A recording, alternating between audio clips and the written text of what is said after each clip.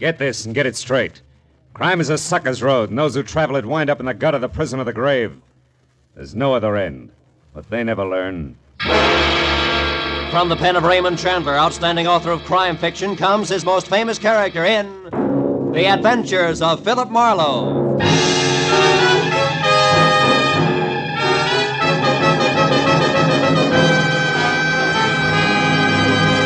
Now, with Gerald Mohr starred as Philip Marlowe, we bring you tonight's exciting story, The Soft Spot.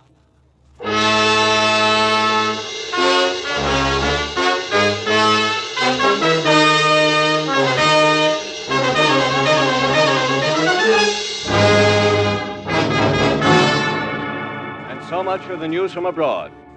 Here in Los Angeles, 2 persons were killed and 8 injured today in 3 separate automobile accidents attributed directly to the thick fog that has blanketed the city ever since yesterday morning. And according to the Weather Bureau, the fog which is rolling in from the sea will be with us for... Fog, smog, everything's cockeyed. Hello.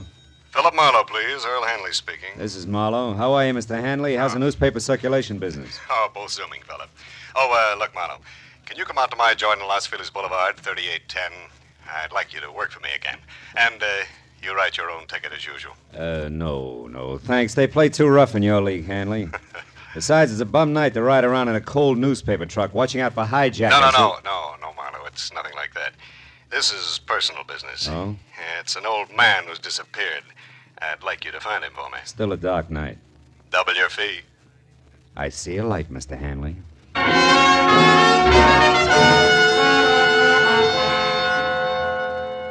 Outside, the city was wrapped up tight in the kind of wet ceiling zero fog that leaves you feeling damp and all alone. Hanley's joint on Los Feliz was an old English stone mansion, sprawling, smothered in ivy, and about as cozy and come hither as a scream in the night. Inside, I followed an aging, round-shouldered butler whose footsteps didn't make any noise along the type of high, wide, and ice-cold furnished corridor you find only in museums. When we finally arrived at Hanley's study, however, things changed. It was a small room with bright lights, heat, and a desk cluttered with friendly bric-a-brac. Hanley himself was standing against the far wall, and for a moment, the contrast was jarring because the self-made man in shirt sleeves, built like a boxcar and chewing on a cold cigar, didn't at all match the collection of stiff family photos, 1890 style, that hung on the wall behind him. What is it, Marlowe? Hard to find the family resemblance? From here.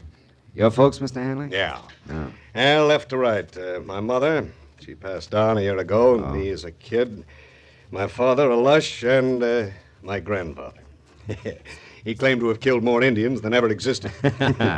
All born and raised in a lot of nothing named Walker Falls. Wow. Couldn't hold you, huh? Couldn't bring me back either, even when Ma died. I was only a little tyke when I ran away, Marlowe. Couldn't stand my grandfather even then. Nothing but a rod and a bottle. Bad combo. How about your father? Oh, I wrote a few nice words to him when Sister wrote me that Ma died. And I sent a fat check for flowers and a tombstone, but he never answered. Probably drank the dough up. He never could save a buck on his own, they tell me. Anyhow, enough of letting our hair down now, Marlowe. Let's get on to business. Sit down. Oh, thanks, sure. You said someone disappeared, Mr. Hanley, an old man? Yeah, it was a gardener here, Marlowe. Name's Cooper, John Cooper. He's 60, 65 maybe, tall and skinny. Yeah, he got a fringe of curly hair around his ears. The rest is strictly cue ball. Yeah, he shoved off yesterday. With what, Hanley? You catch on fast, Phil. You know, it's my trade. Yeah. Well, the stuff don't amount to too much. Half a dozen fancy silver drinking glasses, those... Goblets? Goblets, yeah, goblets. Worth about 100 apiece, nothing that'll dent me. Also, I'm insured, of course. Well, then the goblets mean something else. They do. Let's call them a present from a lady. All right, let's. I want them back, Marlowe. Why me? Why not the insurance company or the law? No. Hmm? No, that I don't want.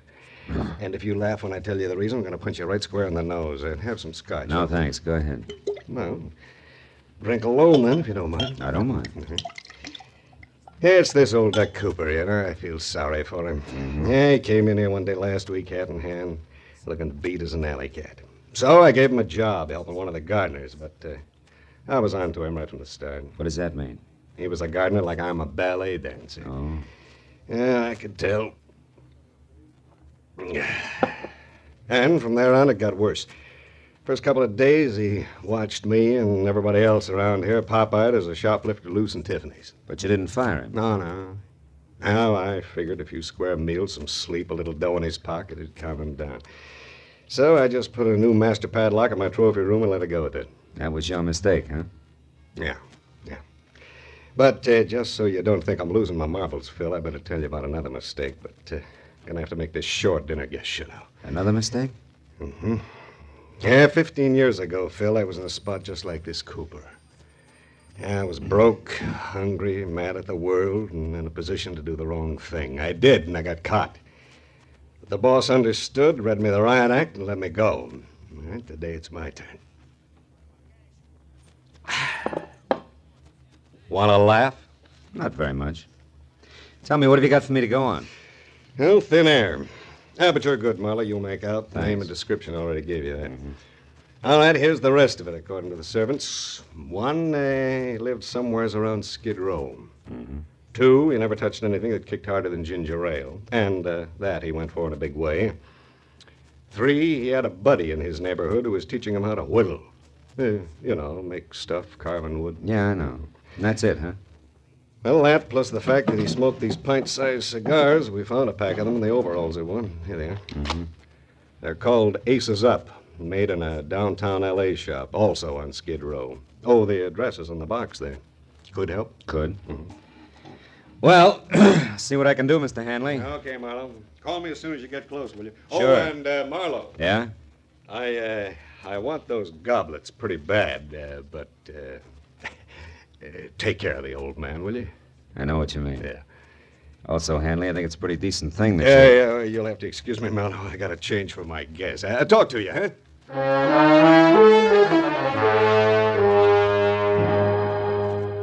I followed Hanley back along the museum corridor, past the guests who included a spy beautiful lady dressed in too much black, chatting with a crisp item in banker's gray flannel who looked like he'd been born holding an hors d'oeuvre. I didn't see how they could have much in common with their host. But when the big front door eased closed behind me, I forgot about them and concentrated on finding a needle in a haystack. A needle in a haystack and a fog yet. Well, the tobacco manufacturer responsible for the handmade black rope called Aces Up was my first try. His shop was a 2x4 dirty glass storefront labeled H. Andrade in dry, peeling gold foil that flaked off when I opened and closed the front door. And what had to be the proprietor was alone, rolling cigars on a rickety table that was stacked high with damp, dark tobacco leaves. He didn't look up when I described the man I was after. I asked if he'd seen him. A moment later, when he did turn his head my way to answer, I realized why. I am sorry, senor. I don't see nobody. I am blind. Fine start, huh? And for some cockeyed reason, like the fog or the kind of man I was after or the neighborhood of derelicts I moved through, which could have used a few sprays of sweet air, didn't get any better. Not at least for the next hour, during which I stuck to the wood-carving angle and covered every possible tie-in I could think of, including a visit to a nearby home for retired men of the sea. Looking for someone who's teaching a man to whittle. That's right. He's teaching an old man named John Cooper. Ever hear of him? No, can't say I have. But lots of lads here whittle. Why don't you have a chat with them? Okay, I In will. the morning. They're all bedded down now, mate. Wouldn't want to pipe 'em out over a silly question like yours, would you? No, Skipper. Let him sleep.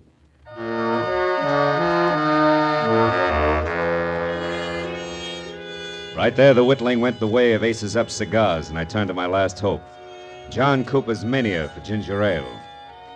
However, asking about that in the cheap, noisy bars that dotted Main Street was even a sillier question, and it gave all the local comics their big break. Finally, Straight ginger ale, you say, huh?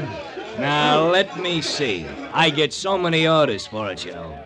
It could have been the time Carrie Nation stopped in, or was it the night some joker who was eating pig's knuckles called for a finger bowl? now look, Bright Eyes. Let's work a little less on the gags and a little more on... Hey, see that guy over there in the corner booth, the little fella whittling on that stick? You know him? Come on. Here's 5 for your trouble. Who is he? The name is Skeeter. Been doing his drinking and wood chopping here for 5 years. Is he always alone? Not always. Sometimes he has a buddy with him. Lately, an old ball he's trying to teach how to cut them poles. Oh. A guy who never orders nothing at all, so don't get What started. does Skeeter drink? Skeeter? Yeah. Why, he always has bourbon and... Yeah, bourbon and ginger ale. Uh-huh. The guy you want must drink Skeeter's chasers, huh? That figures, thanks. Well, don't mention it, Screwball. A profitable pleasure. Only with thine eyes. Making me nervous. What is it, mister? Lose something? Sort of. John Cooper. Oh. Have you seen him, Skeeter? He told me I could get in touch with him through you here at this bar. Said you were a friend. And I am. Say, is he in trouble, mister? Maybe. What makes you ask? Because he didn't show tonight. And last night he was all out of sorts. Had something on his mind. Couldn't pay attention to the lesson I was giving him. Is it bad? No, not if I can get next to him in a hurry. Tell me, Skeeter, do you know where he stays? Sure do. A rat hole over on South Spring, number 2. Hey, wait. Huh? You ain't a cop, are you? Oh, no, a friend, Skeeter. Yeah? What kind of cigars does he smoke? Friend? Aces up. Do I pass? Uh-huh. It's 210 South Spring. 210 South Spring. Thanks. So long, Skeeter. I'll get in touch if I need any more help. Oh! Hey, Sorry, buddy. I was in a hurry. I didn't see you. you lost up my shoe shine, sweetheart. Where you running? Get your mitts off. I said I was sorry. What do you want? The dime you invested in the shiny, your ears slapped down into the pockets of that zoot suit. Which? Okay. We'll let it go. I thought we would. So long again, Skeeter, and thanks.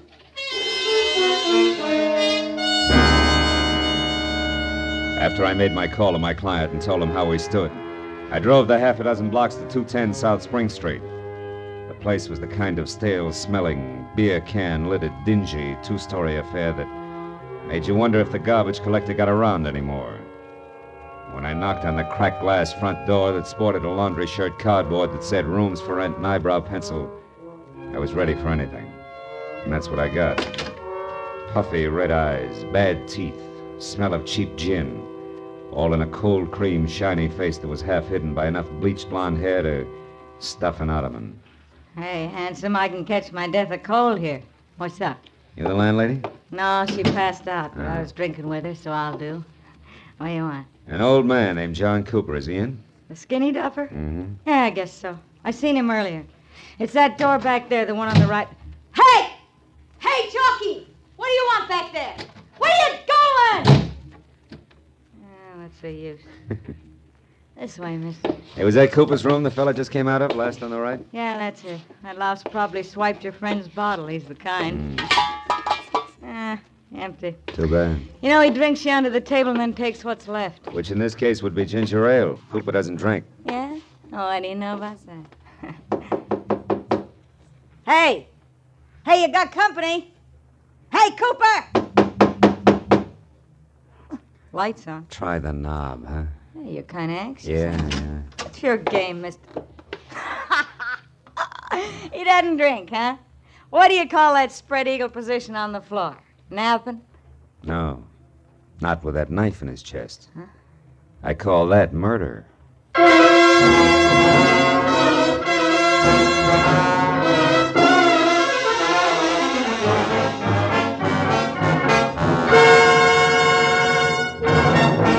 In just a moment, we will return to the second act of Philip Marlowe. But first, one of your favorite laugh shows and stars, My Favorite Husband, starring Lucille Ball, will return to CBS this Saturday night.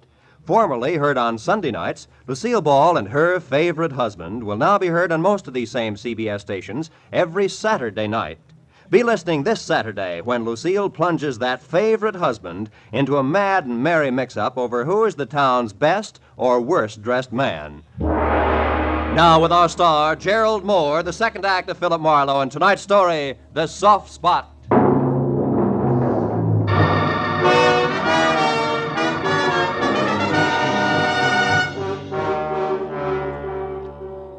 The old man's body was rumpled in death like a discarded bundle of rags, loosely pinned at the center with a knife that had killed him. And as the frowsy blonde gradually realized he was dead, the look on her face was dumb, slack-mouthed revulsion. Gee, death's an awful-looking thing, ain't it? Ain't it? Hey, don't touch him, mister. It don't seem decent to... Decency is strictly relative, sister.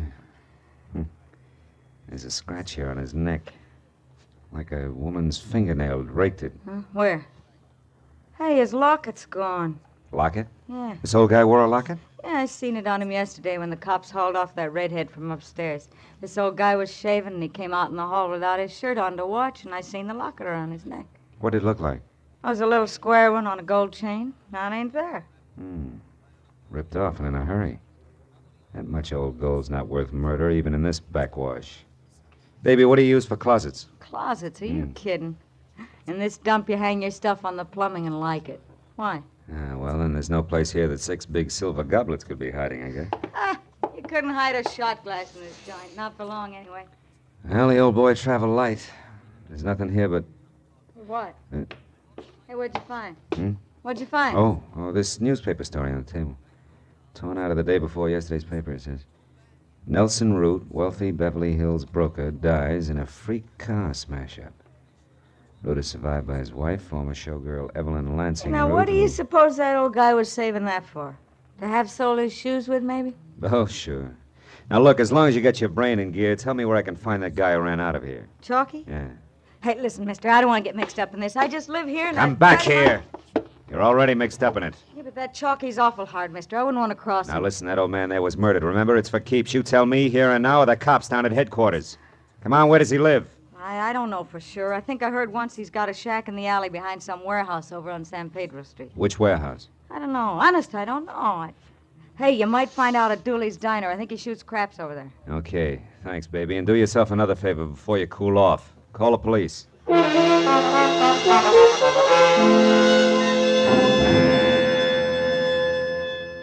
It took a solid hour of devious back alley trails before I finally broke down the intimidated loyalty of the Skid Row Brotherhood with a well-placed $10 bill and got a bona fide lead. The thick fog that crawled along the alley. Chalky's shack had all the welcome home look of a wet gutter. It was wedged in under the hulking concrete base of an overpass like dirt under a giant fingernail. Sick yellowish light oozed out through a single tiny window, too murky to see into. So I did the next best thing and hoped that he was alone inside. Who's there? Who is it? I got a tip for you, Chalky. Dooley sent me. It's about the Johns. They're after you. Cops. Hey, wait a minute.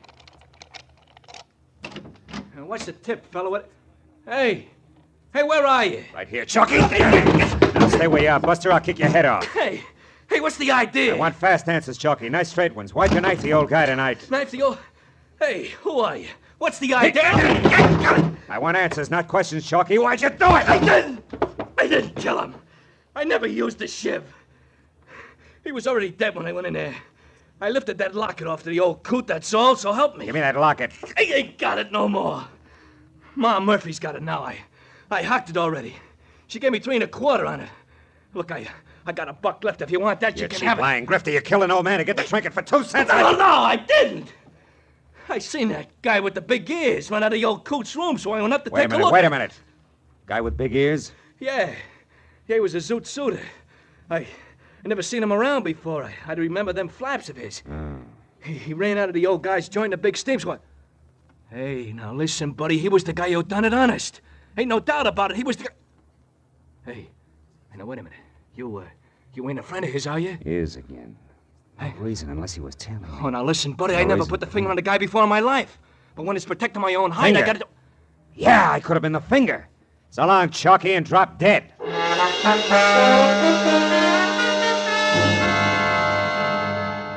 It was still foggy outside, but my own personal fog began to lift. Big Ears must have been tailing me, overheard me on the phone, and got to the old man first. But why? Why the clipping that old man Cooper had about Nelson Root's accident? Nelson Root survived by a widow. A widow? Holy smoke!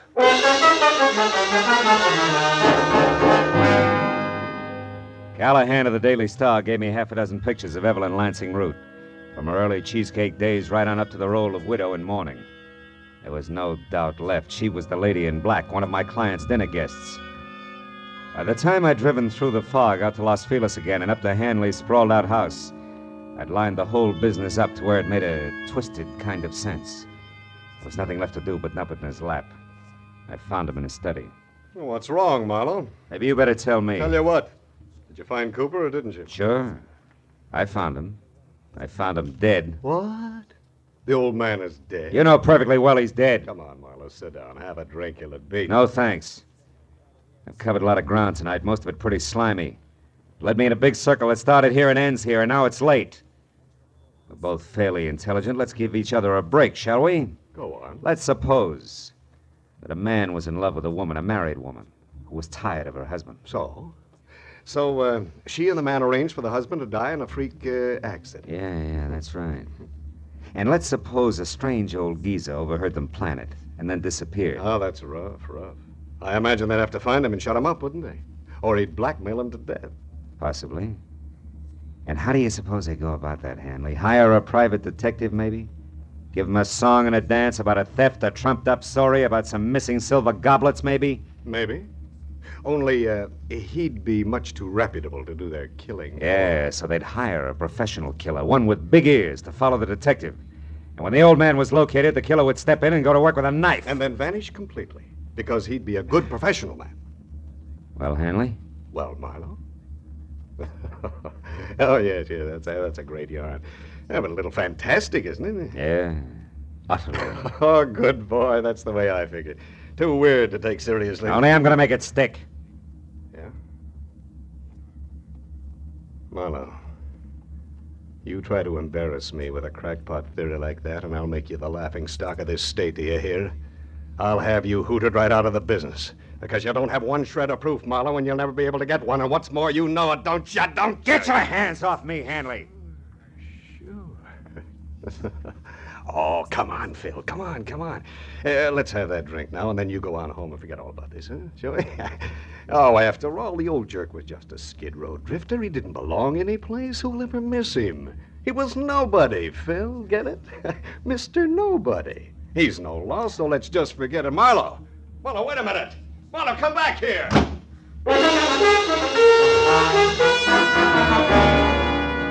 I had to get out.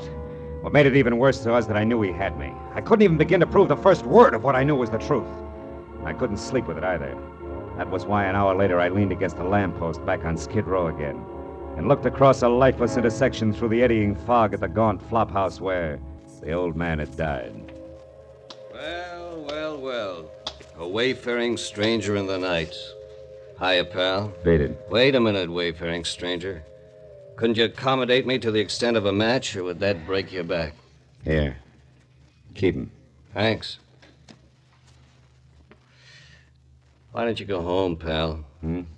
Nothing happens here on Cooper Street after 2 in the a.m. As a matter of fact, nothing happens anywhere anymore. Cooper Street. Cooper. That's one right out of the book. I'll bet $50 on it. 9 out of 10, they'll take the name of a street. Huh? Who? Never mind. You live around here? You're kidding. Where's Ma Murphy's pawn shop? Hey, easy. Watch the lapels, pal. Well, come on. Where is it? Ma's joint is 3 blocks down on Filbert, downstairs, middle of the block. But there's no romance there, pal.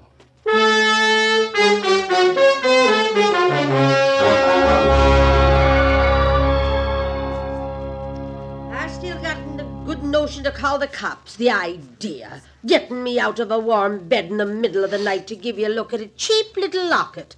And all on a dizzy hunch, you said. Yeah, a wild one. You know the locket I mean, Ma. Come on, trot it out. That'll do you no good anyway, sonny. Can't sell it to you for 30 days yet. The law, you know. Yeah, sure, but you've been winking at the law so long, you're blind in one eye, Ma. Is that so? Well, here you are. Say, is it hot, sonny? I'll know in a minute. It's the inside I want to see if it's... Oh. What is it, sonny? Is something the matter? Yeah, my hunch paid off, Ma. It's hot, all right. Hot enough to burn a guy to death. Here's my card. I'm taking this along. What? Now, well, hold on a minute, you. Hey, stop. I'll call the cops. Don't bother, honey. I'll call him myself.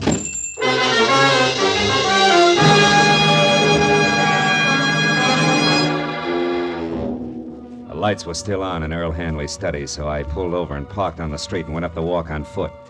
And as I moved to the door, the fog slid around me in thick swirls. When Hanley answered. His face was hard and ugly.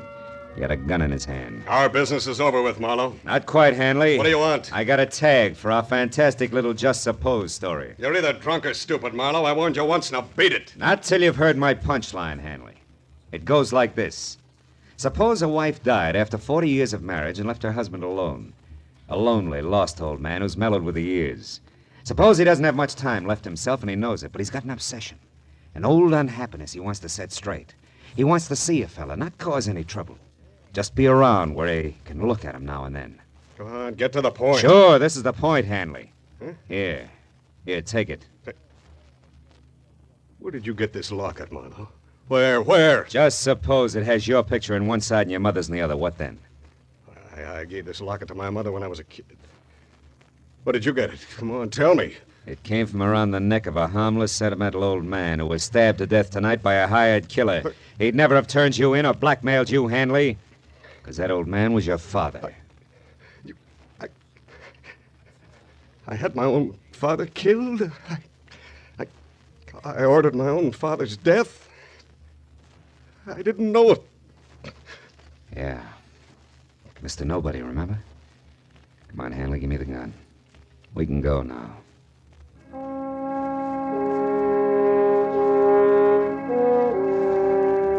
Hanley went quietly. All the way, he kept the little locket clenched in his fist. But as I led him up the stairs at police headquarters, he broke loose long enough to shatter both his hands against the marble pillar. He wound up in a straitjacket. But it didn't matter much because when they picked up Evelyn Root, the lady in too much black, she filled in the rest of the story, including a lead to Big Ears. When it was over and I was sitting outside in my car alone in the fog that pressed close against the windows, I could see nothing of the city. Nothing but the soft, swimming white mist which hid the black outlines of Skid Row. Funny thing, you know. Some people can get out of Skid Row, but Skid Row will never get out of some people.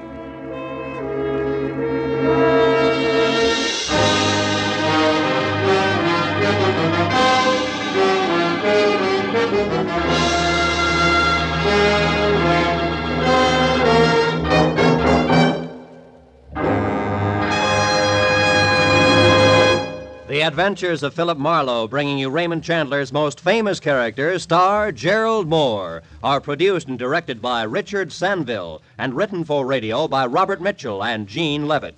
Featured in the cast were Bill Boucher, Vivi Janis, Verna Felton, Edgar Barrier, Peter Leeds, Nestor Paiva, and Paul Dubov. The special music is composed and conducted by Richard Arant. Be sure and be with us again next week when Philip Marlowe says... This time there were 5 masks. One for greed, one for cowardice, one for cruelty, and one for deceit. And they all covered a murder. But it was the 5th mask that really counted, because it uncovered the killer.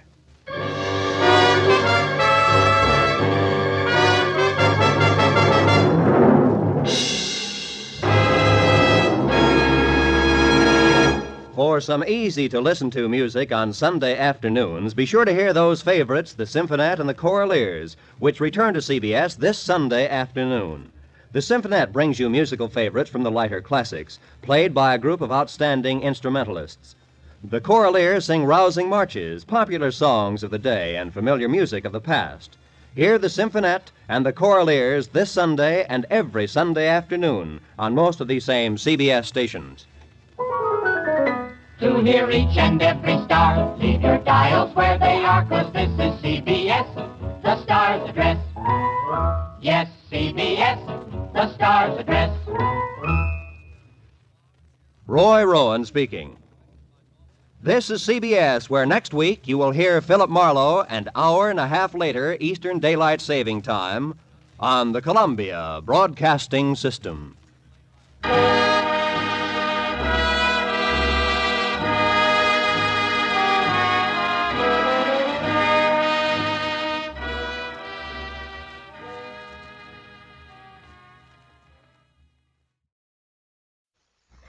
For the safety of your smile, use Pepsodent twice a day. See your dentist twice a year.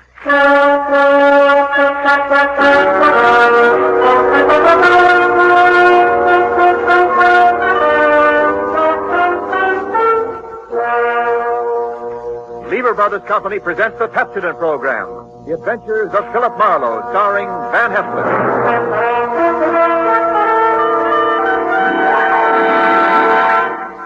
Philip Marlowe, the screen's most famous private detective, created by Raymond Chandler, brought to you on the air by Pepsodent, and starring MGM's brilliant and dynamic young actor, Van Heflin.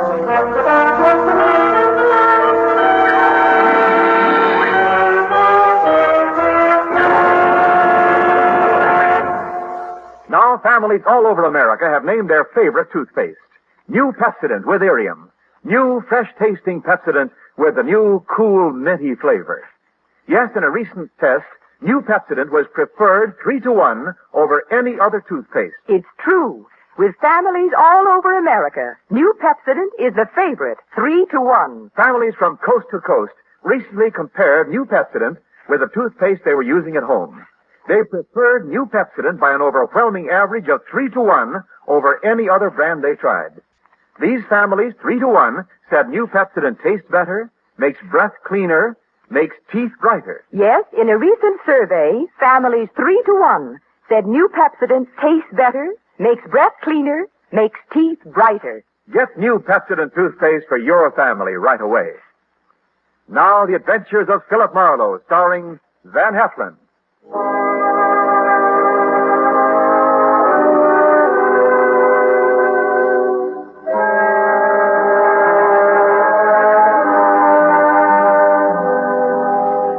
The moment old man Jeter came into my office, I made up my mind not to vote for him if he ever ran for president. He was tall and thin with straight, compressed white lips. He wore a neat pinstripe flannel suit with a small rosebud in the lapel. He carried an ebony cane, and he wore spats. He looked a smart 60, and unless his ulcers got nasty, I gave him another 15 years, which was pretty big of me. He sat down, speared me with those barbed gray eyes, and came right down to business. Mr. Philip Marlowe, I believe? That's right. My name is Wadsworth Jeter. How do you do, Mr. Jeter? You're a private detective? Well, why not? Frankly, sir, I'd expected the Hollywood detective's office to be somewhat more glamorous, or rather more elegant, shall we say? Well, Philo Vance has a branch office here on the 4th floor if you're shopping around. No. You'll do, I'm sure. Well, my rate is $25 a day, plus expenses. Money is no object. Except when you don't have much of it. That seems to be the motivating philosophy where Miss Harriet Huntress is concerned. Who or whom is Miss Harriet Huntress? A rather standard, rather obvious gold digger who wishes to marry Grover. You want to tell me who Grover is? Grover is my adopted stepson, my late wife's son. Go on. Next year, he will inherit $1 million left him by his mother. Which explains Miss Huntress's interest in Grover. Precisely. Look, Mr. Jeter, am I being hired to smear Miss Harriet Huntress? Not at all. Merely to disillusion Grover about her. Yeah, well, that's the same thing. I think you'd better find yourself another Now, boy. Wait. There's more. Okay, let's hear it.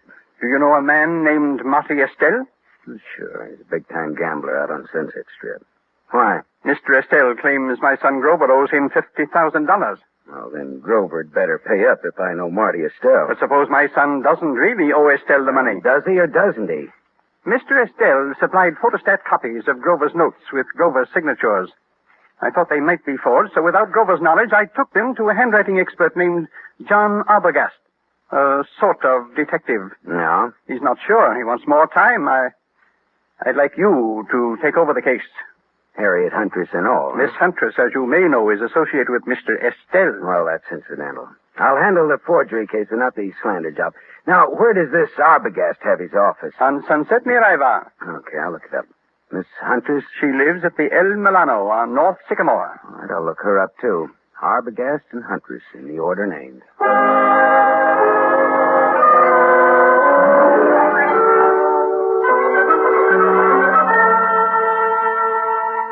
There was no snooty secretary to prevent me from walking right into John D. Arbogast's extremely fat presence on Sunset near Ivar. He was an enormously fleshy gent with a thick neck that was in folds like a concertina. He wore a wrinkled dark suit that needed cleaning and some reweaving where it had some small holes in it. Arbogast just sat and stared at me with the whites of his eyes. because those 3 holes that needed reweaving were bullet holes. And John D. Arbogast was dead, very recently dead. I left in a hurry, and as far as I could tell, nobody saw me come, nobody saw me go. My next stop was the Swank El Milano Hotel on North Sycamore. Just a second, mister. Something you want? Yeah. Who are you? I'm the house detective. Well, I'm looking for a Miss Harriet Huntress. Miss Huntress ain't seeing anyone. You can tell her it's Marty Estelle. Are you Marty Estelle? I'm from him. That's different, ain't it? That's none of your business, is it? Well, whatever you're up to, you're not playing it very smooth. Well, some days I feel like playing it smooth, and some days I feel like playing it like a waffle iron. Well, if you must know, I'm one of the boys. Philip Marlowe, private eye. Here, it's my card. Yeah, well, that's another story. I'll phone up to Miss Huntress. Yeah, say I'm from Marty Estelle, and make it convincing, huh? How much convincing? Oh, well, how much do those cigars you're smoking cost you? $22.50, box of 50. That much convincing. Well, that's cute. You and me are going to get along. I'll phone Miss Huntress, but you go right on up. Room 814. I just know it'll be all right.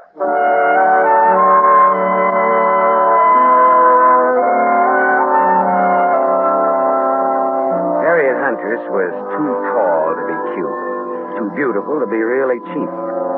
Her green eyes were wide set, and there was plenty of thinking room between them. Her hair was a dusky red, like fire seen through a haze. The green eyes were that much green ice as she sized me up in the doorway. Well, what's the big message, Sonny? I'd have to come in. I never could speak very well in public. Come in. Never could speak very well on a dry throat either. There's the scotch. Help yourself. Thank you.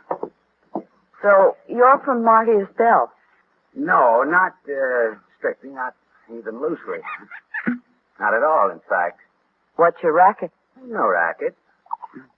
Marty will love to know you used his name. I'm shaking in my shoes. You're some kind of detective, aren't you? Yeah, right. Philip Marlowe. It's good scotch here. I'm glad you like it. Now, what's your business? All right. How much will you take to give up Grover? You look smart, but you talk stupid. Old man Jeter's pretty tough. His idea is that you get nothing. You get smeared. I don't see it that way. How much? How about $50,000? How about $500? How about talking about the effect of the rain on the rhubarb? Now, look, sister. Suppose we skip the footwork, considering the sobering fact that a man named John D. Arbogast has already been murdered in this little case. Does that have anything to do with me? I don't know. He was hired to analyze some notes Grover gave Marty Estelle. He was killed just after I took over the case. Do you think Marty Estelle works that way? You know him better than I do, does he? Have you told the police yet? No, I thought I'd see if I could make a deal with you first. I'm going to tell you something. My people were nice people who never got involved in murders. Old Jeter ruined my father. My dad shot himself and my mother died of the shock. I'm going to fix Jeter for that someday, even if I have to marry his son to do it. Adopted stepson, really. There's no relation at all. It'll hurt Jeter just as hard. And the kid'll have $1 million next year. I could do worse, even if he does drink too much. You wouldn't want Grover to hear that now, would you? No? Turn around and have a look, Gumshoe. I turned fast. He stood about 4 feet from me. Big, blonde, powerful. Whiskey in his brain and blood in his eyes. I can say anything I want around Grover. It's all right with him. Isn't it, Grover? That's right, Harry. He's trying to break us up, Grover. What do you think of that? I think maybe I better break him up. That's what I think of that. She laughed, and that made me mad. I turned to glower at her. It was a dirty look. It was the look of the month. That was a mistake. The big guy hit me. I went over sideways. It wasn't a hard punch, but my head hit a desk going down, and the desk got the decision. It gets dark fast in Southern California, but seldom that fast.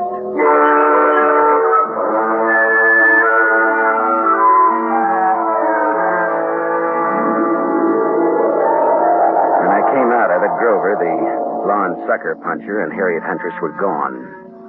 But The bottle of scotch was still there, so I took that for a souvenir and stuffed it in my pocket and floated down the elevator into the street.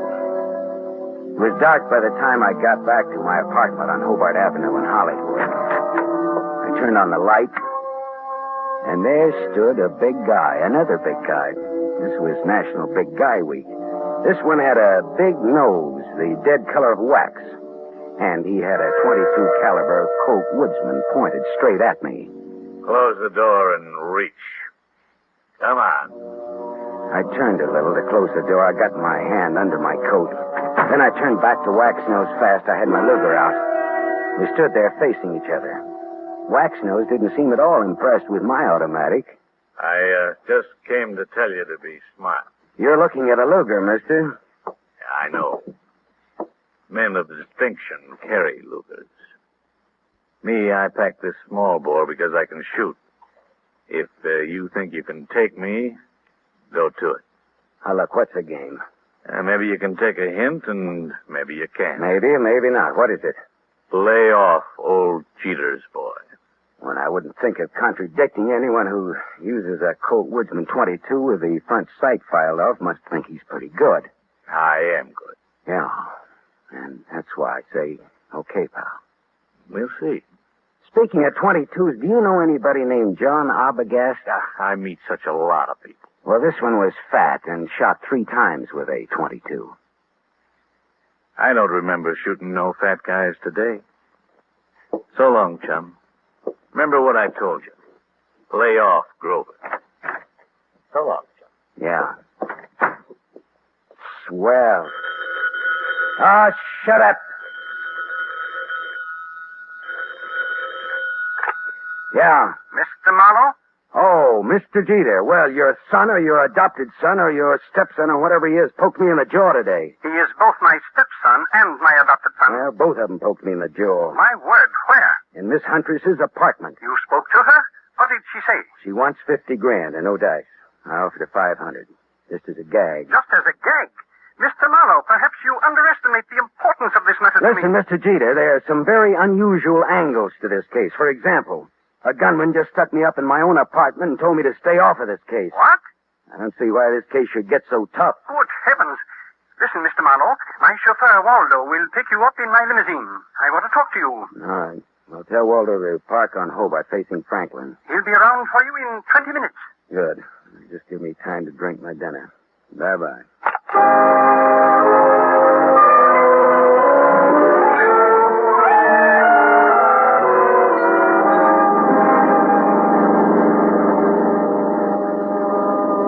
Next to Waldo, the chauffeur, as he tooled the big Jeter limousine through Hollywood, along the glitter of the Sunset Strip, out past Beverly Hills toward Bel Air.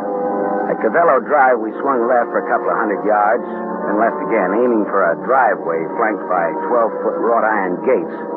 Then something happened. Someone was standing in the glare of our headlights. Waldo swore and slammed on the brake shelf. You stupid! Go and get out of the driveway! The man stepped toward us. In the next minute, there was that same Colt .22 staring into my face again. All right, this is a heist. Get out of the car, both of you. Look, Wax-Nose, haven't you had enough fun for one night? Fuzz off, bum. Shut up and get out. I'd have to think some more on that, Buster. I'm warning you, I'll let you have it. Don't be a goon, you're going. All right, you asked for it. Hey! Hold. You shot the guy. Yeah. I shot him. It was this. All in fun. Yeah, some fun. It did the work. Jeter's house is right ahead. You sound as if you just shot a nickel in a pinball machine instead of a man. Now listen, turn off those lights and let's get out of here, but fast.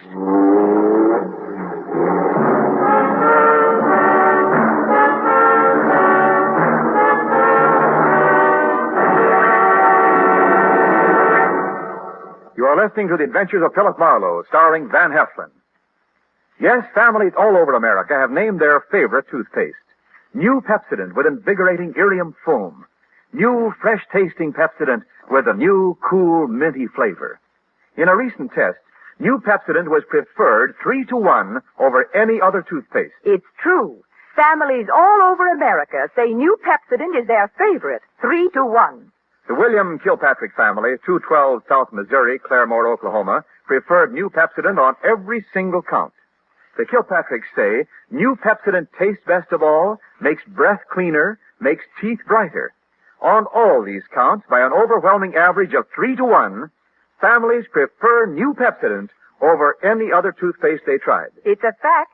Families 3-to-1 say New Pepsodent tastes better, makes breath cleaner, and makes teeth brighter. Remember, this is not just our opinion. It's the honest conviction of the Kilpatricks and other families who were asked to compare New Pepsodent with the toothpaste they were using at home. Get New Pepsodent, the only toothpaste containing irium. Get it for your family without delay.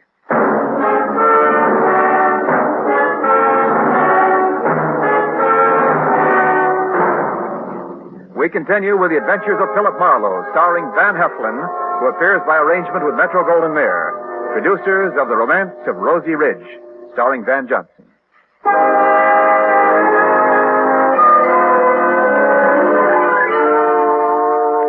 Waldo and I drove back to my apartment again, leaving Waxnose lying dead in the Jeter driveway. We went back to my place to start all over again, over what was left of my purloined scotch. Yeah, this is good scotch you've got here, Marlowe. Pinch bottle. Not this. Sure. Pinched it from the apartment of Harriet Huntress. Well, bottoms up. Waldo, do you think that gunman was there to scare young Grover into realizing Marty Estelle means business? Could be. I always drove Grover home around that time. It just doesn't sound like Marty Estelle to pick that sort of a helper. Well, sure. Maybe that's why he picked him. Because it didn't seem like Marty Estelle. Yeah, that's good thinking, Waldo. Dartmouth, 37. Rah, rah, rah. That would be either the cops or Mr. Jeter. Hello. Mr. Marlowe? Yes, Mr. Jeter, and the reason we're not in your study now is lying outside of your front gate. What's that you're saying? Somebody jumped us outside of your gate and Waldo shot him dead. Good Lord. Yeah. Listen, Marlowe, come here at once. Do you hear? At once. I'll send Waldo, Mr. Jeter. I want to see you. Waldo will tell you all about it, Mr. Jeter. Marlowe. Good night, Mr. Jeter.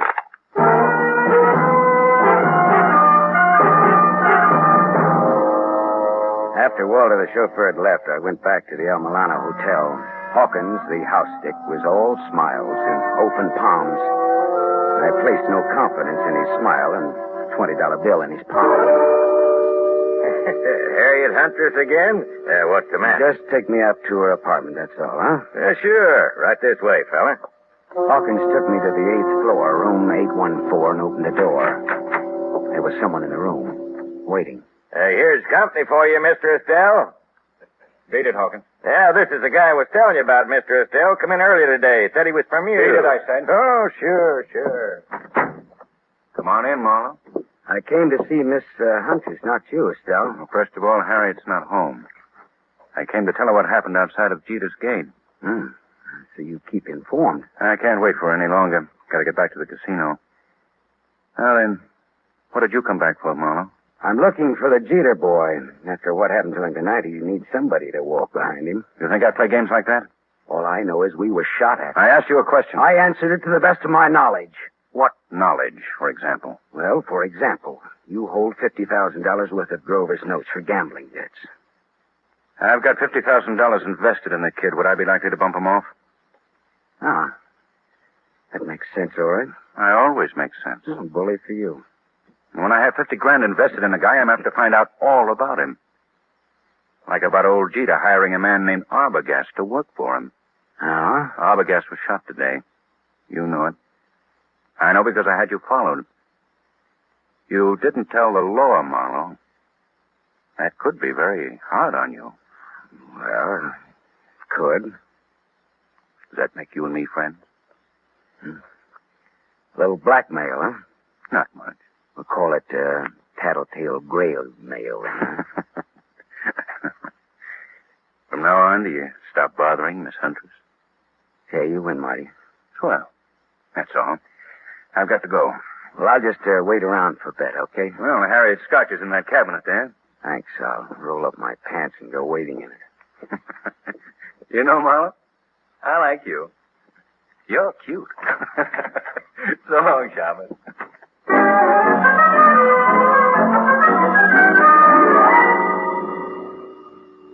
Marty Estelle was right. He wouldn't kill anybody who owed him money and was soon to come into a lot of it.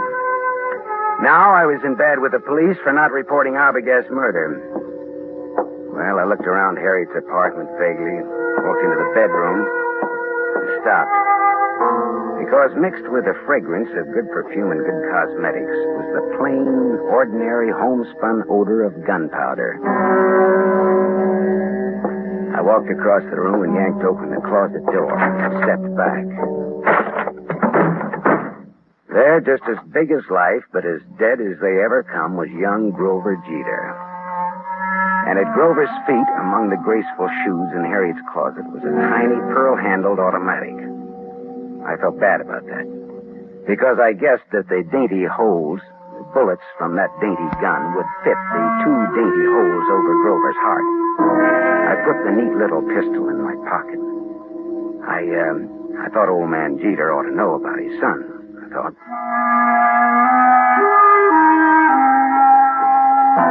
I didn't expect to find Waldo, the chauffeur, and Harriet Huntress with old Jeter in Jeter's big study, but there they were. Why, Mr. Marlowe. I'd about given up hoping to see you tonight. Well, I changed my mind about coming out again, Mr. Jeter. Oh, Waldo? Why, Marlowe? Didn't expect to see you here, Miss Huntress. Didn't you? Did you expect to see me here? Never mind that, Marlowe. I want to know where my son is. What do you mean, Mr. Jeter? He's missing. That's what I mean. Oh. He's missing and no one knows where he is. I know. Eh? What's that? Where, Marlowe? Miss Huntress, where did you and Grover go after Grover took that sucker punch at me in your apartment? We went out together in a taxi. During the ride, I had a change of heart. I didn't want Grover or Grover's money. I told Grover to find another playmate, and I got out in Beverly Hills. Grover went on in the taxi. And where did you go? Back to my apartment. Later, I got out my car to come down here and tell Mr. Jeter I decided to forget the whole thing. And for him to call off his dime novel, Salute. A dime will no longer buy a novel of any description, but that is beside the point. You said you knew where Grover is. That's not beside the point, is it, Mr. Marlowe? He's back in Harriet's apartment. I didn't let him in. How on earth could he Hawkins, your house detective, let him in. The last I saw of Grover, he's dead. Oh, what? What's that? Dead. Dead, shot with a small caliber gun. I can't believe it. I can't. Grover dead? Miss Huntress, this .25 caliber pistol was on the floor at Grover's feet. Here, take it. Look it over, will you? It's mine. You murderess. I'm not. You cold-blooded murderess. Oh, stop that! Stop it, both of you. It could have been suicide. Suicide? Well, yes, that's a possibility, of course. I see you like that idea, Jeter. But it wasn't suicide. Then she did it. The murderess, the scheming, contemptible... It was murder, and it's fairly obvious who did it, Jeter. Eh? Marty Estelle is my guess. Well, guess again, Waldo. Estelle had $50,000 invested in Grover. He wouldn't kill a golden goose like that. And Waxnose didn't do it because he was dead, thanks to Waldo here. That leaves her. She did it. There had to be a motive and an opportunity. Well, it was her apartment after all. Correct, Waldo. But Grover was Jeter's adopted stepson. Oh, like a real son he was to me. A real son. Yeah. But did you lovely people know that in the state of California, a man can inherit from an adopted son who has money and who gets dead? Did you know that, Mr. Jeter? Why, what do you mean? Your inheriting Grover's $1 million would be a motive for killing him, wouldn't it? Mr. Marlowe. That was the motive, Jeter, and it was Waldo's job to find the opportunity to murder Grover for you. All right, Marlowe. That'll be all for you. Well, Waldo, the Dartmouth gun fanner, huh? Drop that gun, Waldo. Shut up. I said drop it. Drop it. Hey, that's nice shooting, Harriet. My hand. Well, Papa will put a little Band-Aid on for you, Waldo. Waldo, you could have gotten into my apartment wearing that chauffeur's uniform. You could have gone into the garage entrance and up the back way. Sure. When Grover let him in, he backed Grover into the room with his gun, but he shot him with yours. How much was Jeter going to pay you for this job, Waldo? Don't talk, Waldo. He's bluffing. You're telling me he's bluffing. Nice kids, these college boys. Tell me, was it Dartmouth or Dannemora, Waldo? Shut up, copper. You killed John Arbogast to throw suspicion on Marty Estelle. Then you hired Waxnose to fake a holdup on Grover. Why? Again to throw suspicion on Marty Estelle. To make it look as though Estelle was trying to scare Grover into paying his gambling debts. If I hired Waxnose, why would I have shot him tonight? Because you like to kill people, Waldo. When I was brought out here tonight, Waxnose thought I was Grover in the car. He began to fake his holdup. But you just couldn't resist taking one of your snappy snapshots at Waxnose, could you, Waldo? Shut up. Could you? Next, Mr. Wadsworth Jeter. Look here, Marlowe. You can't accuse me of... Doctor, He's sick. call a doctor. It's his heart. If Jeter dies, it's your fault, Marlow. Okay, Waldo. Tell you what I'll do, Waldo. If Jeter dies, he doesn't have to pay me my fee. We're even. Okay, Waldo? Harriet Angel, listen, go call the doctor. And while you're there, call the law, huh?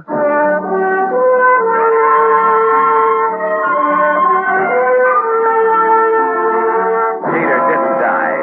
His heart was as good as mine, if you want to make anything out of that. The law had Jeter and Waldo cold, and I mean cold. Me? Well, I went out a couple of times with Harriet, as I sat home with her a couple of times drinking her scotch. It was nice, all right, but I didn't have the money or the clothes or the manners.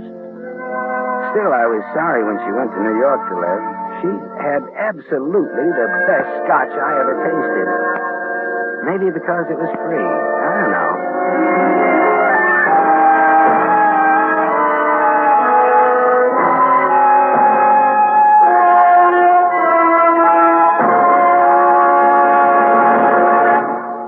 You have just heard Van Heflin, starring in the mystery series Raymond Chandler's The Adventures of Philip Marlowe, brought to you by the Lever Brothers Company, makers of Pepsodent.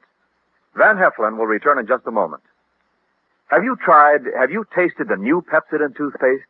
Its lingering, minty flavor is so fresh and inviting, families prefer it by an overwhelming average of 3-to-1 over any other toothpaste they tried. In a recent nationwide test, these families said new Pepsodent tastes better, makes breath cleaner, and makes teeth brighter. Remember, new Pepsodent gives you more invigorating irium foam. It sweeps dulling film away. No wonder it's the 3-to-1 favorite with families all over America. Get new Pepsodent with irium for your family right away.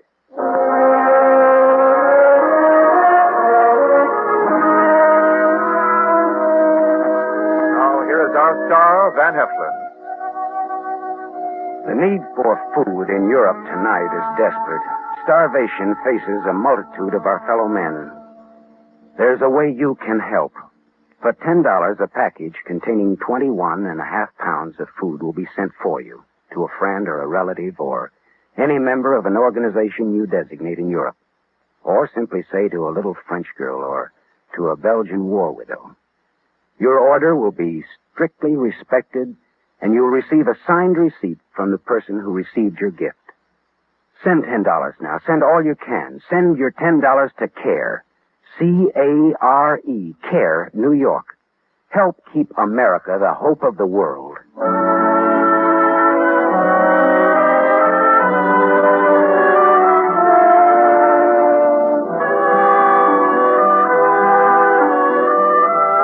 Tonight's story was adapted by Milton Geiger from the story Trouble Is My Business by Raymond Chandler, creator of Philip Marlowe, the screen's most famous private detective. The original music was composed and conducted by Lynn Murray. This is Wendell Niles inviting you to listen again next week at this same time to another exciting mystery on the adventures of Philip Marlowe, starring Van Heflin with a distinguished cast.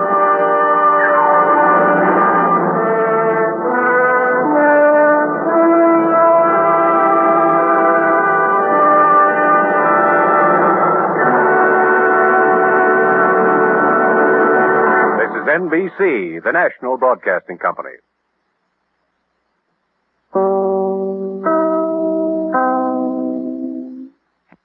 Gerald Mohr was an American radio, film, and television character actor who appeared in more than 500 plays, 73 films, and over 100 television shows. Mohr was born June 11, 1914, in New York City to singer Henrietta Mohr and her husband Sigmund Mohr. He was well educated, beginning in Dwight Preparatory School in New York City. He learned to speak several languages and was fluent in Swedish, French, and German. While training to become a doctor at Columbia University, Mohr was struck with appendicitis. He was recovering in the hospital when a fellow patient, a radio broadcaster, realized Mohr's pleasant baritone voice would be ideal for radio. Mohr was hired by the radio station and became a junior reporter. But by the mid-1930s, Orson Welles invited him to join his formative Mercury Theater. Mohr was one of the busiest actors in Hollywood for many years. He made more than 500 appearances in radio roles from the 1930s through the early 1950s. He starred in Raymond Chandler's hard-boiled detective Philip Marlowe from 1948 to 1951 in 119 episodes. He also starred in The Adventures of Bill Lance, was one of the actors who portrayed Archie Goodwin in Nero Wolfe, frequently starred in The Whistler, and acted in different roles in multiple episodes of Damon Runyon Theater and Frontier Town.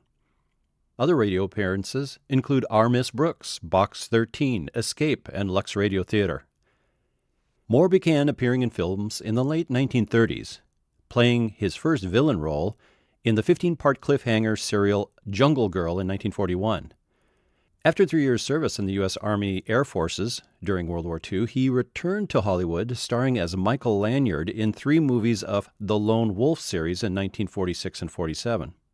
He also made cameo appearances in Gilda in 1946, Detective Story in 1951, and co-starred in The Magnificent Rogue in 1946 and The Sniper in 1952. From the 1950s on, he appeared as a guest star in more than 100 television series, including the westerns The Californians, Maverick, Lawmen, Cheyenne, Bronco, Bonanza, The Rifleman, Wanted, Dead or Alive, and Rawhide. Mohr also guest starred in Crossroads, The DuPont Show with June Allison, Harrigan and Son, Barbara Stanwyck Show, Perry Mason, 77 Sunset Strip, Hawaiian Eye, Lost in Space, and many other series of that era, especially those being produced by Warner Brothers Studios and Dick Powell's Four Star Productions. Mohr made guest appearances in comedy shows, including The George Burns and Gracie Allen Show in 1951, I Love Lucy in 1953, How to Marry a Millionaire in 1958, The Jack Benny Program in 61 and 62, The Smothers Brothers Show in 65, and The Lucy Show in 68. He had a recurring role of newspaperman Brad Jackson in My Friend Irma in 1952. In 1954 through 1955, he starred as Christopher Storm in 41 episodes of the 3rd series of Foreign Intrigue, produced in Stockholm for American distribution. Foreign Intrigue was nominated for an Emmy Award in 1954 under the category Best Mystery, Action, and Adventure Program, and again in 1955 under the category of Best Mystery or Intrigue Series. Mohr guest starred 7 times in 1957 through 1962's television series Maverick, twice playing Western outlaw Doc Holliday. Mohr made 4 guest appearances on Perry Mason between 1961 and 1966. Notably, in 1966, he played Agent Andy Rubin in the series' last episode, The Case of the Final Fade-Out. In 1964, Mohr, together with his second wife, Mia Dietrich, planned the formation of an international film company headquartered in Stockholm with Swedish and American writers. The company was to have featured comedy, adventure, crime, and drama shows for worldwide distribution. By then fluent in Swedish, he also planned to star in a film for TV which his character, a newspaperman, would speak only Swedish. He continued to market his powerful voice playing Reed Richards, Mr. Fantastic, in the Fantastic Four cartoon series during 1967, and Green Lantern in the 1968 animation series Aquaman. Also in 1968, he appeared in his last film role as conman Tom Bronca in William Wilder's classic musical Funny Girl, before guest starring in the TV Western series The Big Valley. Maverick star James Gardner once said of Mohr, "He made the transition to television and was one of the busiest actors in Hollywood for many years. He could tell a joke better than anybody and had a bunch of them. Never repeated himself. And he was a pro. I learned a few things about acting from him." Mohr flew to Stockholm in September 1968 to star in a pilot of a proposed television series called The Private Entrance. Shortly after the completion of filming, Mohr died of a heart attack on the evening of November 9, 1968 in Stockholm, Sweden, where he is interned. Mohr was 54. For old-time radio researchers, I'm your announcer, Pat. Philip Marlowe was a fictional character created by Raymond Chandler. He first appeared in print in 1939 in The Big Sleep. The first adaptation was the film noir movie Murder My Sweet, starring Dick Powell, Claire Trevor, Anne Shirley, and Otto Kruger. The movie was performed by Lux Radio Theater on June 11, 1949. Philip Marlowe became a radio series in 1947. NBC produced the series titled The New Adventures of Philip Marlowe, which ran from June 17th to September 9th, 1947. It was a summer replacement for The Pepsodent Show starring Bob Hope. Van Heflin played Philip Marlowe. The announcer was Wendell Niles. Music by Lynn Murray. Written by Milton Geiger. And produced by Jim Fonda. From this run, only 3 episodes are in circulation. Marlowe returned to the radio in 1948. The show aired over the CBS network and ran from September 26, 1948, to September 29, 1950. There was a summer revival from June 7th to September 15, 1951. Philip Marlowe was played by Gerald Mohr. The announcer was Roy Rowan, and music by Richard Orant. The show was written by Gene Levitt, Robert Mitchell, Mel Dinelli, and Kathleen Height.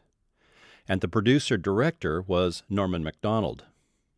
From this run, there are around 100 episodes in circulation, with a few rehearsal episodes included. The Philip Marlowe character is based from the genre of hard-boiled crime fiction of the 1920s. Raymond Chandler did not care for the way NBC Radio portrayed Philip Marlowe, and the CBS run was more to his liking. Partially, this was due to the rich baritone voice of actor Gerald Mohr. Get this and get it straight.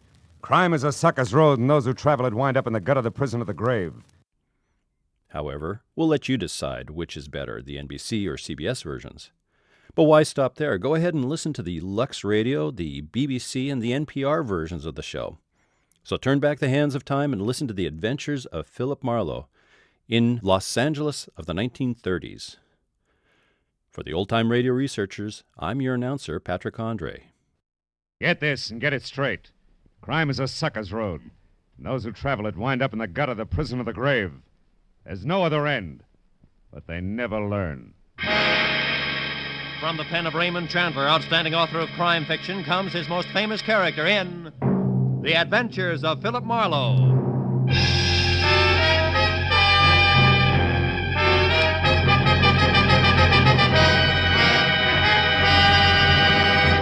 Now, with Gerald Mohr, starred as Philip Marlowe, we bring you tonight's story, The Big Book.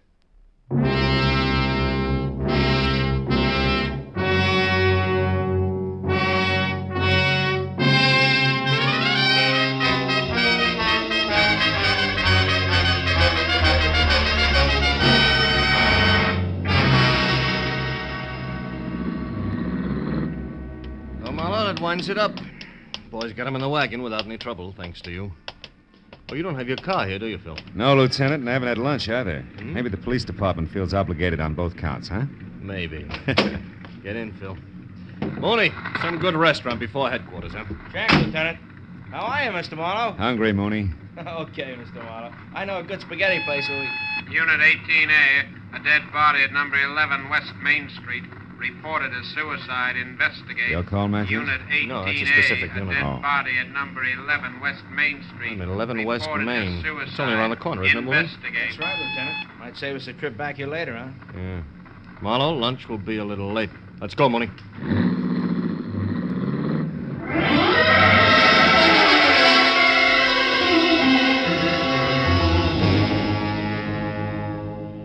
At number 11 West Main Street, a Skid Row rooming house, a middle-aged woman who had been the ground floor rear apartment was now dead of a bullet that had passed directly through her heart. A shabby, cramped room was packed tight with a dozen different stale smells, and the naked light bulb dangled from a cracked plaster ceiling. The dead woman lay in the middle of the floor. She looked about 45, had gray-black hair, and wore a cheap cotton dress under a faded, moth-eaten man's sweater. Up to there, she belonged to the backdrop. But beyond that, someplace in the deeply etched beauty of her face, the studied neatness of her hairdo, there was something vague and disturbing that made the whole picture slightly lopsided, like a cheerful tie on an undertaker. 10 minutes later, when I was out in the hall listening to Mooney run down the routine facts for Lieutenant Matthews, that something was still with me, bothering me, the way a half-remembered dream does when you're shaving the next morning. Yeah. around here 5 years now. Came from the east, and according to the landlord, has no close friends or relatives in the city. Also, the bullet was fired at point-blank range. Uh-huh. Anything on the gun that was next to her? Not yet, Lieutenant. It was her fingerprints only. Looks like it's strictly pawn shop stuff. Serial numbers filed off, cheap make, etc. Yeah. Deputy coroner says she died about 10 or 10:30 this morning. Yeah. Along about that same time, the landlord says he saw a flashy black car parked in the alley outside, where people never park. Spiffy convertible. Was gone after he heard the shot, he thinks. Did you get the license number, Mooney? No, Mr. Marlowe, he got nothing. Oh. All we have on it so far is a fresh tire tread in the mud. It's a 750-15, pretty good shape. Uh-huh. And that is it, huh? Just about. The landlord thinks that the deceased was an actress way back from little remarks she made. That's about all. I still got one neighbor to check, though. Okay, Mooney. Let me know. Right, Lieutenant. Now, Marlowe, looks like to stand you up on that lunch date. Sorry. I'm not so hungry anymore. I'll see you around, Matthews. On the way out, I told myself 3 things. One, aside from the fact that we belonged to the same fraternity laughingly called mankind, Jane Temple was nothing to me. 2, a lot of beautiful girls turn out to be beautiful women. And 3, if the black convertible meant anything at all, the police would figure it out by themselves. They came well equipped for the job. Well, by the time I was out on the street and the sharp autumn air had chopped away the stale smells of the dead woman's apartment, I was beginning to forget the name Jane Temple entirely. I might have kept going that way if he hadn't appeared just then. Hey, Huh? mister, over here, quick. Mister, you're not a policeman. You're a reporter for the newspaper, no? What makes you say that? Well, I see you go in there with the police, the plainclothes detective man. Nobody salute you. The ones in uniform, I mean. So maybe you're a reporter, huh? Maybe. Why? Well, I can tell you here. Come to my shop in 15 minutes. I don't want people to see us together now. Come to the shoemaker place across the street and down the stairs. Andrew Nodell. Yeah, but why, Mr. Nodella? What do you want a reporter for? What's it about? The fine lady who just died, Mrs. Jane Temple. Goodbye, mister.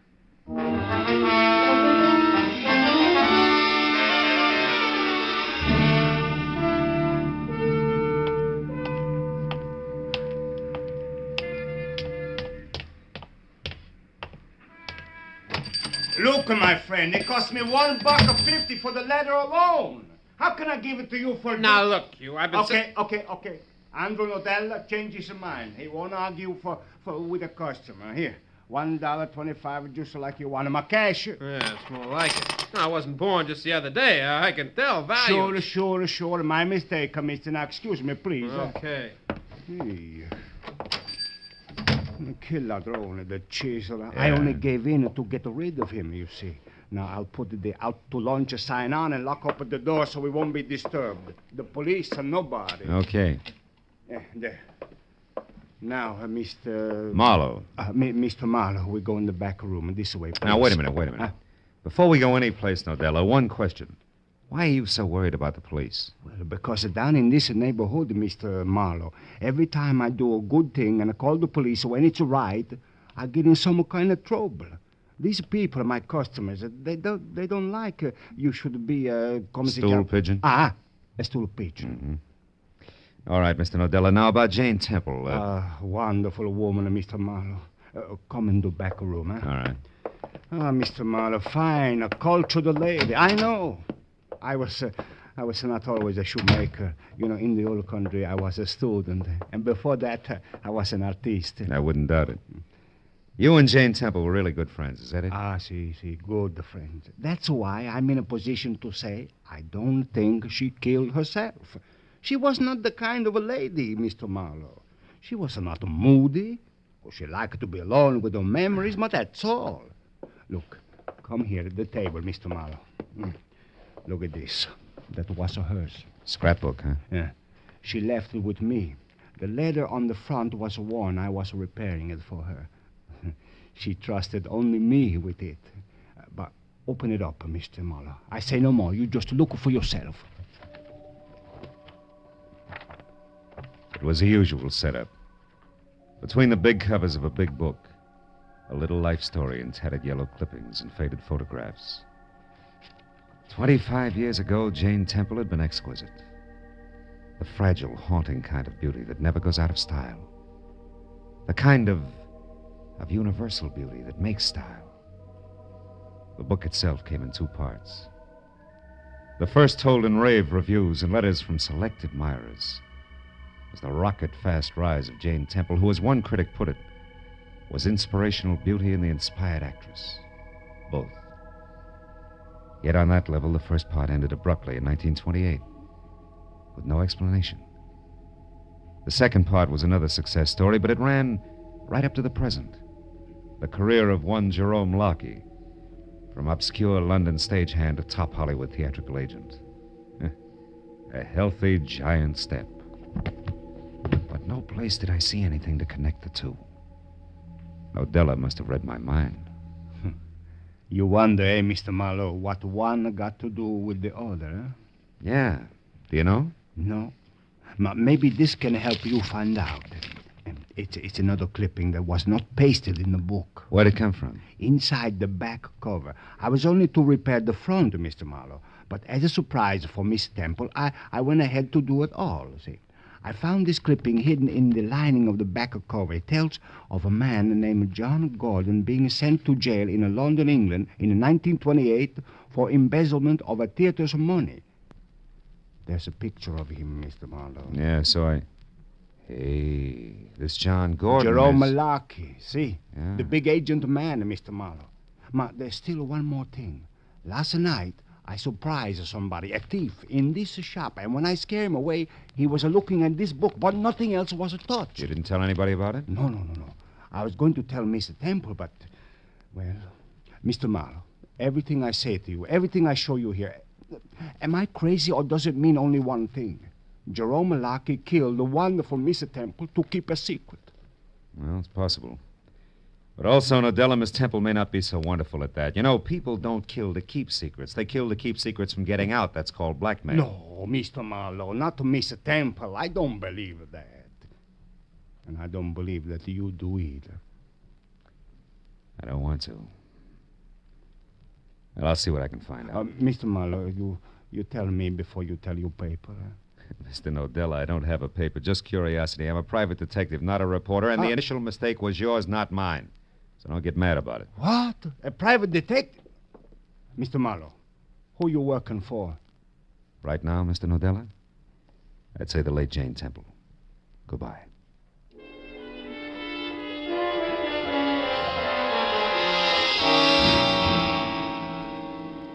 The Jerome Locke agency on the Sunset Strip was big, brassy, and busy, and sported a blonde receptionist to match. After I gave her my card and we exchanged frosty smiles, she waved me into a seat. I tried it for 15 minutes, and then I began to get itchy. But compared to the dapper gray at the Temple's gentleman sitting next to me, that was a mild reaction. He was one of those heavy-handed character actors you remember by face, never by name. Jerome Locke's office? No, he's not in now. Mr. Jerome Locke certainly has an exaggerated impression of his own importance. Been here a while, huh? Quite a while, sir. Much too long a while. Young lady, please tell Mr. Locke that Elliot Monroe could wait no longer. I'll see him at his home this evening. I have several studio calls to make this afternoon. Good day. Good day, Mr. Monroe. Studio calls. Yes? Mr. Monroe couldn't wait, Mr. Locke. He said he'd see you at your home tonight, sir. My tough luck. Anyone else, Madge? Only that New York call, sir. I'm still trying to get it. I'll put it right through the moment it comes in. Oh, yes. Mr. Philip Marlowe, a private investigator. A private investigator? Is it important? I think so, Mr. Locke. It's as important as Jane Temple. Jane? What about Jane Temple? She's dead, Mr. Locke. A bullet through her heart. Madge. Yes, sir? Bring Mr. Marlowe right in. Yes, sir. Right this way, Mr. Marlowe. Thank you.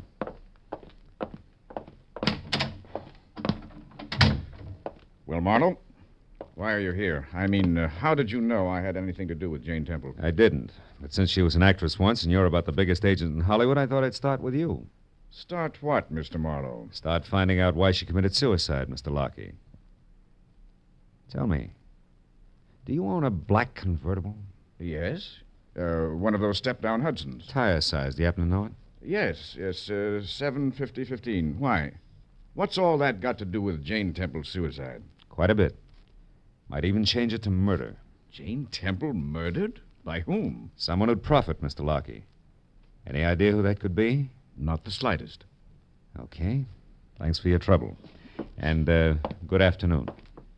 Wait. Hold it, Mr. Marlowe. Huh?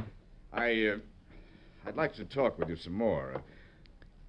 But not here. You name the spot, Mr. Lockie. All right. My house tonight, 9 o'clock. 9 o'clock. I'll be there.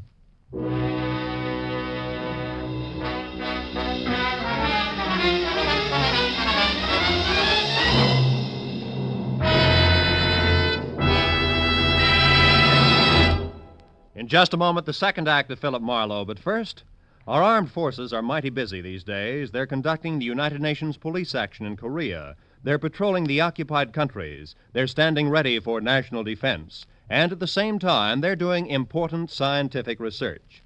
With so many varied duties, the armed forces need more men. Men with brains and ability who can be trained as highly efficient specialists. Men who want to be the leaders of tomorrow. Inquire at your nearest recruiting office about the opportunities open to you in America's armed forces, the world's greatest power for peace. Now with our star, Gerald Mohr, the second act of Philip Marlowe, and tonight's story, The Big Book.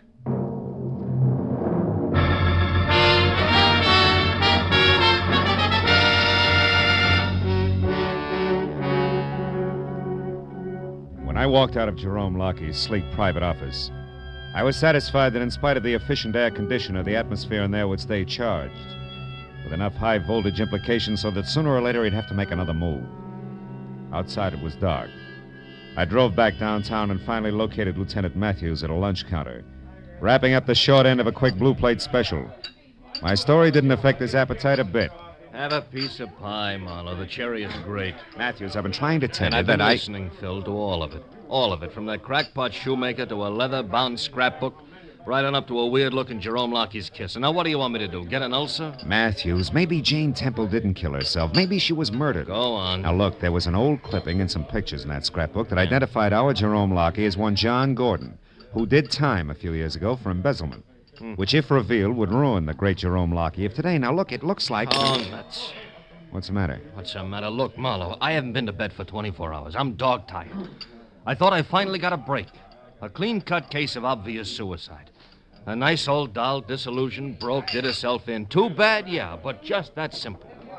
So what happens? You run into some jerk of a shoemaker with an imagination, and now it's all mixed up with ex-cons, blackmails, and murder. It's not my fault. I didn't do it, you know. I'm sorry, Phil. All right. A little fed up, I guess. Oh, nothing that a week or so of hearing wind in pine trees wouldn't cure, but... So you went out to see Lockie, huh? Uh-huh. Where'd you leave it? Hanging in midair. Made a date with him for later tonight at his house. You think he did it? Who knows? I saved my Sunday punch, his real name being Gordon, that is. Maybe when I spring that, it'll jar something loose, huh? Maybe. Oh, by the way, did you meet Mrs. Lockie? Not yet. Why? Nothing in particular. Good-looking blonde I saw once in the Beverly Hills station. Some beef about a collision. She impressed me as being a pretty tough fighter in the clinches, that's all. Just a thought. Yeah, finish your pie, Matthews. Yeah. You want to follow this through on your own, Phil? Yeah, if you don't mind. You see, I've gone this far, and, well, there was something about Jane Temple that, I don't know, it showed, even down there in that dump. Yeah. That's what I mean, Phil. I gotta get out under the pine trees for a spell soon. Keep me posted, huh?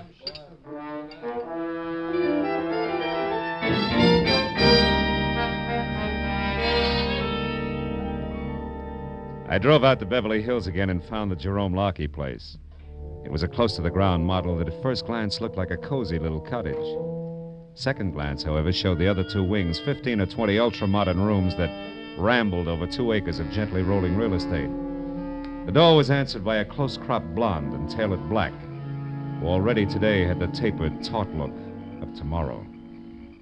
Yes? I'm Philip Marlowe. Is Mr. Lockie here? Oh, yes. Come in, Mr. Marlowe. I'm Vivian, Jerry's wife. Oh? Jerry's expecting you. He'll be right out. He asked me to look after you for a few minutes. Do you mind? On the contrary. I was in the middle of a whiskey and water. Johnny Walker. Like one? Thanks. Too bad about Jerry's old friend, Jane Temple, huh? Yes.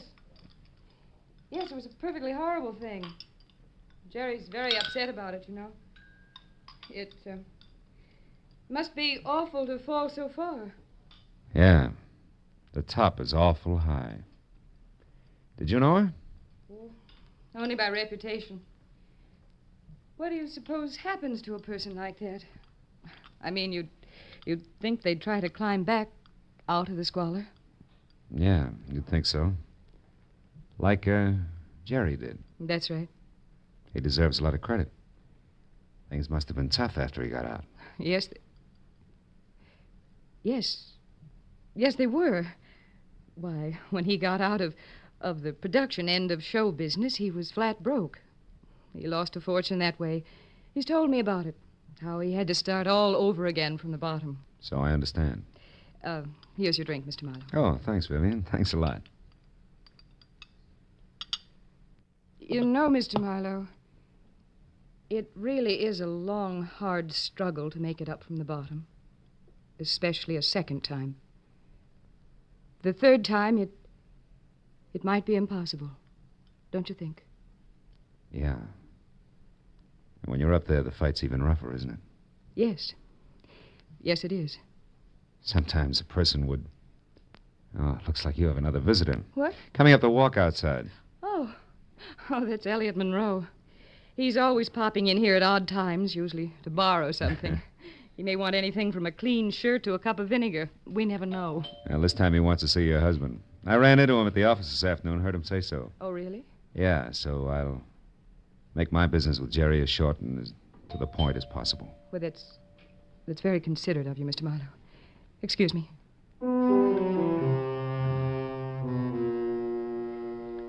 I heard Mrs. Vivian Lockie receive the load of ham at the front door, and a second later I heard my name called from the hall behind me. It was Jerome, all smiles, doing his suave and determined best to bury the end of the world look he'd acquired in his office. But it peeked out around his eyes and at the twitching corner of his mouth. As he led me into the library and pointed me into a deep leather chair, I decided to let him lead off. I also decided to bait a trap and set it out. Now, how about a drink, Marlow? I have one, thanks. Mrs. Lockie anticipated you. Anticipated? Oh, yes, of course. Well, let's see. Where did we leave off this afternoon? Oh, we talked about a lot of things, like tire sizes, suicides. Oh, yes. Now let me get something straight, Mr. Marlow. You seem to believe that there's a little more to poor Jane Temple's death than a simple suicide. Considerably more, Mr. Lockie. Yes. And you've come to me with this problem. Why? Because you may be able to fill in some blanks. How? It's up to you. Let's say first that I think a prominent and wealthy man is connected, a man who's saddled with a messy past that he can't afford either to keep secret or have revealed. Now, just a minute, Marlow. I don't know what you're driving at with this double talk, but it sounds to me as if you're accusing Jane Temple of blackmail, and I don't believe it. She'd have starved to death first. I'd like to agree, believe me. But unfortunately, I can still add. What do you mean?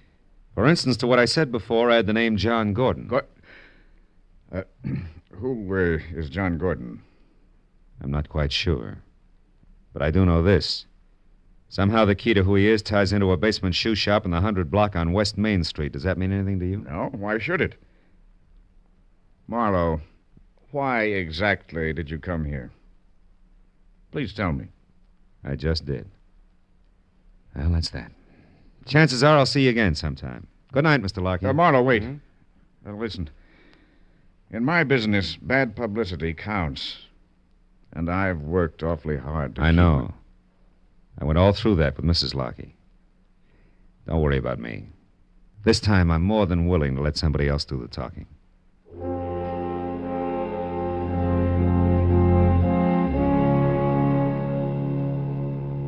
When I walked out on Lockie for the second time, things still didn't add up right. Something was missing.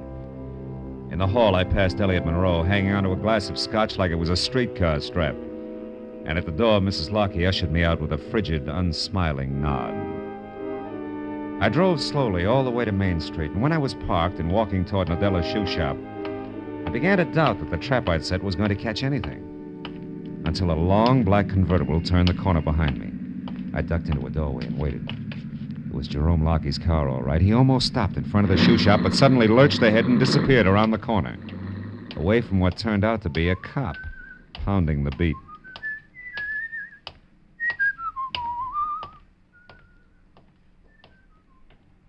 I was convinced he'd be back, so when the cop passed me, I ran around to the rear of the shoe shop and down the stairs to a window where I could keep out of sight and still see anything that went on inside. I just settled down for a wait when it came. Stand still, my fine fellow. Don't move or I'll kill you. Mr. Elliot Monroe. What do you know about that? Looks like the wrong sucker rose to the bait. Or is this just coincidence? It's no coincidence, my friend, believe me. While you were in talking to dear Jerry tonight, Vivian was called to the phone. That gave me a chance to listen outside the library door and overhear everything you said. That's why I am here, to protect my interests. No wonder things didn't add.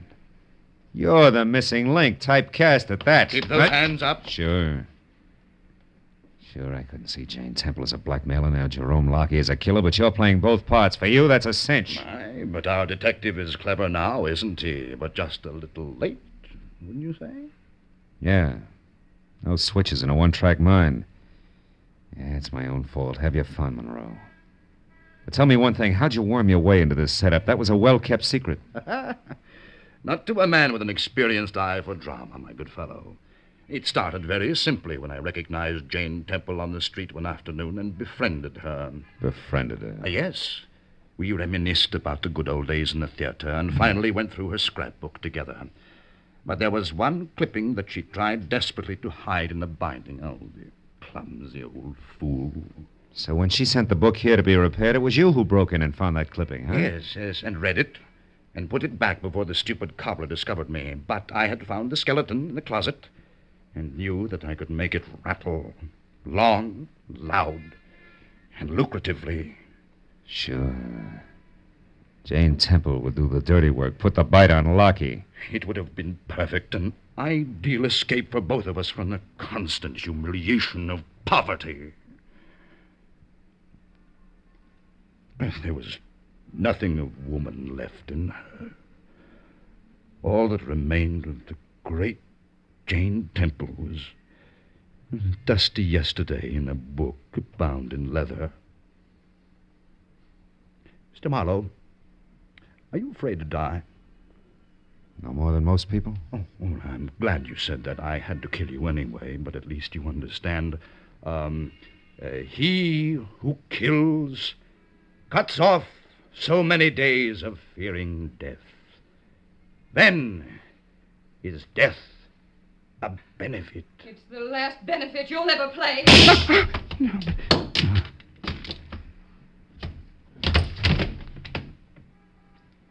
Poor crazy clown.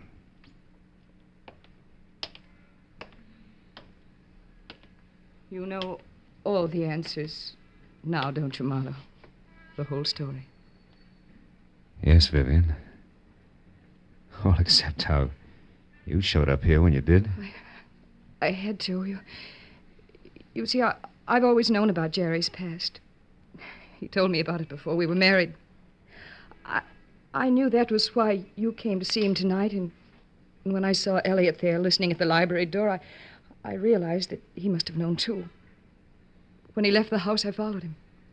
Got here in time to save my life. To be honest, Marlow, that was incidental. I got here in time to save my life. I hope. Well, just the same, I'm going to return the favor when the police get here. You mean you... I mean there are a lot of things that belong in a dead woman's leather-bound book of memories. And no place else. I'm going to do my best to help you and Jerry keep them there. Oh. Thanks, mister.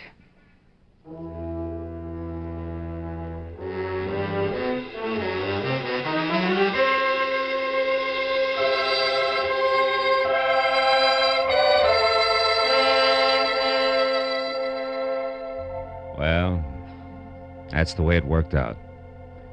One policeman named Matthews got the whole story, but only half of what he found out was entered in the police records. And only as much of that as was necessary ever got into the papers. 2 days later, when Jane Temple's funeral was held, it didn't even make the back page.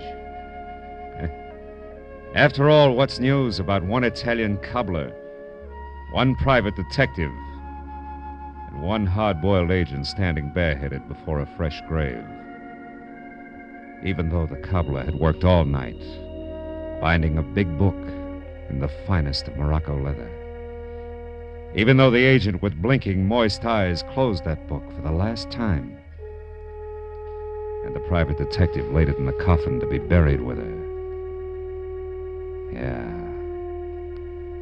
What's news about that?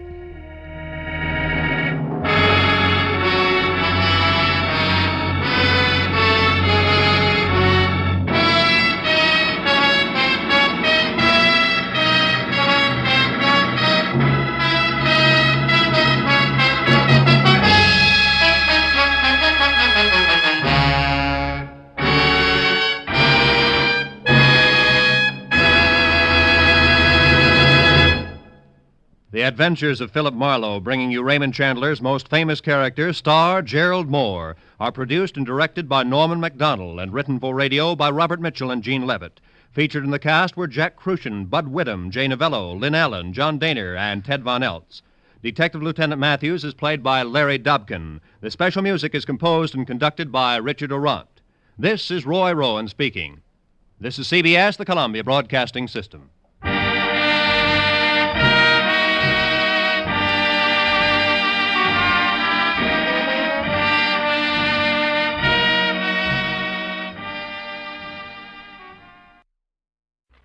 Get this and get it straight. Crime is a sucker's road. Those who travel it wind up in the gut of the prison of the grave. There's no other end, but they never learn. From the pen of Raymond Chandler, outstanding author of crime fiction, comes his most famous character in The Adventures of Philip Marlowe.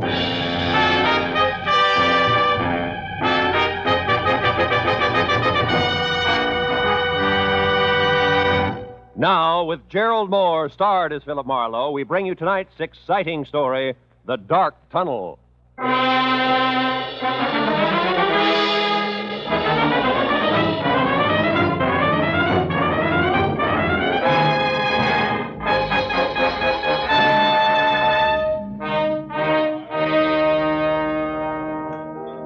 So, after being hitched 1 month, Marlowe, 30 days, where am I? I don't know. Where are you? Out in the cold, and with enough unpaid bills, Marlowe, to choke an elephant. Fur coat, hat, shoes, dresses, the works.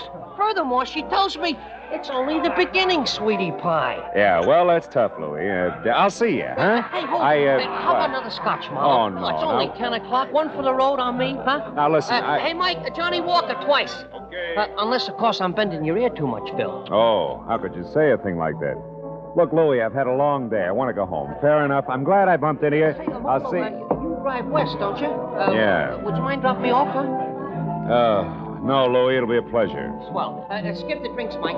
Make up your mind, will you? Well, like I was saying, Phil, first it's her mother moving in on us, then it's both of them drinking my special stuff like it was water, then these clothes I already mentioned. So I ask myself, what'll it be next, Louie? What do I get for an answer? All right, Louie, what do you get? Divorce, my only out. You get my point, huh, Marlowe? Yeah, I get you. My car's around here in the alley, Louie. Check. Well, now, divorce is something a guy wants to think about. Thinking guy, that is. And you know, Marlowe... Hey, wait a minute. That's a cute little exhibition, huh? Hey, quite a scrap. Scrap nothing. It's a few inches short of murder and closing fast. You better break it up, Louie. Hey, Heavy. Yeah? Kind of a hot night for this, isn't it? What do you want, Sonny? I'd like to hold your coat. Seems to be cramping your style. He's in one piece. Why, you lousy long nose. Don't worry, I am. How do we go on, Muscles? All right, mister. Right now, he's all yours, if you can bring him to. So long, hero. Hey, Marlowe, this kid's pleaded all right. Yeah, come on, give me a hand, Louie. We'll get him out of here. No. Okay, fella. Come on. Up we go. Up on your feet. Oh, thanks, mister. It's all right. You live near here? A couple of blocks away. The DeWitt Arms Hotel on Western near Sunset. Ooh. Take it easy. Put your arm over my shoulder. We'll get you there. Thanks. Come on, Louie. Over to my car, huh? Yeah, sure, Marlowe. But maybe I better skip the lift, huh? I mean, my problem, the discussion we were having, we better postpone it for a while, huh? I know what you mean, Louie. Yeah, it'll keep. All right, kid, come on. Let's go.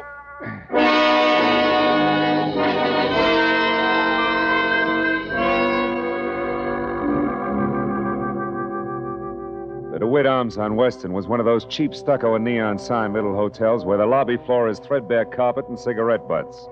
The furniture is chained in place, and there are always the usual number of John Smiths on the register. By the time we were there and in the dingy, cramped room, number 111, it was no bigger than a cell. I knew that the boy with the swollen face who leaned heavy on my shoulder was 25. Answered to Ira Clausen, and he knew that I was a private detective without a job on my hands. Then I began to learn a little more. That slick guy in the alley, Mr. Marlowe, his name's Link.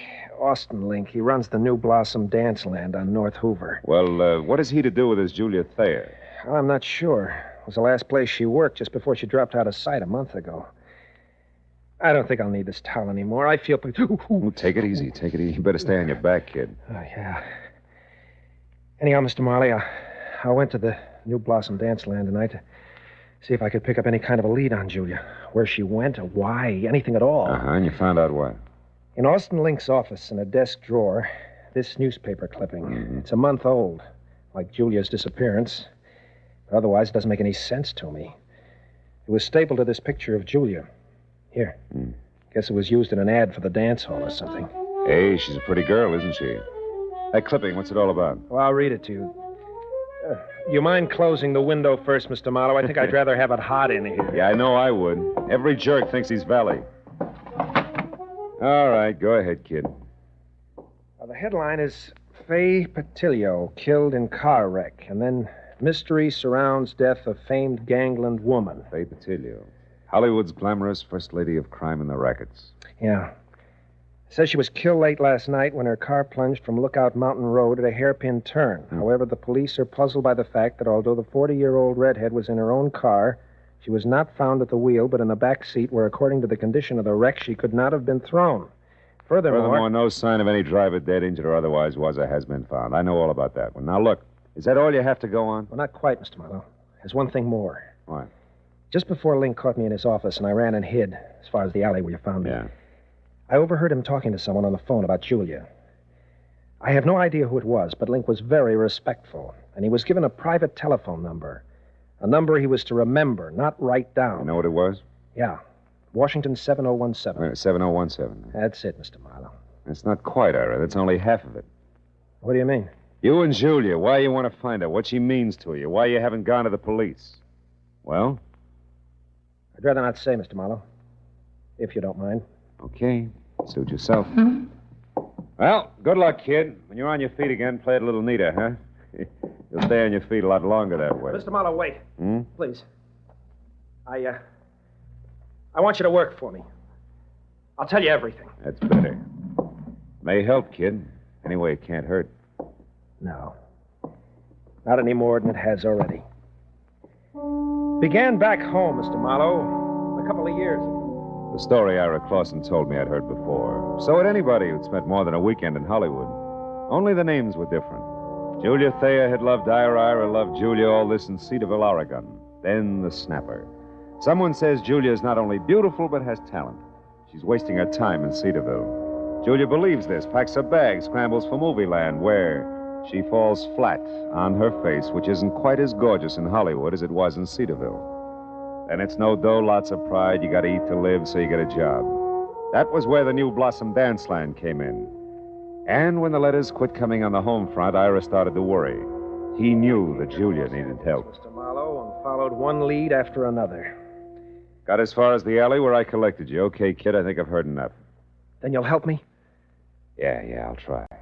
Call you later.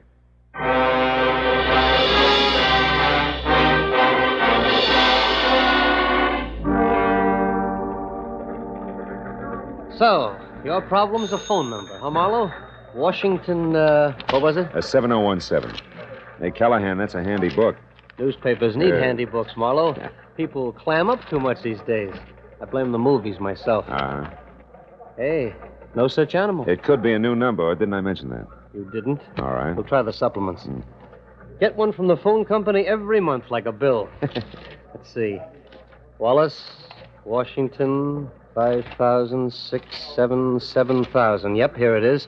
7017. Good. Address 1622 Ramona Boulevard, which would be East L.A. and Industrial. Listings, Southern Cities where... Warehouse. Ring a bell? A cannon. Southern City's warehouse is just one of the interest of L.A.'s answer to whatever became of the big bootleggers. I mean Joe Stapp, a very smooth, very nasty man. Yeah, this I've heard. Now tell me, Callahan, does he also happen to own the New Blossom Dance Land over on North Hoover? He does? Now you tell me, Phil. There's a story I could use here? Oh, no story. Uh-huh. You know, Marlowe, it's just like I said. People clam up. Too much these days. You're so right. Good night, Callahan.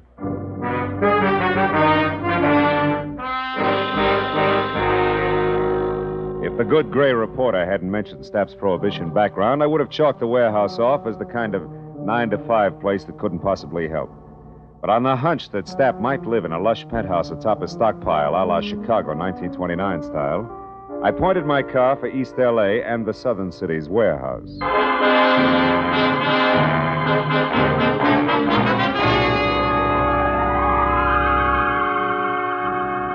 20 minutes later, when I was there and saw a step-down Hudson outside and soft light oozing over the edges of the roof, I didn't regret my move. Not at least until I'd found a flat metal door and had pushed the button attached there, too. Then I began to wonder because Aladdin himself couldn't have gotten a quicker response. Nor could his genie have been any more of a mountain than the item I drew. Out of a nearby shadow, not the door. Okay, Charlie. Lay it out nice and neat. Who are you and what do you want? Joe Stapp. Name's Marlowe, occupation private detective, now you. The handle's Pork. I work for Stapp and... Hey, now wait a minute. What's it to you who I am? Shamus is close enough to cop the stink.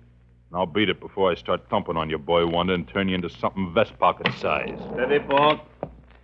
Seems to be the trouble. Who are you, mister? His name's Marlowe, Mr. Stapp. He's a private... He'll answer for himself, Pork. Go ahead, Marlowe. What do you want with me? What's it about? Fay Patilio. Fay Patilio? Shut up, Pork. Fay Patilio is dead, Marlowe. So is conversation about her. Anything else? Yeah, something else. Girl who used to work over at the New Blossom Dance Land, Julia Thayer. Know where she is? Why she disappeared? No. And I don't care. Why should I? Because you used to go places with her. I've gone with 100 girls, Marlowe. Julia was no different, except for one thing. She gave me the brush. Well, good night, Marlowe. Sorry I couldn't have been more help. I won't be long, One Pork. more thing, Joe. You mind telling me who Julia dropped you for? Not at all. A pretty boy, Dean Coty. Julia thought he was better looking than a mink coat. Where can I find him? Can you throw that in? Surely. Forest Grove Cemetery, Marlowe. Oh? He was burned to death in an accident at some cottage, poor boy. Well, good night, Marlowe. Pork here will walk with you as far as your car. That's real friendly. Let's go, Charlie, and no funny business. Oh, I wouldn't think of it, Pork. You got height, weight, reach, and artillery on me. Yeah, and I'll gladly use them all. That your buggy there? Yeah, that's it. Well, it's been a nice stroll, Porky. Charming. Just so it stays that way, Charlie, remember to keep away from here, huh? Here, the dance land, and the Silver Lake spot. The Silver Lake, huh? Yeah, Porky, I'll remember. Every word of it.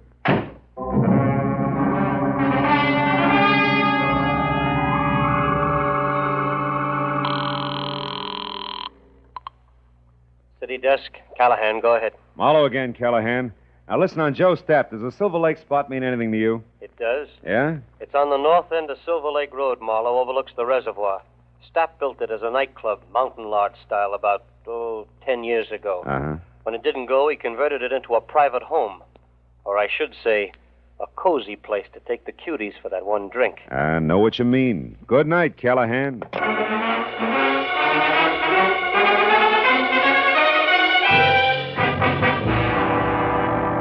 The Silver Lake Reservoir was only a mile off Lower Sunset Boulevard, but the setting could have been a street in Switzerland. The lodge Callahan told me about stood out among the neat little chalets that skirted the water's edge like a Sherman tank in Toyland. Also, it was showing light from a screened-in porch. So when I was out of my car across a shaky rustic bridge that spanned the promise of a creek and moving up close, I didn't have any trouble spotting the girl I saw inside talking earnestly into a telephone as Julia Thayer, by build, size, and color of hair. About the face, I couldn't say. It wore a hat that sported enough veil and mosquito-proof twin beds. Oh, well, that's different. The tunnel. All right, I'll wait there. Yes, as soon as possible. Goodbye. Hello, Julia. Who are you? What do you want? Quite a bit, honey. But for a starter, let's say that I'm a private detective named Marlowe, working for a guy who's worried sick about you. Ira Clausen. Ira Clausen? Well, who's that? Yeah, well, I'm not sure, but maybe he's the world's greatest sucker. Now, let's level, baby. It's getting late for guessing games, huh? I'll say it is. Oh, what's the use? What do you want to know, Mr. Marlowe? Too much to chat about here. The owner's no friend of mine. Come on, we'll take my car. All right, whatever you say. I'm tired of running. Mm-hmm. Let's go. Will you take my arm, please? This darn bridge scares me silly. Oh, sure. Just watch your heels on those loose planks, huh? You okay? Uh-huh. I think I'm going to be just fine, Mr. Marlowe.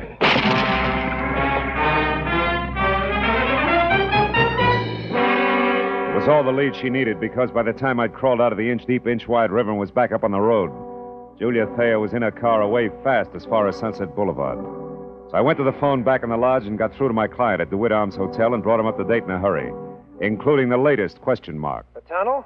Well, of course I've heard of it, Mr. Marlowe. Matter of fact, I've been there. Why? Well, it's where Julia's heading right now. Now, what's the location of it, Ira? Ira! I'm still here, Mr. Marlowe. Yeah.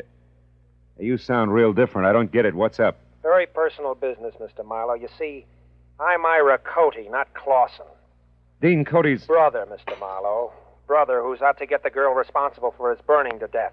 Julia Thayer, the cheap scum. So Marlowe played Patsy.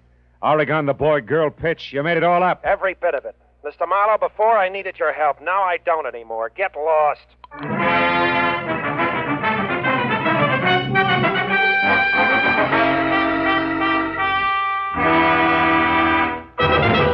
In just a moment, we will return to the second act of Philip Marlowe. But first, there will be 4 more amateur songwriters on hand, and one of them will sell his songs for nationwide plugging and distribution when Songs for Sale comes along tonight on most of these same CBS stations. Songs for Sale gives these new songwriters a great chance. Their songs are judged by a panel of experts. Their music is sung by Rosemary Clooney and Richard Hayes. They're made to feel at home under the guidance of the experienced showman Jan Murray. For an hour of fascinating fun behind the scenes of Tin Pan Alley, here's Songs for Sale tonight and every Friday on CBS. Now with our star, Gerald Mohr, the second act of Philip Marlowe, and tonight's story, The Dark Tunnel.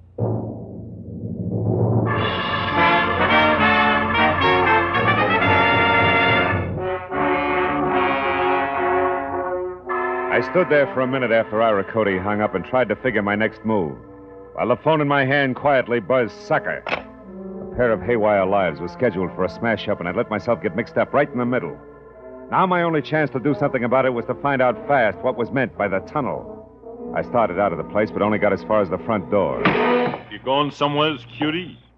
That rod makes you 6 feet taller, doesn't it, Porky, huh? I don't like you, Charlie. You played a dirty trick on me. Trick? What are you talking about? When I slipped and mentioned Silver Lake, it made Mr. Stapp mad at me, and I don't want Mr. Stapp mad at me. That I can understand. Now, look, you feel like talking this out? No. Oh, listen, you dumb ape. It's for your own good. Something's going to happen tonight that'll make your boss a lot madder than he is now. I'm the only one who... You're just trying to trick me again, but it won't work. Not this time. First, we lift your gun. Now, get going. We'll take your car. Porky, you're going to hate yourself for this in the morning when Stapp finds out. I doubt it. You see, Charlie, it's his idea. Now get going.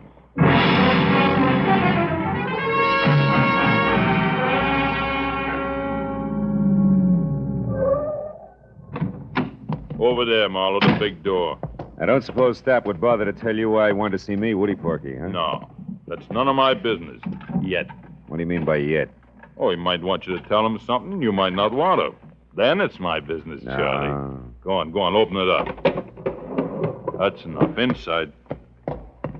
Well. Real genuine warehouse, huh? Chains, tackle, even a hand truck. Well oiled, too. Don't tell me your boss is going legit. Never mind that junk. Just stand right there till I get this crazy door locked. Here, Pork, try something heavier. Like this truck. Ow! My leg! Why, you... Now it's your chin. Good night, Charlie.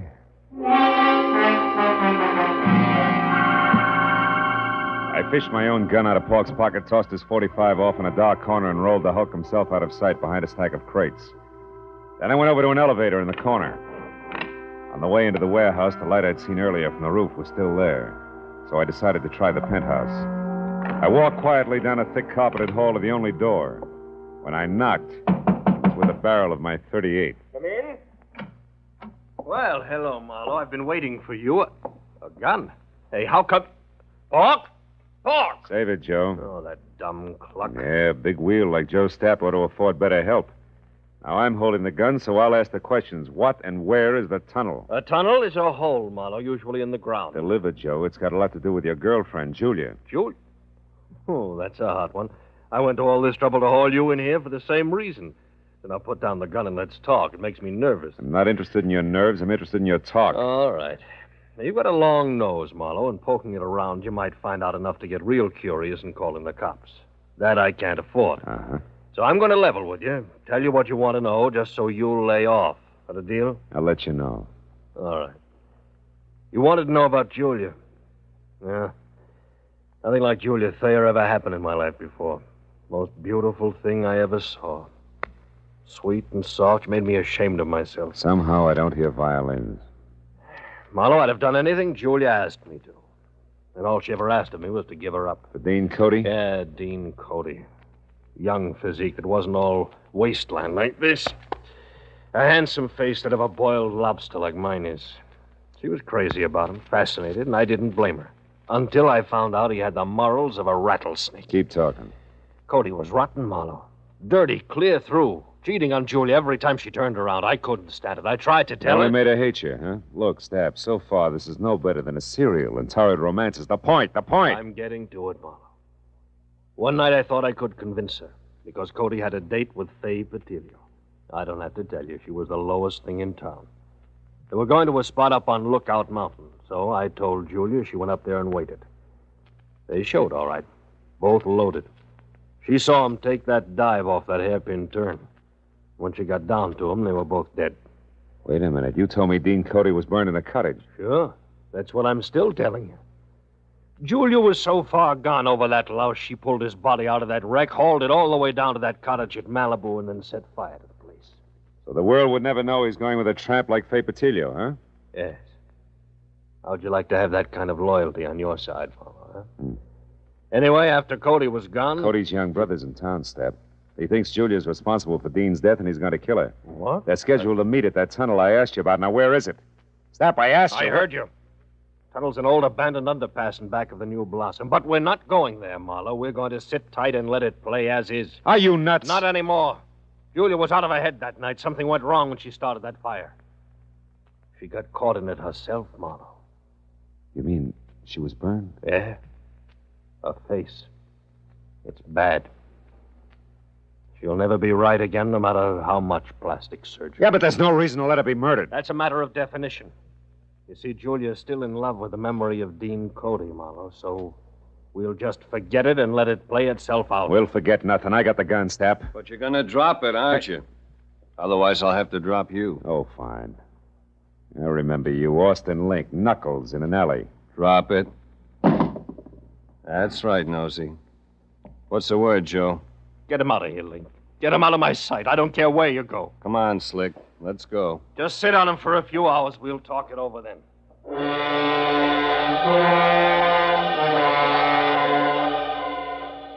Link was a professional. He stayed exactly far enough behind me to be always out of reach, but always close enough to keep me under control. All the way down in the elevator, I watched for a chance that never turned up. Then as I rounded a corner and headed for the big door again, I glanced at the stack of crates. Pork had come, too. He was on his feet behind them, a heavy steel pulley block in one hand, his face a stupid mask of blind hate. He slammed the block at me with everything he had. I'll kill you! I dropped to the floor and heard the thing connect behind me. It had caught Link dead center. He fell like a bag of sand. Before Pork realized what had happened, I charged the stack of crates, threw my shoulder against it, and made it to the door and out in one dash. My car was sitting where I'd left it. I heaved a sigh of relief and piled in.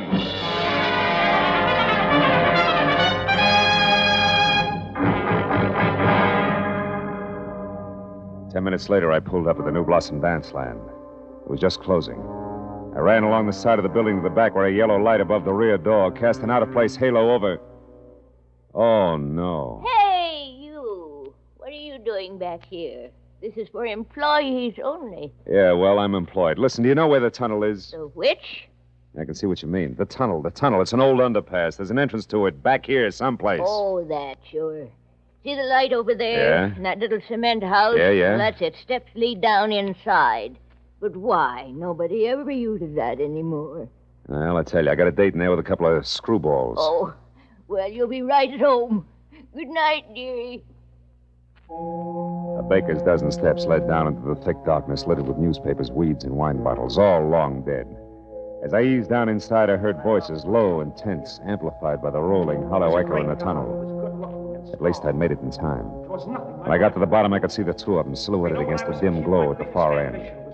I pressed my back against the wall, thought about my empty shoulder holster, and moved toward them. And you killed him, didn't you? You're making a mistake, Ira. A terrible mistake. No, you killed him, all right. You and that beautiful face of yours that he couldn't resist. Why are you hiding it behind a veil? You used to be so proud of it. You killed Dean just the same as if you'd shot him. But you're not getting away with it, Julia. I'm going to square it up for him right now. Ira! What? Marlowe, how did you find this place? I found plenty beside that, Ira. Give me that gun. No, you're not going to stop me. Even if you shoot, I'll kill her first. I don't have a gun, Ira, but I got facts. Before you shoot anybody, you better listen. Julia wasn't responsible for Dean's death. He was. Everything she's done since then has been to protect what little good there was left of his crummy reputation. You're a liar. I can prove it. Dean went bad, Ira, all bad. He was a low, double-crossing cheat. You're lying! The night he died, he was two-timing Julia. But in spite of that, she risked everything to move his body from a smashed-up car. So nobody would ever find out what really happened to him. It's true, Ira. Stop it! You liars, both of you! I won't let you say things like that about my brother. You don't care if he's dead, Julia. You'll do all right. You've got the kind of beauty all the men go for. And you, Marlowe... Shut up, you crazy punk. Stay back. Admit you're a liar, Marlowe. Admit it or I'll kill you. I swear I'll kill you along with Julia. You'll be doing me a favor. You haven't seen my face lately, have you, Ira? I never want to see it. I think you better, kid.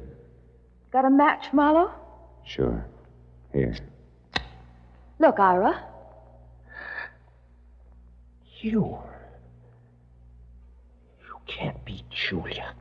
I was burned, Ira.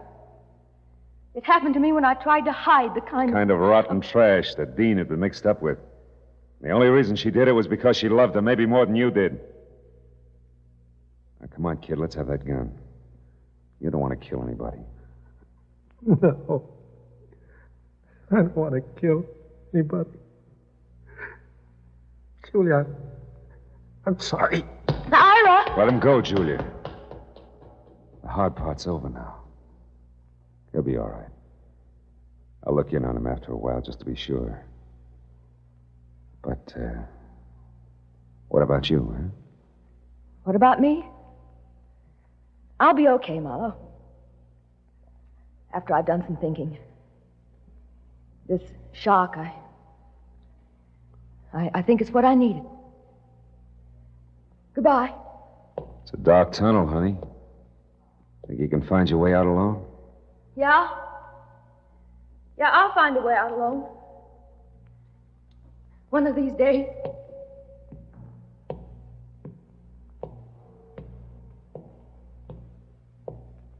She was gone, and I went back and climbed the stairs, out of the tunnel and into the night again.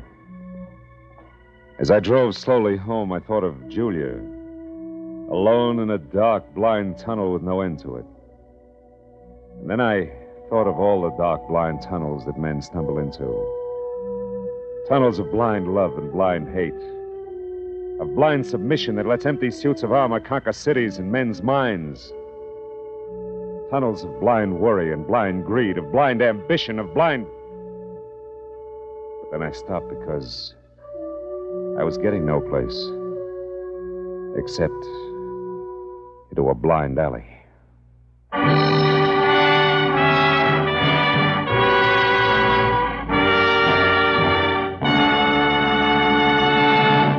The Adventures of Philip Marlowe, bringing you Raymond Chandler's most famous characters, star Gerald Mohr, are produced and directed by Richard Sanville and written for radio by Robert Mitchell and Gene Levitt.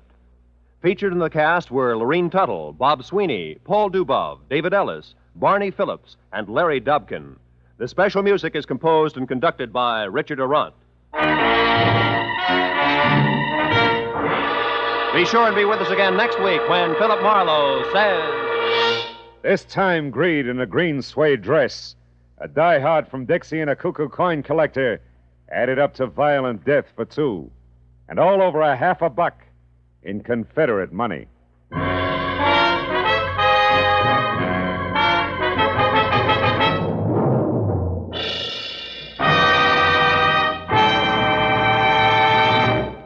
Every Friday night, CBS brings you stories taken from the files of parole boards of the 48 states.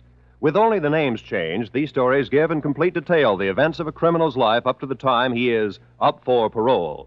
Then, before you hear the board's decision, you can make up your mind. Is this man ready to be set free?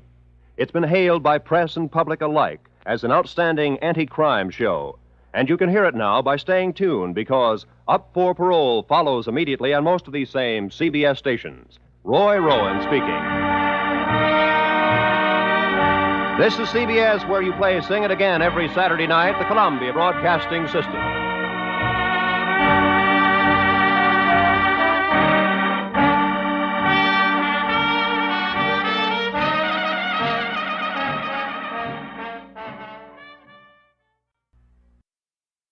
Get this and get it straight. Crime is a sucker's road, and those who travel it wind up in the gut of the prison of the grave. There's no other end, but they never learn. This time it started as a routine search for a rich girl's fiancé, and the trail led to a silent house haunted by a face at the window and blood in an open cedar chest. But before it was over, it became a search for a corpse that wouldn't sit still. From the pen of Raymond Chandler, outstanding author of mystery, comes his most famous character and crime's most deadly enemy, as we present The Adventures of Philip Marlowe.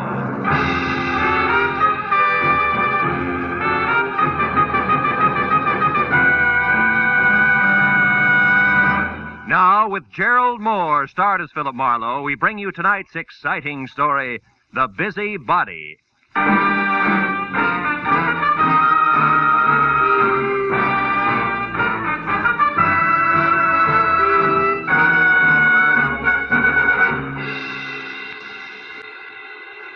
Phone jerked me up off my back and out of the sports page at 9:30 in the evening of an already too long day. On the other end was a warm, feminine voice, edged with the kind of self-assurance that means money, and lots of it. But the words were both hurried and panicky, so after I hung up, I reluctantly waded through the sports section with my feet instead of my eyes, and headed for the coffee shop at Franklin and Bronson, where my new client, who had identified herself as Liz Stewart, said she'd be waiting. A pair of blue eyes at a table in the corner measured me from haircut to shoelaces, so I took the cue and walked over. After we introduced ourselves, I was waved into the chair opposite her. She leaned toward me and started with a rush. Mr. Marlowe, I've got to find a man named Dean Howard as soon as possible. It's not exactly a new switch. He's my fiancé. We plan to notify my Uncle Hanley of our engagement tonight. Who is Uncle Hanley? Uncle Hanley Stewart of Stewart Aluminum. Okay, go ahead. Dean Howard was to meet me at 7, but he didn't show up. Mm-hmm. And then about 7:45 he called. He started to tell me something that he referred to as a horrible mistake, but before he could get it out, we were cut off. Well, I tried to call him back. coffee? Coffee? No. Okay. I tried to call him back, but there was no answer. So I went to his house, but it was locked and dark. And yet his car was still parked outside. Uh-huh. Well, look, Miss Stewart, why don't you save yourself $50, go home and wait for an apologetic phone call, huh? What do you mean? Well, this stacks up as being a case of cold feet or a little celebration that got out of hand. Either way, there's nothing to worry about. I've come to you for help, Marlowe, not a pat on the head. Okay. I'll assume it's my error for the moment. How long have you known this Dean Howard? Well, I met him at a party about 3 months ago. Uncle Hanley and I both liked him tremendously right from the first. I suppose you've considered the possibility of another one? Well, of course, I'm not a child. I can see that. Well, Dean has been deeply troubled for the past week. He wouldn't tell me why, but I'm certain that this business tonight is tied in with it. Something's wrong, and I want you to find out what it is. All right, but I'm no leg man for Cupid, so if it turns out to be nothing more than a guy's heart beating in double time, I drop it. Fair enough? Fair enough.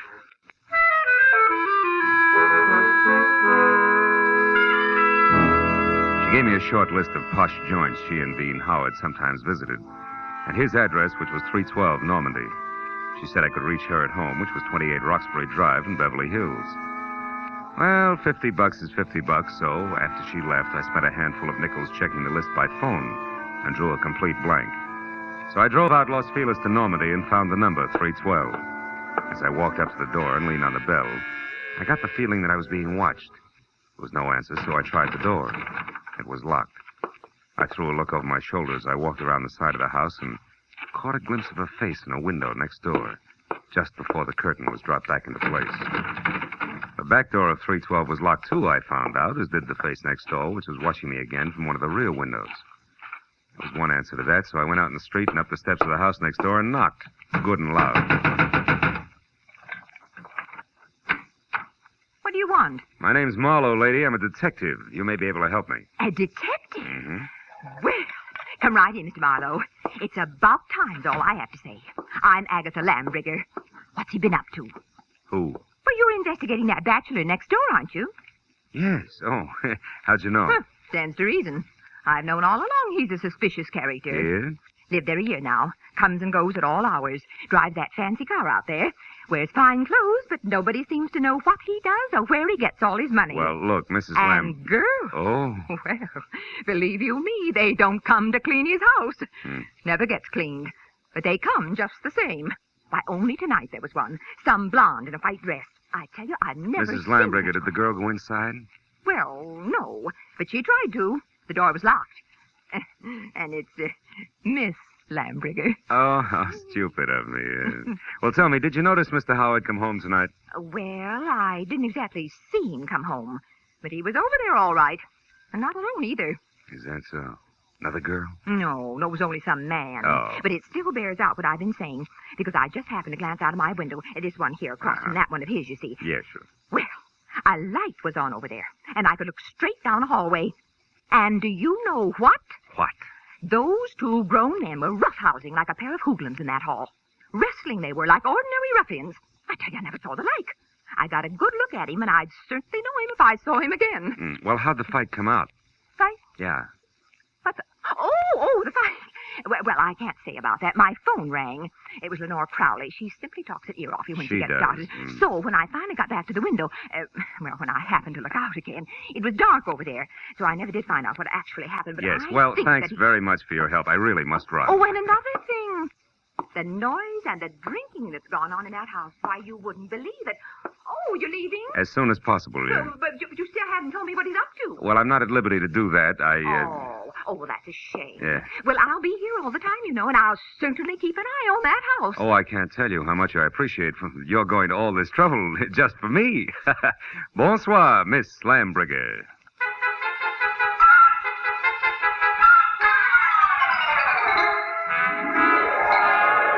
I backed out of that wind tunnel, got in my car, and drove noisily around the corner. Then I cut my lights, turned quietly into an alley behind the house, and stopped. Slipped through Howard's back gate and up the side of the house, found a window that could be persuaded, and went in. Yeah, Howard was a lousy housekeeper, and everything that didn't get brushed off in normal traffic was covered with dust. I found my way to the room opposite Agatha Lambrigger's observation window and ran smack into her first lie. Where she said there was a hallway, there was a solid wall, papered with purple roses and hung with 4 dingy pictures in bronze frames, 2 on each side of a big, ugly mirror. There were 2 hallways, but no angle at which either could be seen from her window. Furthermore, there was no sign of a struggle. One hall led to the study, the other to the bedroom, and I checked both. But still, there was no indication of a fight. On my way out, I barked my shin on the nose of a lion carved on the corner of an oversized cedar chest, just as the abrupt sound of someone at the door brought me to a rigid halt. Whoever it was had the patience of an 8-year-old on circus day. So I set myself up as the type who might live in a joint like this and answered. What's the matter with the lights, Howard? Blow a fuse? Or could this be some new economy measure? I like it this way. I don't think I know you. You should, Howard, you should. I called you yesterday about a certain money matter. The name is Leo. Don't go for your gun, Howard. Well, since yours is pointed at my third rib, why should I? Well, like I told you on the phone, my boss is anxious. You're way overdue, Howard. I want that $50,000 the boss loaned you 3 months ago. Have it for me the day after tomorrow. All of it. Without fail. He knows I'm good for my debts. Why all the pressure? Well, maybe he figures your investments aren't so smart. Like maybe you've been blowing too much on that second-rate canary, Carol. Oh, yeah, Carol. I remember. Mm. She's your girl. Well, that's none of my business. See you day after tomorrow about the same time. And if you get a headache from worrying about paying off, just think of the one you'll have if you don't pay. It'll be like 10 times this. Oh! Good night. The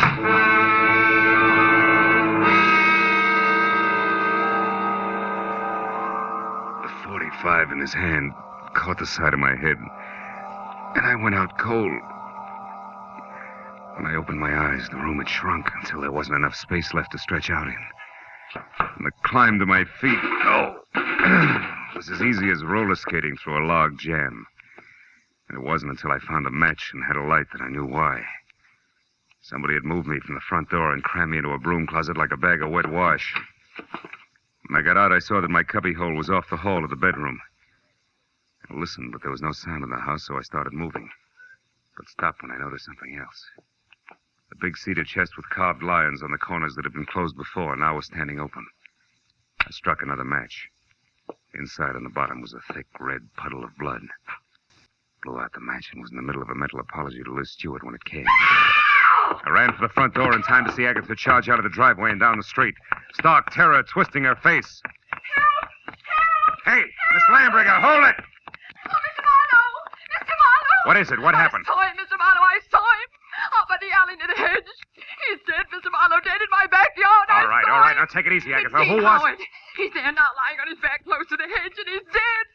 What'll we do? it? Come on, we'll have a look. You can show me where he is. Well, all right. He's right back here. I happened to look out my rear window, and I saw something move. The dogs had been getting in my pansies lately, and I thought this was another. So I came out to chase him away. That's when I saw the body. It's right back here. It's gone. Mm-hmm. Now look, Miss Lambringer. I've got a headache. I'm getting a little tired of this. You saw a body here just like you saw a fight in a hallway from your window. You're so anxious to be in the middle of things you'd make up any kind of a story. No, I'm not. No, I'm not. I saw that fight, and I saw Dean Howard's body, too. It was here, I tell you. Where? Show me exactly. Well, right about there, I'd Oh, say. sure. And I suppose it... Hey, wait a minute. Yeah. My apologies, baby. There is something here. Could be blood. Here's 2 dimes and a bar receipt from the tulip room on the strip. Oh, good heavens. What'll you do now? Raid the place? You can use my phone. Thanks, but until we know where the body is, we better play it cagey. Now, let's keep this a secret between us. That'll take a lot of courage, I know, but I can trust you, can't I? I won't open my mouth to a soul, Mr. Well, that's Marlowe. great. That's splendid. Now, you better go inside and stay there until you hear from me. Who knows? You may yet be a heroine, Miss Lambringer.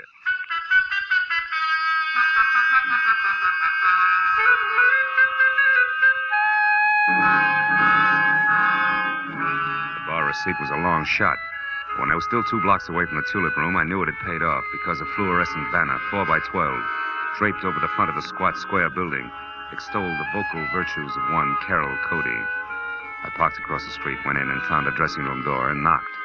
She distinctly said, "Come in," but when I did, I thought the room was empty, until a small handful of spangled satin costume hopped up from behind a screen in the corner. I made a sight-unseen introduction. It was only a moment later that a tall brunette, filling a white silk blouse and snug, dark slacks, stepped out. Tossed a few pounds of glossy black hair away from her face and gestured me into a chair. Which paper did you say you were from, Marlowe? I didn't, honey. I'm a private detective. I can't use it. Don't give odds on it, baby. Not yet, anyway, huh? Let's talk first. For instance, what's with you and Dean Howard? Dean Howard is a low-crawling thing. That's strange. Had it you loved him? I did until tonight when I found out that he has 2 heads. That's so he can lie and keep a straight face with one while he laughs up his sleeve with the other. Nuts to him. Nuts to Liz Stewart and her money, and nuts to you. I hate Dean Howard enough to kill him, and I might just do that. I don't think you will, no, because somebody beat you to it. You mean Howard's dead? Looks that way, yeah. I'm not sure because he won't stay in one place long enough. Well, if you're trying to shock me, you're wasting your time. I'm not sorry. I think we've got company. Keep talking, I'll get him. As you say, my friend, the music business is just as lousy as any other dodge, and I can prove it. Come here. You're a good listener, Bud, so join the party. Who are you? Why are you listening out there? Come on. No, just a minute. I wasn't listening. I was looking for you, Marlowe. I'm Ward Odom, Mr. Hanley Stewart's assistant. You're doing fine. Don't stop now. Well, ever since I learned that Miss Stewart hired you, Marlowe, I've been trying to talk to you. I followed you here from that place on Normandy because I must know what you found out so far. Why? What business is it of yours? Because, Mr. Marlowe, I doubt very much that you even know of the robbery. Robbery? What robbery? More than $40,000 worth of negotiable securities was stolen from Mr. Stewart's safe this evening. You get all your information at keyholes? And I have reason to believe that the man you're looking for took them. Of course, I don't dare accuse him without proof of his relationship with Liz, Mr. Stewart's niece. If I were wrong, it would cost me my job. Odom, did Liz know about the robbery when she hired me? Why, of course. Oh, brother. Look, see this? Her name is Carol. She's involved right up to her mascara in the whole mess. Don't let her out of your sight till I get back. Me? Why, you cheap shot. Shut up. And as for being cheap, I'll take care of you when I get back.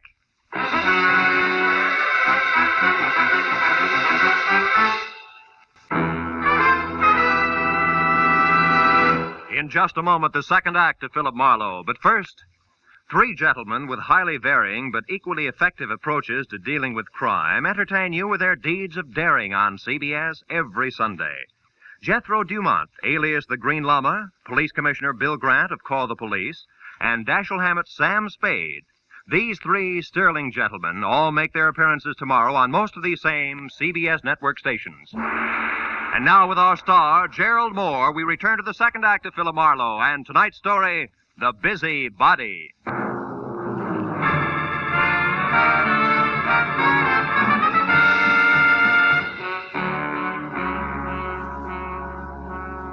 After convincing Ward Odom that his greatest contribution to the cause would be staying close, but not too close to the violent lady in slacks, I piled into my car and started for Beverly Hills in a beautiful liar named Liz. I didn't stop until I was at number 28 Roxbury Drive, out of my car and walking fast up the semicircle of gravel driveway that led to the carefully antique front door. But then, for two good reasons, I stopped again. The first, a squad car parked ahead of me that said everybody except Marlowe knew all about the bonds Mr. Hanley Stewart could no longer call his own. The second reason, and more important, was my client, Liz Stewart, sneaking out of a side door and hurrying toward a gray coupe. I stepped back into the shadow of a squat palm and waited for her to come abreast of me. Late date, Miss Stewart? What? Marlowe, why, you startled me. Considering everything, it's the least I can do. What do you mean? I don't like clients who lie to me. So if you don't mind, I'll just stroll along with you while you assure me you can explain everything. But I can, Marlowe. Just give me a chance, please. All right. Why didn't you tell me that 40 grand worth of negotiable bonds disappeared from your uncle's safe at the same time as Howard? Oh, because I didn't want you to be prejudiced, to be looking for a thief from the start. If Dean did take those bonds, he had a reason. Like being fond of money? No, like being forced to do what he did. All right, let's say he was forced. What then? Well, then I wanted to help him, to get to him before the police. They'd arrest him in a minute. And you, on the other hand, would get the bonds back to your uncle, convince him it was all a mistake, and talk him out of telling the law, huh? And with your own dough, you would help Howard out of the spot he was in. Is that it? Yes. But you haven't proved the Dean took the bonds. No, I haven't. Could have been anyone who knew the combination of the library safe. Which includes how many? Aside from Uncle Han and myself, just the family lawyer and Mr. Odom. Yeah, what about Odom? Could he have done it, Liz? No, I don't think so, as much as I dislike him. You see, Marlowe, for years, Odom's been very close to Uncle Han. He's had 1,000 opportunities to steal if he wanted to, or like this afternoon, for instance. He had $10,000 worth of the bonds with him today. What was he doing with all that dough, paying gas bills? He was going to sell them for my uncle. But the transaction fell through, so he brought them back to the house and put them back in the safe. Anyway, Marlowe, I don't think he'd have the courage to steal. I know what you mean. I've already met Mr. Odom. When? Oh, about a half hour ago. In a nightclub called the Tulip Room. Odom thinks Dean is guilty, Liz, but he's afraid to mention it publicly till he knows a little more. What's a nightclub got to do with Dean? Carol Cody. Who? She's Dean's girlfriend. Marlowe, you're crazy. I talked to her, honey. She's a singer there. Told me that she and Howard were more than chummy, but that she gave him the air tonight when she found out about you. And you believe that? Mm-hmm. Now that I've had a little time, I believe even more. Details that she never bothered to mention. Details like Dean Howard and Carol Cody playing you for a sucker. He gains your confidence, then the combination of the safe, then goodbye. But you see, the end was a switch, Liz. Dean didn't... Dean didn't what? Hmm? What is it, Marlowe? What are you staring at? Back of my car there. That's not gas dripping on the driveway. The color's too red. Liz, stay back. No, Marlowe. I don't want to. I want to... Marlowe! It's Dean! He's dead, Marlowe! Yeah. That, Liz, is the switch I was talking about. I think Dean Howard not only crossed you, but Carol Cody as well. She did it! She killed him! She killed him because she All found right, all out. right. Now listen. Get inside. Tell the police about this. Do you hear me? But first, give me a 5-minute lead. I'll take your car. I want to get to Carol Cody before the law does. Without saying another word, Liz Stewart, her face drawn and streaked with tears, handed me the keys to her car and turned and walked slowly back to the house. I took one long look at the blood-soaked shirt front on the body I had been a step behind all night, then got into Liz's car and pointed it back toward the tulip room. 20 minutes later, when my knock on the locked dressing room door brought no answer, I had kicked my way in. Alone and half-conscious in the middle of the floor was Ward Odom, the man I'd assigned to stand sentry over the brunette. Oh, Marlowe. Marlowe, she tricked me. Asked for a cigarette, and I went to light it. She swung. It adds, Odom, and you're lucky she let it go at that. It was more permanent in Howard's case. Oh, then you found his body, Marlowe. Yeah, in the trunk of my car. Oh, how awful. And she did all that, this Carol Cody? Yes and no. She must have had help, Odom, because, first of all, it takes something stronger than the chanteurs to keep shifting a corpse from cedar chest to garden to car, at the rate that Howard was being moved. And second, an old crow named Agatha Lambriger saw a man roughhousing with Howard over at his own place, not a woman. You mean there was a witness to the murder, Marlowe? Well, more or less. And you have no idea who the murderer is? No. And that, Odom, is all the more reason why I want to catch up with Carol Cody. Happen to know where she lives? Why, yes, at the Grayfield Apartment Hotel on North Havenhurst Drive. North Havenhurst. It's a room 118. 118. And I think that it's... Marlowe, wait, my top coat is gone. What? Yes, and she was wearing slacks, remember? Marlowe, maybe she's leaving town disguised as a man. It's a point, Odom. I still think I'll try the apartment hotel first.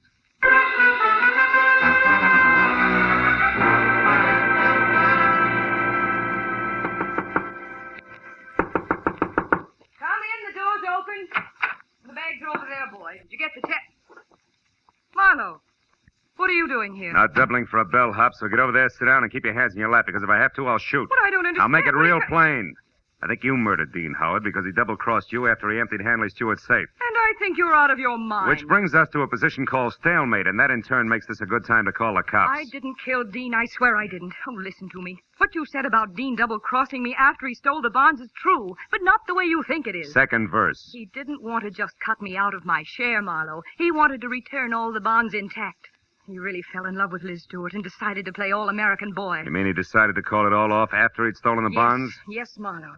That was the reason we argued tonight. Well, it's a stronger reason than one I already had for your committing murder, baby. You wanted that money bad. No, you're wrong. Come back here. Why did you belt Odom and run? And don't bother denying that you did, because I just left him. And he's minus good health and that top coat over there. So if you think that you... I can explain that. I was scared that a confession out of Dean would get me into hot water. And when you showed and then Odom, Just a minute, Carol. But Marlowe, Just a minute, will you? I think I've got the answer. What answer? It's dust, Carol. Dust and what an old gossip swears she saw from her window.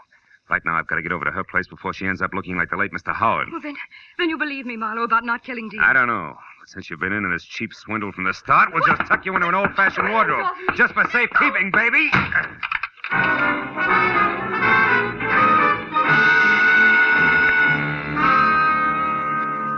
Outside in Liz's car, I slammed my foot down hard against the accelerator and didn't ease up until I screeched to a stop, away from 310 North Normandy, where I knew murder was scheduled to happen again.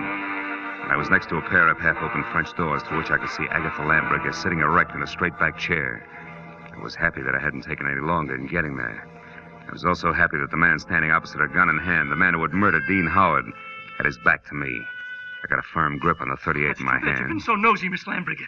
And it's too bad that Marlowe had to let me know you've been a witness when I killed Dean Howard. A roughhouse, I think you called it. A roughhouse is what I thought at the time. But when I saw Dean Howard's body out in the alleyway, I knew... You knew I killed him. Everything would have been simple if you hadn't had your nose out a mile. I was going to run over him, and it would have looked like an accident. But I had to move the body after you saw it. Marlowe's car looked good until I could dispose of it. But there's no point telling you all this. You won't be able to gossip about it, Miss Lambriger. I'm sorry. Sorry, but that's the way it has to be. You or me. I vote for you, Odom. Drop your gun before I close the polls for good, real noisy like. Come on, drop it. No, don't shoot. I dropped it. Okay. Now move to the middle of the room, hands high. Marlowe, I didn't want to do it, but I had to kill him. I had to. Dean Howard was going to return the bonds he took. Marlowe, and that please would have left listen you in to a me. spot, wouldn't it? Because Howard only stole 30 grand out of that safe. You were taking 10 grand to legitimately sell for your boss. I know what And when you went to return them, you saw there'd been a theft. And you decided to make the most of it and let somebody else take the rap for the whole 40 grand. Keep your eye on Mr. Marlowe. He's just Don't trying worry, a man who shoots another man in the back has no guts. He won't try anything while I'm looking at him. No, Marlowe. I don't have any more guts than it takes to jump behind a woman's skirt. Olivia, choke to death. If you take one more step. Now lower your gun and listen. All right, let her go, Odom. Sure, let it go. Just as long as you cooperate, Marlowe. Marlowe, don't be a Shut fool. up! Shut up! Don't shoot! You kill me anyway. Shoot! No! Shoot! No, don't shoot! No, don't shoot! Don't shoot! Don't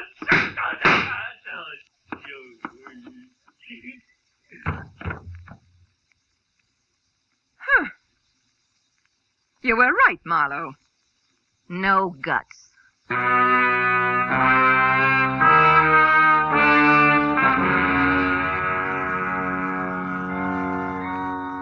It was an ambulance, a half a dozen squad cars, and a police captain included, and 3 long hours of questions and answers in triplicate later, before 310 North Normandy and environs settled back to being just another quiet house on just another quiet street.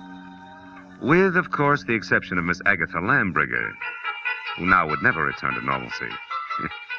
And as we sipped hot tea together, and a clock someplace deep in another room struck twice, Now, Philip, so I'm sure I had this she was right. still going strong. Dean Howard owed money, so he and that worthless singer decided that he should get friendly with your wealthy client and then at the propitious moment rob her uncle, correct? Correct, yeah. But what I don't understand is how you knew it was that awful man Odom. Well, there were 2 things, honey. His anxiety to get me to Carol, together with a streak of dust the length of Odom's topcoat sleeve, all added up to a hunch. That, Philip, I don't understand. Well, you got to take them in reverse order. I saw dust on Odom's topcoat sleeve when I was in Carol Cody's apartment.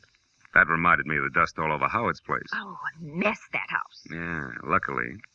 And the dust was the length of the sleeve, as though somebody had brushed against the wall, coated thick with it. As one would in searching for something, That's right. Now, there's another thing. You saw Howard and another man roughhousing in a hall by looking out of that window there. Mm-hmm. Where, Miss Lambrigger, no hall is visible, but where there is a mirror.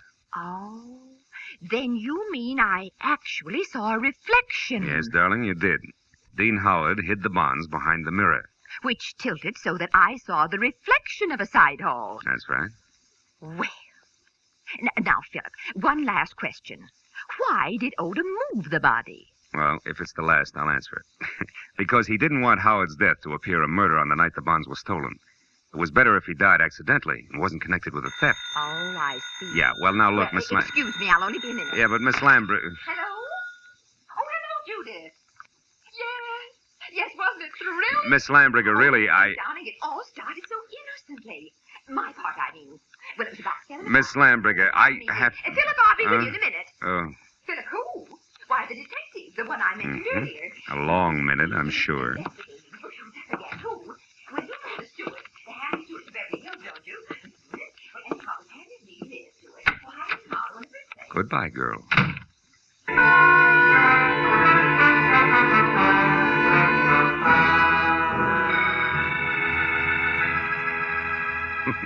When I got outside, the silence was deafening. And then I remembered that I still had a client up on Roxbury Drive who I had to see.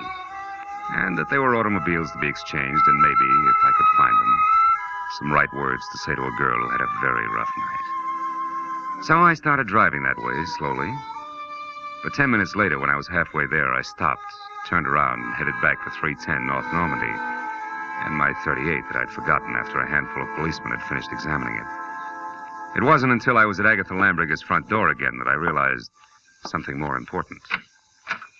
Well, then this Odom, this killer, grabbed me as a shield, Judith, and told Marlowe he had guts enough. Guts was his word, my dear. Yes, well, I could get my gun another day.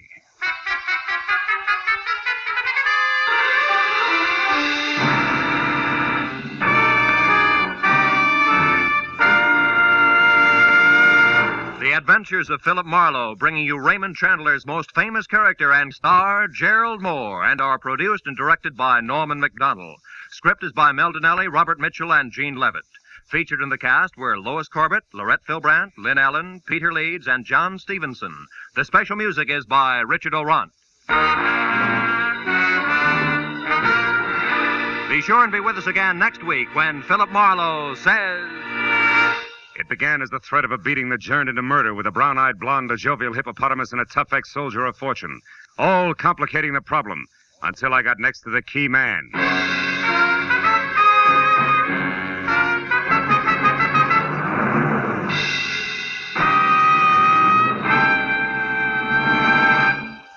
Will you be listening when $51,000 go on the block during Sing It Again tonight? $26,000 in fabulous prizes for solving the mystery of the Phantom Voice, and additional $25,000 in cold, hard cash for answering only one more question about the Phantom. There's many another prize, too, for unriddling the smart, tuneful little riddle songs that keep Sing It Again moving at a terrific clip for the hour that it's on the air. It'll be here a little later on most of these same CBS network stations. This is Roy Rowan speaking. Stay tuned now for Gangbusters, which follows immediately over most of these same CBS stations. This is CBS, the Columbia Broadcasting System.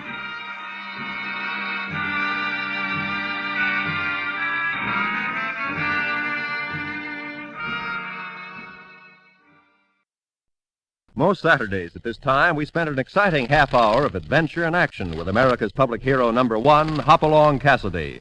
Well, even two-fisted cowboys take summer vacations when they can, and Hoppy is no exception. Hopalong and Topper will be back with us riding the CBS air trails again 9 weeks from tonight, September 22nd. Get this and get it straight. Crime is a sucker's road, and those who travel it wind up in the gut of the prison of the grave. There's no other end, but they never learn. From the pen of Raymond Chandler, outstanding author of crime fiction, comes his most famous character in The Adventures of Philip Marlowe.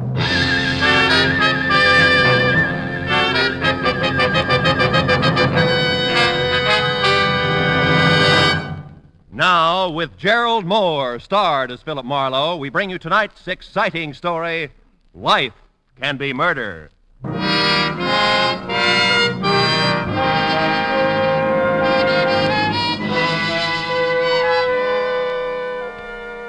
The sign in the half-light above the entrance reads, Bells Trifle Inn. If you say it fast enough, you may be right.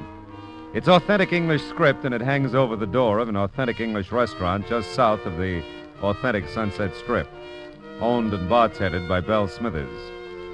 Inside, from the paneling to the prime rib, from the Welsh rabbit to the dartboard at one end of the bar, it's the Union Jack all the way. And it figures. Belle's authentic, too. 100% pure. Nebraska. I always sit at the bar.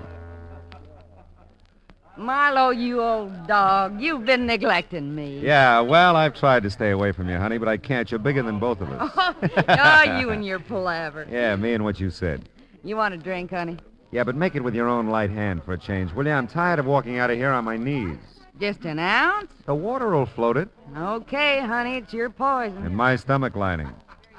Hey, looks like most of the regulars are here, huh? Don't you ever get tired of looking at the same old faces? I can stand it as long as they can. No, Marlowe, I kind of like it. It's clubby this way. You get a few people who just come in to see what a lady barkeep's like, but most of them are just regular folks, you know, real people who like the food. And drink, huh, Belle? Oh, yeah, sure. Sometimes I forget. I get all carried away working my jaw. Cheers, baby. Yeah, thanks, honey. Oh. You know, sometimes you forget a lot of things, I think, like teaching school in, where was it, Nebraska? Ogallala. That name don't stick with you worth a darn, does it? Ogallala. Yeah. Does that mean anything? Oh, it does to the folks back there. County seat of Keith County. It's right there on the South Platte River. That's just south of the North Platte River. Yeah, well, that's a nice arrangement. No, Yeah. Marlowe, that's one thing I'll never forget, teaching school back there in Ogallala. I declare if I hadn't done that, I wouldn't be doing this now. You see, these rich cattle folks, they come through from Cheyenne, and what do they got but a 13-year-old shaver? And where are they going with the shaver but England, and what do they need but a tutor? And who do they draw but me? Right out of 10th grade social studies at Ogallala High School. No, I got a feeling you've heard this song before. Yeah, just a few thousand times, Belle, but don't worry, I like it. Matter of fact, Excuse me, Mrs. Smithers. Oh, call me Belle, honey. What can I do for you? Oh, well, the young lady said you kept the darts at the bar. For the dartboard. Uh-huh. Yeah, sure, I do. Well, it is all right throwing darts, isn't it? I'm waiting for someone, and I thought Oh, it's I'd... perfectly all right, honey. Just make yourself at home. There you are. Thank you. Oh, I hope I didn't bother you. oh, I'm so glad you did. In fact, if you want to build a house, I'd like that too. Well, thank you. For the darts. Hey, Bill, that red hair, the green eyes. Did you get Marlow, you and your... that? Don't say it. Just pour me another palaver and water. If you don't beat all, I declare... Look out, Marlow! Oh, Bullseye! smoke. She made it, Marlow. Why, your head was right in front of the target, and she still made it. Yeah, well, I'm very happy for her. I hope I didn't frighten you. I had no idea your head was in the way. Neither did my head. As long as it's you. Oh, look, I'm really sorry. Sorry? Why, we haven't had a bullseye all week. That rates a drink and dinner on the house. Belle. For two, of course. Belle girl. Right now, tonight, Come again. with Marlow here, naturally. That's my girl. The red hair and green eyes smiled. A nice smile. Went along with the gag. We toasted her throwing arm, my head, and Belle's solid sense of judgment in putting the dartboard at head level at one end of the bar. By the time we moved to a table for two, I knew her name was Marnie Carr. And before dinner was over, I had a pretty good idea that everything about her was all right with me. Hey, Marnie. Hmm? You got that look again. Oh, really? Which one? The dark one. Happens every time you look toward the door. Oh, yes, I expect it does. You see, I'm not exactly a free agent. Oh? Someone brought me here. Said he'd be back. Ah. Think he'll object to our little party, is that it? No, not really. I guess I hope he doesn't come back. I hope so, too. Tell me, can I play 20 questions? I'd rather you didn't. Okay. You know, I really feel pretty silly. It's so easy being with you. Oh. Like I've known you a long time, and I practically picked you up. You know, I've never done a thing like that in my life. Yeah, well, Belle picked us both up. I wouldn't worry about it. I don't think you even heard me. It's very important to me that you know I've never picked anyone up. Sure. I believe you. You know what I mean, then? Mm-hmm. It's like I'm doing something wrong and I should feel guilty about it. But I don't. Oh, dear. I'm not making any sense at all, am I? Look, why don't you just forget about it, huh? You said you felt easy with me. That's enough, isn't it? Yes, that's enough. Well, I guess... I really think I should go now. Oh, Belle will never forgive you for not finishing the trifle. House specialty, you know. Well, maybe I'll come back sometime. I'll eat a double order. Ah. Will you, let me take you home? Oh, I don't know. It'll be all right, Marnie. Very all right. Well... Can I take you home? Yes. Yes, you can. Good girl. We'll stop by the bar and slip Belle the grip, and then we'll be on our way, huh? Yes, I do want to thank And you. who do they draw but me, right out of 10th grade social studies at Ogallala High School? Yeah, you told me, Belle. Great story. You ought to change it a little, Belle, just for listener interest. Hiya, Matthews. Oh, hello, Phil. What brings you out? Miss Carr, Lieutenant Matthews. How do you do? Miss Carr. Great dinner, Belle. Dinner bell. Oh, I lost my head. Honestly, Marlow, I declare you say the darndest thing. Yeah, I'm a regular Yale, yeah. It was a very nice dinner, Belle. Thank you. My pleasure, honey. You come again. She will. Night off, Matthews? Yeah, so far. Hey, you two have a drink with me? I think the young lady's anxious to go home. Oh, I'm afraid I'm taking Phil out of his way, Lieutenant, but Bedford Drive isn't too far. Maybe he could Now, come wait a back minute, and- wait a minute. I'll make my own arrangements. I huh? know some lovely folks on Bedford. The Dickinson, 600 block. Do you know them? No, I don't. I'm north of there, 2470. Oh. Yeah, well, we'll see you, huh? Night, Belle, Matthews. Good night. It was nice to meet you both. Yeah, Good good night. night.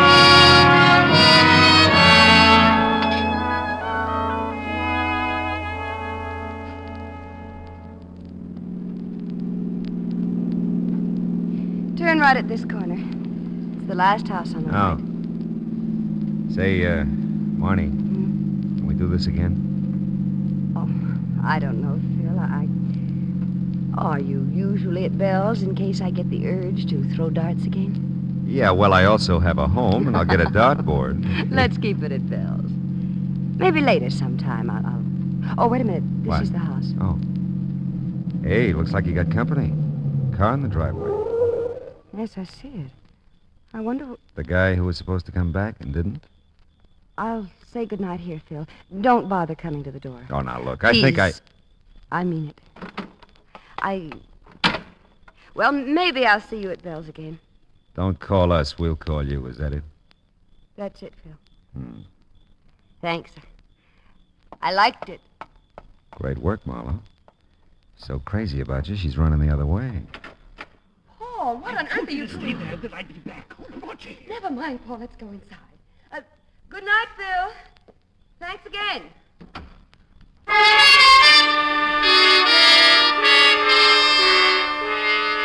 It wasn't ideal the way the evening ended. Not the way I'd planned it, but then how could you plan an evening like that? Girl meets dart, girl throws dart, girl meets boy. Didn't make much sense, but it didn't have to. It was a nice evening. Short, but nice. Monty Carr was a nice girl. And I decided to leave it at that. Nice girl. It was straight up 11 o'clock when I got home. I thought about the red hair and the green eyes for several pleasant minutes, and then I went to bed, to sleep. Perchance to dream. Oh, well.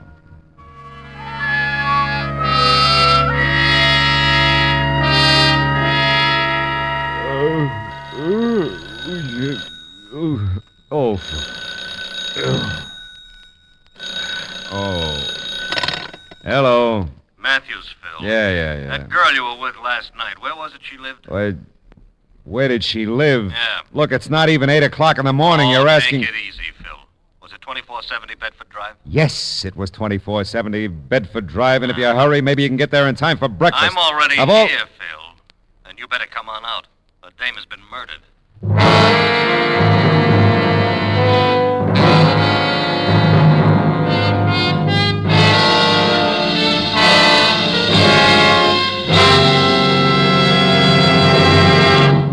In just a moment, we will return to the second act of Philip Marlowe. But first, so you think this old world of ours is fresh out of miracles? Maybe you sort of long for the days of the Arabian Nights or folks of fable who possessed those magic wands, lamps, rings, talismans that all produced wonders? Well, if you do, you'll find CBS's Mr. Aladdin a refreshing gent to meet. He gets the name Mr. Aladdin from the fact that his exciting adventures have the atmosphere of miracles about them. Listen for him later this evening on most of these same CBS stations. And now with our star, Gerald Mohr, the second act of Philip Marlowe, and tonight's story, Life Can Be Murder.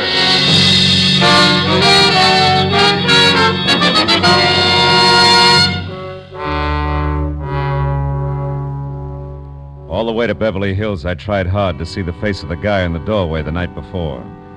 Paul, Monty had called him, but it was no use. You can't remember a face you never saw. And the car in the driveway when I took her home, a Chevy Coupe, gray, two-door, 49 of 50. There are millions of them.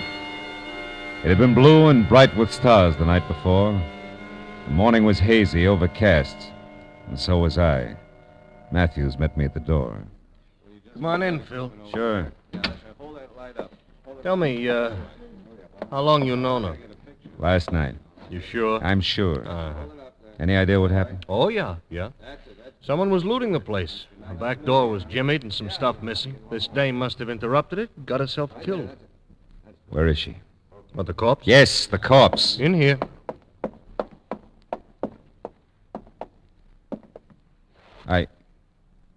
Hey, that's not Marnie. Did I say it was?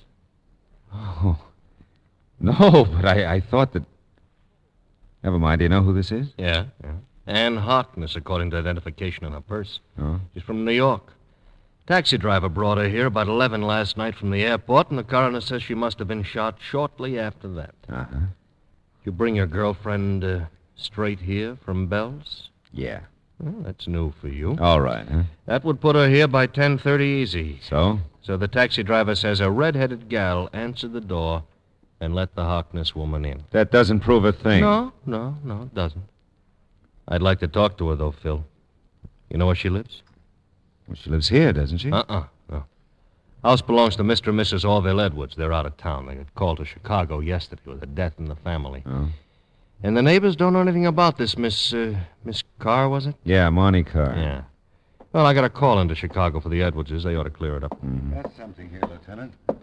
Oh, hello, Mr. Marlowe. Hiya, Mooney. Yeah, what do you got, Sergeant? Well, this address book. Phone numbers from the phone desk in the hall. Nobody named Carr listed, though. Okay. But this note might be something from the big bedroom upstairs, front of the house. Well, let's see. It's signed Marnie, Phil. It is? Yeah. Let me have a look. Yeah. Dear Mrs. Edwards, thanks for the lovely remembrance. You're very thoughtful. I'll tell Miss Harkness to make herself at home. Yeah, whatever that means. I'll keep looking around, Lieutenant. Do that, Mooney, huh? Well, as soon as the Chicago call comes through, we'll get our hooks into something. Look, Matthews, you mind if I look around? No, help yourself. You got any ideas? Yeah. I don't think Monty had anything to do with it, and I don't know where she lives. Okay, Phil. Only leave the note with me, huh? I looked around and tried to figure things that didn't figure. Marnie didn't live here, but she knew the Edwards. That is, she knew Mrs. Edwards, and she addressed her as Mrs. Edwards and signed herself Marnie. Maid, maybe, huh? Paul could have been anybody. And I wanted to find Marnie before I took up the matter of Paul with Matthews. Upstairs, by the phone in the master bedroom, I found something Sergeant Mooney had overlooked. Another address book, smaller, with phone numbers. I flipped through it. There was nothing under C for Carr, but under M for Marnie, there was a Crestview number, but no address. I decided to take the book with me. Oh, you still here, Phil? Yeah, just leaving. Oh, look, hey. What? About that Carr girl. Yeah? She may be the sweetest kid in town, and she may be a killer. You never know. Thanks for the tip. And, I didn't call you to get in my way, Phil. If I find her, I'll tell you. Fair enough? Yeah, fair enough. Just don't get lost finding her.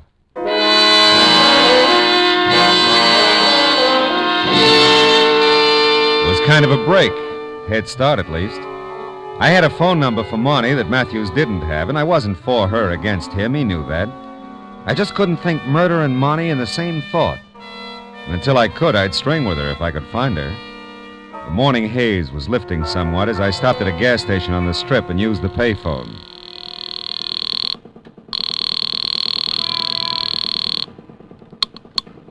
Mr. Felix's, good morning. What'd you say this was? This is Mr. Felix's beauty salon. Oh, is Marnie there, please? I'm sorry. Miss Marnie's not in today. Can someone else help you? Oh, no, Look, would you be kind enough to give me a home phone? I'm sorry, sir. We're not allowed to give out phone numbers. Oh, but I'm an old... It doesn't matter who you are. I can't give you her number. Okay, thanks.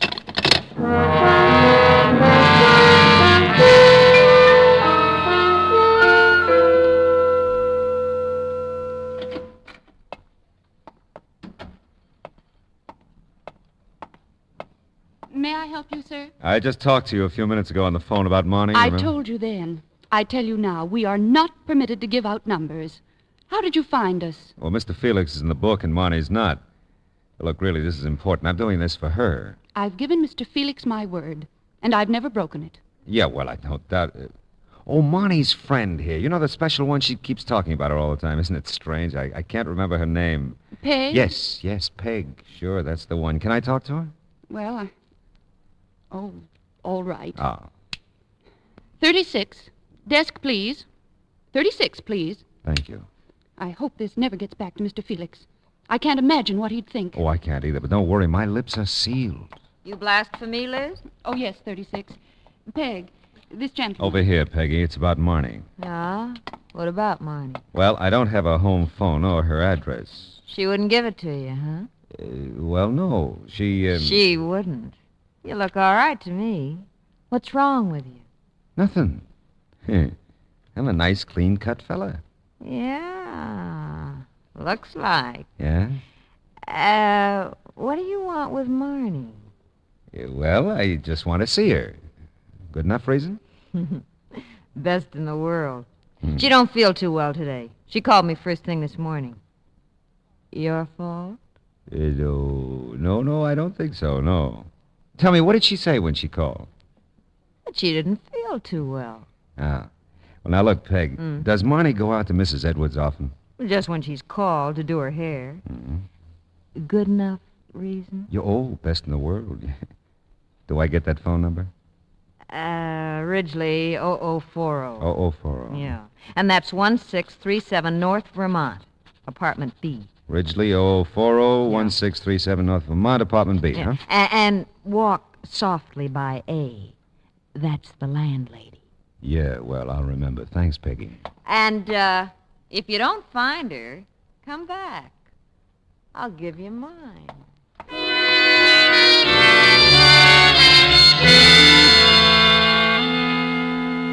Peg was something of a prophet, among other things. Well, there was no answer to my knock at 1637 North Vermont, apartment B, and no answer to the phone call I placed in the lobby. So I quit walking softly by apartment A, knocked there, and the doorway was suddenly filled with a solid block of granite. Yes, I'm a landlady, but if she don't answer the door, it makes sense to me. She ain't in. Well, have you seen her this morning? Ain't seen her since she went to work yesterday morning. Ain't seen him either. Her husband? Husband? Young man. Even if I knew, I wouldn't tell you.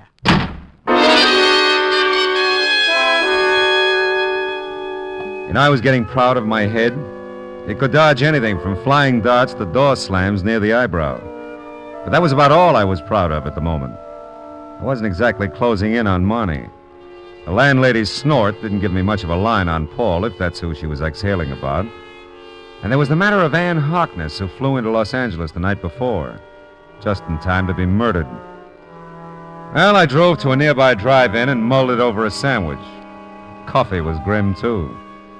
I was starting in on the routine that begins with, if I were Marnie, where would I go? When I got a flash of an idea. 10 minutes later, I was banging on another door. Bell!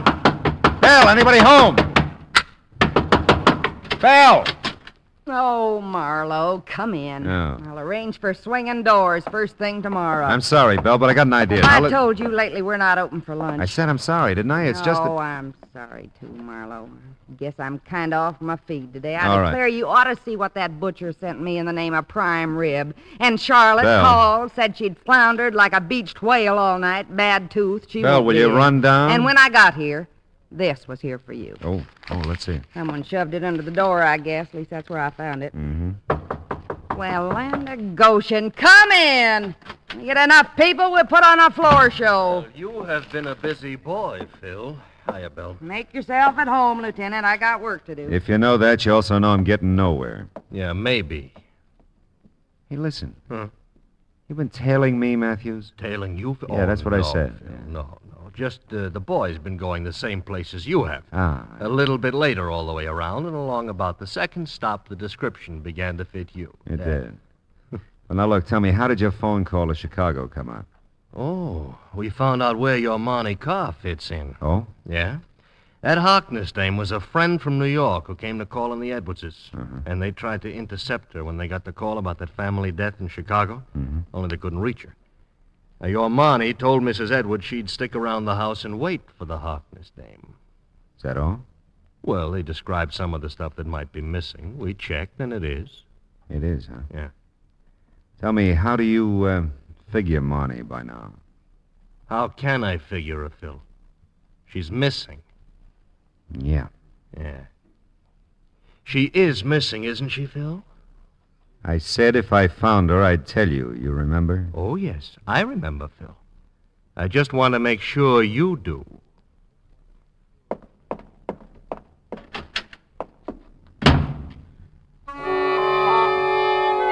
I had a reason for not telling Matthews about the note Bell gave me.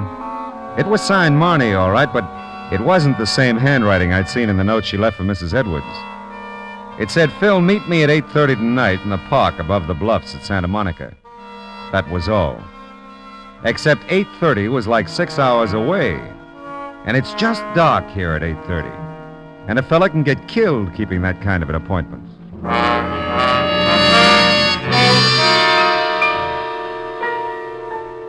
Did you ever wait 6 hours for something to happen? Oh, it's no fun. Neither is the thought that maybe something final has happened to a pretty nice person. I was almost sure now that Paul was my boy, but almost wasn't close enough.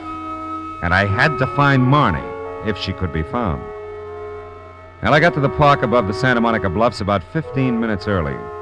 Left my car a block or so away. And all the way to the park, I watched for a gray Chevy Coupe, 49 or 50.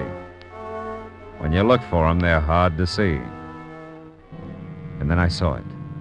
Parking half a block down, a guy got out and headed into the park. I let him go, got to his car about the time he reached the bluffs. I don't know what I thought I'd find, but not in my wildest dreams did I expect what I found. 3 minutes later, I was foot to floor boarding it up the coast highway toward Malibu. The Seaway Motel, 21245 Malibu Road. That's the way the parking ticket I lifted from under the windshield wiper on the Chevy read. And that was good enough for me. I hit 2 wrong doors before I found the one I wanted, and I had to spring the lock. Marnie. He plays rough, doesn't he? Here, I'll untie your wrists. He knows he can get away with it. Phil, I've been such an idiot. You love him a lot, huh? Who doesn't love their own kid brother? Paul is your kid brother? Yeah, all mine. Write it down somewhere, Phil. Big sisters don't make good mothers. Take it easy, honey. You're okay now. Sure, I'm fine. First I catch Paul stealing from the Edwards. Then I stand there like a zombie and watch him shoot down a woman he'd never seen before. Take it easy, honey. Oh, Phil, I'm sorry I didn't want to drag you into this. He asked me who you were when you brought me to the Edwards last night. I'd never heard of you, but Paul had. And... Wait a minute. That's probably him now. Be careful, Phil. He's crazy. I'll be ready for him. Right behind the door. Your bright boyfriend stood me up. We gotta get out of here. Paul, Hey, what is this? You bet you...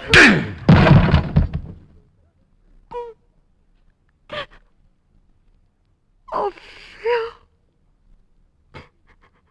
He's just a kid. Yeah. Just a kid.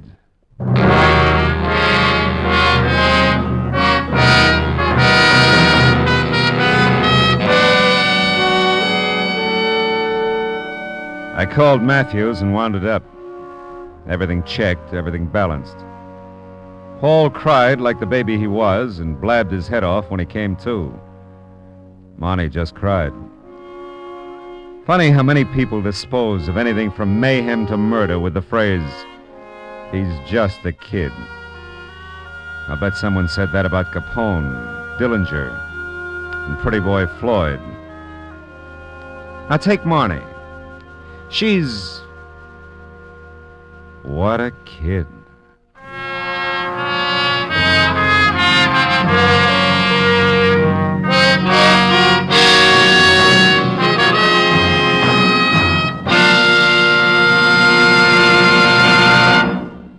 The Adventures of Philip Marlowe, bringing you Raymond Chandler's most famous character, star Gerald Mohr, are produced and directed by Norman MacDonald and written for radio by Kathleen Height. Featured in the cast were Virginia Gregg and Joan Banks, with Paul Dubov, Jim Nusser, June Whitley, Shirley Mitchell, and Marjorie Bennett. Detective Lieutenant Matthews was played by Larry Dobkin. Gerald Mohr may soon be seen in the Santana production, Sirocco. The special music is composed by Pierre Garrigank and conducted by Wilbur Hatch. Be sure to listen again next week at the same time when Philip Marlowe says... This time a pair of cross telephone wires put the good neighbor policy into effect. To the murderous accompaniment of an off-key xylophone, one good neighbor almost kills another good neighbor. Fella named Marlow.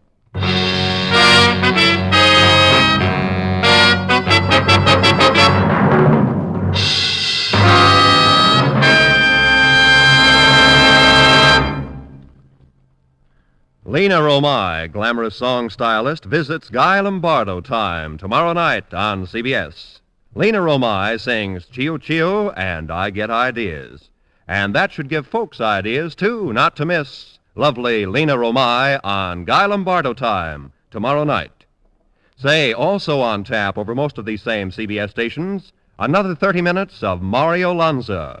Words and music featuring magnificent Mario, who sings just as well hot as he does long hair. Remember, Mario Lanza tomorrow night on CBS. Now, stay tuned for Gangbusters, which follows immediately on most of these same CBS stations. This is Roy Rowan speaking.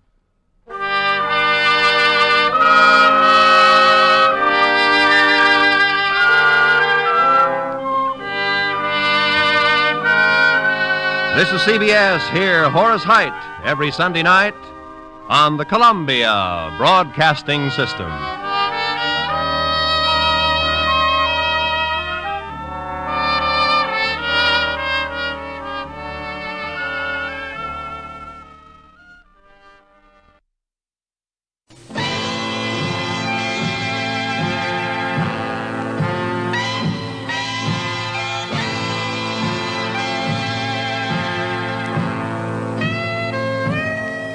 We present The Lady in the Lake by Raymond Chandler, dramatized in 3 parts by Bill Morrison, starring Ed Bishop as Philip Marlowe. The Lady in the Lake, Part 3.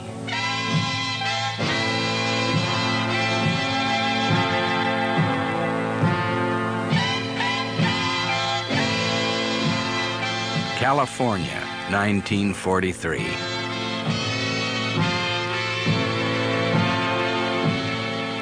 DeRace Kingsley was in deep trouble. He was in love with his secretary, Adrian Fromsett, and his wife, Crystal, was missing.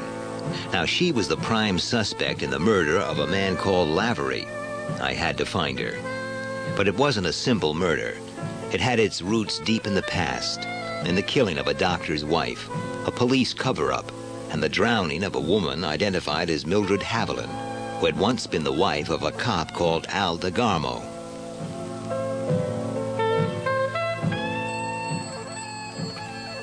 Marlowe. It's almost midnight. Where the hell have you been? Kingsley? Yes. I've been trying to reach you for hours. Well, I'm here now. What is it? I've heard from Crystal. When? Can you be at my place in 5 minutes? I'm on my way. Where were you? In jail. Good evening, Miss Fromsett. You look bad, Marlowe. What happened to you? The Bay City Police gave me a little present. Well, you'll have to go back there right now. Now, here. Take this $500 to Crystal. She has to get out of that town. Has her own bank account got locked, you all? Well, she's in trouble. Now, she said she'd meet whoever was bringing the money in the Crystal Lounge on 8th Street. Well, what else did she say? I talked to her when she called. DeRace was being interviewed by the police. I asked if he could call her back, but she wouldn't give a number. I don't want to talk to her or even see her. I guess she must be guilty. Maybe. I don't like her knowing the cops are after her. Was she listening to the police shortwave just for amusement? When she called back, she asked for money. Did she sound scared? No, completely calm. She had it all worked out. She said she'd come in the lounge every hour and asked who would bring the money. I guess I assumed it would be you, so I described you and said you'd wear this yellow scarf at DeRace's. It's sort of conspicuous. You've got a hell of a crust, Kingsley. Assuming I'll take a getaway stake to somebody the police are after. I admit it's a bit thick, but will you do it? It could make us all accessories to murder. She may not have done anything. I'm willing to suppose that. Otherwise, I wouldn't be talking to you. But if I then decide she has, I'll turn her in. She won't talk to you. She will. She wants this money. There's another thing. She's dyed her hair brown. Try to help her if you can. You're a pretty level guy, Marlowe. Tell that to the cops in Bay City. I have to go back there. And you can see this scarf a mile away. Were you blind when you bought it?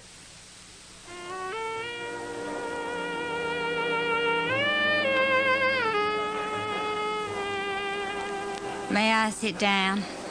Sure, lady. Do you have something for me? Depends who you are. You know who I am, Mr. Yellow Scarf. How much to bring? 500. Not nearly enough. It was all he could raise. I've been waiting here an eternity. It's after 1 a.m. You're pretty cool. Don't waste my time. Not like I heard about you. Give me the money. Talk first. We don't have to talk. I'm taking quite a risk. Why couldn't they do it right? You have to talk to me or the law. Who are you? A private detective.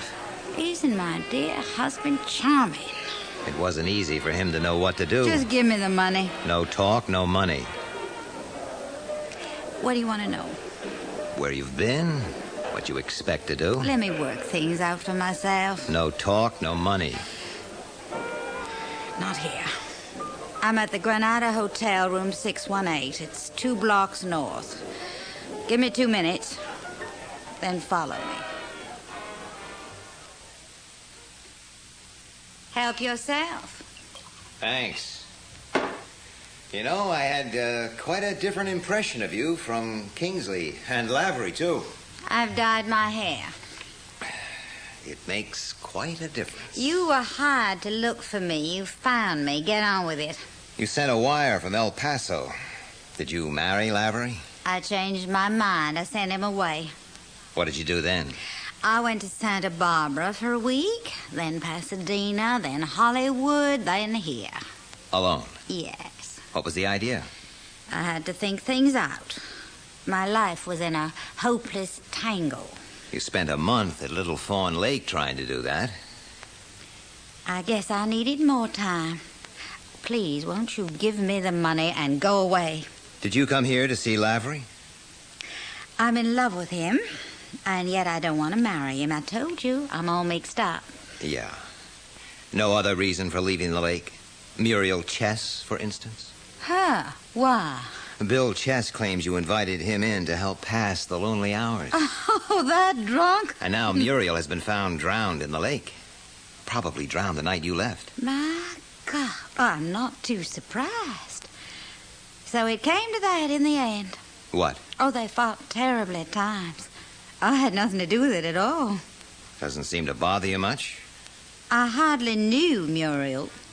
Didn't you know her as Mildred? Hmm? Didn't you recognize her as Dr. Almore's nurse? You were his patient. Only for a while, and he always came to the house. Muriel Chess was Mildred Haviland, his office nurse. Was she? What a queer coincidence. Didn't Lavery recognize her when he was up at the lake? He never gave any sign that he did. Perhaps she stayed away from him. I hardly spoke to her. Poor Mildred. Yeah. You know, you did the Mrs. Fallbrook character very well. Looking back, I think it was a shade overdone, but I fell for it. It was when you put the gun in my hand. That convinced me. But why take the risk of going back to Lavery's place in broad daylight?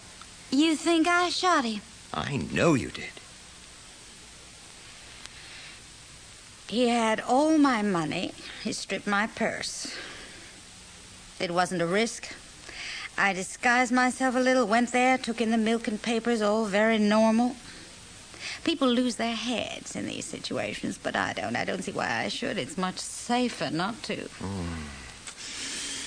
People have been making a bad mistake about you. Really?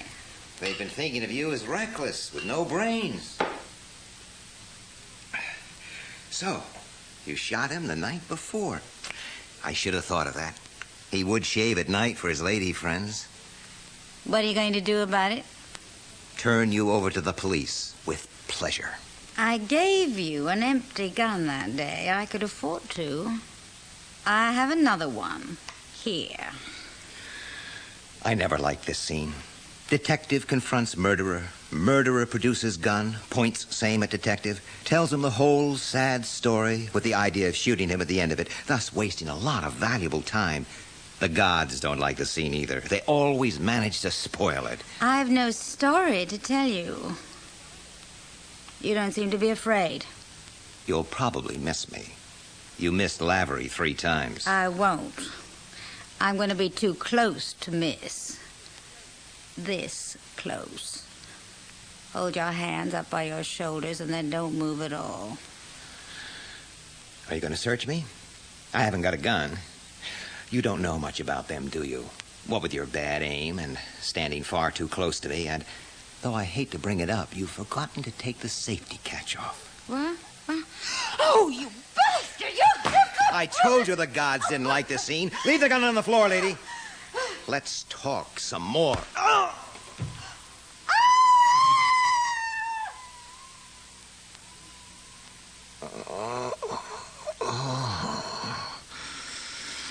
Come on, Marlow. Where are you?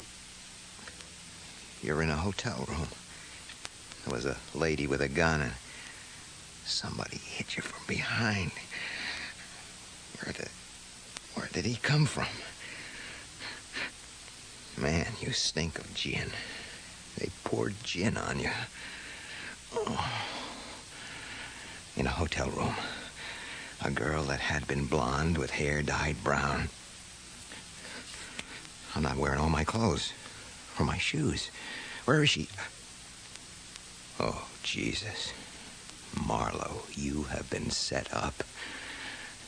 She is on the bed. She is naked, except for tan stockings, and they make her seem more naked. And she has been strangled. And she has 4 deep scratches on her belly, gouged by 4 bitter fingernails. I gotta get out. Gotta get my coat on. Gotta put on my shoes. What do I have to remember?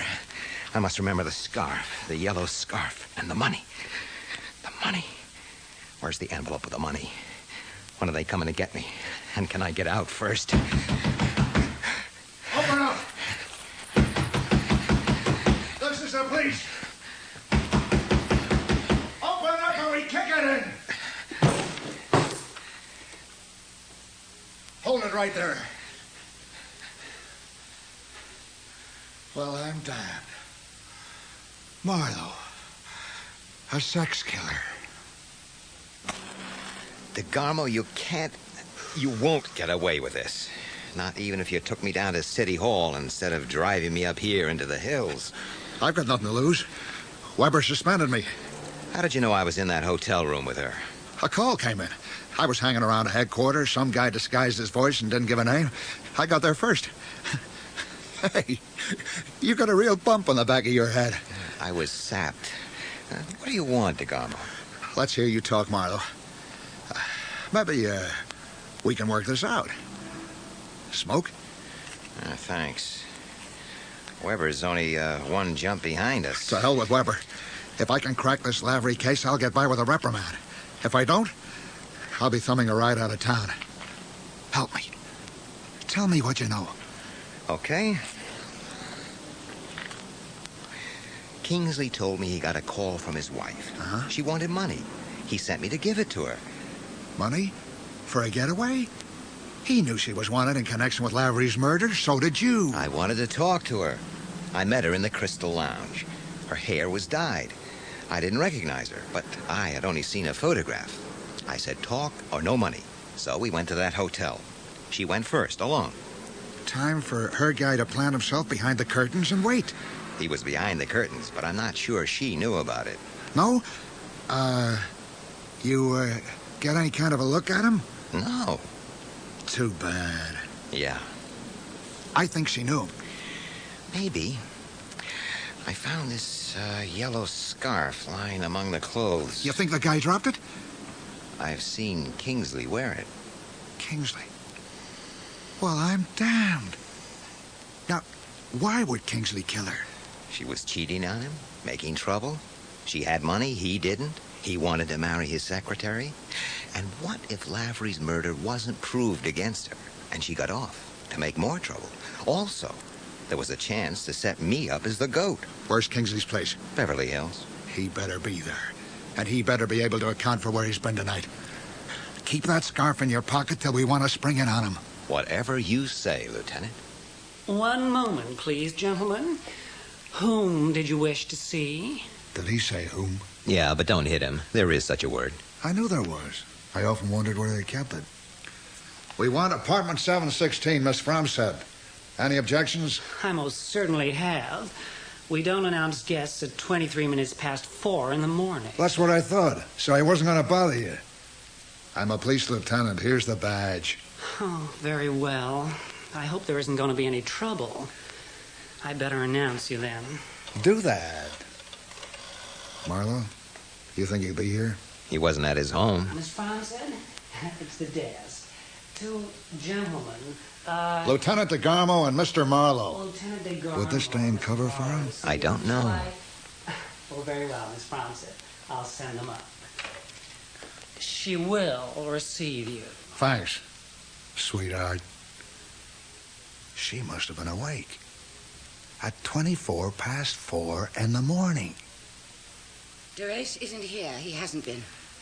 Do you know where we might find him? Isn't that urgent? Something has happened, Miss Fromset. What?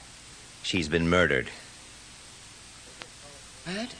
So just tell us where he is, sister. I suppose I ought to cry or something, but I don't seem to feel anything at all. You can understand why Kingsley has to be found? Why? Skip the attitudes. Maybe you think we should keep it a secret from him. Is it just because he has to be told? He wasn't at his house. This scarf was found in the hotel room where she was murdered. I think you have seen it, haven't you? Just tell me that you have.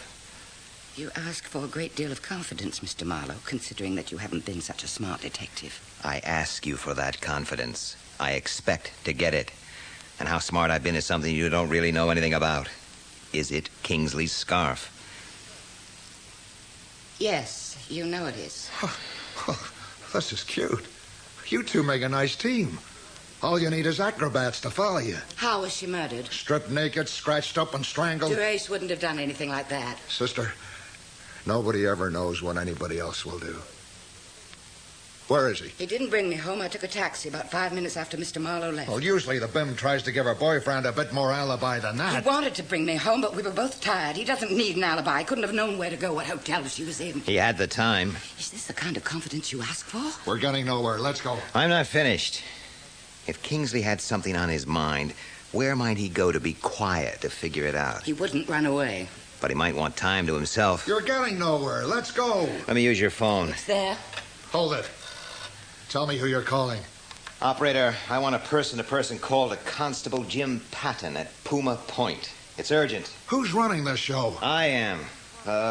This is Tunbridge 2722. Unless you want the L.A. police to run it. You have no jurisdiction outside Bay City. Well, what's at Puma Point? Kingsley has a cabin up there. I'm going to ask Patton to go over there and see if he can spot him. He's no cold killer. I think he might give himself up soon. It would look better for you if you got to him before he did. Make the call. We'll go up there. You and me.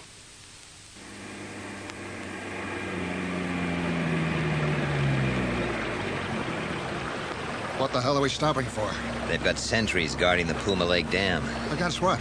Submarines. There's a war on, haven't you heard? That doesn't bother me just now. I want this case finished, closed, dead. Close all the windows of your car before proceeding across the dam, please. Forget it, buddy. Let us through. I'm a police officer. Close all the windows, please, sir. Nuts to you, soldier boy. Look, I didn't write the orders, mister. I just obey them. Up with the windows. They give kids rifles, they think they're God Almighty. 3 of them sitting along this dam, all linked up by phone. Think they're big shots. That was my girl that drowned up at Little Fawn Lake. I haven't been right. All I can see is red.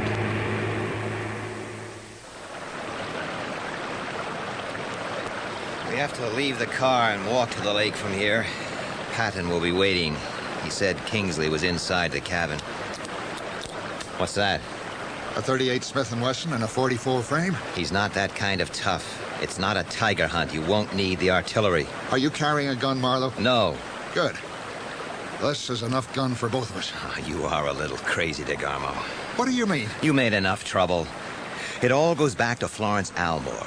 She didn't get up and walk down to that garage to commit suicide. She was carried.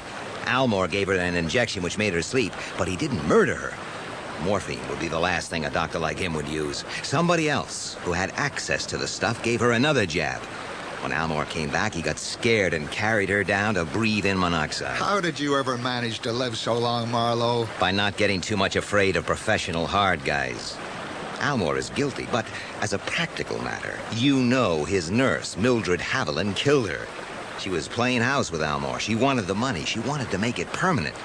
You know all this because you covered it up. She came to me.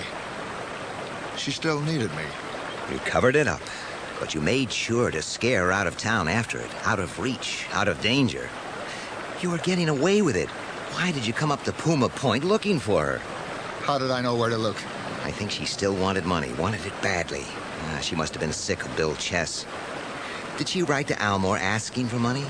Did he send you to scare her again? That makes no difference now.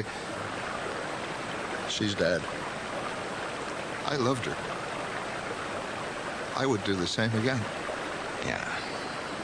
I'm just telling you all this so that you won't hang the murder of the lady in the lake or anything else on Kingsley that doesn't belong to him. One murder does. If it does, I'll help you hang it on him. Let's find Patton and get into the cabin. Mr. Kingsley. Mr. Kingsley. I gotta talk to you a little. Kingsley. What? Marlow. Who are these people? This is Constable Patton.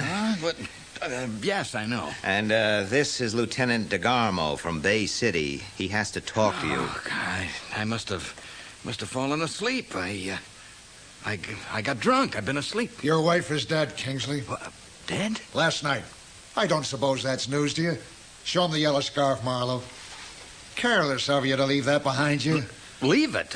Leave it where? In the hotel room where your wife was strangled. The lieutenant considers this scarf as evidence that you were hidden in the room, knocked me out, and then killed your wife. We also know you've no alibi for last night. I came up here. By way of Bay City? Marlow was taking care of all that. Is the scarf yours? Yes, but I gave it to Marlow. He was wearing it so that my wife would recognize it. I don't get this. I don't get this at all. Is somebody kidding me? Marlowe? All I ever said was that the scarf was in the room and that it belonged to Kingsley. You didn't seem to want to know anymore. Jesus. What a sucker I've been. How much are you getting paid to cover up Kingsley's murders, Marlowe? He's getting paid to prove my wife didn't murder Chris Lavery. Too bad he can't. I've already earned my money. You care to prove all this, son? I've heard a lot of talk, but it don't sound like evidence. Crystal Kingsley could not have shot Lavery because Crystal Kingsley had been dead for a month, drowned in Little Fawn Lake by Mildred Haviland. She was the woman I met last night, the woman DeGarmo found dead in the hotel. But don't you think Bill Chess would know his own wife? The body was in the water a month, had blonde hair, wore his wife's clothes and jewelry. She left a note and her car and clothes were gone. Yeah, I should have thought of that myself. They were lookalikes. We had no reason to be suspicious. As far as we knew, Mrs. Kingsley left her car in San Bernardino and went to El Paso. It could have been a year before we even found the body. Muriel could have run off, as the note said. You might have put both in the missing persons file unsolved, except for Lavery. Why did she kill him? He was on his way up to the lake to see Crystal, and he bumped into Mildred, wearing Crystal's clothes at the Prescott Hotel. She got him to stay with her, but he had to die. What? For God's sake, why did Crystal have to die? Money. Mildred needed money. She had killed for it before, and the Bay City cop she had been married to was fool enough to cover up for her. She ended up here, but she needed money to get out, so she tried Almore again. But he sent DeGarmo up to look for her, and that scared her, because DeGarmo is the sort of fellow you can never quite be sure of. The sands are running out against you, Marlowe. I'll say what I have to say. When Crystal decided she was bored and gave Bill Chess a whirl, it gave Mildred her opportunity. She was a nurse. She could handle a body. She was a good swimmer, too. Yeah, it could be done. So she hid the car. It had to be someone who knew the country. Then she ran into her first snag, Lavery. I met her there after she killed him and didn't know. She was quite an actress. Yeah, but who killed her last night? She was killed by somebody who thought she needed killing. Somebody who loved her and hated her. Somebody who was a good enough cop to find her. A good enough cop to stand completely still behind a curtain. And too much of a cop to let her get away with murder. But stupid. Stupid enough to look for a fall guy. And stupid enough to look too fast. You've been a little crazy, DeGarmo. I know you haven't got a gun, Marlowe. Patton has. But I don't think he'll have the swift to reach it. You're a fat old man, Patton. You'd be an easy target. Not fat, just well covered. This thing will blow a hole in the wall. You're just making guesses, Marlowe. What's your evidence? Under your fingernails, she was stripped and raked with scratches. The way a man might do to a woman who made a small private hell for him and wouldn't let him alone. I want to get out of here. Not very far, maybe, but by myself. Any objections? Can't be done. You know I can't just let you walk out. It's my duty to take you. How do you figure to do it? I don't know, son. I don't want no holes in my belly, but this is my territory. Let him leave. He can't get out of these mountains. That's why I brought him up here. Look, I'll tell you what I'll do, Patton. I'll put the scumbag under my arm, and we'll start from scratch. I'm sitting down, and I ain't as fast as you. All this ain't my trouble, and look at the jam I'm in. I like you, Patton. You gave me a break. You shouldn't ever give a man like me a break. I've been a shooter more years than you've been alive, son. Your arm ain't too bad, is it now? It doesn't matter. It doesn't matter at all. I'll be going now. Don't do that. I'm going to walk out that door. There's only one way to stop me. So long, fatty. He'll take my car. Well, he gave me a break. I guess I owe him one. There's only one way out of these mountains, and that's across the dam. There's 3 armed sentries on it. All we need to do is get to a telephone. He may not go that far. He won't kill himself. He wants that done for him. Another of your simple observations about human nature? You took a lot of risk with him. A lady had confidence in me. I don't suppose you'd ever let a lady down, son.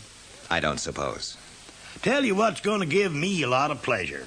Letting Bill Chess out of jail. And winning the election on the strength of it. Now, you know I'm too old to go to work, son.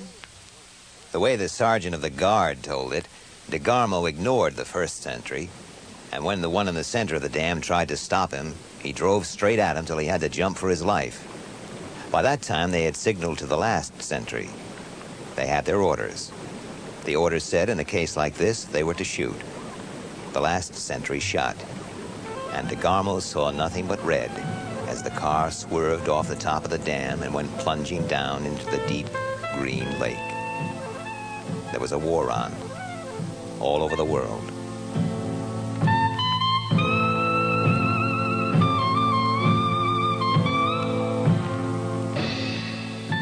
In Bill Morrison's radio adaptation of Raymond Chandler's novel, The Lady in the Lake, Ed Bishop played the part of Philip Marlowe, with Harry Taub as Lieutenant DeGarmo and Toby Robbins as Mildred Haviland. Adrienne Fromset was played by Margaret Robertson, DeRace Kingsley, Don Fellows, Bill Chess, Paul Maxwell, Constable Patton, Ramsey Williams, Captain Weber, William Roberts, Chris Lavery, Peter Marinker, Bertie Keppel, Nicolette McKenzie, Mrs. Talley, Tucker McGuire, Tex and the foreman, Paul Meyer, Dobbs, Bruce Beebe, Cooney, Michael Harbour, and the hotel clerk, Kenneth Shanley. The music consultant was Adrian Edwards. The play was directed by John Tiedemann.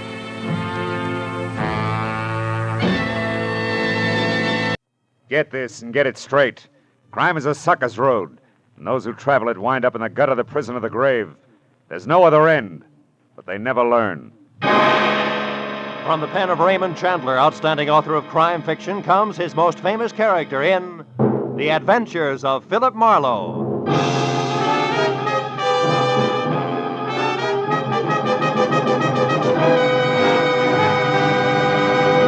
Now, with Gerald Mohr, starred as Philip Marlowe, we bring you tonight's exciting story, The Hiding Place.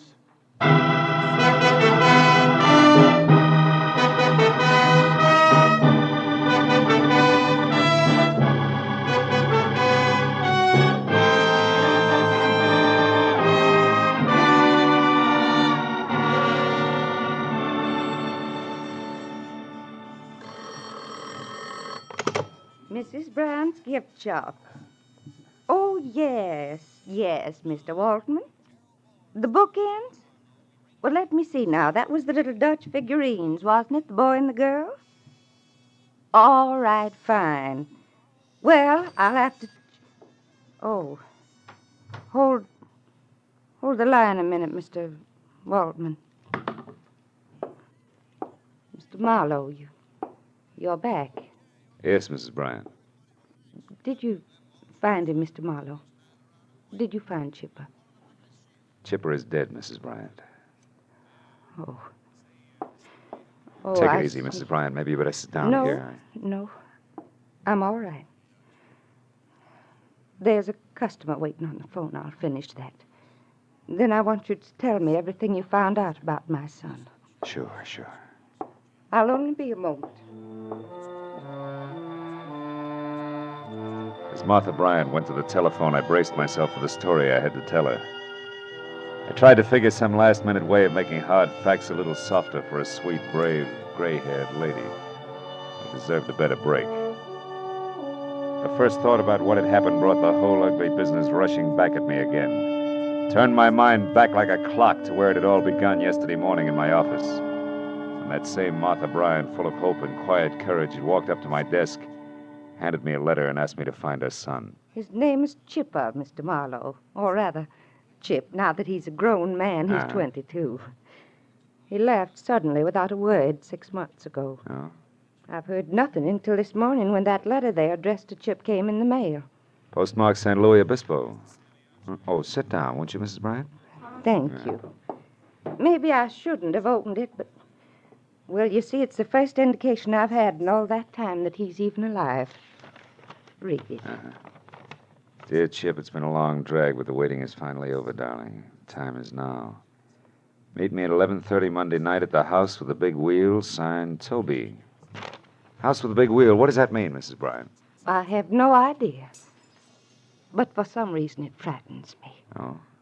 11:30 Monday night. That must be tonight. Who is this Toby? Toby Packler. She's a very, very beautiful young woman, platinum blonde. Oh. Chipper believed he was in love with her, I'm afraid. Oh, please don't misunderstand me, Mr. Marlowe. I'm not a possessive mother. I knew I'd give Chipper up someday, only I hoped it would be to a nice, sincere girl. Toby Packler isn't?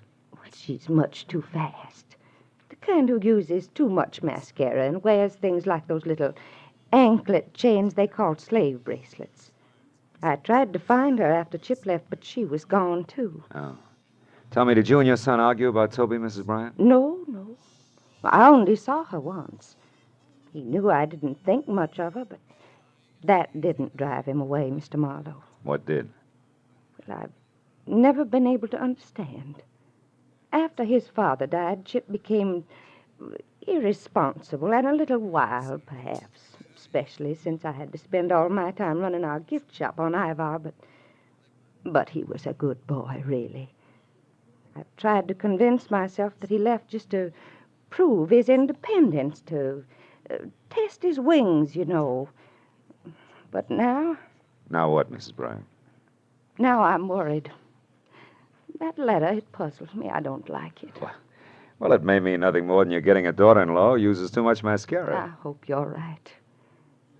I want Chip to be happy, to settle down. I want to turn my business over to him, and... Will you try to locate him for me? Here, I have his picture here in my wallet. See? Say, Chip looks a lot like his mother, doesn't he? Yes. Please find out if my son is all right. Sure. I'll do my best. From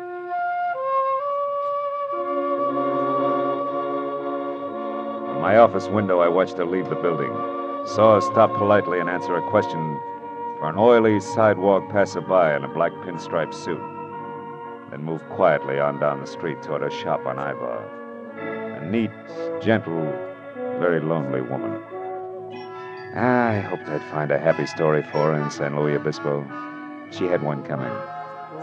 I was still hoping 5 hours later when I pulled into a mobile gas station in the little town at the foot of the Santa Lucia Mountains, 200 miles up the coast.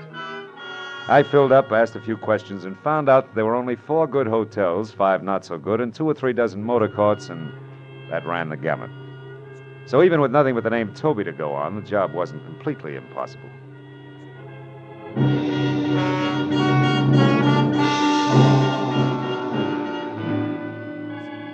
By the time I'd worked my way down into the motor courts, the sun was sneaking off between the rocky hills toward the ocean. And I was still collecting negative answers. Until I tried a mirrored neon combination bar, restaurant, and motel called Pinky's on the north edge of town. Sorry, mister. No Toby Packler registered here. Now, wait a minute. Are you sure? She's a lovely platinum blonde about... About what? Huh? Oh, never mind. Skip it, Pinky. Maybe this is better. When I glanced across the lobby at the bar, I'd caught a man watching me. He was the same oily character in a black pinstripe suit that I'd seen stop Mrs. Bryant on the street outside my office back in L.A. He ducked away, and I beat it into a bar. Just in time to see him slip out a side door, so I followed him. Outside, a gravel path wormed through a grove of dejected pepper trees, wound up in a lonely walled patio, and when I got there, Oily was out of sight. The reason was simple. The nose of his gun in my back said he was behind me. Don't move, Marlow. Well, name and all. Yeah, sure. I've been tailing you every inch of the way since old lady Bryant went to see you this morning. What's the connection, Oily? Exactly 6 long months of watching and waiting. For what? For a move you two skunks would have to make some time. And from the way you've been working, you don't know enough to do yourself any good or me any harm. So take some advice. Go back to L.A. Leave it alone. Leave what alone? That's none of your business, people. I'll take over from here. But just in case you run into Chip Bryant or Toby on your way out of town, tell them from me they're not cutting Lou Race out of his share of $110,000.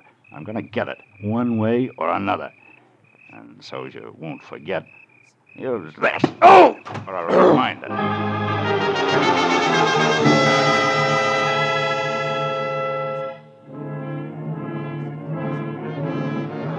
When the brick floor of the patio finally stopped pushing, I was alone, except for my ugly thoughts. I knew I was on the right track, but from the sound of things, Chipper Bryant was much less a mama's boy than his mama believed. I made sure Lou Race was nowhere around the motel. Then I went into the bar again to see what a double scotch would do for my headache. The bartender obviously was the type who got around, so I took a chance and asked him about Toby Packler. It was no good.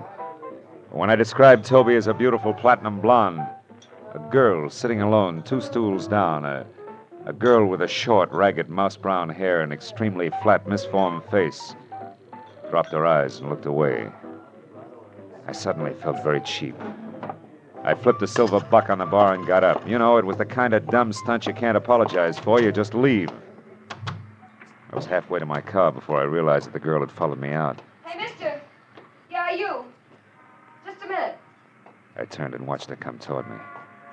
In the garish neon light, her face was jarringly unreal, the color and texture of hard putty. I heard you inside when you asked about Toby.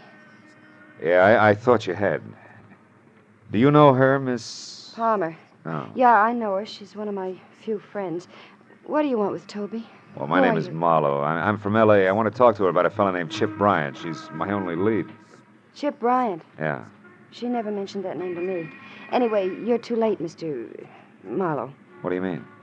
Toby left town this morning. Left town? Oh, no. She was going up north to Seattle, I think, on some kind of personal business. Now, listen, did she ever say anything to you about a house with a big wheel, where it was, what it means? House with a big wheel? Yeah.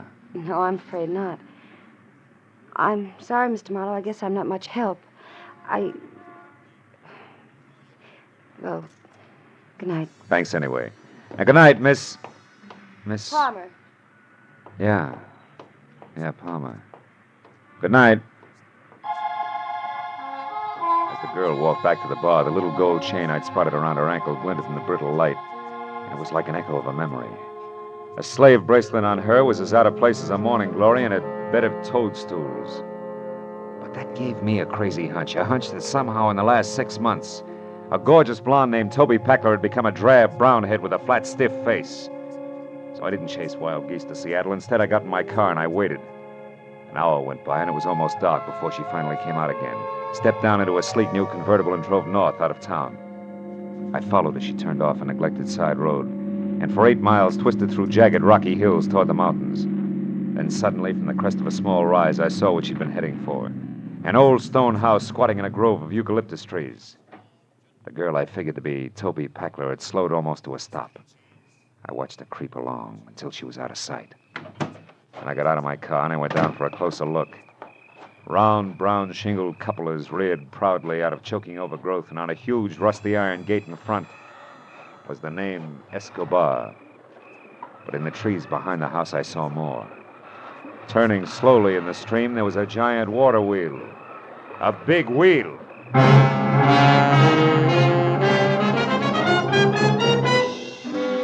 drove fast back to town and stopped at the only place I could figure for a quick answer.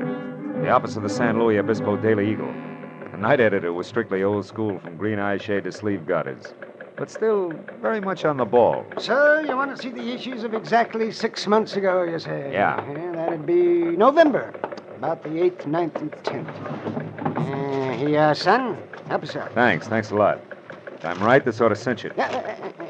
Careful there. Don't rip those copies. Say, by the way, what story are you looking for? Oh, small something on a party named Toby Packler. It's not here. Wait a minute, maybe it'll be in... Yeah, sure, this is it on page 3. A woman identified as Toby Packler of Los Angeles suffered severe injuries to head and face today when the car she was driving skidded into a bridge abutment 2 miles north of here. So that's how come the face. Miss Packler's condition was announced as critical by Clark Emergency Hospital attendants. Huh? Is that all you wanted? That's enough. If that answers your question, young man, I'll put these copies away. Gotta be careful with Wait a minute, that headline. Huh? What was that? Let's see that. Santa Barbara jewelry store robbed. Daring thieves escaped with gems valued at $110,000. $110 grand. Yeah, I remember that. 2 men and a woman. Got away clean, too. Never caught a one of them. You don't mean there's a connection between these stories, do you? I don't know. Ask me again after I've checked in at the old Escobar place. Adam Escobar's place? Out in the hills? Oh, you're joking, son.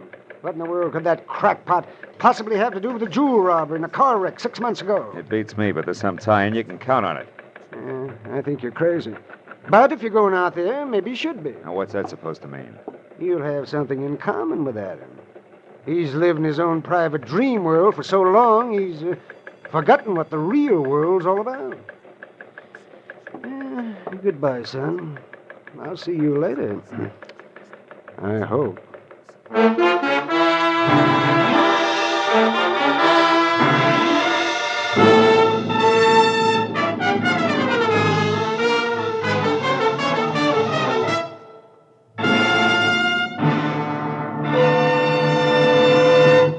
In just a moment, the second act of Philip Marlowe. But first, the fun is always fresh and furious when Groucho Marx takes over on CBS Wednesday nights with his wonderful quiz, You Bet Your Life.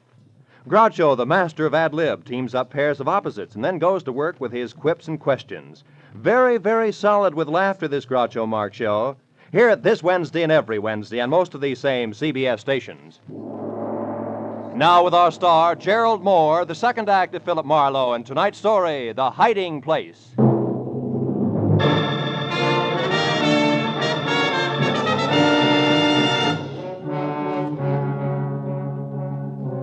From the road, I had thought of Adam Escobar's place as just another 100-year-old country home. You know, the kind, big, aloof, wrinkled, like an aging nobleman who had retired long ago with his memories.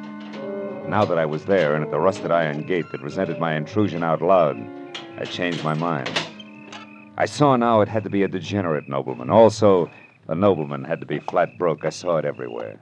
The name Escobar on the gate in copper lettering had turned a sickly, spotted green. The scuffed, faded family crest inlaid in tile in the cement walk was cracked and crumpled. The exquisite stained glass door was cracked all the way down the middle. Only the engraved card in the slot under the knocker that said Adam Escobar, Esquire, was neat and new. The landed gentry's last-ditch stand. I was about to knock when... You need not bother knocking, sir. I saw you coming up the walk. I am Adam Escobar. He was a small, slight man of maybe 60 plus with a large head held high in spite of the frayed cuffs, patent leather slippers that were cracked and peeling. I introduced myself, then followed him into a musty living room. There, Wiley apologized for no longer having any servants and poured us each some brandy from a cut-glass decanter. I told him all about my search for Chip Bryant, complete with Toby and Lou Race. Frankly, Mr. Marlowe, I am puzzled. Your drink, sir. Oh. Confused. What does all this have to do with me? Well, maybe nothing, Mr. Escobar, but the only guess around is that the jewels were hidden here on your property. The house with the big water wheel the night of the robbery 6 months ago. But why? For what reason, sir? The police? Oh, probably. Trio wouldn't want to be picked up with the stuff on him. Salud. Under yours, sir. Thank you. Then, Mr. Marlowe, soon after they did that, hid the jewels, I mean, the girl, the one with the injured face, had that accident. Those are the circumstances. Oh, more or less. And if I've added right, company's coming by 11:30. It's 10:30 now. It might be a good idea if you left the home grounds for a while. Me? Leave my own home because of some thieves, because of 3 common degenerates? Mr. Escobar, it's that or the police, and I'd rather not have them in it for a while. I still owe my client the slight benefit of the doubt that's left. You think I am afraid? Is that what you are trying to say? No, of course not. But I don't see why you should stick your neck out. These people have nothing to do with you. You are wrong, sir. Every honest man has something to do with every criminal. His duty. I know that now, Mr. Marlowe. If I had known it many years ago, I might still have both my wealth and my property intact. Well, okay. Who knows? When I come back, it may be... Come back? But where are you going, sir? Into town. I'd still like to catch up to Chip Bryant before the reunion. I don't think there's going to be the time or place for conversation. Conversation? With that Bryant hoodlum? About what sort? About a mother, Mr. Escobar. A nice old lady who doesn't deserve a kick in the teeth.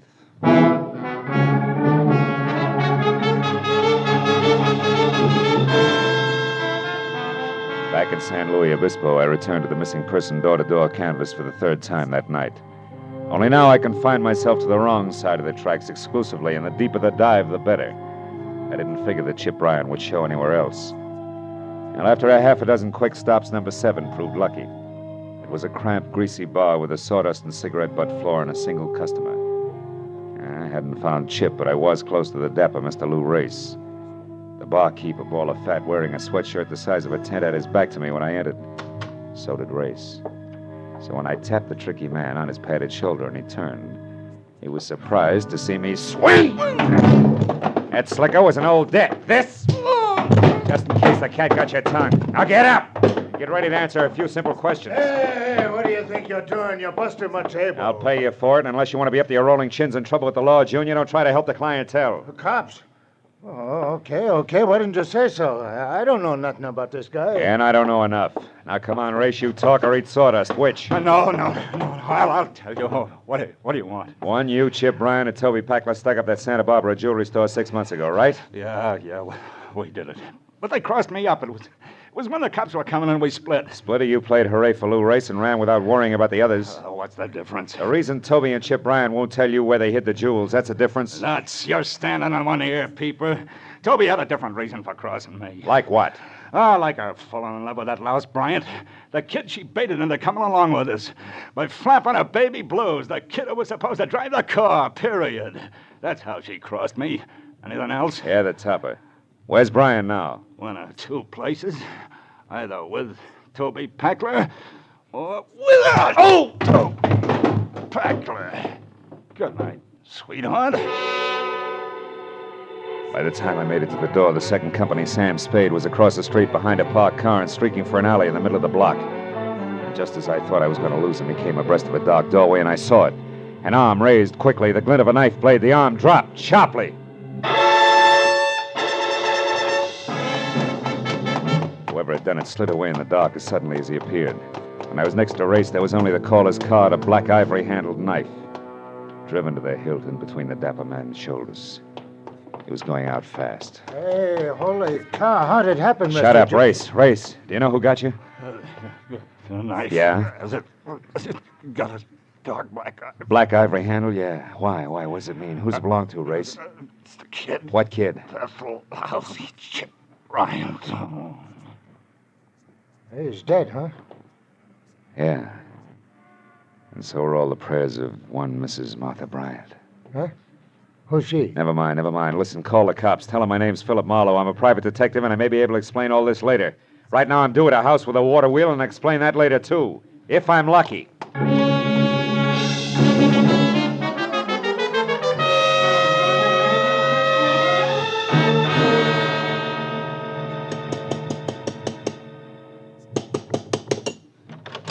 Oh, Mr. Marlowe, I'm glad you're here, sir. It is almost 11:30. I know. Have you seen anyone, Mr. Escobar? No, sir, and I have been watching very closely. And in readiness, My father owned this pistol. Oh, well, I hope it's been oiled since. Now, look, I didn't locate Chip right... Hey, wait a minute. Isn't that a car there turning off the road without any lights on? Yes, and going along the side of my property line, back to the water wheel. It is a woman, Mr. Marlowe. Yeah, no doubt, named Tony Packler.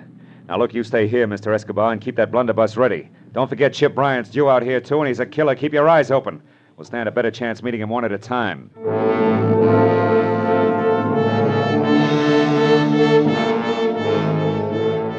I went around to the side of the house quickly, then kept close into a long line of eucalyptus trees that ended at a crumbling building that had once been servants' quarters.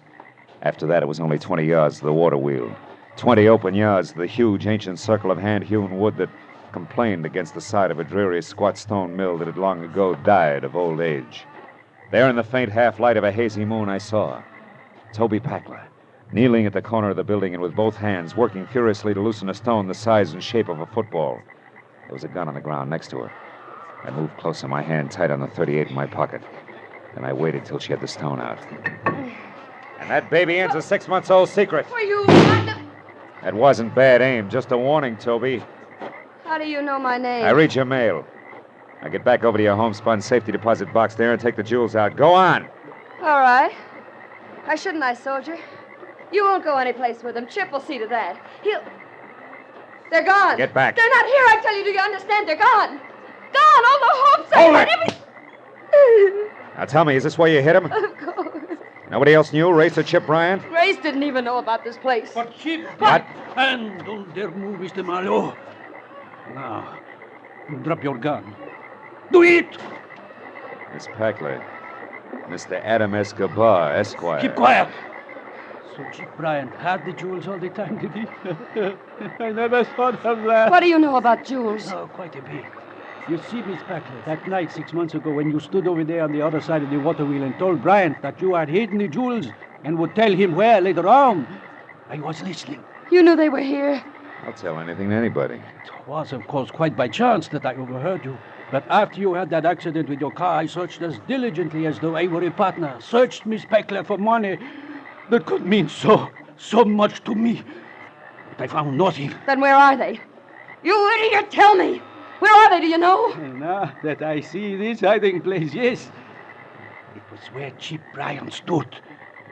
Therefore the jewels are no doubt buried. What do you mean? I think, Toby, that he killed Chip Bryant almost 6 months ago and that he buried him here on these grounds without knowing that Chip had already found the jewels. What? Chip? Dead? Quite dead. I killed him 2 days after your accident. I found him searching for the jewels. No. No, you're lying. Chip was supposed to go back to Los Angeles and wait until I was well. Wait for my letter. He didn't, Toby. He came out here, found the jewels, and was killed by our host. No wonder I couldn't find them these months that I've searched day in and day out. Scratched and dug and cold and in rain, by sun and by dark. No wonder I buried them with him. Yeah, but you didn't bury his knife, did you? That you kept and used on Lou Race tonight. Exactly. Why, you... back, Miss Packler. Why? So you can shoot me, then him? Or so that if I'm very lucky, I can run away to live some more? Toby, don't. Live with his smashed, ugly face? Packler, What have I got to lose? You've been warned. My pretty face is Don't gone. take another step. The man I love is Don't. gone. I And soon said the jewels too. Ah! Escobar. Turn around. Point that gun at me. Letcha, Mr. Marlowe. Now it's self-defense. Toby. Toby is bad. Yeah. Real bad, soldier. I had so much once. Pretty face. A guy named Chip. Jewels. I had everything. I was a big wheel. Wasn't I, soldier?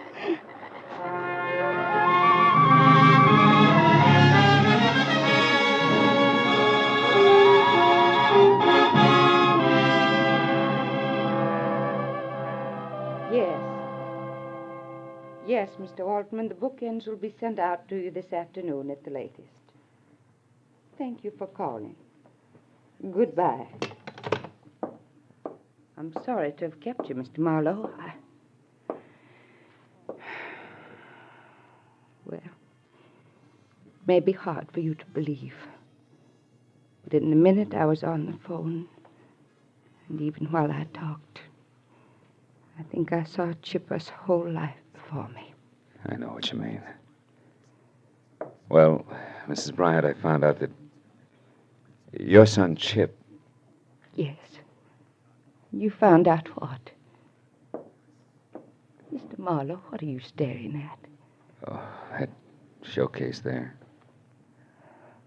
Oh. Our Mother's Day display. It's attractive, isn't it? Yeah. Yeah, very. Mrs. Bryant, Chip was killed in a storm at sea a week after you saw him. It was off San Francisco. His body was never recovered. I was told that he was on his way to a new job in Canada at the time. And incidentally, that letter from San Luis Obispo, that was all a mistake. That girl never saw Chip again.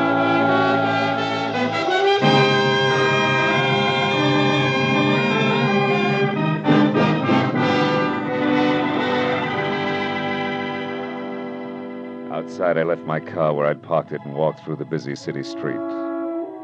You know, it's a funny thing. Lies can cause more trouble in this world than almost anything else, they say. And at the same time, can sometimes bring the most happiness.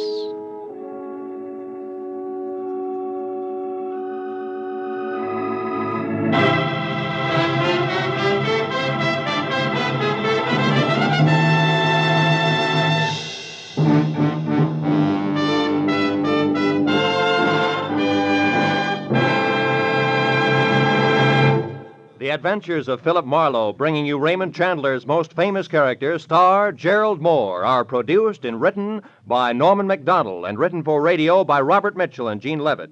Featured in the cast were Virginia Gregg, Joan Banks, Herb Butterfield, Louis Jean Height, Bob Griffin, Howard McNear, and Lee Millar.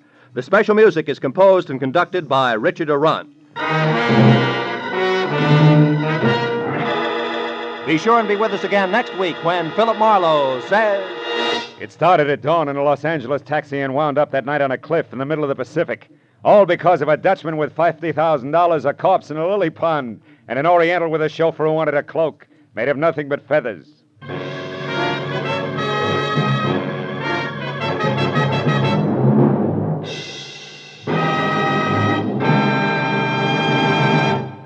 This is CBS, the Columbia Broadcasting System.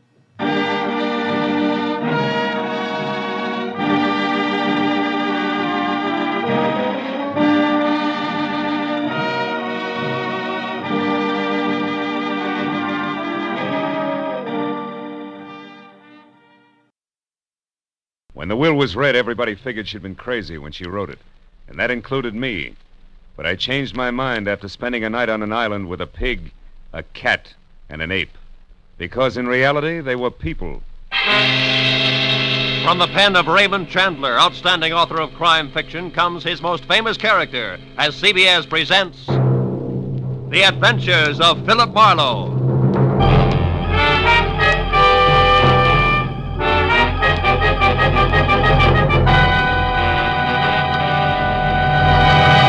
And now, with Gerald Mohr starred as Philip Marlowe, we bring you tonight's unusual story, Where There's a Will. I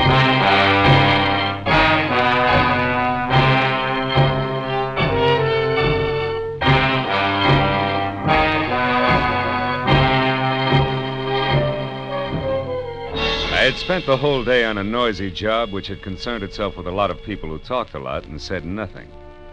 When I finally locked up my office for the night, I was worn out. As I drove slowly along the street, I was glad to be heading for home and a little peace and quiet. At least that's what I thought.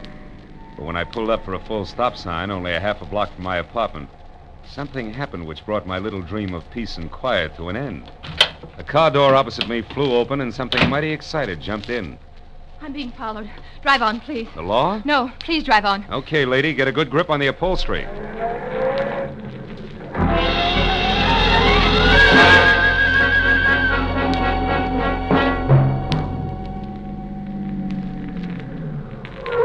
There, that ought to do it. Now, what's the... Say, you look a little pale and beautiful. I'm always pale when my heart's in my mouth. Well, then why don't you swallow once, take a deep breath, and tell me who was after you? There isn't much to tell. It was a nasty little man, that's all I know. So thanks for making like Barney Oldfield, and good night. Hey, not so fast.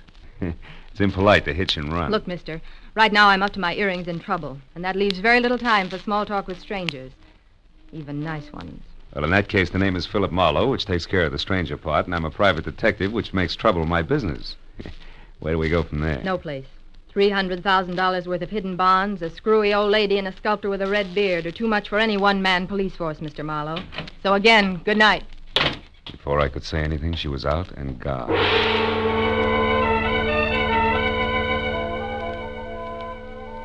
There was only the heady scent of taboo in the air, and the memory of a gorgeous profile with jet black hair and pale blue eyes. I sighed like a schoolboy and decided to put her under the heading of things that pass in the night. But I couldn't. Why, out of all the cars in Los Angeles, should she have picked on mine? Well, the next morning, as I was walking down the corridor to my office door, I was still seeing pale blue eyes. Maybe that's why I didn't notice the man who waited outside my door until I was almost on top of him. He was well-dressed and about 35. He looked like a man who had forgotten how to smile. Marlowe. Right. I want to compliment you on your behavior last night, Mr. Marlowe. Barbara told me about it. Oh? Come on in, Mr. Shields. Edward Shields. Would you be interested in aiding 3 people in a search for more than $250,000 in negotiable bonds? 1% of which will be yours if the bonds are found? Being a fairly fast man with figures, yes, I would. Splendid. I'd like a few details. Well, Mr. Marlowe, my aunt, Bernice Mayhew Shaw, died, leaving her entire fortune to charity, with the exception of the bonds I mentioned. Those are to be divided equally among 3 of us, the sole heirs, if we find them within 24 hours. That sounds like something you dream about after a midnight snack of pizza and pig's knuckles. Perhaps, but you didn't know my aunt. Beside myself, the beneficiaries are Barbara Haynes, the girl you met last night. She was Aunt Bernice's personal secretary. And another nephew, Harlan Crane, who, at the moment, happens to be a sculptor. Happens to be? 6 months ago, he was a sailor. Before that, a writer, without even a rejection slip to his name. My cousin is irresponsible, impetuous, and completely self-indulgent. The will itself, Mr. Shields, what are the exact conditions? At precisely noon today, the 3 of us are to meet with Luther Willard, my beloved aunt's lawyer, who will give us each a large sheet of tissue paper covered with specific markings. Individually, the sheets mean absolutely nothing. But combined, one over the other, the transparent sheets form a coherent map to the location of the bonds. But why all the intrigue? My dear departed aunt had a peculiar sense of humor. In addition to this, she was never particularly fond of any of us. She was sure that our individual shortcomings would make cooperation among us impossible, even for so short a period as 24 hours. And the fact that a man followed Miss Haynes last night convinced you that there was something to that, huh? Convinced me? No, he may have been nothing but a purse snatcher. Nevertheless, I do feel that to play safe, a 4th party, a custodian of the map, so to speak, would be advisable. That's fine. When do I go to work, Mr. Shields? At noon, at the lawyer's office. However, I regret that first you must be approved by the 3rd heir. I don't like to ask this, Mr. Marlowe, but would you mind very much calling on my cousin Harlan personally? Not at all. As a matter of fact, I think he might prove very interesting. Yes, I'm sure he will. As interesting as an ape in the zoo.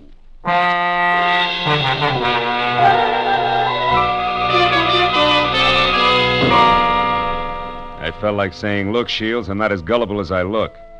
But then I thought a client's a client, and I decided to play along.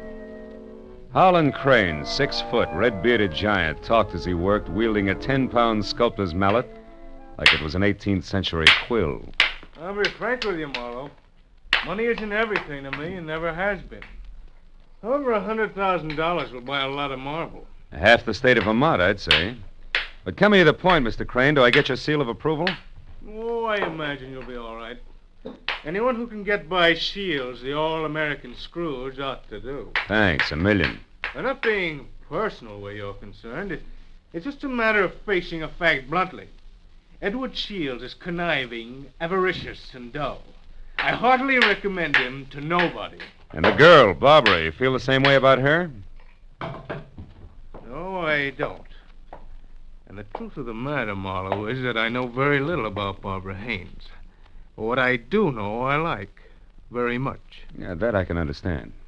Marlowe, do you realize that once you have the whole map in your possession, you're worth an awful lot of money? Of course I do.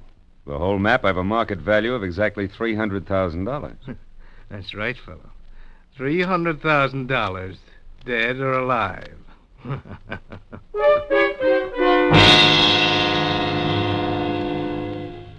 I know it was small of me, but I didn't exactly see the joke. And things got less funny as time went on. Later, as me and my trio got off the elevator at the lawyer's office, old Luther Willard, Aunt Bernice's attorney, was waiting for us, so excited he could hardly talk. I've been held up. What? Yes, a little man. He wanted the map. A little man, dark complexion? Yes. Had a scar on the side of his neck. Are the maps all right? The maps? Oh, yes, they're all right. Now, wait a minute, everybody. Give him a chance. Mr. Willard, tell us exactly what happened. This is Mr. Marlowe. We told you about him, Mr. Willard. Of course, yes. Come into my office. You see, I was putting some papers into my safe when this little man stepped up behind me and demanded the maps. Were they in the safe? No, thank heavens. Make yourselves comfortable. The please. maps, Mr. Willard. Where are they now? Well, right here, where they were all the time. Here under the blotter on my desk. Clever of me, wasn't it? Wax seals, still intact. I'll take all three of them right now, Mr. Willard. That is, if there are no objections. All right, then I guess we can be on our way. Hold on, Mr. Marlowe. There are still two things you people must know. First, in the event the bonds are not recovered within the 24 hours, I am instructed to open another sealed envelope, which I'm happy to report is kept in my bank vault. That envelope contains a complete and simplified map and is to be turned over to a designated charity. And second, if any of you die before the allotted time is up, the bonds are to be divided among the surviving persons. And if none of us survives, Mr. Willard? Why, in that case, the bonds again go to charity. You see, Harlan, your aunt was a very generous woman.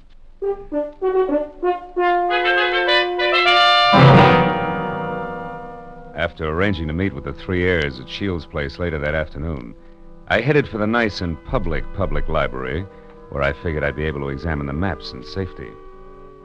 By placing the three maps exactly one over the other, I saw that the bonds were hidden on the larger of two squares of land called Twin Islands, which were the personal property of the late Bernice Mayhew Shaw, and located in Indian Lake in the San Bernardino Mountains.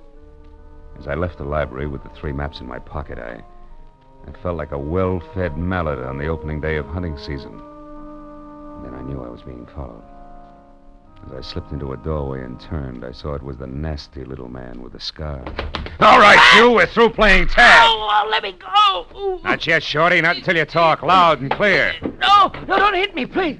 Please let me down. I'll tell you everything. All right. If you're sure you can get it all straight the first time. There. Now the whole story, beginning, middle, and end. Yeah, like you say, whole story.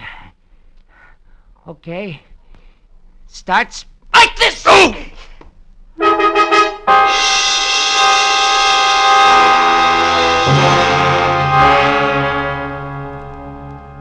By the time I figured out that it had been the sawed-off end of a broomstick that had slammed my stomach up against my backbone, the little man was out of sight. Another 5 minutes went by before I quit calling myself sucker and I started to think straight. Nearest pub depot in Cahuenga. I went up there and deposited 2/3 of the map for safekeeping until we were ready to leave for Indian Lake. And I found a telephone, and a half a dozen calls later I knew that a caretaker named Jumbo was the sole inhabitant of Twin Islands, and my last call was to him. I wanted some kind of a welcoming committee ready for us. When I left the phone booth, it was only 1 o'clock. So I returned to my apartment where I figured I'd rest until 3, when we were all to meet at Shields' place. But that was my second mistake. Because the moment I closed my apartment door, I was positive I wasn't going to get much rest. I had an unannounced visitor. Yeah, you look surprised, Mr. Marlowe. I am.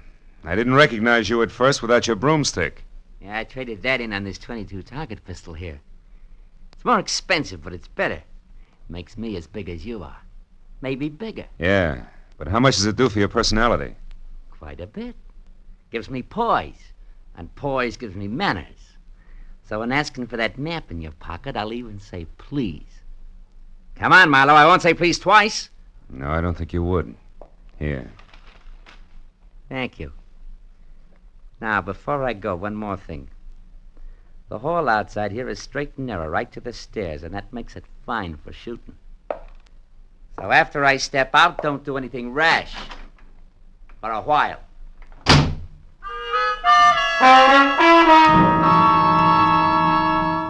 So, loving life as I do, I didn't do anything rash for a while. In fact, I could have whipped up a nice 7-minute frosting before I moved at all. Then I phoned the three heirs to get together at my apartment. And when I finally had them all seated in front of me, I related the saga of the little man, including my premonition that one of the three present was signing his paychecks. Of course, I got nothing but Cupid-doll innocence out of any of them. So after adding that we'd get underway just as soon as the missing 1/3 of the map was returned to me, I threw my trench coat over my arm and told them I was going for a walk. But before leaving them, I reminded them that whoever was behind the little man could fire him, because I would never have kept all three maps in one place anyway, unless all of the heirs were on hand to watch one another. And then I left. I hadn't walked more than a half a block up Franklin when I stopped at the sound of Barbara running after me. Phil, I'm scared. Harlan and Shields are acting like a couple of wild men, calling each other every name under the sun. What'd you expect? Chit-chat about the weather? Now quit acting like a bobby soxer within squealing distance of Sinatra and try a cigarette. It'll calm your... Well, what is it, Phil? Why are you smiling like that? What's wrong? Nothing's wrong, Barbara, nothing. It's just that I found this in the pocket of my trench coat when I went for my cigarettes. It's the map. That's right. The missing third. It's back already.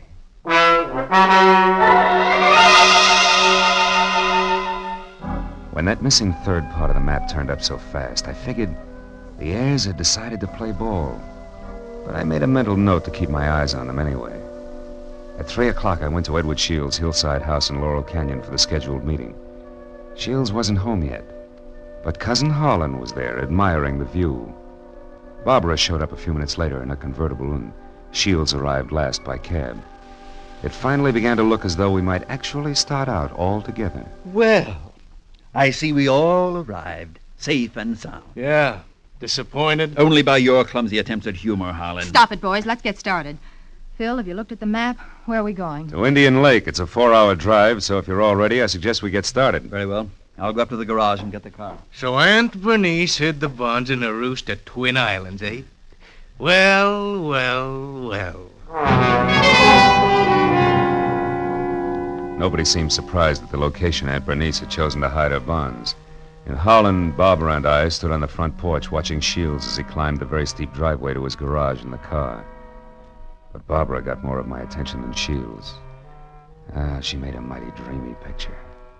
And she leaned casually back against the rail of the porch. She wasn't aware that I was watching her.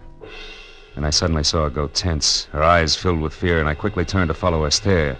Shields' car was going at a rapid clip down the steep driveway. I still couldn't figure out Barbara's concern, and then she started screaming. The car's out of control. The car was headed for the edge of a cliff. His brakes are out. He'll go over. The tree stopped him. Shields, are you hurt? No, I'm all right. The brakes, I tried to stop You them. hadn't hit that tree. You'd have gone over the edge. Let's have a look at those brakes, Shields. Well, no wonder. What is it? Brake line's broken. Every drop of fluid drained out. I might have been killed. No might about it, Shields. We stood there for a while, all looking at one another, but nothing was said. Brake lines rarely snap accidentally. And I remembered that Harlan had been at Shields' house early, and the car had been in the garage, and Barbara... Well, I had to admit that she actually had anticipated the car going out of control. Well, the 24 hours for finding the bonds were slipping by, and I knew we had to get to Indian Lake. We held a short powwow without passing the peace pipe, and we decided to take Barbara's car. We picked up the rest of the map, which I'd checked at the bus station, and we shoved off. After a 4-hour drive that was about as relaxing as the thought of an overdue time bomb in a day nursery, we finally pulled up to the shores of Indian Lake. Jumbo, the caretaker, was waiting at the dock. He knew how to handle a boat, and a few minutes later we could see Twin Islands. We headed for the smaller of the two, where I could make out a rambling lodge. The other island, a quarter of a mile away, seemed deserted. Shields was the first one ashore. Here, Barbara, let me help you. Run along, boy. I'll help Barbara. Thanks, Harlan. Well, Marlow, what now? Well, first we go up to the house. Oh, Jumbo, you got everything ready for us? Hey, Jumbo. Huh? Oh, sure, everything's ready, Mr. Marlowe. Just like you said, I opened 4 of the upstairs rooms. Open the rooms?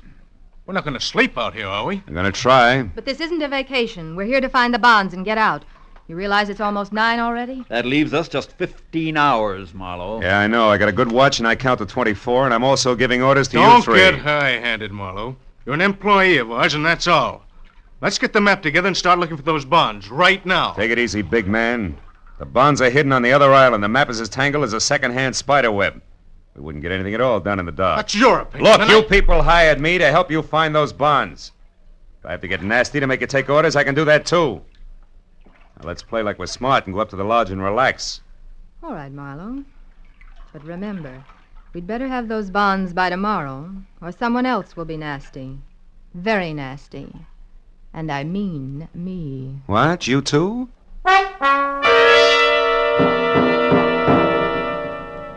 Getting the 3 heirs settled down at dinner table was quite a chore. And when I was sure they'd keep an eye on each other, I slipped outside. I hid 1/3 of the map in a drain pipe. Then I went upstairs to my room, and I hid another 1/3 in the window shade. Well, the maps were settled, and I began to think about other things, like the accident to Shields' car. There were too many accidents and coincidences to suit me. So I decided to drop in on Cousin Holland's room to see what I could see. Well, after 15 fruitless minutes, I was about to leave when something in the wastebasket caught my eye. The corner of a half-hidden handkerchief monogrammed H.C. I had just picked it up when I saw Jumbo standing in the open door. That handkerchief there in your hand. That blood on it? No, it looks more like brake fluid. And in this case, it's practically the same thing, huh? I think we'll leave it right here in the wastebasket, Jumbo. Oh, did you want something? Just wanted to say I'll be in my own place out back if you want me. Okay. You know where Mr. Shields is? He's out in the veranda. Alone? Yeah? Thanks, Jumbo. If I need anything, I'll call you. Good night.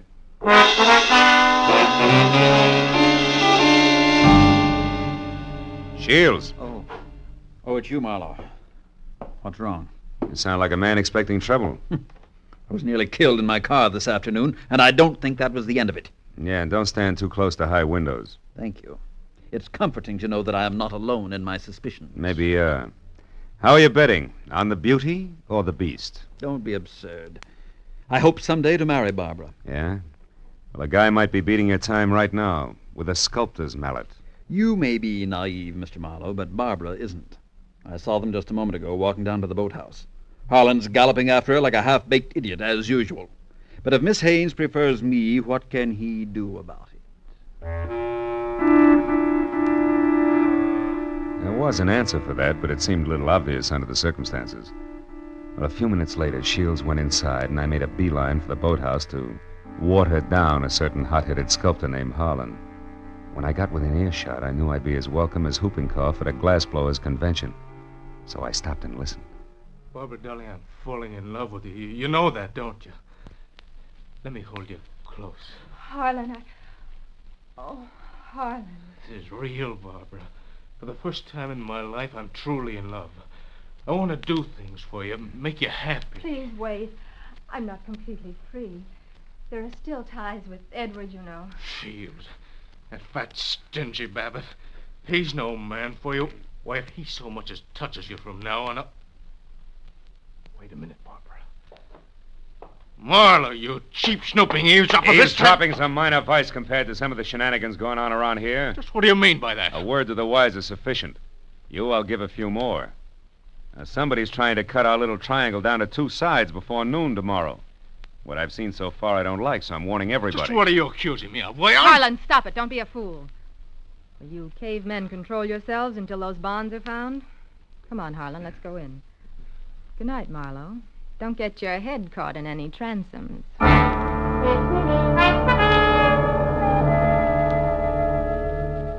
Deciding sleep wouldn't be very healthy for a man in my position, I decided to sit up that night. It was about 2 o'clock when I looked out the window and saw something mighty interesting. A light was moving on the other island opposite us. I got hold of Jumbo, and we went over there as fast as we could.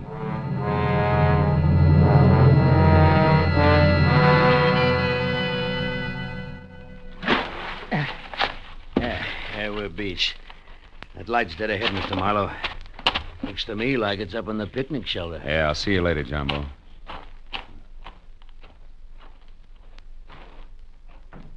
Who's there? Guess who? Oh, Marlow. I didn't hear you come up. The wind's too strong, I guess. I'm glad to see you. It's spooky here all alone. Oh, sure. What's the idea? Decide to do a little freelance prospecting? Yeah, that's right. Bernice Mayhew loved this spot, and I had a hunch she hid the bonds here in the base of this table. Oh, I guess I was wrong. Oh, come on, Marlow, limber up. You can't blame me for trying. Listen, beautiful, don't flap your eyelashes at me. I can't see anything but double crosses right now. All right, if you've had your fun, let's go back to the lodge, Don't be that way, Phil. Phil, the sun will be coming up in 2 or 3 hours. Why not wait for it here with me? Barbara, baby, don't burn up too many calories with that routine. Because I only keep 1/3 of the map on me. You think you're so smart. Bright ideas hatch in that cute little brain of yours, too. Now let's... Oh, comes the gun with a pearl handle, no less. Stay away from me, Marlow. Over there. Hey, what's going on here, anyway? Jumbo! Look out, Jumbo! Jumbo stepped into the light and Barbara turned. I made a swipe at her gun hand that knocked pistol, purse, and lamp all over the picnic shelter. I found the gun and gave it to Jumbo. Then I started to pick up an assortment of knickknacks that had spilled out of her purse. But I never finished, because one of the items made my eyes pop. It was the monogrammed handkerchief covered with brake fluid that I'd found in Holland's room. It all made sense now. It tied up everything that I'd suspected right along. Only 2 of my trio had planned to split up the $300,000 worth of bonds from the first. As I ran for the motor launch, I yelled at Jumbo to bring Barbara over in the rowboat. All the way back, I had the panicky feeling that I was probably too late. But when I sneaked in the front door of the lodge, there were still 2 voices, and they came from the open kitchen door. With my hand on my gun, I edged along the wall and peeked in. Shields, you're a fool. Perhaps. But I'm going to kill you and have a perfect case of self-defense. What are you talking about? Your hopelessly framed cousin, Harlan. I ruined the brakes on my own car. I planted your handkerchief, stained with brake fluid, in your room. Marlowe found it. He's convinced that you tried to kill me. He's also convinced that he was brought into this whole thing by coincidence. He doesn't know that he was deliberately involved in our search for the bonds, just so he'd make a reputable witness. You're out of your mind. Not at all. I'm going to kill you and say it was self-defense. Marlowe will testify that you tried to kill me before. What Marlowe's going to do is blow your head off if you don't drop that gun, Shields. Marlowe? Yeah, Marlowe. Who knows he wasn't brought into this thing by coincidence, but who stuck around to see the fireworks and who almost saw them just now. Phil, what's happened? Barbara! Couldn't you hold Marlowe on the other island? You Shut up, Shields! Barbara's little mistake was that she should have gotten rid of Holland's handkerchief after she took it out of his room so he wouldn't see it. Barbara, I don't understand. You planned all this with Shields against me? Well, I did in the beginning, Harlan, but I changed my mind when I fell in love with you. I let Marlowe find the handkerchief in my purse. I wanted him to stop Edward. Oh, darling, don't you see... Come on, Miss Bankhead. Cut the dramatics. The show's over. Let's have it straight, huh? All right. We might as well if we're going to find those bonds before it's too late. Edward and I did plan it. We even hired the little man who tried to get the maps from you. And when that didn't work, you planned to get rid of Holland and split the $300,000. So we failed. So what? We're right back where we started. 100,000 apiece. Now let's go find those bonds. Not so fast, beautiful. What happened to Holland just now was a little more serious than a hot foot. It was attempted murder. He can slap you 2 in the jug this minute if he wants to. But I'll leave it up to him. Okay, Harlan, what do you say? It's your move. No. I've got a better idea. Marlowe, 1/3 of that map is mine. Give it to me. Okay. There it is. Harlan, what are you going to do? Harlan, no. Don't burn it. There. Now we all lose. Now none of us will get the bonds. That's probably how Aunt Bernice wanted it anyway.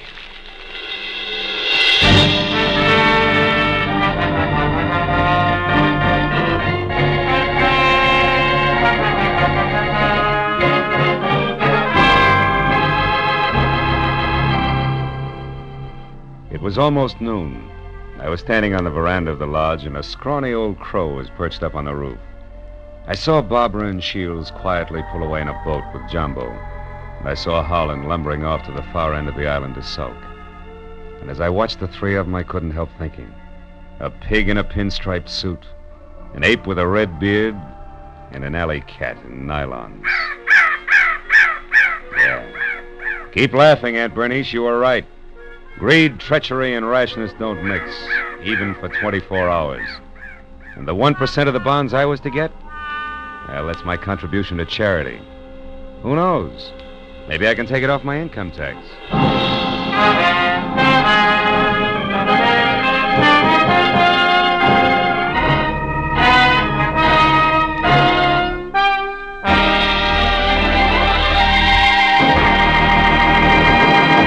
The Adventures of Philip Marlowe, created by Raymond Chandler, stars Gerald Mohr and is produced and directed by Norman MacDonald.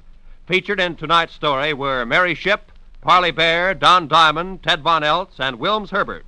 The special music was conceived and conducted by Richard Orant.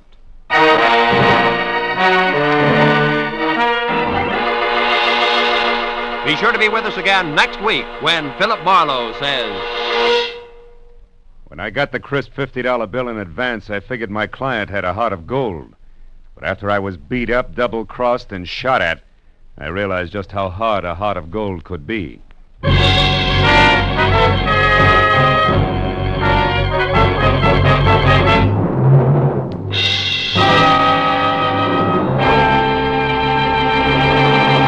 Raymond Chandler, Dashiell Hammett, John Dixon Carr, three great names in the world of mystery and thrills. One down, two to go today on CBS. Now that you've heard Raymond Chandler's Philip Marlowe in action, CBS invites you to hear Dashiell Hammett's Sam Spade in action tonight, followed by John Dixon Carr's personally written radio series, Cabin B-13. Chandler, Hammett, Carr, today and every Sunday, over most of these CBS stations. It's a mystery if you miss 'em.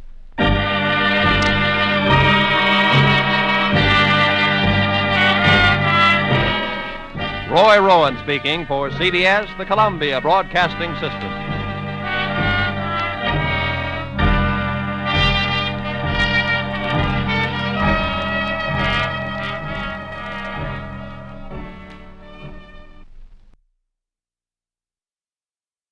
Get this and get it straight. Crime is a sucker's road, and those who travel it wind up in the gut of the prison of the grave. There's no other end, but they never learn. From the pen of Raymond Chandler, outstanding author of crime fiction, comes his most famous character in The Adventures of Philip Marlowe.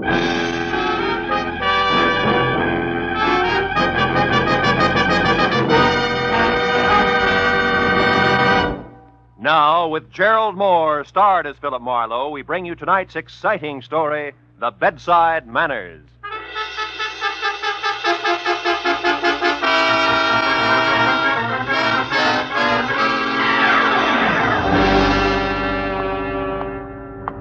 Get your hat and hit the street.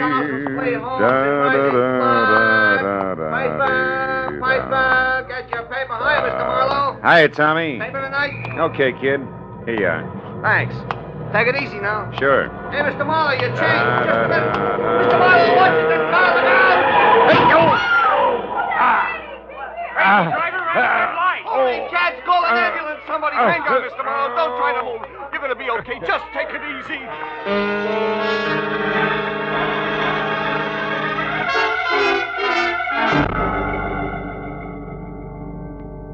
Well, that's the way it happened. 2 weeks ago. When they scraped me up off the pavement, I felt like everything must have been broken.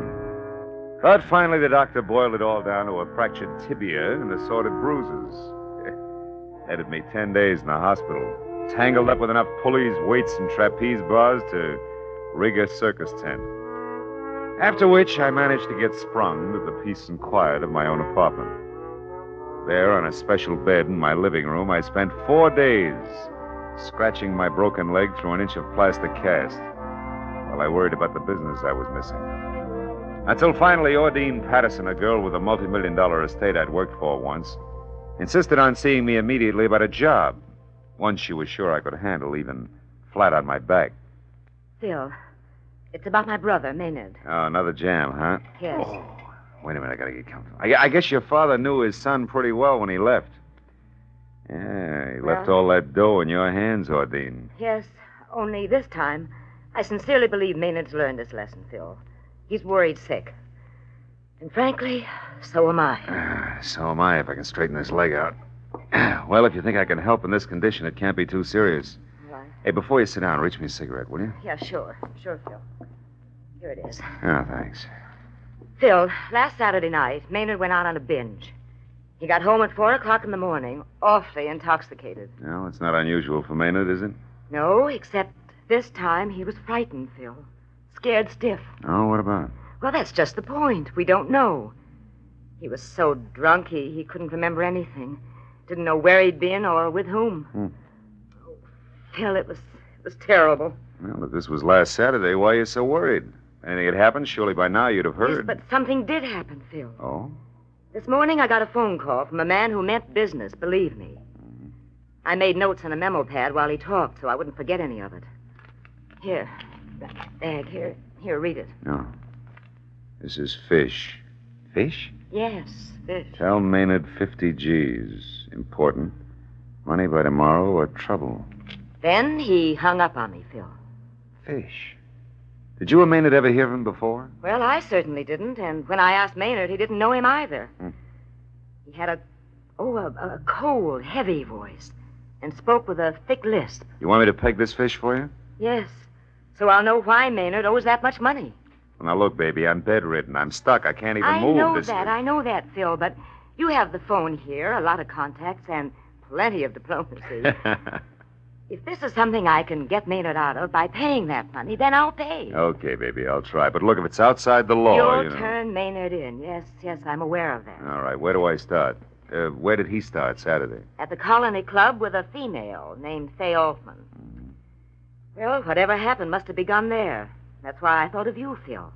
You know the Colony Club. Well, I know their Scotch is Johnny Walker. Sid Rayfield's the owner, that's all. Well, that may be enough. Will you want to talk to Maynard? Yeah. Send him over in about an hour, will you? Yes, he'll be here. And that Altman girl's number is Sunset, 0144. 0144. Yes. Okay, Ordine, I'll get him. At least my dial finger isn't... just a minute. Hello? That's Fish, Marlow. What? Fish. I know my pigeon's with you now. I followed her. Don't clip her wings, pal. Back out now while you still can. I'm warning you. Phil, who was that? You look upset. Yeah, well, my my horse just ran fourth. Look, you better run along now, Ordine. Well, okay, Phil. And stay out of dark corners, huh?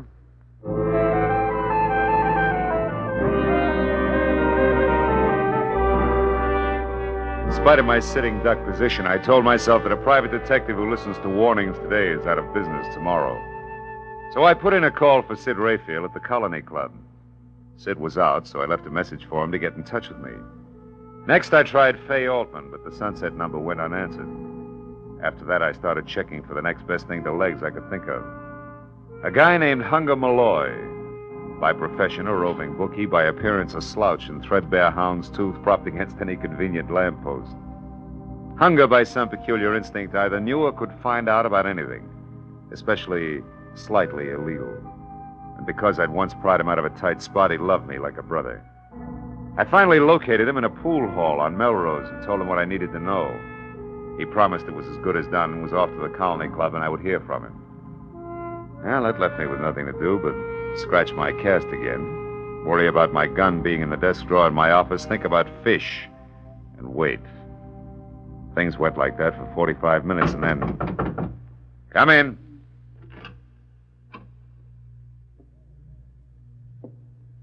Who is it? Who's there? Why, it's me. Hunger. Oh. What's the matter, Philip? You're jumpy. Yeah, I'm real glad to see you, fella. Likewise. How you feeling under the weather, huh? Yeah. How's the pain? No, it's bothering me a little. Look, I brought you some flowers. Oh, Hunger, you shouldn't have. I know. I tried to get long stems, but them plants in the park ain't doing so good this year. Hey, listen, Are you sure you gave me the right dope on the phone, Philip? Sure, I'm sure. Why? What'd you find out? Ah, that's just it. Nothing. I went to the Colony Club and got talking around, but not one thing worth noticing went on there Saturday night. Well, maybe it started there and moved out, huh? I tried that. Some of the customers went out to the valley after to shoot a little dice. Another bunch moved down to that big joint on Adams for some poker. That's all. Gambling, huh? Could be a gambling setup. Were they big games? No, just the usual. Nothing extra at all. Oh. And especially, I couldn't pin down a thing on any 50 G's changing hands. Are you positive, Hunger? Well, you don't ask too many questions in that league, Philip, but I'm pretty sure nobody got rich or I'd have heard, you know? I got a hint, at least. Yeah, well, look, what about this guy named Fish? Blank. Some new faces in town, but no high rollers answering to Fish. And the background on Fay Altman? Yeah, some. Pick and shovel clean, in a nice way. Uh-huh. Been digging nuggets here and there for a year or so. The latest is the gill-edged punk you want to know about, Maynard Patterson. Uh-huh. Say, can I have one of these? Yeah, go ahead. Feed your face. Incidentally, they was among those present at the colony Saturday night, if that means something to you. And that's about it, Philip. Okay, Hunger. Thanks a million. I'm sorry I couldn't be more help, but I think you're getting a bum pitch. Oh, well, You know, in you- fact, visitors. Hey, I got a back way out of here. It won't look so good. Sure. Bedroom, Hunger. You can go out the window and down the fire escape. Hey, wait a minute. Is that a new shirt? No, I come into a bit of clink, so I had it washed. I hope you're feeling better, Philip. I'll see Yeah, you. thanks. Oh, come in. Ordine, my sister, said you wanted to see me, Mr. Marlowe. Sorry about your leg. I'm sorry about it, too. I can't get comfortable. Hey, I hear you really tied one on the other night, huh, kid? Yeah, but I'm through, Mr. Marlowe, I swear it. Yeah, sure. Sit down. Oh, thanks. What about the gambling? Lose your head over that, too? Yeah, I guess I do. As far as my allowance goes, anyway. Now, look, I want you to tell me all you remember about Saturday night. Well, I went to the Colony Club with Fay. That's my girl, Fay Altman. By the way, how do you rate stuff like Fay on your allowance? Huh? Just a Skip minute. Skip it. Go ahead. Well, I was drinking quite a bit, and by 1 o'clock, I guess I was pretty fuzzy. I lost Fay someplace. Then I went outside for some air, and from there on, it's just a blank. Well, now, look, if you didn't pass out cold, you're bound to have some flashes you can remember. I want it all. Well, I do remember a couple of things, Mr. Marlowe. Oh? They're more like a dream than anything else. I seem to remember a big, old-fashioned house. It was dark and gloomy with high ceilings and old, ornate brass chandeliers. I don't know how I got there or what I was doing. Were you alone? Well, I don't think so. I've got a man's face in my mind, a flabby guy in a silk shirt. He had big hands, freckles on the backs of him, with kind of a reddish hair on him. I remember him against something green. Did he lisp? I can't seem to remember. And just thinking about him gives me the willies, but I don't know why. I can't figure out why.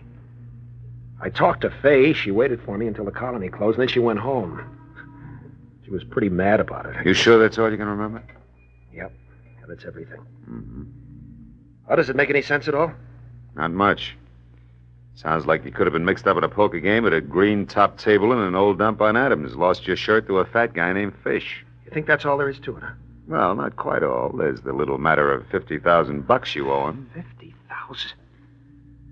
Look, Mr. Marlowe, if you and Ordine get me out of this mess, I swear I'll straighten up. I'll never get into trouble again, honest. Sonny boy, what you do later is your sister's headache, strictly. I got trouble enough lining things up so you can get off the hook. Now go on home and stay there till I call you. Okay. Mr. Marlowe, I know you don't like me, but... Well, thanks anyhow. $50,000. Oh. Yeah, sunset 01 4. I have to put casts on so tight. Hello? Fay, my name is Phil Marlowe. I've been trying to reach you for 2 hours. Well, maybe you need longer arms, Mr. Marlowe. No, just some conversation about Maynard Patterson. I'm in my apartment, number 210, Grenade Arms on Franklin. Can you come over? Why would I want to talk about Maynard to you in the first place, and why don't you come over here in the second? Well, in the first place, I'm a private detective. In the second, I got a busted leg. How about it? It's important. Well, I've never dated a private detective with a broken leg before. It sounds entrancing. I'm around the corner on Bronson. I'll be right there. Good, Goodbye, Fay. Come on in. Well. Sid Rayfield in person yet? Yeah. The boys at the club told me about your urgent call, peepers, so I came right out. Well, if I'd known you were coming, I'd have baked the snake, Sid. Skip the cracks. I know what you want. Well, then you're clairvoyant.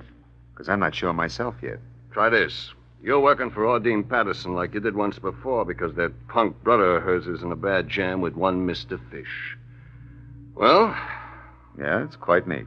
You happen to know the guy? Yeah, Marlowe, I happen to know the guy. That's why I'm here. To tip you because you're a friend of mine, more or less. So I say leave it alone, Marlowe. Get out of it. Stay out. It's none of your business. You know, you talk like a man with a personal angle. What? Why, I ought to split your lip for that. I come here to do your turn Take and it easy. Mind your bedside manners, Sid. I'm an invalid. You'll be worse than that if you don't back out of this. I'm telling you, this guy Fish is too hot to handle, Marlowe, and you better... Who's that? How should I know? For a sick room, this joint's becoming more like Hollywood and Vine by the minute. I took a long chance coming here. I got to get out without being seen. Well, try the bedroom window and fire escape. Everybody else does. Don't let him in till I'm gone. You hear? It ain't healthy. Marlowe! Sid! Sid, what is it? Marlowe, I'm hit. Sid! Lousy silencer. Oh. Oh, this stinking leg. Nice going, Mr. Fish. I suppose that makes me... Mr. Marlowe, it's Mitzi from the restaurant. Are you all right, Mr. Marlowe? Yeah, Mitzi, I'm okay. I'm fine. Well, I thought you was talking to somebody. No, I was reading. I didn't hear the buzzer. Oh, yeah. I know what you mean. Sometimes I get real carried away myself. That's fine. Look, I fixed up your dinner. Everything just like you ordered. Here, I'll drag the No, table Mitzi, over. I don't think I'll eat right now. Just put the tray down and beat it, huh? Like a good girl? Yeah, but what about the dishes? Oh, get them in the morning. Will you get out of here? Will you go on? Oh, gee whiz, okay. Good night, Mr. Marlowe. Okay, Fish, the girl's gone. Well, come on in. Did you hear me? I said come on in. I guess I'm as ready as I'll ever be.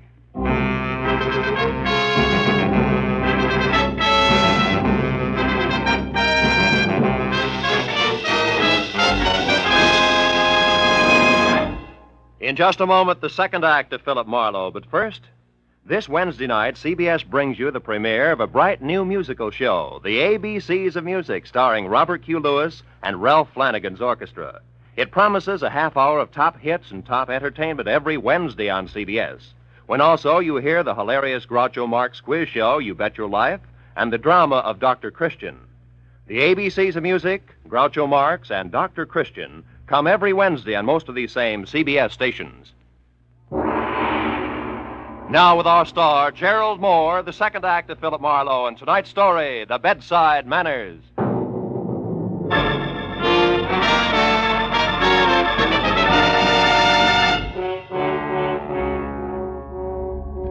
A man is never ready to die, really.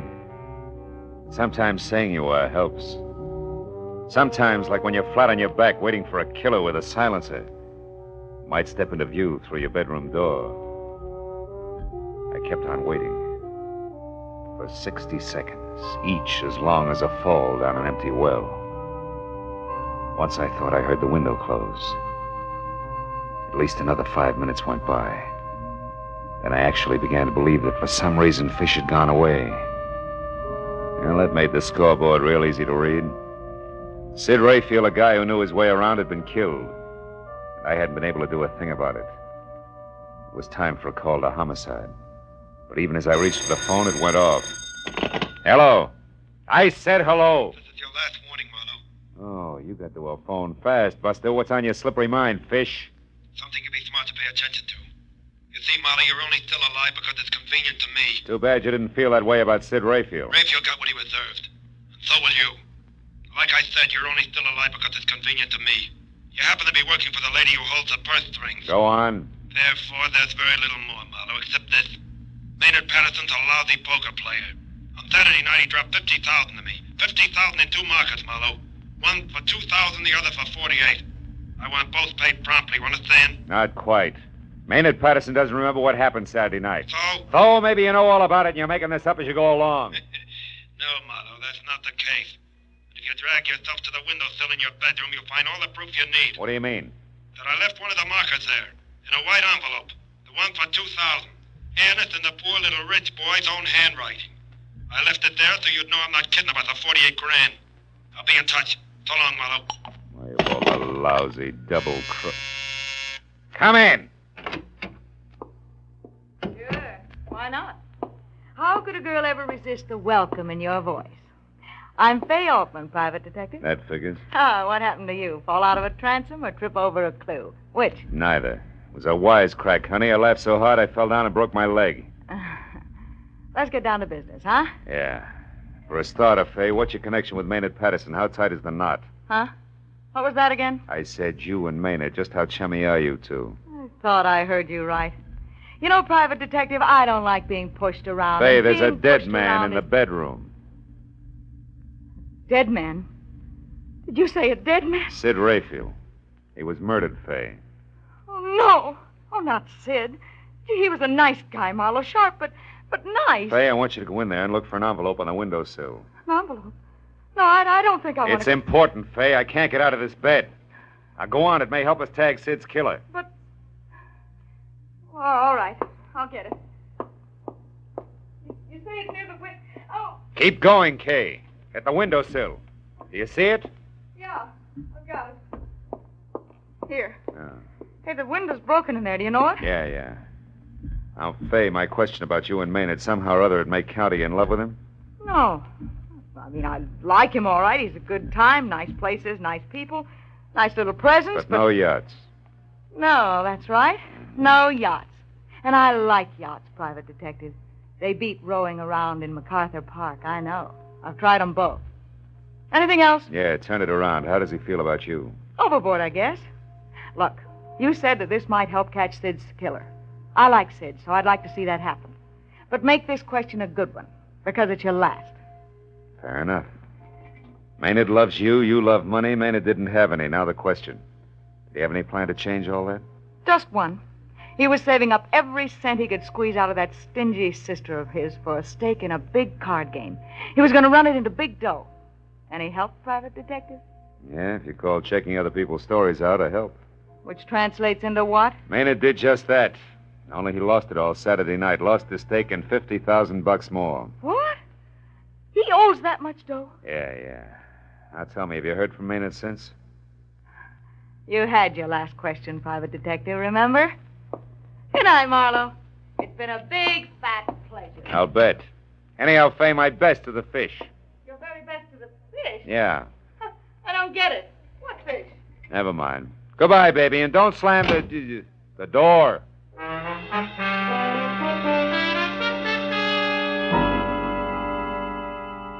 The lady was gone. It was time to call the police. But I was dying hard, and even as I dialed the number, I turned the envelope that had been left on the windowsill over in one hand. The envelope was the cheap kind you find in any dime store with nothing written on it.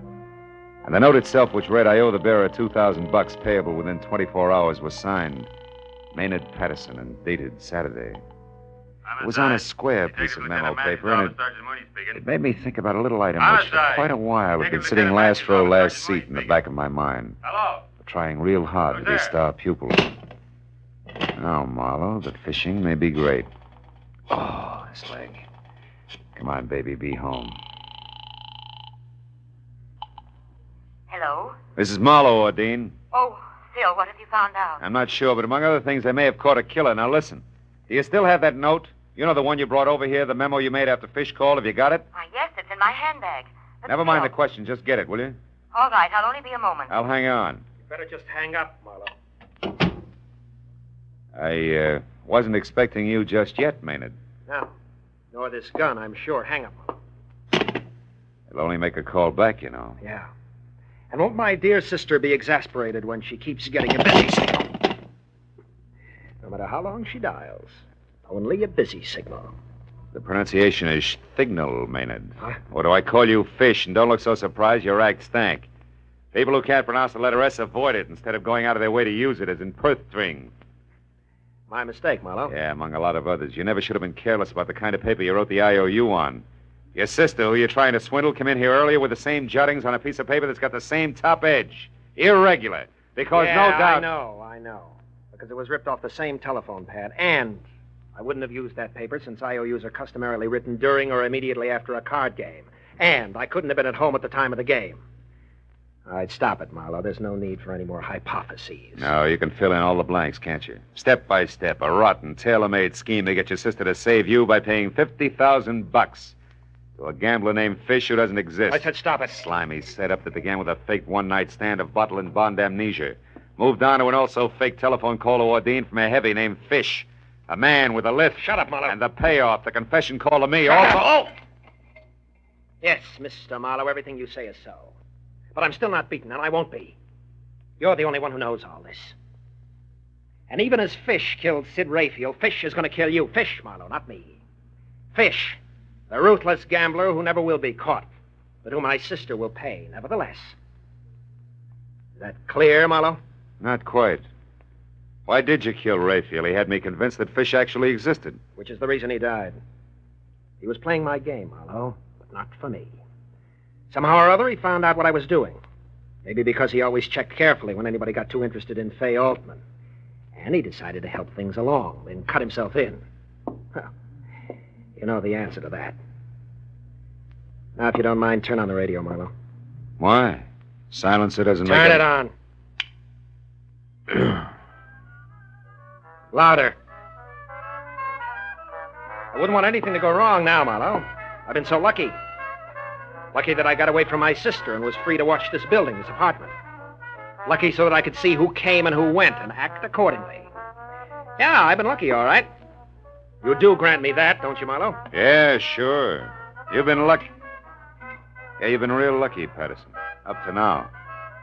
But you know how it is with luck, kid? 1 minute you have it, the next minute it runs out. Look, do you mind if I turn this off? It's putting me to sleep. You are brave, aren't you, Marlowe? No. Just lucky. Lucky that someone's standing behind you. Who? The mounted police? No. Just a guy. A guy named Hunger Malloy. It's a funny kind of a guy, Maynard. He was here earlier tonight, and he ducked out by way of the bedroom, at least. I thought he ducked out. Oh, quit it, Marlowe. Huh? Now, don't budge an inch. I'm not going to turn around and give you the chance to go for that gun, which is probably under your pillow. Oh, no. Oh, but Maynard, you should do something. You're about to be hitting the noggin, honest, Maynard, with a vase. That, Marlowe, I'll believe when it happens. He just wouldn't take your word, would he, Philip? Well, that's the way it goes. I'll see you... Now, wait a minute, Hunger. Come back here. I can't, pal. You got a corpse in there. That means cops. Them and me don't mix. Don't worry about it. Just tell me before I bust. You started for the window 20 minutes ago. What happened? Well, Philip, What happened, Hunger? I got delayed. After that, stuff was popping. This louse was in there, then the corpse delecti, and then the louse again at the window, leaving an envelope, et cetera, et cetera. Yeah, but the delay, Hunger. Before company started coming, what was it? Well? The truth, Philip? Yeah, try it. It may not hurt at all. Okay. They was on your dresser. The jazziest pair of pearl cufflinks, Philip, I seen since I used to deal in Vegas. I was attracted. Hunger, as a last favor to a guy you've already done a big favor for, take him. The cufflinks. Go ahead, kid. All right, Philip. As long as you put it so nice, I will. Now, like I was saying, good night, Philip. Hey, wait a minute, Hunger. The cufflinks. Take them with you now. Of course. That's exactly what I'm doing, Philip. See you around.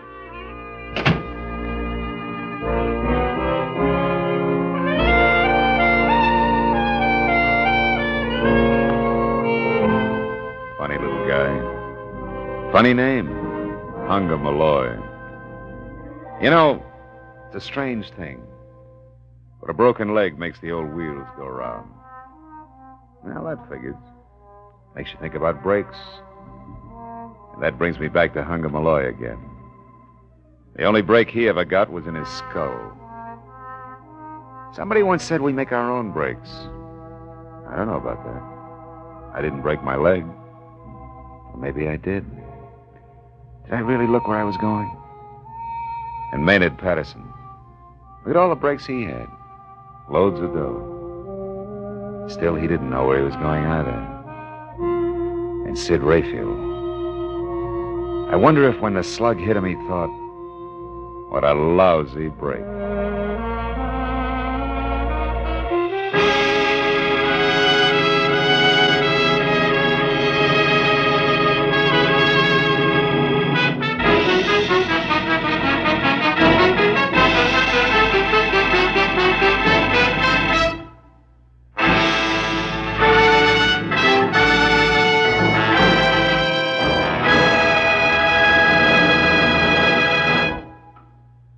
The Adventures of Philip Marlowe, bringing you Raymond Chandler's most famous character, star Gerald Mohr, are produced and directed by Norman MacDonald and are written for radio by Robert Mitchell and Gene Levitt. Featured in our cast were Ann Stone, David Ellis, Vivi Janis, Wilms Herbert, Paul Dubov, and Frank Gerstle. The special music is composed and conducted by Richard Orant. Be sure and be with us again next week when Philip Marlowe says... This time it was strictly out of whack. From a perfect hostess who was rude to her guests, past a big red fence that ran all the way from L.A. to Palm Springs, to a second-story man stabbed to death in a basement apartment.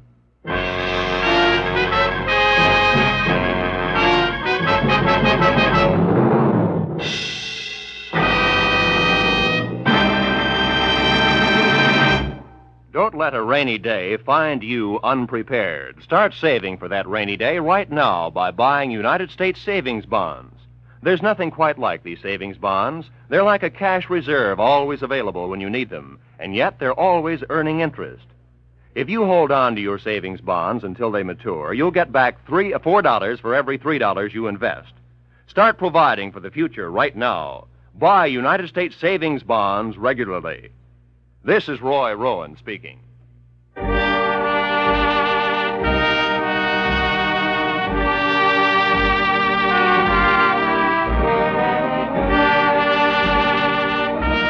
This is CBS, the Columbia Broadcasting System.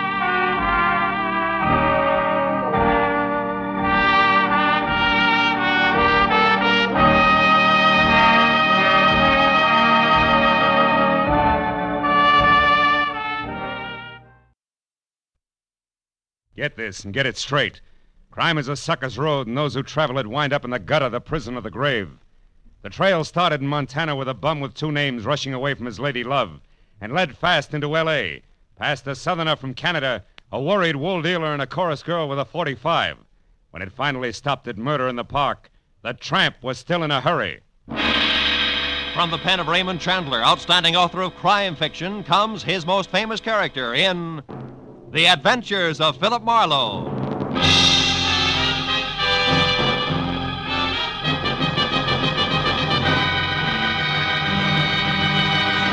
Now, with Gerald Mohr, starred as Philip Marlowe, we bring you tonight's exciting story, The Bum's Rush.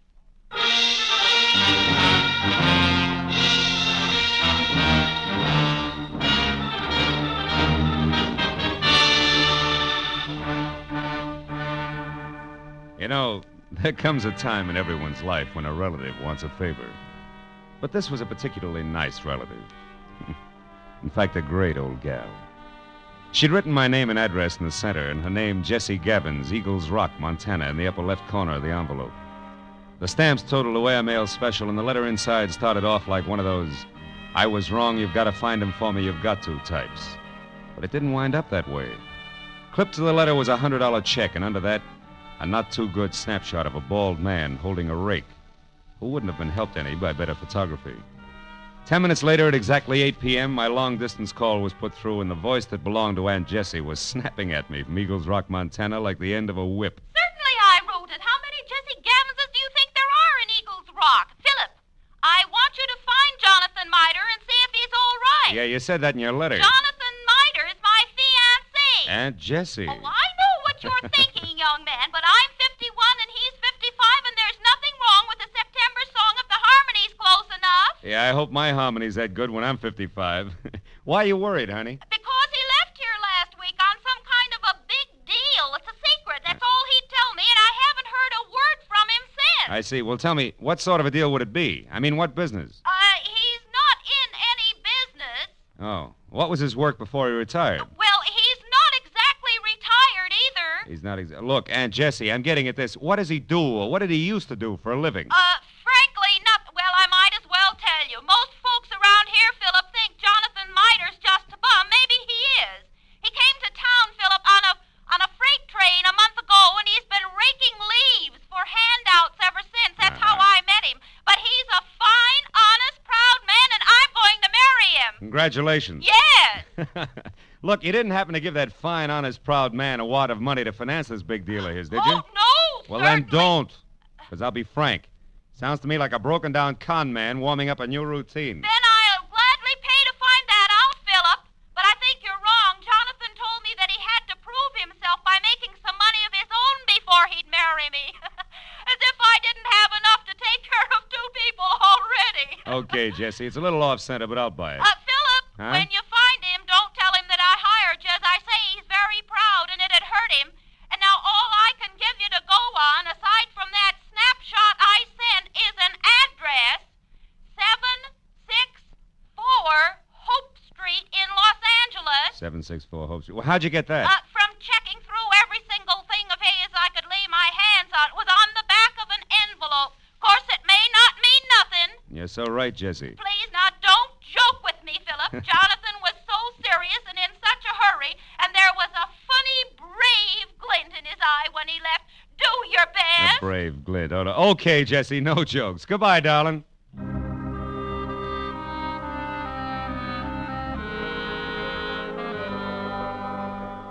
I felt a little sorry for my Aunt Jessie Gavins because the concept of a knight of the road rushing off on a secret quest to prove himself worthy of marriage held up like a celluloid shovel. And it got no help when I pulled to a stop in front of 764 Hope Street. It was a cramped combination warehouse and office of corrugated iron and glass brick, respectively, with a shy red and black sign reading Hirsch Woolens over a door that looked like, well, it looked like it handled about as much business recently as a repair shop for spinning wheels. It was half open, however, so I went in just in time to catch the last round of what must have been a healthy spat going on behind a frosted glass door marked private. Well, I'll tell you something, Mr. Eldon Hirsch. Keep your eyes more on wool and less on nylon, and you'll be better off. All right, all right. For heaven's sake, Martha, this is no time to quibble. We've got more important things to do. Unless, of course, you want to keep that chorus job at the Plumes forever. Well? Okay. But you just watch your step. Goodbye, Eldon. Stand aside, stupid. This is a hallway, not an art gallery. Yeah, there's a petty girl if ever I've seen one. Well, what do you want? Oh, Mr. Hirsch. Yes? Yeah, well, I'm Ned Johnson. I'm looking for a job. What kind? Oh, salesman. Wool's my line. I see. And how long have you been waiting out here? Oh, I just stepped in. Come inside. Thanks. Sit down. Now, what is your specialty? Woolens, worsteds, or felts? Well, I've handled them all. We confine ourselves largely to a very high-grade merino woolen, Mr. Johnson, Ned Johnson. I've worked with merino. Well, and what about the others? Lester, perhaps? Lincoln? Oh, sure. Lester, Lincoln. Certainly, I find it all a fascinating business. So do I. A very romantic background. Yeah. By the way, what do you think of Lanatal as against merino? Lanatal. Well, not good. No, you see, I've watched the Lanatals from the range right through shearing and on up to weaving. It just doesn't compare with... what's the matter? What are you really after? I slipped, huh? You fell on your face. Lanatal is synthetic wool made from milk. Now, who are you? Okay. I'm from the Sequoia Credit Association. We're investigating you. Just a periodic routine thing. It's strictly confidential. Get out of here and stay out if I ever catch you. All right, take it easy. I was clumsy, that's all. Don't start a riot about it. Look, you pry into my affairs That's quite again. a temper you got there. Better watch it, Hirsch. It'll get you in trouble. So long.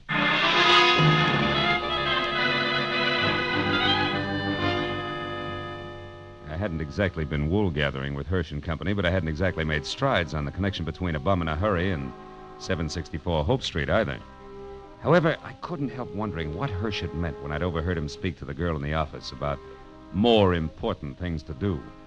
So when he slammed the door on my shoulder blades, I went around to the alley for a peek in his warehouse. But I skipped that when a man stepped into view wearing the identical face I had in my pocket on a snapshot. It was Jonathan Miter. He'd swapped the rake for a silver-tipped cane and patches for 14-carat class from Spats to a Hamburg, which might well have covered a bald head. But it was the same man, no doubt about it. So I decided to play this one strictly 3 cushions with reverse English. Hey! Huh? Hey there, you! Oh, were you addressing me, sir? Yeah. Don't I know you?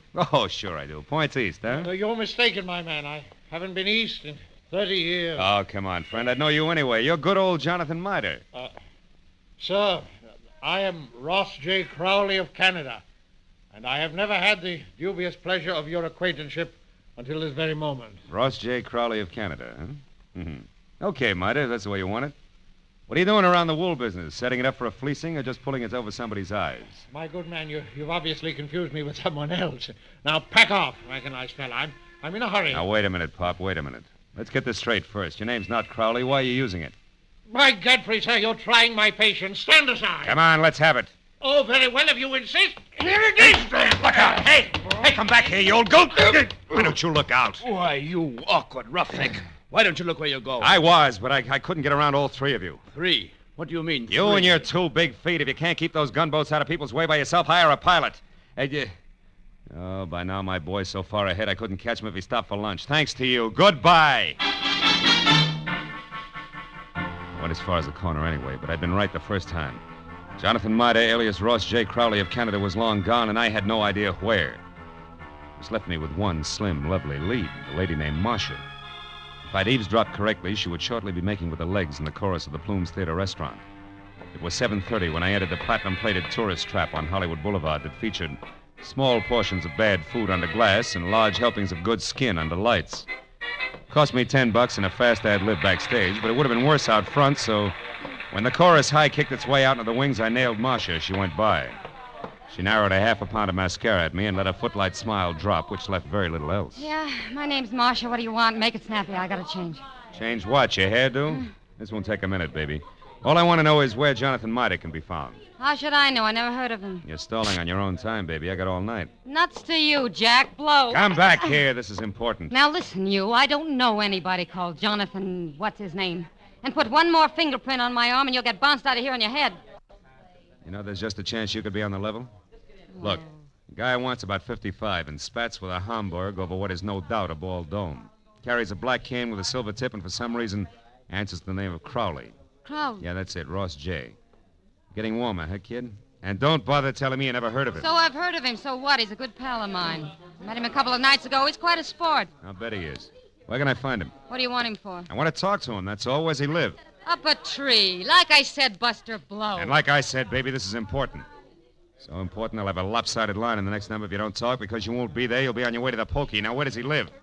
I don't know. He's from Canada. You can come closer than that, sweetheart. Give. All right. He tells me he takes a walk in the park every night. He raves about the gladiolas. Like they grow in Coldwater Canyon Park, maybe? Maybe. Thanks, you're a good kid. Keep your powder dry, baby. I'll see you.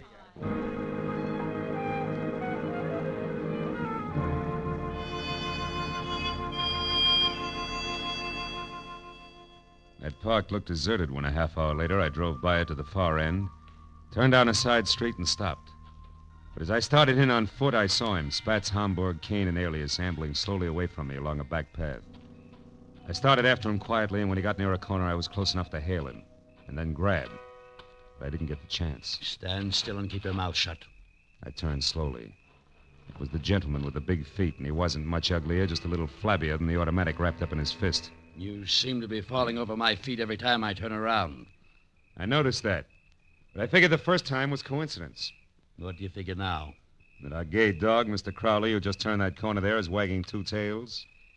But you hold the gavel, Chairman. And don't you forget it either. So he gave you the name Crowley, did he? Mm-hmm. Why, you think he's got another one? Stop that. We both know he's lying. What I don't know is why he took that name or why you're interested. It's a hobby. I collect old geezers with more than one name. You're going to handle hard, huh? You won't tell me? Well, I don't know your angle either. We might work out a trade, huh? No. I'm not wasting any more time either. He's not going to get away from me again. And that means you'd better stay right here. Oh!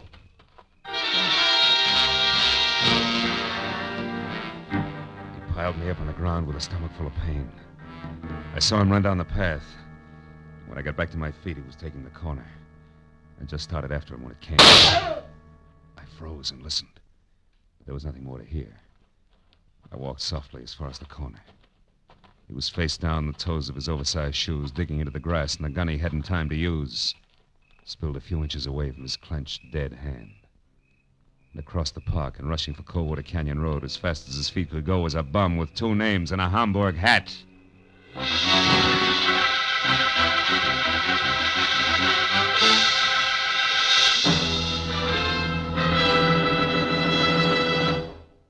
In just a moment, the second act of Philip Marlowe. But first, 30 minutes packed full of talent, music, and fun. That's the Horace Heidt Original Youth Opportunity Show, coming your way every Sunday evening on CBS. Yes, this fall you'll hear them all on CBS. A galaxy of stars. And one of the brightest is genial Horace Heidt, who keeps the fun rolling with one hand and with the other pushes open the door to opportunity. Gives a talented youngster his big break toward fame and fortune in show business. Remember, Sunday night, it's Horace Heidt and his Original Youth Opportunity Program. Listen every Sunday, starting this Sunday, over most of these same CBS stations. Tune in this fall for the shows that you love best of all. Listen carefully. Here's the address. It's CBS, CBS. Now, with our star, Gerald Mohr, we return to the second act of Philip Marlowe and tonight's story, The Bum's Rush.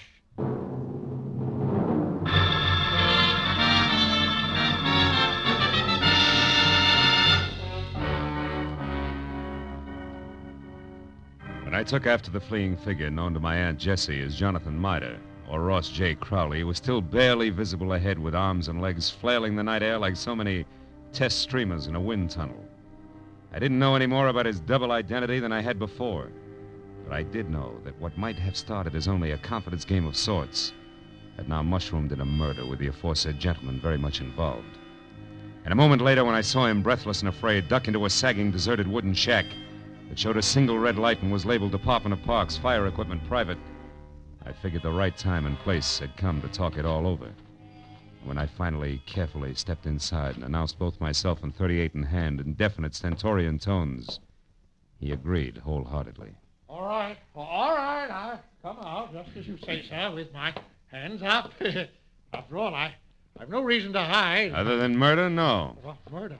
That noise I heard, that's what it was. Somebody was shot. No, somebody was run over by a bullet rolling downhill at a terrific rate of speed. Now shut up and turn around, Pop. Hands still high. Time we got cautious. Are you searching for a gun on me, sir? Young man, you must be out of your mind. First you insist that I'm a Mr. Mitre. Well, somebody I never heard of. And you're convinced that I'm a murderer. I don't understand you. There. No gun? Now, you satisfied? No, intrigued. Where'd you throw it? I didn't. I never had one. Anything else? Yeah, the name Crowley, Ross J. Why do you use it? Because it's mine. And that young man is a very common customer. Now, do you mind if I leave? I do. Now, look, old-timer.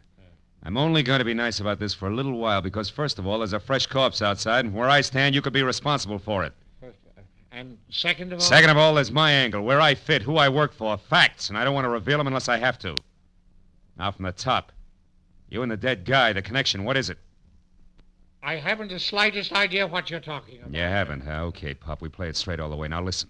My name's Philip Marlowe. I'm a private detective, and I know when it's time to blow a whistle. Don't move, Marlowe, or you never will again. Oh, fine. Marcia. That's right, Marcia. And all loaded down with a nasty old .45 automatic that makes her look and feel very unladylike.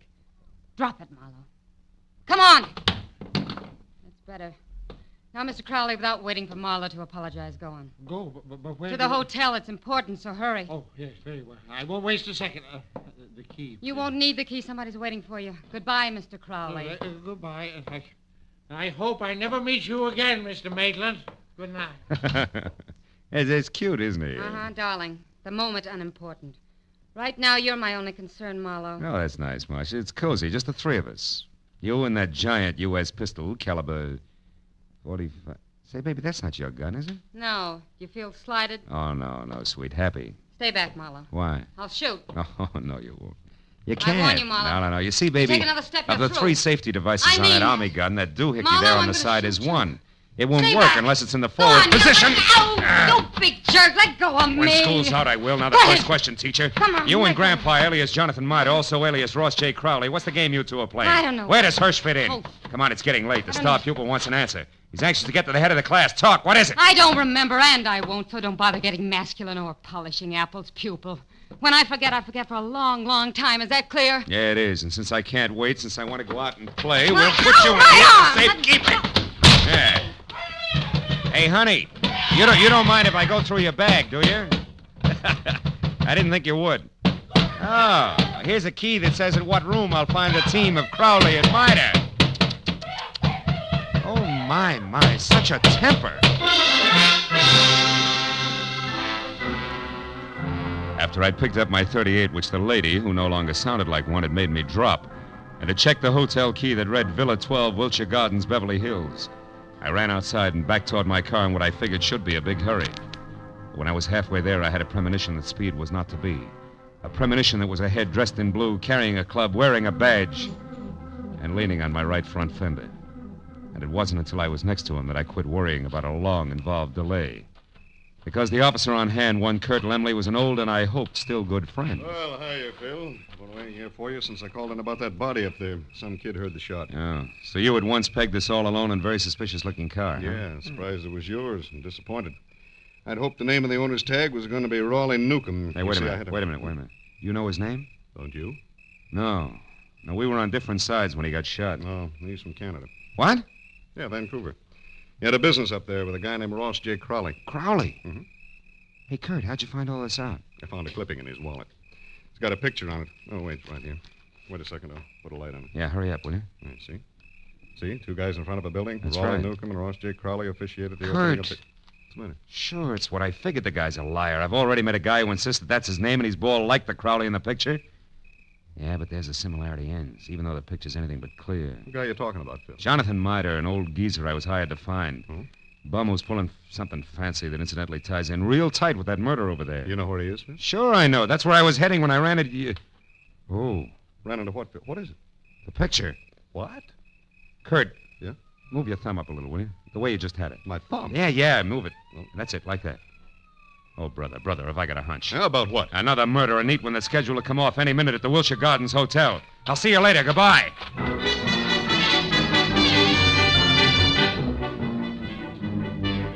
At best, it was 10 screeching stop-and-go minutes from Coldwater Canyon Park across Beverly Hills to the Wilshire Gardens Hotel on the boulevard of the same name. And all the way, I kept hoping, over time, that one of two things was so. Either my hunch was wrong and nobody else was going to get hurt for a while, or it was right and I was still on time. But when I was there, parked and running toward the Villa number 10, which was a silent stucco square, choking to death under ivy, and showing only a single light in the living room, I was almost sure that it was going to play still another way. Me right and too late to do any good. When I tried the door and found it open, and inside saw at once the letter propped up against a lamp on an end table that I'd been afraid I'd find, there was no longer any doubt. And even as I crossed the room, I knew that I was going to read a suicide note addressed to the police, telling them that the undersigned Ross J. Crowley had taken his own life, as well as that of the partner he'd been stealing from, Raleigh Newcomb, who had currently been pursuing him. But I didn't know until I reached for the letter to make sure that I'd figured right was the last line, just before the signature. It read, "Also, rather than face the humility of being dragged through the courts for killing Newcomb, I have taken the life of a man who would have caught me. A private detective named Philip Marlowe." You read well, Marlow. What? Especially when it's your own obituary. No, don't move. Well, Mr. Hirsch, huh? Or do I call you Crowley now? Doesn't matter, Marlow. Suit yourself. What does matter is that you're not quite the boy genius you think you are. Meaning what? Meaning Marcia. You talked to her at the Plumes, then she talked to me. Between the two of us, we've maneuvered you around just like we wanted to, so we could include you in our plans. In other words, Marlow, when Marcia sent Mida here from the park, we knew you'd follow. Marcia's reliable. Yeah, all year round, I'll bet. Okay, Crowley, so the one with two heads isn't Jonathan Miter, it's you. You is Eldon Hirsch here in L.A. Is Ross J. Crowley, Newcomb's partner up in Canada. A crooked partner, Crowley, who, when he knew he was going to be caught, decided to kill himself, but with another guy's body. Jonathan Miter, so it wouldn't hurt. Exactly. Also, Marlow, nobody will bother to look past what will pass as Crowley's buddy. for the murderer of Newcomb, who I didn't expect on the scene. I think you'll admit it's all accounted for in that letter there in Crowley's, my handwriting. Bravo, you've skipped nothing. Now, what about me? Yes, you. You must go before Jonathan Mida, you know. Otherwise, the coroner might find something wrong with the sequence of deaths. So it's you first, then Mida. Who no doubt is unconscious in the bedroom right now? No, Mr. Marlowe, who no doubt is standing right here listening carefully. Mida, you crazy fool. Stay where you are. No, Mr. Crowley, I won't. That way I die. This way, at least I have a chance. Yo, Crowley! My shoulder. Mida, you all right? Yeah, I think so. Just winged. Oh, you got him, didn't you, Mr. Marlowe? Yeah. No. No, Jonathan, you got him. That rush did it, you big... Bum, Mr. Marlowe? Yeah, bum.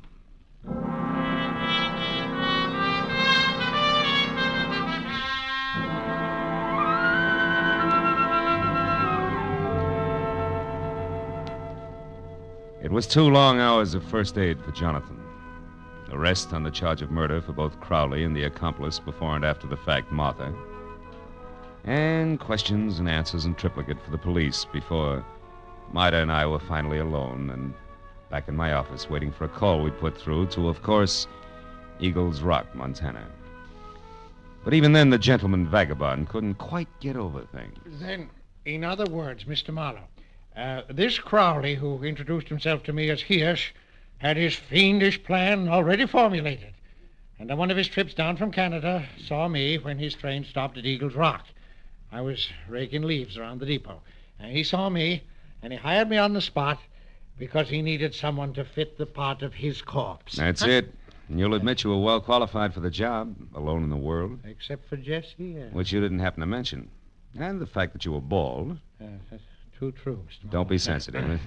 You see, Crowley or Hirsch was also bald. What? All that hair of his a wig? That's right. Toupee, every bit of it. And incidentally, you see, the reason I caught on to things, Johnny, a policeman found a newspaper picture of Newcomb and Crowley in Newcomb's wallet. Which told you that I couldn't be Crowley. That's right. It also told me more. When the policeman accidentally put his thumb over the bald part of Crowley's head, gave me a different picture. Then I only paid attention to what I could see, features blurred though they were. Which you then knew were Hirsch's. Uh-huh. Well, Miss Jessie. Yeah, Miss wait a minute, Jessie, wait a I minute. know. Hello. Mr. Philip Marlowe, please. This is Marlowe speaking. On your call to Miss Jessie Gavins in Eagles Rock, Montana. One moment, please, sir. Here, take it, Jonathan. Me? Yeah, go ahead, speak. All right. Hello, Jessie. Jessica. Yeah, this is Johnny. Yeah, Cuddles. Yeah, it's me, all right. I'm in Los Angeles with Mr. Marlowe. Cuddles, you don't have to shout so loud, Yeah, you but know. she's clean up there, the Eagle. I know, but she can hear you. Just talk. Jessica, you guess what happened now? Now, I'll tell you, yeah. A man hired me to work for him. Yeah, to pose, to impersonate a Mr. Ross J. Crowley, because he said he had to be free to investigate some crooked people who would try and contact me. Yeah. And since he offered good money right on the spot there, Jessica, I took the job. I thought you'd be proud of me making extra money. No, wait a minute, Jessica. Mr. Marlowe, I better cut this short, hadn't I? It's long distance. It's cost money. Don't worry about it, Johnny. There's no hurry. Take your time. Oh, thank you. Jessica. Now, what this man really wanted, you there, Jessica? Was to use me as a corpse. That's right, a body. No, his. I feel fine. You see, he was going to put his rings on me, another identification, then knock me unconscious and get me to the river and...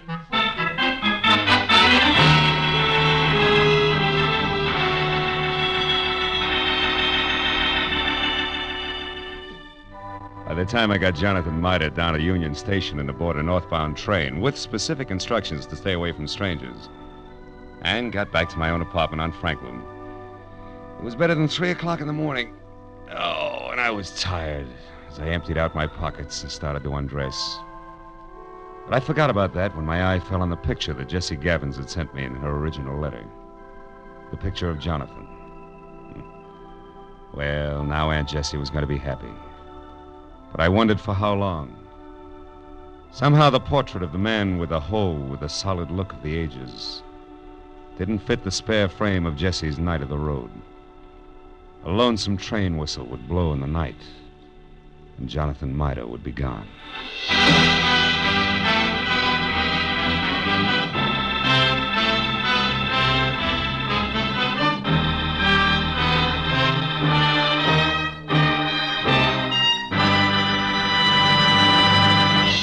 The Adventures of Philip Marlowe star Gerald, Mohr, and are produced and directed by Norman MacDonald. Script is by Mel Donnelly, Robert Mitchell, and Gene Levitt. Featured in the cast were Georgia Ellis, Hans Conried, Ann Morrison, Herb Butterfield, Wilms Herbert, and Bill Boucher. The special music is composed and conducted by Richard Arant.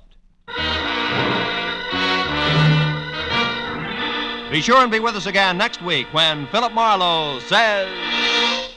The lady tourist was a school teacher out after glamour, and she got it. But only after she learned that in Hollywood, the 3 R's could be reading, done in a dark room, writing found in a dead man's pocket, and arithmetic that added up to murder, ×2.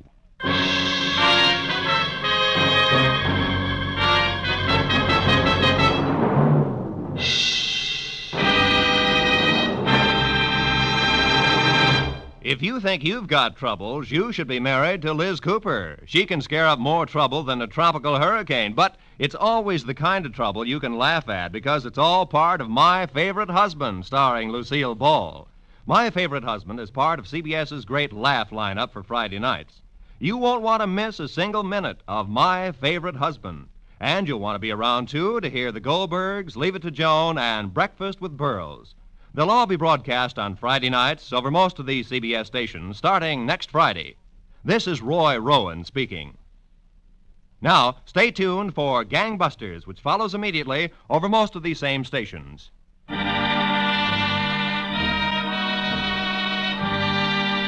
This is CBS, the Columbia Broadcasting System.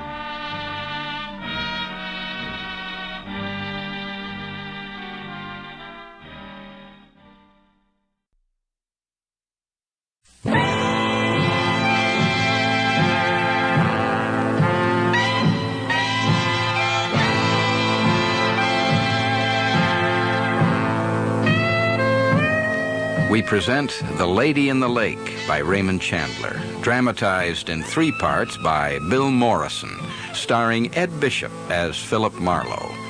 The Lady in the Lake, Part 2.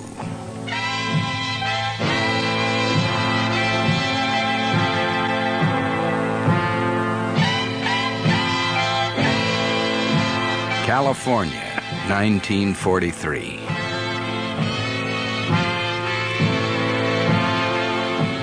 Some wives aren't faithful stay-at-homes. Therese Kingsley's wife, Crystal, had gone up to stay at their cabin on Little Fawn Lake.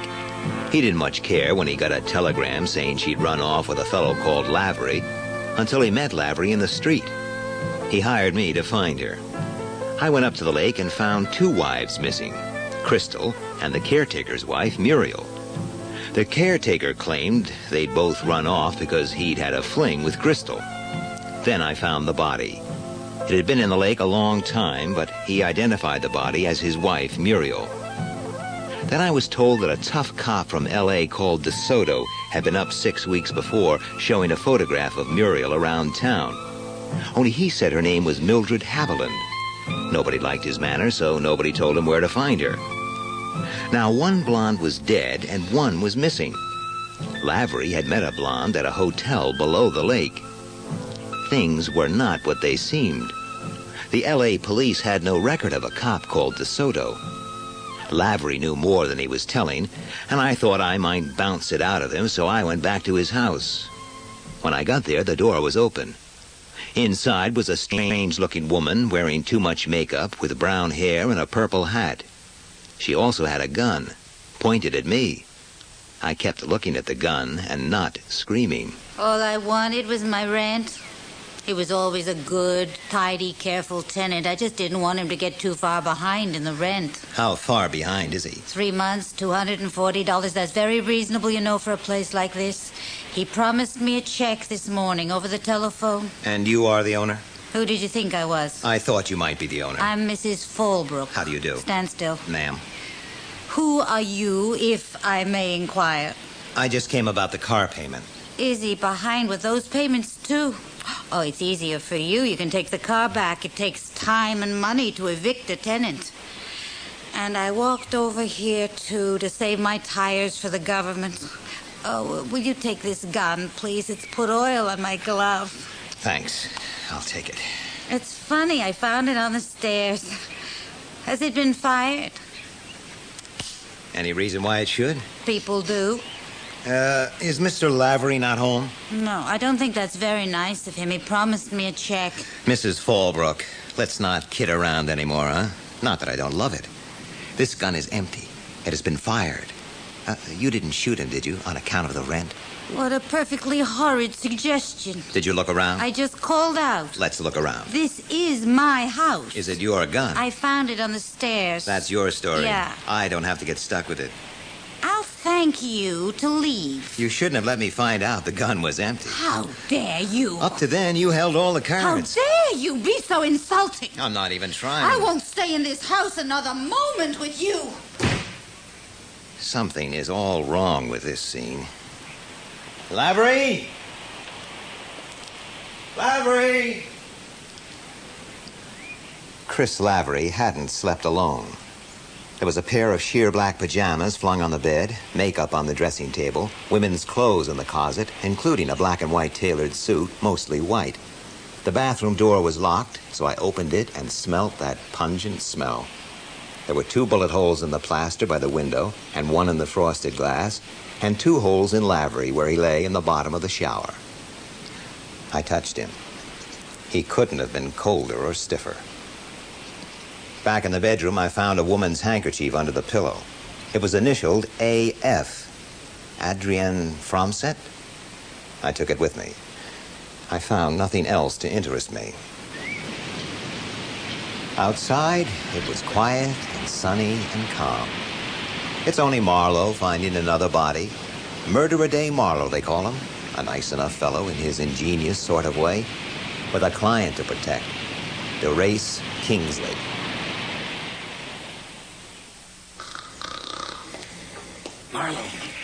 Marlow, over here. Mr. Kingsley? Sit down, Marlow. And keep your voice down. The library in this club is strictly for after-luncheon naps. Now, what's the problem? When I hired you, it was to save me trouble, not to add to what I already had. You made me break an important engagement. She shot him. What? Lavery had a woman with him last night. This morning, she shot him in the bathroom. My God, why in the bathroom? Keep your own voice down. Why not? Look, are you sure it was a woman? No. You might have shot him. I'm a civilized man. Does your wife own a gun? Why, yes, but... Oh, my God. It's a small automatic. Is, this it? Sorry, sir. Well, it's like it. I don't remember the serial number. I was hoping you wouldn't. It would have worried me very much if you had. Oh, that bastard Lavery. I suppose he ditched her, and she couldn't stand it. Well, the motive wasn't enough for you on account of you're a civilized man, but it was enough for her. Oh, women are more impetuous than men. I need a better motive. Marlow, this gun is registered to Crystal. Now, we can't let the police have it. The landlady was there, looking for the rent. She may tell them. Will she? She found only the gun, not a body. She may just forget the whole thing. She was an odd dame. We have to take the chance. I'll make it worth your while. I can't cover up a murder, even for a $5 bonus. I was thinking of $500. Just what did you expect to buy with it? Oh, I can't believe Crystal did this. Is there any other evidence that she was there? A black and white suit, like the one she was said to be wearing in San Bernardino. Maybe fingerprints. What kind of perfume did she use? Gillerlane Regal, of course. The champagne of perfumes. The bedroom reeks of it. Reeks? We get $30 an ounce for it. Smelled more like $3 a gallon. Marlow, I hired you to protect me and my wife if she needed it. Judging by the cop I met down there, they'll just pick the first head they see and start swinging their blackjacks. Hers will be the first head. Oh, God, It's hard to believe she could be so dumb. Leave so much evidence. Well, you said she was impetuous, reckless, foolish. It's a crime of passion. All I can do is go down there, replace the gun, and call the law. At worst, they proved she killed her. At best, they'll find her a lot quicker than I can and let me use my energies to prove she didn't. Are you game for that? Prove it, and the 500 is yours. Okay. How well did your secretary, Miss Fromsett, know Lavery? What's all this to do with her? You tell me. Oh, he worked for us. She knew him rather well then, not now. Are you in love with her? Oh, I'd marry her tomorrow if I could. Well, you're honest about it. Gives you a lot of motives. She knew all those people. Dr. Almore's wife. I'll have to talk to her. Well, if you hear from the cops, you don't know Lavery is dead. You didn't talk to me. They must think I've just discovered him when I call in. Don't fall into any traps. You can trust me. I can handle it. Then we'll go. I can see why they call this place the Athletic Club. Miss Fromsett, do you wear the firm's perfume? Yes. If you want to know, I detest wearing it in the office, but Therese makes me. Did he tell you why he hired me? Yes. If you knew what he has suffered from that wife of his... Perhaps I ought to leave that out. Therese is a great person. Do you know the Almores?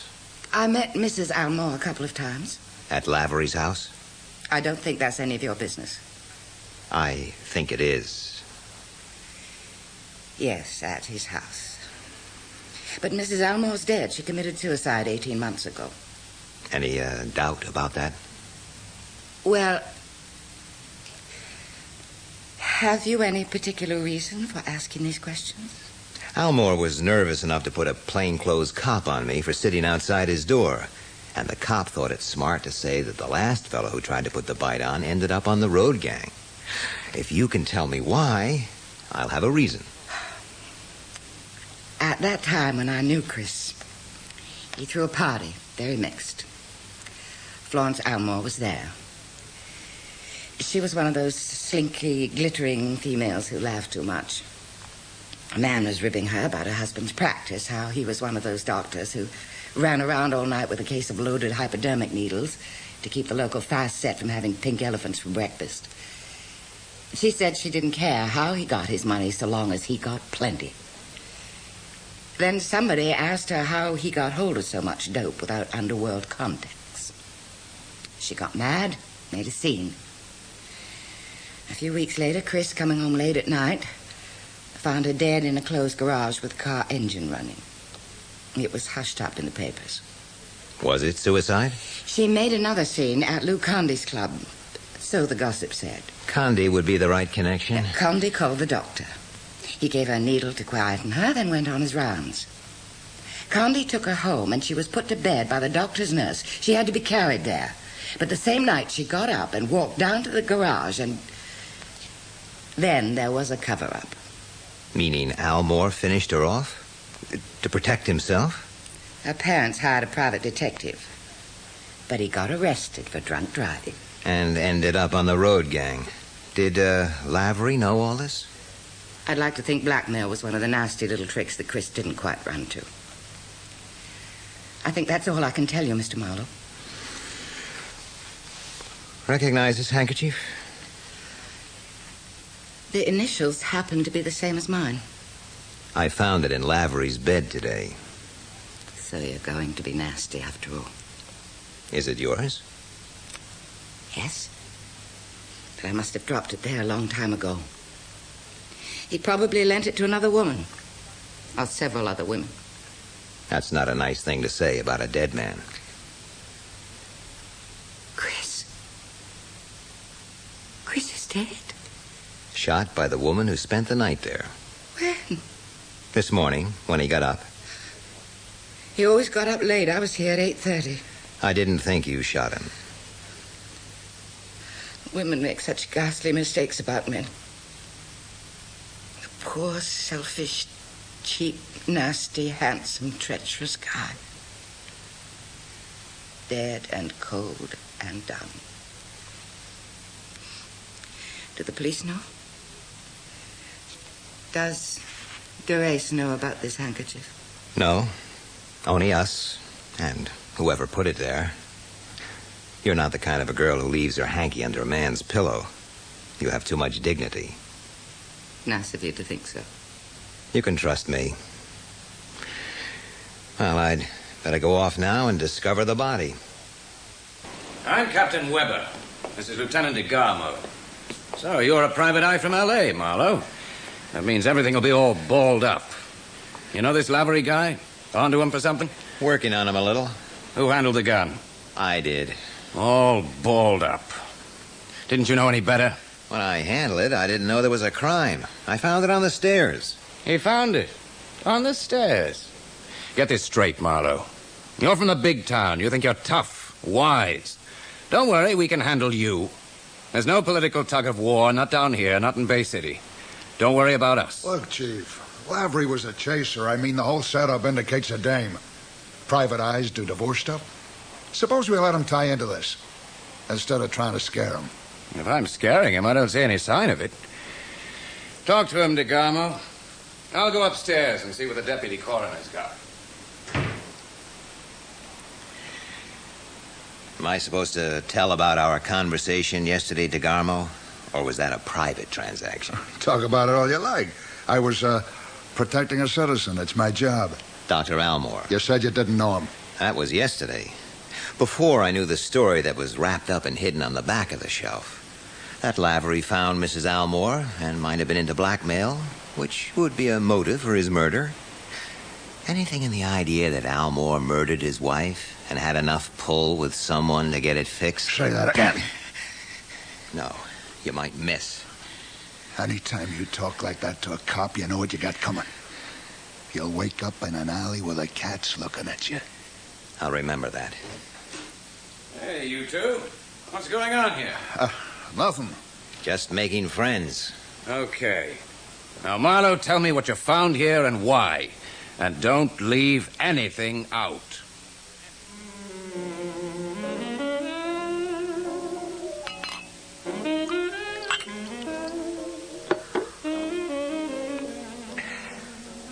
The second drink out of the office bottle didn't do me any more good than the first. The third wasn't any improvement. The early neon lights cast a glow over my office. By now, Weber would have seen Kingsley, and a general alarm would be out for his wife. All cut and dried. A nasty affair between two rather nasty people. Too much loving, too much drinking, too much proximity, ending in a savage hatred, a murderous impulse, and death. I thought it was too simple. I opened my mail. There was a note from Adrienne Fromset, delivered by hand.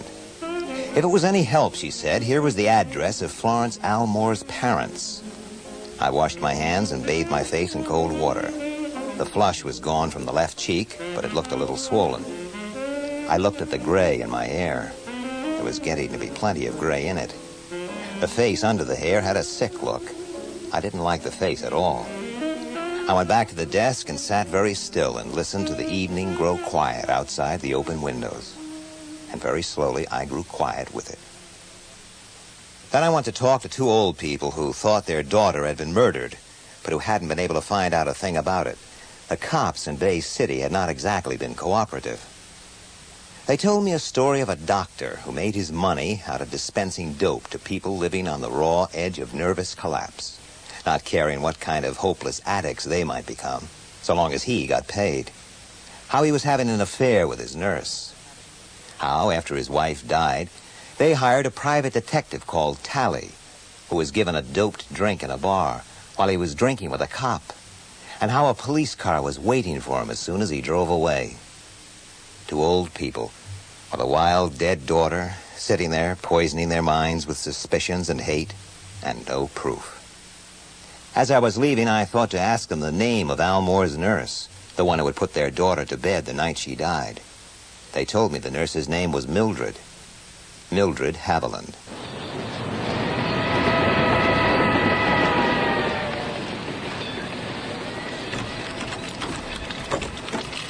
Good evening, ma'am.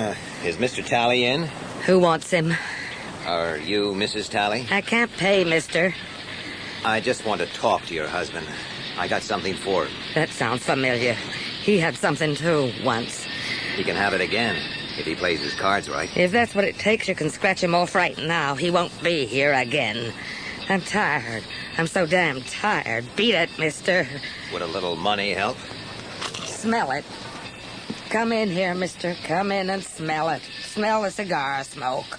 They've been here 2 hours, asking and waiting. I'm tired. Tired of old cops. Tired. Mrs. Talley, I have nothing to tell you. I wouldn't tell you if I had. I live here in Bay City, mister, if you call it living. Anyway, it's the nearest I can get to living. I want a little peace and quiet. Go away, or I'll start yelling my head off now. All right, Mrs. Talley. Look, I'll leave you a card. Call me if you change your mind, please.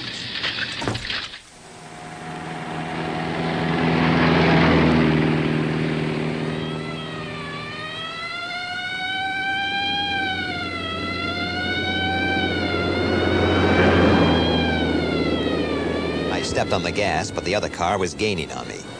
I was on the wrong side of town, factories and junkyards. I didn't care about getting away. I wanted to get back to houses and people who might see and remember what was going to happen. I didn't make it. They pulled alongside and then cut in.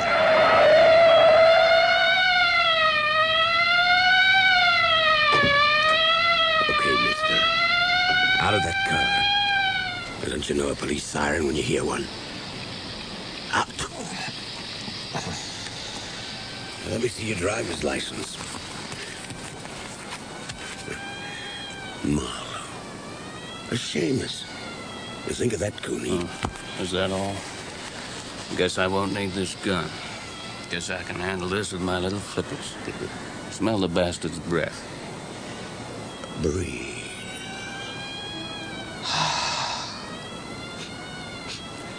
Well, he ain't staggering. I got to admit that. It's a cold night. Buy the boy a drink from this Dodge. Suppose I don't want to drink. Then we might think you wanted footprints on your stomach. Here's the bottle. Have a drink. You can't work the same gag all the time, boys. You insist I drink this? Yeah.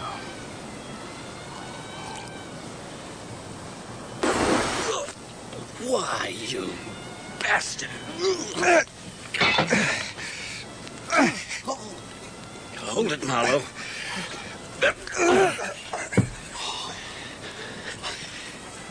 Stay on the ground, Peeper. Jesus. I'm bleeding. I'm bleeding. This is my blood. Let me at him. Now, take it easy, Cooney. We got what we want. Just give me 1 minute with him. I gotta see more blood. I gotta see his blood. Leave him. We got enough. You drive his car. I'll tear every goddamn fender off it. Get up. Marlow. You're coming with me. You shouldn't have hit that police officer. He attacked me. I was defending myself. Resisting arrest. And HBD. HBD? Had been drinking. Plenty got spilled on you. I thought they cleaned this town up so that a decent man could walk around tonight without wearing a bulletproof vest. Not too clean. Might scare away a dirty dollar. Talk like that, you might lose your union card. You think this is my idea of a good time? Now, what the hell? I'll be in the army in 2 weeks. Now, let's move. We got a new jail here, and you'll like it. It was new. In the nice new city hall in nice Bay City. It was 9:44. Time to go home and get your slippers on and play over a game of chess with a tall, cool drink. Time to be a human being. A man with nothing to do but rest and rebuild the brain for tomorrow. A cop came along and gave me the hard stare which says, "I'm a cop, brother. I'm tough. Watch your step or we'll fix you so you won't crawl out on your hands and knees. Let's go, brother, and let's not forget. We do what we like with punks like you. We're tough." DeGamo here has brought me the report on you, Marlow. Seems you asked for trouble and you got it. Were all my men lying? as usual. Chief. Well, Marlow? It's going to take a little frank talk to explain, Captain Weber. I kind of specialize in frank talk. Your men were waiting for me at George Talley's house. Talley used to be a private eye down here. DeGarmo knows why I wanted to see him, don't you, DeGarmo? Maybe. You're a stupid man, DeGarmo. Everything you do is stupid. You had to get tough outside Almore's house when there was nothing to get tough about. You made me curious. What has this to do with Almore? Talley worked on the Almore case until he got pinched for HBD and driving. The Almore case was before I came here. I don't know who stuck the first knife into Julius Caesar, either. Make your point. DeGarmo knows about the case. I was afraid the same thing might happen to me tonight. DeGarmo, did you get made chief of police today? You might have let me in on it. Did you put Cooney and Dobbs over there? That was nothing. We were kidding. I don't see why we have to put up with these snoopers coming into town and stirring up a lot of dead leaves. I think you need a little air. Would you please take it? Now, Lieutenant? Captain, you're playing this wrong. Let me decide. Drift. Right.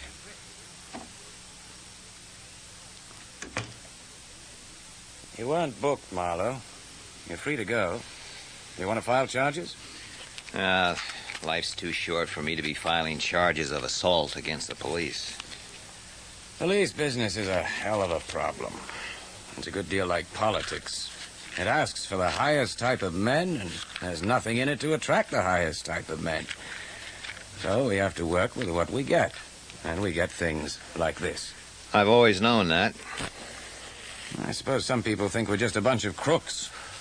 I suppose they think a fella kills his wife and then calls me up and says, "Hi, Cap, I got a little number down here cluttering up the front room and I got $500 that are not working."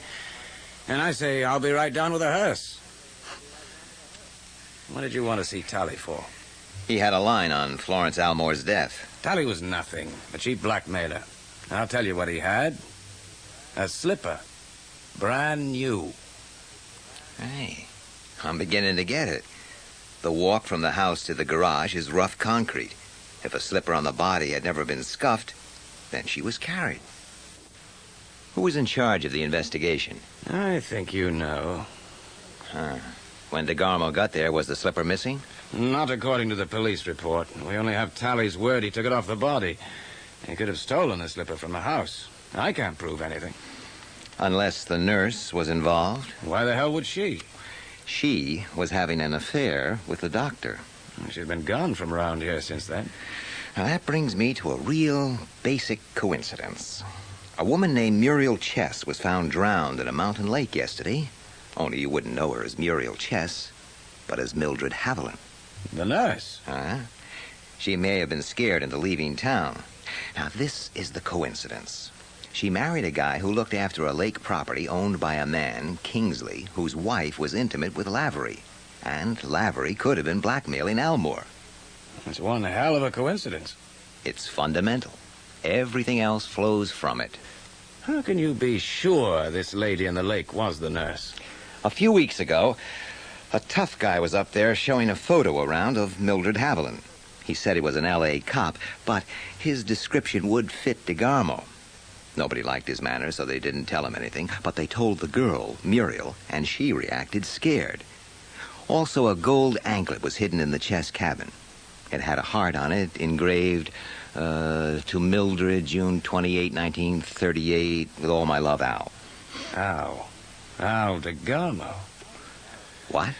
Al was married to Mildred Haviland. Well, she let him a dance. A lot of what seems bad in him is a result of it.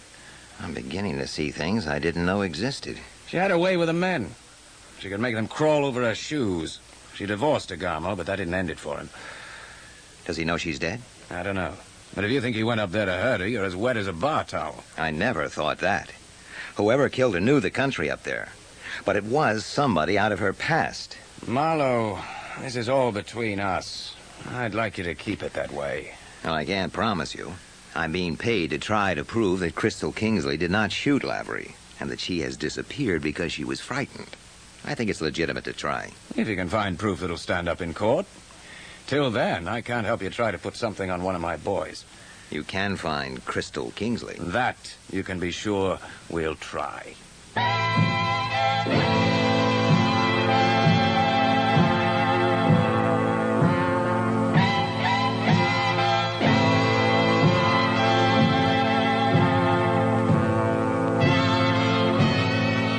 was part 2 of The Lady in the Lake by Raymond Chandler, dramatized for radio by Bill Morrison, with Ed Bishop as Philip Marlowe. Production for the BBC was by John Tiedemann.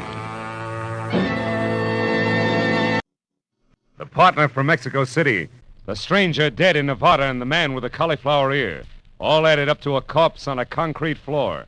But I couldn't figure why until I found out there was one name above all that had to be remembered. From the pen of Raymond Chandler, outstanding author of crime fiction, comes his most famous character in The Adventures of Philip Marlowe.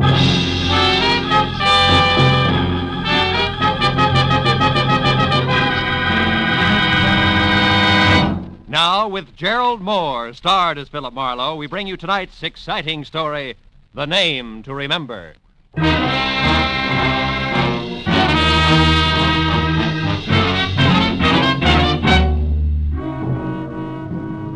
The big clock at the far end of the Beverly Room cocktail lounge with the opaque glass ice cubes where there should have been numbers said it was 20 after 5. That meant my new client, Eddie Millette, was late. So sitting at an uncomfortable mushroom for 2, I waited and worked on a long drink and stared down into the mirrored top of my table. I stopped staring when the reflection in the tabletop changed from red ceiling to gray Hamburg and pale blue eyes in an almost friendly face. I looked up to find easygoing Eddie Millette looking about as he had been a year ago. Dapper in draped flannel, carnation attached, and a thin smile on thinner lips. He sat down, took off his hat, and shook hands all in one quick motion.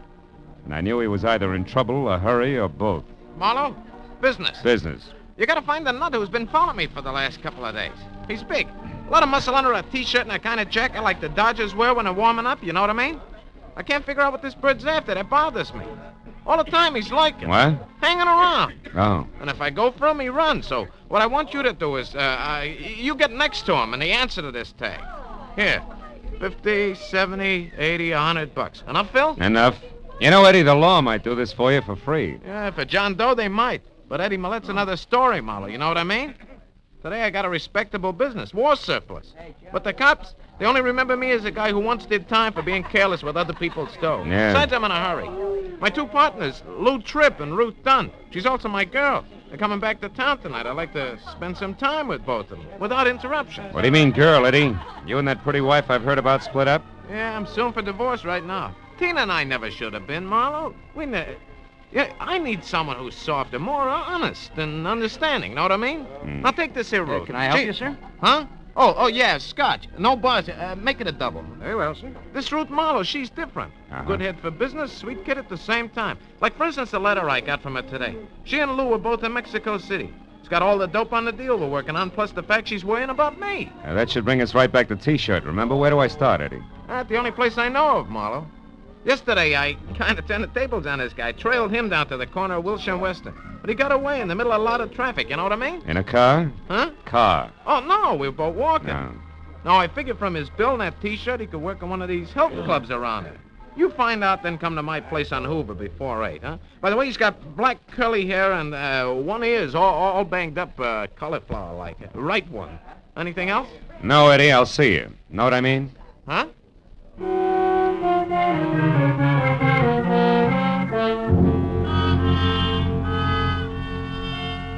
2 hours after I'd left Eddie Millette, I checked with a half a dozen hooray for health clubs in the neighborhood, smelled a lot of liniment, and came away with nothing more than distended nostrils. So at 7:30, I pointed my car toward 8400 North Hoover, in the hope that my client could give me something else to go on. The Millette home was well-groomed and sat sedately behind 50 rolling yards of carefully clipped hedge, and said the gardener must have gone to Barber's College. So when I leaned against the front doorbell, I expected Eddie in at least a silk-lapelled smoking jacket with slippers to match. But when the door swung open, I got a surprise, because I was greeted instead by a lot of white T-shirt, and in front of that and coming straight for my head was a fist the size of a muskmelon. Oh! Okay, Private Detective hired by Eddie Millette in the Beverly Room. Get up. No. Don't so much as smile crooked or I'll twist your arm in two. What is it you want? Oh, one thing, a chance to bust you in the nose. What nerve. Yeah? Listen, stupid, if I had the time, I'd tie your arm into a square knot, then rip it off at the hinges and throw it away. But right now, I've got what I came for. I'm in a hurry, so you're real lucky. How about Eddie Millette, Muscles? How lucky is he? Very. He's inside, resting. Just like you're gonna be, Mister...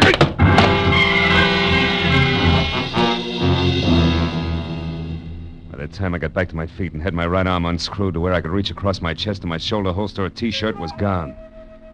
So I started into the house, and what I knew was going to be a slightly beat-up client. But when I turned on the lights and found nothing in the kitchen, bathroom, or bedroom, I began to worry a little more. I got to the den and saw that the drawers of a desk that were turned inside out, but there was still no Eddie. I opened a side door and started out for the patio, which ran along the front of the house. Then at the staccato report of high heels coming up the flagstone path that led to the front door, I stopped and waited. When the lady, who was a quiet face and quiet clothes, came to a halt in the open doorway, puzzled, and called Eddie's name out loud, I figured this had to be Ruth Dunn, girlfriend and partner out of Mexico City. So I walked back through the house to the living room. Eddie, it's Ruth.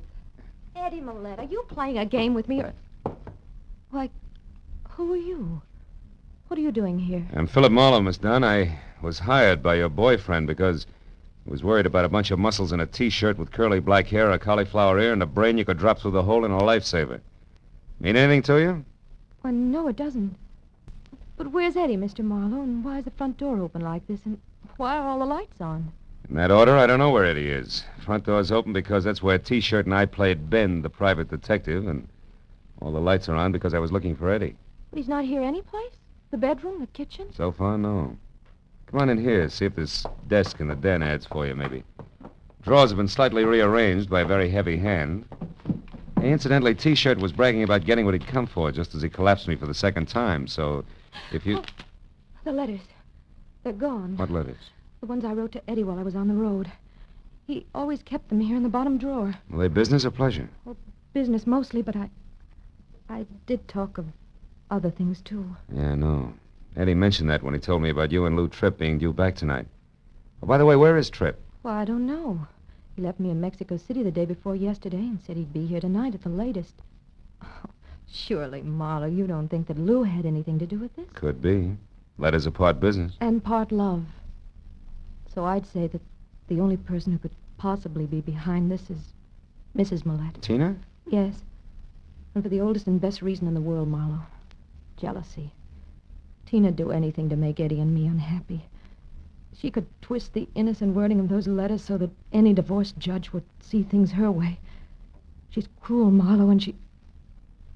Marlowe. Under that door there that leads to the garage. It's blood, Marlowe. Stay over there, Ruth. Oh, Eddie. Eddie, are you... Oh, no. Oh, Marlowe, he's dead. Isn't he? Yeah, honey. I'm afraid he is. Eddie Millette was dead. Real dead. Oh, Eddie. The right side of his head crushed in. And next to him and on the edge of the ugly pool of blood that had seeped under the door was the grease-coated tire iron that had done the job. I turned Ruth away, and it wasn't until we were back in the living room and she'd stopped sobbing long enough to take the double shot of brandy that I'd forced on her that I started for the telephone and a call to Detective Lieutenant Ibarra at Homicide. But before I could pick up the receiver, it went off. Hello? This is Lieutenant Ibarra at police headquarters. Ibarra? Huh? How great can service be? This is Marlowe. I was just going to call you. Did I dial your office number by mistake, Marlowe? No mistake, Lieutenant. I'm at Eddie Millette's. I've been working for him since this afternoon. What's up? Why the call? A dead man named Ellis Clay in a motel outside of Carson City, Nevada, Phil. Yeah? It looks like an accidental explosion in his room there, and the best the sheriff has for identification other than his name and the city, Los Angeles, is a blank sheet of letterhead paper from Eddie Millette's war surplus outfit. So I thought Millette might be able to help us out. Is he there? Yeah. And dead, Ibarra. Huh? Murdered with a tire iron sometime in the last hour. What? Mm-hmm. Any idea who did it? A muscle man in a T-shirt, maybe. But at the moment, Ibarra, the motive seems to be a little mixed. Say, wait a minute. I may be able to help you on that Nevada guy. Ruth. Ruth, do you know anything about a man named Clay in Carson City? He had Eddie's address on him when he was killed in an accident. Clay? Yeah. In Nevada? Mm-hmm. No, Phil, no, I don't. Oh. Hello, Ibarra. Yes? The girl here, who was one of Eddie's partners, never heard of him. All right, but that's unimportant now. What I am interested in is Millette's death. What's the address out there? And why It's is it you take so 8400 long North Hoover. North what? Hoover, as in vacuum cleaner. But look, if it's all the same to you, Ebar, I'd like to move, and I think if I do it fast enough, I've got an even chance of catching up with this T-shirt. Okay? Well, all right, Marlowe, but don't forget, we've got a couple of thousand policemen here in L.A., just in case you can't handle Yeah. this Goodbye, all alone. Ibarra. Ruth, honey, why don't you go over to your own place and try to take it easy, huh? When I talk to Ibarra again, I'll tell him where you can be found. All right, Phil. But where are you going? To the only place that adds now, Tina Millette's. You know where it is? Yeah, the Cameo house on Rexford Drive in Beverly Hills. Mm-hmm. Also, if it's any help, she drives a new cream-colored Nash. But Marlowe, be careful. Tina may be the one who hired that man in the T-shirt. Yeah, I know. And that, honey, is exactly what I'm banking on. I'll call you. After I got the vital statistics on where I could reach Ruth later on, I piled into my car and headed for Beverly Hills and the Cameo house, which was 6 stories of white stone and glass brick. Tina Millette managed to scrimp by with half of the top floor, and a couple of minutes later, when I got out of the all-mirror elevator, walked to her door, rang, and waited. I was wondering what kind of a reception I'd get. But when the door opened, I stopped wondering and started concentrating. You want something?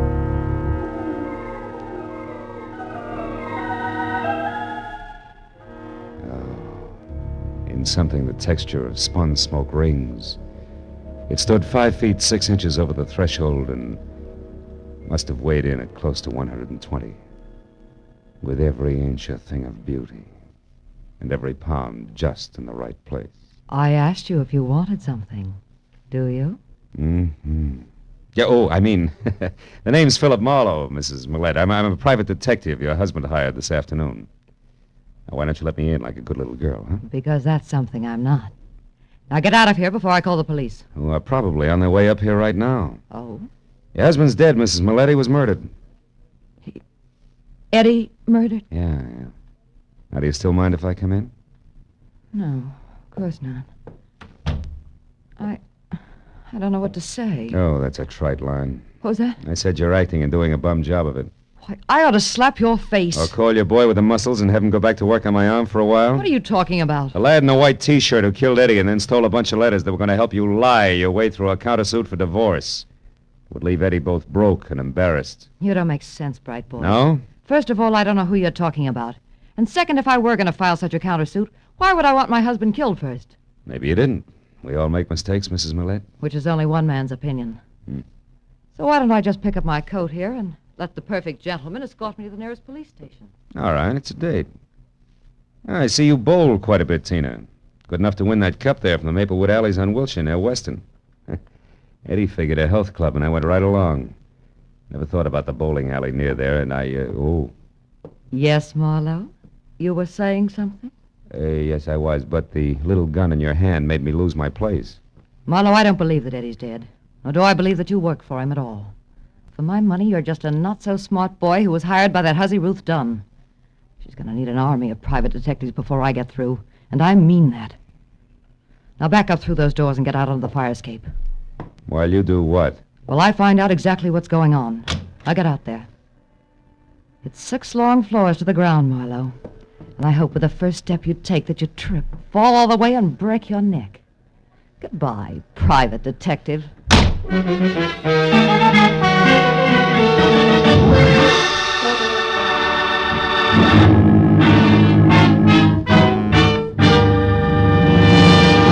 In just a moment, we will return to the second act of The Adventures of Philip Marlowe. But first, just a little later on CBS tonight, you'll hear Sing It Again's Master of Ceremonies, Dan Seymour, giving a perfect characterization of a man going crazy. The reason? Well, Dan's got the biggest, hottest news in the history of quiz shows ready for announcement right after someone knocks off tonight's $20,500 Phantom Voice mystery. So be sure to hear Sing It Again tonight when it comes to you at 10 o'clock Eastern Time on most of these same CBS stations. And now with our star, Gerald Mohr, we return to the second act of Philip Marlowe and tonight's story, The Name to Remember.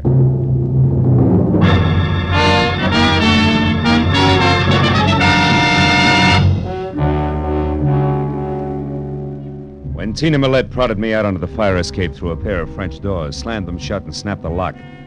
There was a cold look in her smoky eyes and an unwavering potential about the snub-nosed gun, clenched in her hand and pointed straight at my belt buckle that melted all the gambler out of me fast. So I watched quietly as she backed across the room to the hall door and out.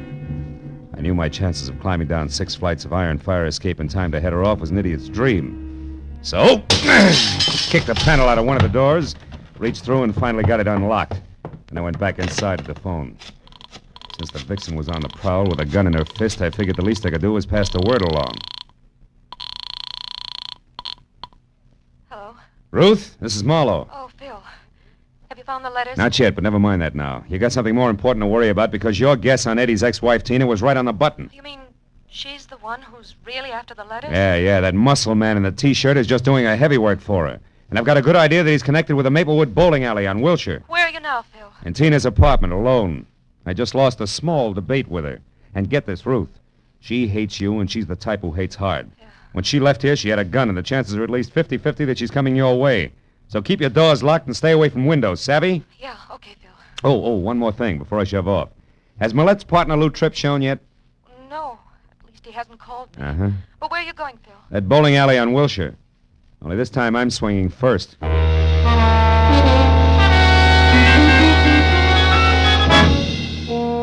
Maplewood was a small and dusky combination 6-lane bowling alley restaurant, bar, and magazine stand, and cigar store, all slightly down at the heel and more than hungry for business. Only 2 alleys were in use, and a lanky postgraduate delinquent with a mouthful of gum and a complexion one tone greener than his eye shade was the only houseman in sight. He looked up and watched me as I moved over to the bulletin board where a bank of photographs were tacked up, picturing the champions of the local league. Sure enough, there in the top row and holding a bowling ball that had more expression than his face was the pile of muscles in a T-shirt, which the caption tagged as one Sid Sawyer. So I walked over to the counter where the houseman sat and made like a one-man fan club. What's your problem, Mac? I see Sid's up there with the champs. Is he around tonight? I wouldn't know. Where can I get in touch with him? I wouldn't have the faintest idea, Mac. He works here, doesn't he? Yeah, off and on. But you don't know where he lives or what his phone number is, huh? Well, you're just beginning to get the idea. Come here, you! Hey, cut it out, will you? Take your hands off You of get me. the idea and get it fast unless you want your teeth crammed down your throat. Where does Sawyer live? Now, wait a minute, mister. Take it easy. I'll tell you. He's got a room over on Shadow Street, 6340. Upstairs. He don't have no phone. All right, that's better. Is he there now? I think so. But, gee, I don't know why everybody is so interested in Sid Sawyer all of a sudden. Who else is interested? Some babe called a couple of minutes ago. An old friend, she said. That's the reason I give you the store. Yeah? Honest. You see, Sid don't like to be interrupted when he's entertaining old friends. Is that so? Well, this is one party that's going to get crowded whether he likes it or not. 6340 Shadow Street was a top-heavy, stale, gingerbread house, left over from the days when Los Angeles was a stopover between Spanish missions. I got out of my car and started across the street toward the door when I saw Tina Millette's cream-colored sedan sticking out through a tangle of overgrown brush in the driveway, which meant I was still in time for the big reunion. So I went inside and up the steps to Sawyer's door. There was a light on and movement, but no voices. I slipped my gun out of its holster, knocked lightly, and stepped back. The knob turned slowly and the door cracked open. I kicked hard! Yeah, don't move, Muscles. I'm returning your visit. Where's Tina? Who's Tina? Look, her car's outside in the driveway. She's here after the letters, isn't she? What letters? You're nuts. I don't know what you're talking about. And these suitcases. You wouldn't be skipping town, would you? Listen, Shamus, you're barking up the wrong tree. I don't know anything, get me? Yeah? Okay, Sawyer, if you insist, we'll do it the hard way. That squares us for that arm-twisting job you gave me. Now we'll start all over again even. Get up! Come on! Quit hitting me with that gun. I don't enjoy doing it, so the faster you talk, the sooner I'll stop. Where's Tina? I don't know what you do. Now make it straight. I haven't got all night. All right. No more. That's better. She came and picked up the letters, and she left again. 5 minutes before you got here. 5 minutes, you're lying. Take a look out that window and tell me why your car's still outside. I don't know what... Where? I don't see it. In the driveway next door. Holy smoke, it's gone. All right, Sawyer, that means I can spare 30 seconds for the rest of the story, so make it fast. She told you little Eddie Millette is dead. That's why you're blowing town, isn't it? No. Now, wait a minute, Marlowe. I never killed him. I just knocked him down. Sure, on a concrete floor with a tire iron. No, Skip it! Those letters you got were written by Ruth Dunn. Was Tina heading for Ruth when she left here? I don't know. Come on, Sawyer, I'm running out of time. Won't do you any good to try to protect Tina now. Oh, no. We'll see about that, Marlowe. Why, you... I hope Tina was worth a broken jaw. Good night, muscles. I took a close look at Sawyer to be sure he was down for the long count. Then I stepped out the door and into a whispering circle of wide-eyed neighbors who had heard the fight and had already called the police. I flashed my identification, issued a battle order to the three huskiest ones, and then ran down the stairs to my car. I made it from Shadow Street to Ruth's bungalow on Normandy in something under 5 minutes, but still not fast enough.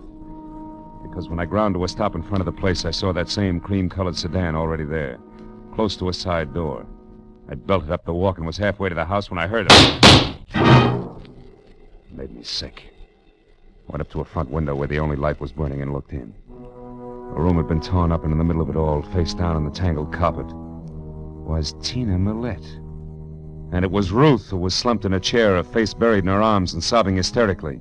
And still dangling from her hand was Tina's snub-nosed revolver. She looked up as I walked in. Phil, I killed her, Phil. I know. Come on, baby. Take it easy. It's going to be all right. Oh, she had this gun. She was crazy, Phil. She was going to kill me. I don't know what happened. I struggled with her, and then I realized I had the gun in my hand. I shot her. I didn't even think. I just pulled the trigger on her. She's dead, Phil. Yeah. Come on, Ruth. Leave it alone. It's over now. Now try to get hold of yourself. She brought the letters back. They're on the desk. She said that they didn't matter anymore, that she was mixed up in Eddie's murder and there was nothing left for her but to run. That she took the gun out of her purse and said I'd ruined her whole life and that she was going to be sure I got what was coming to me before she left. That's when it happened, Phil. I was so scared I went out of my head, I guess. Yeah, we better call Ibarra, honey. I think we can explain it all now, except one thing. Ruth, do you remember that guy Ibarra called us about? The one who was killed in Nevada? Ellis Clay? Yeah, that's it. Clay. I've had the feeling all night that some way his death is tied up with all this. It's only a hunch, but something seems to be missing. What is it, Phil? What's missing? I don't know yet. Look, honey, I want to take a look at these letters. You go call the police, will you? It was a long shot, but while Ruth went down the hall to phone the police, I flipped through the bundle of envelopes that had caused all the trouble. And the long shot began to pay off. I could hear Ruth talking to a desk sergeant as I picked up Tina's revolver. I broke it open. But then a pair of headlights and a red spot of a police car flashed in the driveway, and I knew that Ibarra had figured out a few things for himself. I put the gun down on the table again, told Ruth to forget her call, and when the lieutenant came in, Ruth and I together explained everything that had happened right up to Tina Millette's body on the floor. Well, it's quite a mess, isn't it? Anyway, this part of it looks like a clear case of self-defense. Right, Marlowe? Exactly right, Ibarra. It looks like self-defense, only there's something missing. Something missing? What do you mean, Marlowe? At least 3 letters in that packet there. I think they're the last ones you wrote to Eddie, Ruth. They're gone. Oh, that's strange. I don't understand it. And another missing item is Lou Tripp, Eddie's partner. He didn't show up tonight because I think he's in Nevada, dead under the name of Clay. What? Marlowe, you mean that Lou and that Clay were really the same man? Mm-hmm. Look, what are you getting at with all this theory, Marlowe? You'll see, Ibarra. Lou Tripp was double-crossing Eddie Millette. Lou went to Mexico with Ruth here, only he left early and flew to Nevada to close a big deal under the name of Clay. Meanwhile, some letters were written from Mexico to preserve the illusion that Lou Tripp was still there. Understand what I mean, Ruth? Yes, I think so. Yeah. And then the unexpected happened. Lou, identified as Clay, died accidentally in Nevada. That meant that sooner or later those letters would be exposed as lies. Right, Ruth? Marlowe, that gun on the table, watch it! Too late, Lieutenant. Now, don't move. Either one of you. You haven't got a chance, baby. Stay back. Please, Phil, I don't want to kill you, but I will if you come one step closer. Stay back, Marlowe. She means it. Look, baby, you're licked. Marlowe. It was a good try, but you lost. Stay back. Why not go out? Like a lady! Oh, what difference does it make now?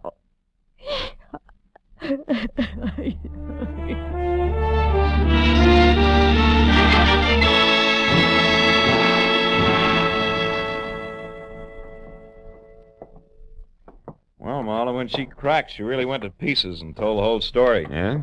Yeah, she and Lou Tripp were working together all right. When he died in Nevada, the lie she told in those letters put her in a tight jam with Eddie, see?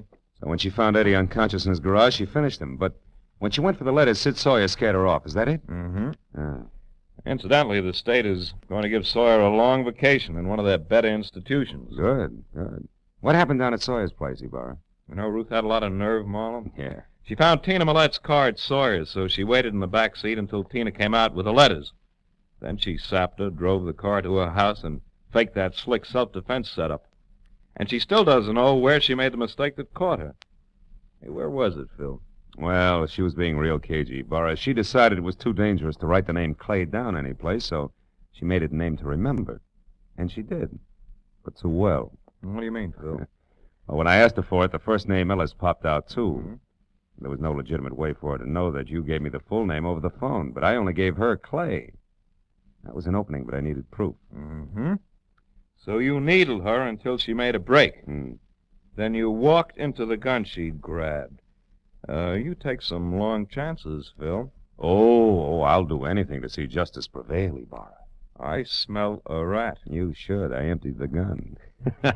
When she was phoning. Good night, Phil. Good morning, Ibarra.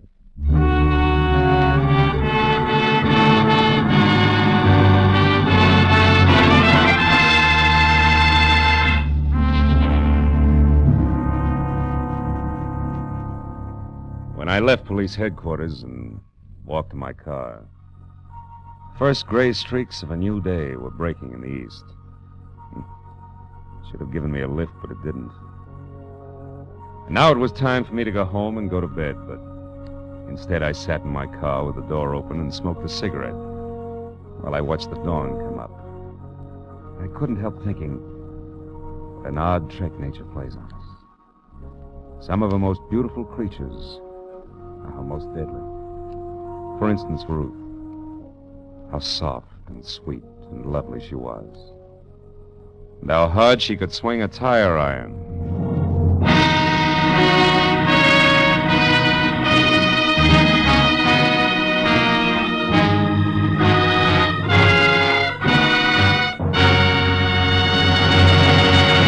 The Adventures of Philip Marlowe, created by Raymond Chandler, star Gerald, Mohr, and are produced and directed by Norman MacDonald. Script is by Mel Donnelly, Robert Mitchell, and Gene Levitt. Featured in the cast were Gene Bates, Paul Frees, Yvonne Patey, Jack Moyles, and Jerry Hausner. Detective Lieutenant Ibarra is played by Jeff Corey. The special music is by Richard Orant. Be sure and be with us again next week when Philip Marlowe says... It was hot and still, an August night in the middle of April. But that didn't matter to the striptease dancer in the golden mask, because murder made her blood run cold the night the heat wave struck.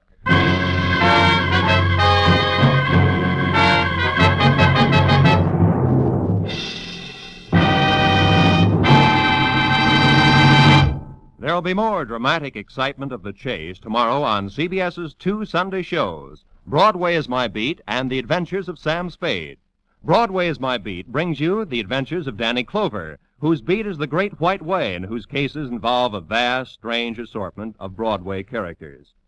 Later, Dashiell Hammett's great detective, Sam Spade, cuts another caper surrounded by mystery and mayhem in the grand style.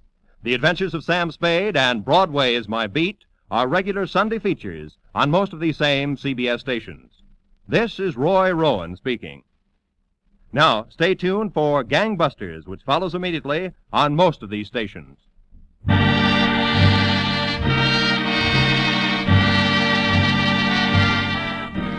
This is CBS, the Columbia Broadcasting System.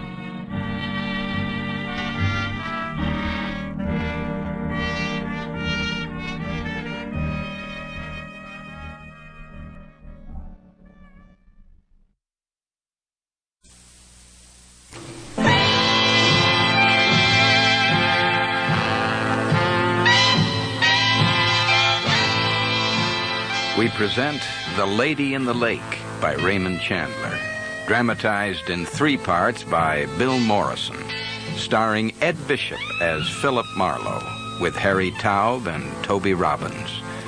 The Lady in the Lake, Part 1.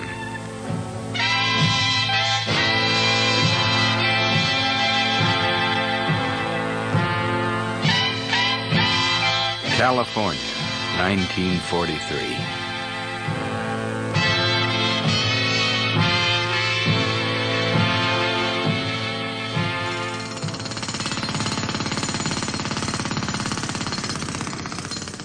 Hey, step aside, buddy. What are you doing there? They built the sidewalks on Olive Street out of rubber blocks, black and white. Look at that pattern. What are we doing? We're ripping them up to give them to the government. There's a war on, buddy. Haven't you heard? I've heard. This where the Giller Lane Company is? You like perfume? Wear it all the time. Giller Lane Regal, the champagne of perfumes. One drop of that in the hollow of your throat and the matched pink pearls start falling on you like summer rain. You should try it. Yeah, another wise guy. I don't need that kind of excuse to stay out of the Army. Neither do I, buddy.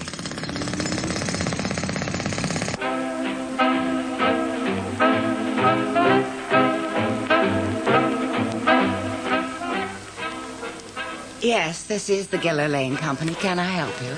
I'm Philip Marlowe. Miss Adrienne Fromset. I'd like to see Mr. DeRace Kingsley. Have you an appointment? No appointment, Miss Fromset. It is very difficult to see Mr. Kingsley without an appointment. What is the nature of your business, Mr. Marlowe? You mind tell him I'm from Lieutenant McGee. Mr. Kingsley is in conference. Miss Fromset, I'm on my way to lunch. Any calls? Mr. Marlowe is here to see you from Lieutenant McGee. Never heard of either of them. Are you Mr. Kingsley? Who the hell did you think I was? Who's McGee? They call him Violets on account of he chews little throat pastilles that smell of violets.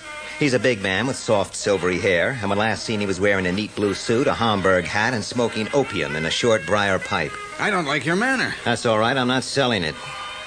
I'll give you exactly 3 minutes. God knows why. Come in. Show me your license, Marlowe. Well, there it is. I asked Sheriff Peterson to recommend a reliable private detective. Now, who's this McGee? He's in the Hollywood substation of the sheriff's office. You can check with him. I guess you'll do, but don't get flipped with me. When I hire a man, he's my man. He does exactly what I tell him or he goes out fast. Is that clear?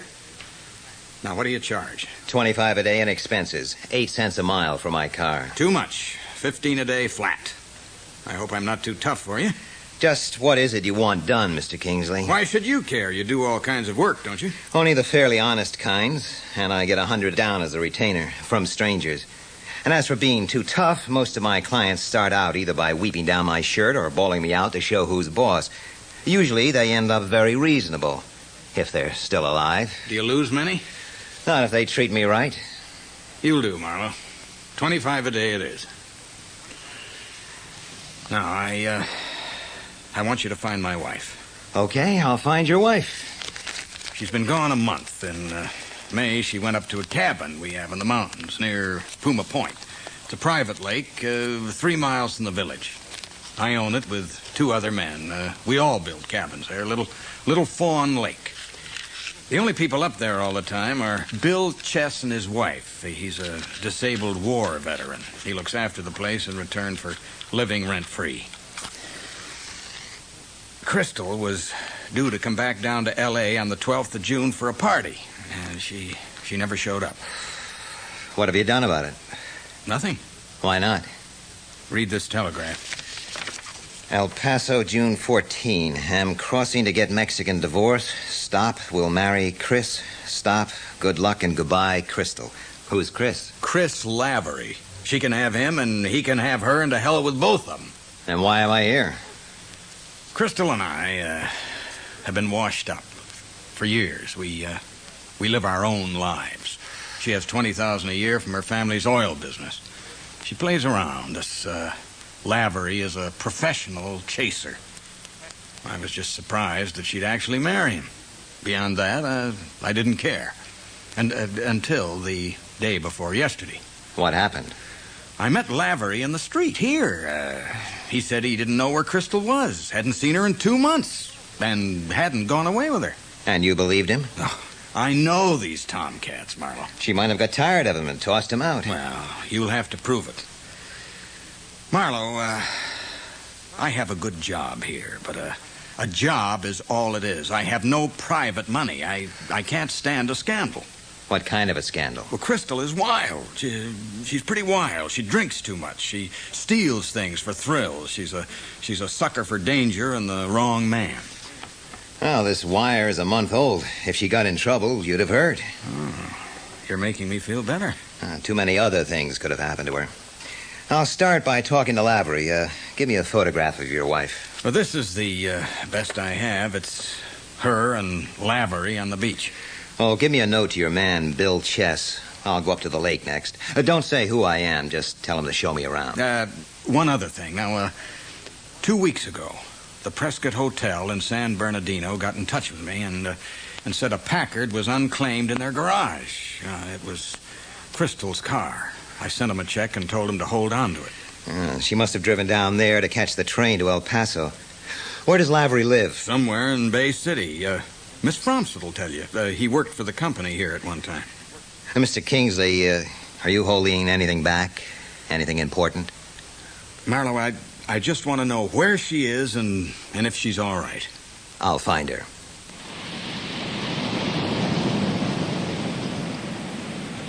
Lavery lived at 623 Altair Street. Miss Fromsett told me. I had the impression that Chris Lavery was not a pleasant thought to her. Altair Street was to the north of Bay City, on the edge of the cool blue sweep of bay out to the point at Malibu. It was a short street with only 3 houses. One of them belonged to a Dr. Al Mohr. Across from it was a bungalow, clinging like a vine to the hillside.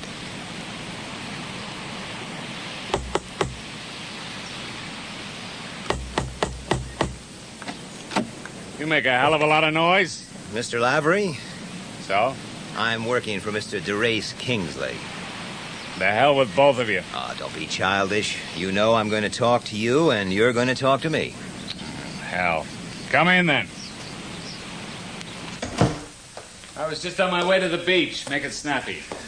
Just tell me where she is, and then we won't be bothering you. I don't need any private dicks today, or any day. I'm paid to stay. Tell me about this telegraph. I didn't go to El Paso with Crystal. I told Kingsley that. Then why would she send a wire saying she was going to marry you? I haven't the faintest idea. You didn't have any idea of marrying her? She has money, but it would be too tough a way to make it. Yeah. Kingsley doesn't care if you do run off with his wife. He just wants to feel sure that she isn't in trouble. What kind of trouble? Well, this wire has to mean something. She was always full of tricks. I was supposed to run up there, to the lake. I didn't. I was sick of her. I'd like it better if you did go to El Paso and split up there. Could you tell it that way? I told you I didn't. Can't you remember that? I'll remember it when I believe it. Go climb up your thumb. Take the air. You're wasting my time and your own. What line of business are you in, Lavery? I'm expecting a commission in the Navy any day. You ought to do well at that. So long, Snooper, and don't bother to come back. I may have to come back. You still think I'm lying? I think you've something on your mind. Thanks for your help. I sat outside of my Chrysler, listening to my new radio, trying to decide whether it was worth hiring somebody to tail Lavery. I decided it wasn't. A thin man in dark glasses got out of a black Cadillac across the street and went up the path to the doctor's house. He carried a doctor's bag. He stopped to stare at me before he went in. Then he came to the window and stared at me, went away, came back, and stared at me again. This was interesting, if at all, only because he was a doctor. Doctors, as a rule, are the least curious of men. They've heard it all. But Dr. Al Mohr was more than interested in me. He was bothered. Next time he came to the window, he was talking into a telephone. Then he sat down, as if waiting. I waited with him. For no reason at all. Doctors look out of their front windows. Doctors frown. Doctors have things on their minds and show the strain. Doctors are just people, born to sorrow, fighting the long, grim fight like the rest of us. It took about 5 minutes.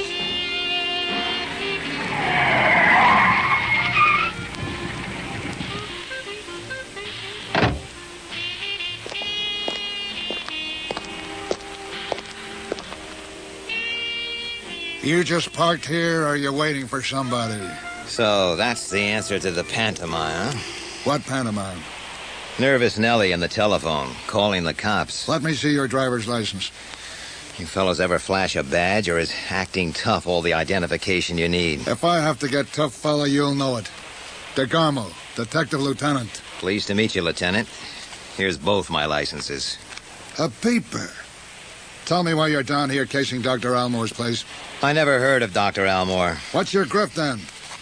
We don't like peepers in Bay City. Is that so? Talk it up. Did her folks hire you? No. Never heard of her either. The last boy that tried it ended up on the road gang. Tried what? Tried to put the bite on. Well, he looks like an easy man to bite. You want to ride down to headquarters? I'm not interested in Dr. Almore. I'm here visiting a friend and looking at the view. Straight goods? Straight goods. Ah, hell. Almore's screwy. He ought to see a doctor. Stay off our reservation and you won't make enemies. Go on. Beat it. San Bernardino baked and shimmered in the afternoon heat. I stopped long enough to buy a pint of liquor in case I fainted before I got to the mountains, and started up the long grade to Crestline and Puma Lake, thinking about what Kingsley had told me on the phone about Dr. Almore. He had been Crystal's doctor for a while, and his wife had committed suicide over a year ago. It still didn't give me a reason to be interested. Puma Lake Dam had an armed sentry at each end and one in the middle. Beyond these details, the war didn't seem to have done anything much to it. Canoes and speedboats and fishermen were all over it. The landscape began to be full of girls in gaudy slacks and snoods and peasant handkerchiefs and rat rolls and fat-soled sandals and fat white thighs. A mile from the village, a road curved up into the mountains, signposted to Little Fawn Lake.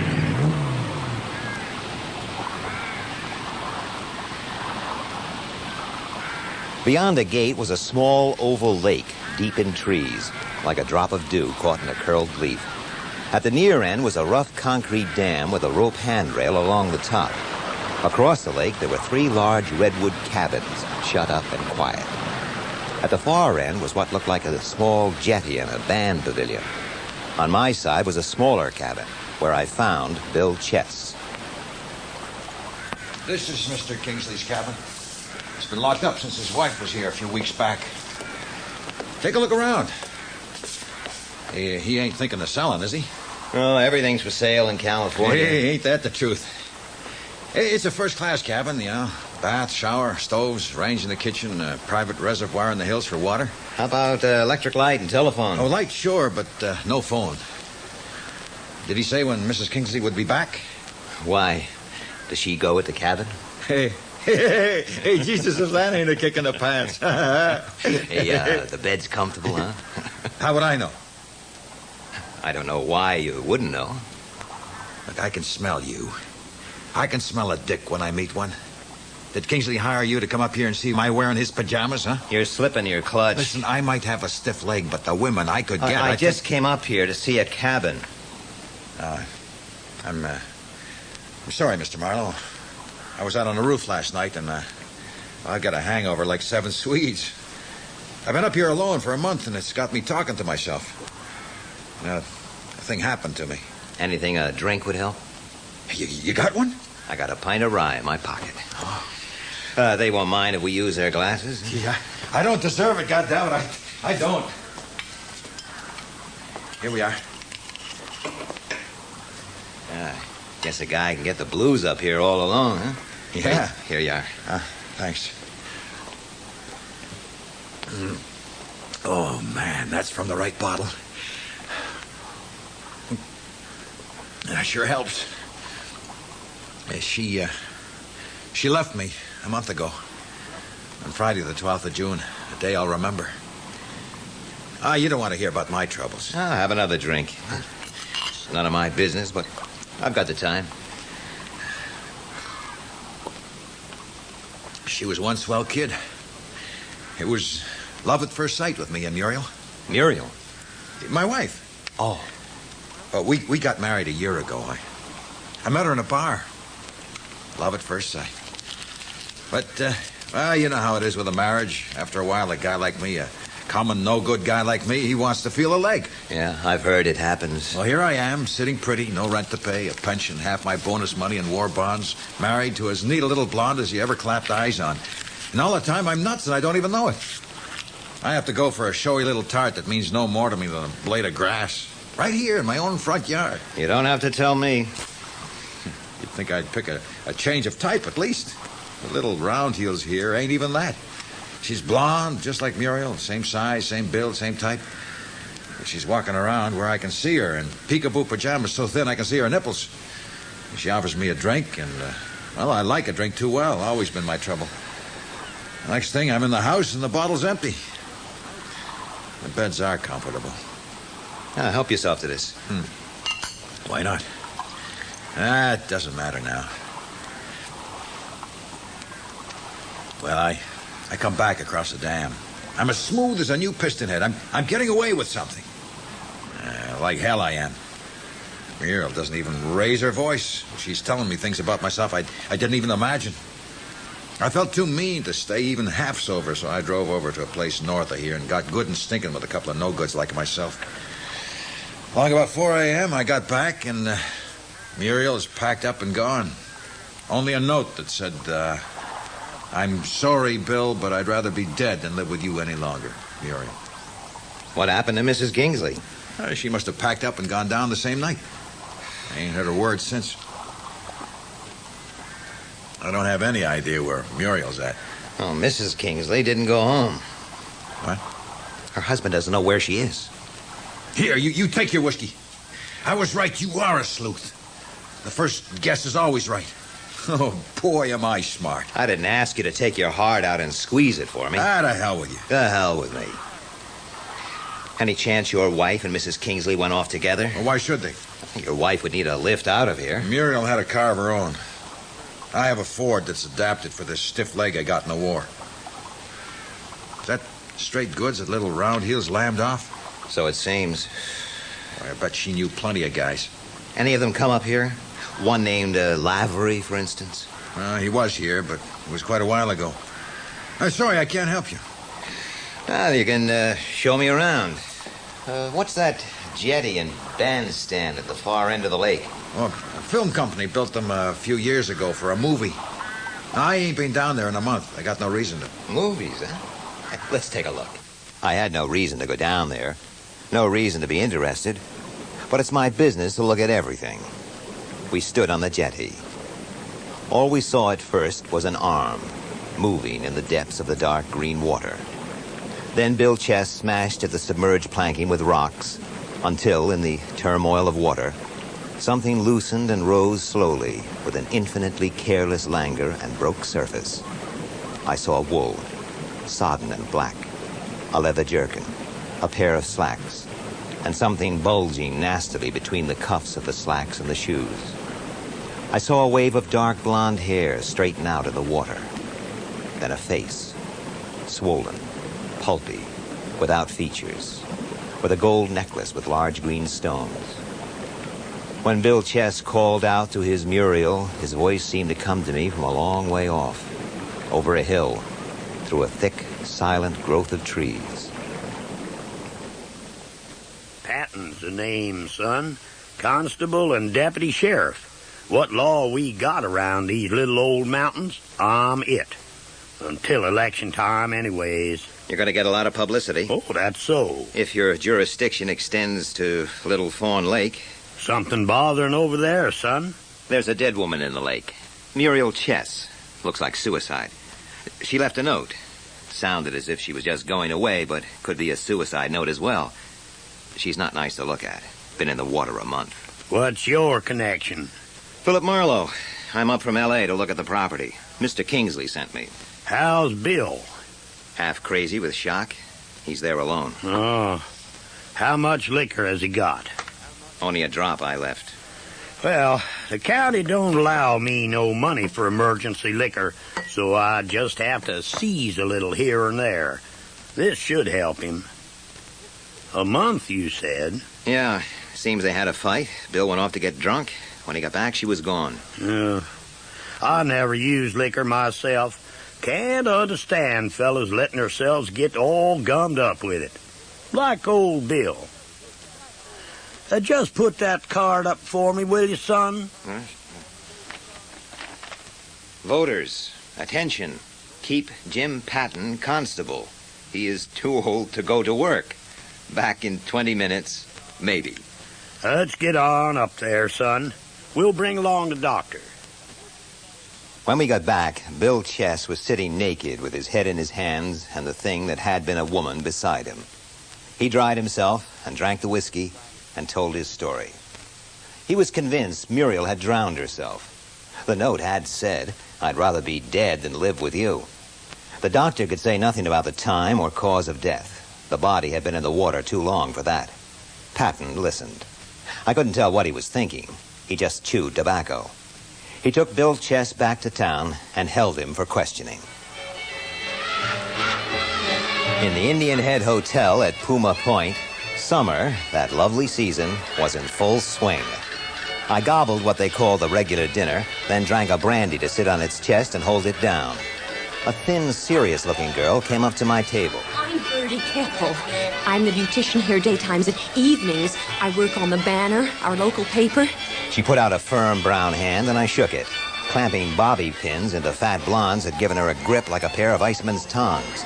I asked her to sit down. Pleased to meet you, Mr. Marlowe. I hear you come from Hollywood, that sinful city. You hear a lot. Poor Muriel Chess. You found the body? No, her husband did. Constable Patton will tell you all about it. Oh, he's not around. What line of business are you in, Mr. Marlowe? I'd rather not say. We have an L.A. phone directory in our office. I looked you up. I haven't mentioned it to anyone. What does that cost me? Nothing. Do you have an interest in Muriel Chess? Why should I? About 6 weeks back, a Los Angeles copper named DeSoto came up here. A big roughneck. I didn't like him. Said he was looking for a woman called Mildred Haviland. Now, he had a photograph. It was an enlarged snapshot, not a police photo. It looked a good deal like Muriel Chess. Now, the hair seemed to be red and in a different style, and the eyebrows were plucked, and, well, that changes a woman a great deal. But it was like Muriel. Well, what did you tell him? Nobody in our office liked his manner. Anyway, why should we tell him? Did he show you his badge? Yeah, I don't recall he did. Did anybody tell Muriel about this guy? Well, that's why I want to tell you. I'm afraid I did. What did she say? She gave a funny little embarrassed laugh as if I'd made a bad joke and just walked away. Well, nobody knew her well or what she did before she came here. I kind of hope poor Bill Chess doesn't get in a nasty jam over this. I don't know any more than you do. Say, when does the music start in this place, huh?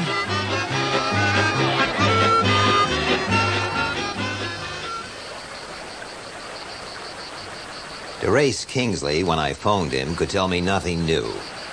I drove back up to Little Fawn Lake and, in the moonlight, pussyfooted around to the back of the chess cabin and did a little breaking and entering. Then somebody put the lights on. Dressed right there, son. What's on your mind? Well, I had an idea.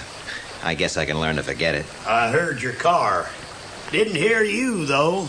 You walk right nice.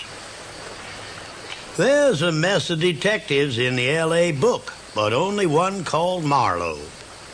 You didn't bother to tell me that yourself. I'm sorry it bothered you. Oh, I don't bother all that easy. I guess you aim to search the cabin. Yeah. I already pawed around considerable myself. Who hired you? DeRace Kingsley, to trace his wife. She started from here, so I did too. No interest in Bill Chess at all? None. Well, then why you want to search the cabin? Bill Chess is the guy in trouble.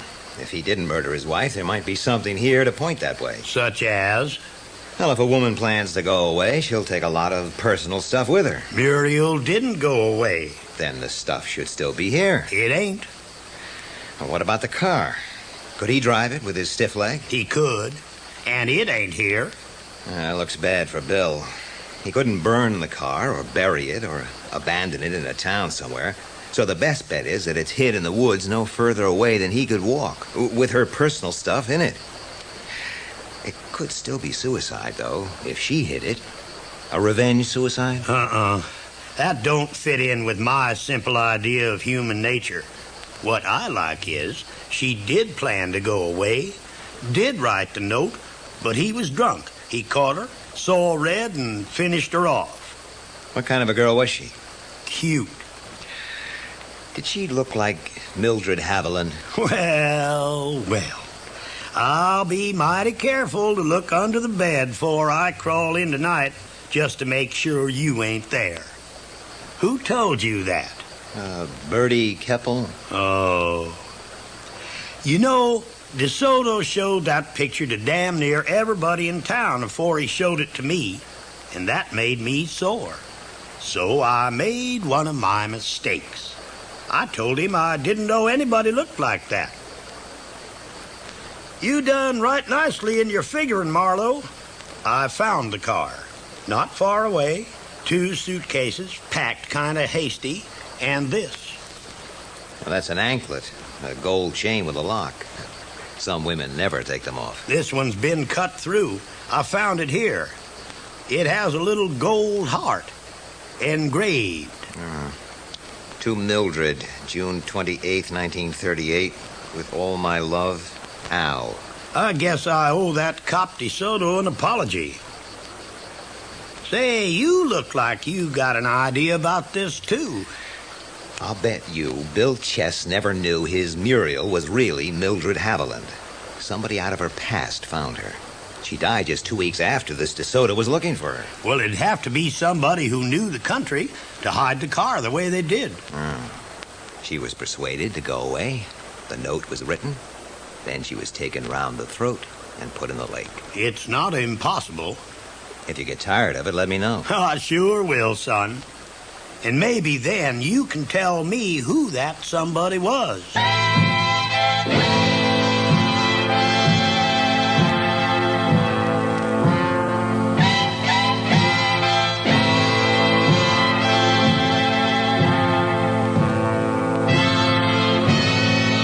That was part 1 of The Lady in the Lake by Raymond Chandler, dramatized for radio by Bill Morrison, with Ed Bishop as Philip Marlowe. Production for the BBC was by John Tiedemann.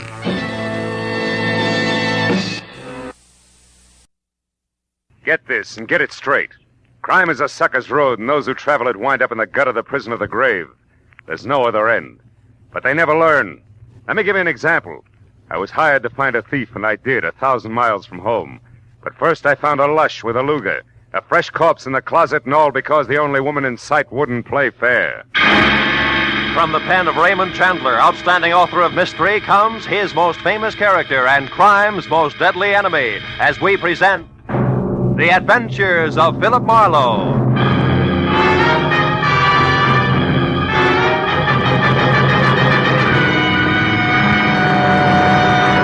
Now, with Gerald Mohr, starred as Philip Marlowe, we bring you tonight's exciting story, The Unfair Lady. The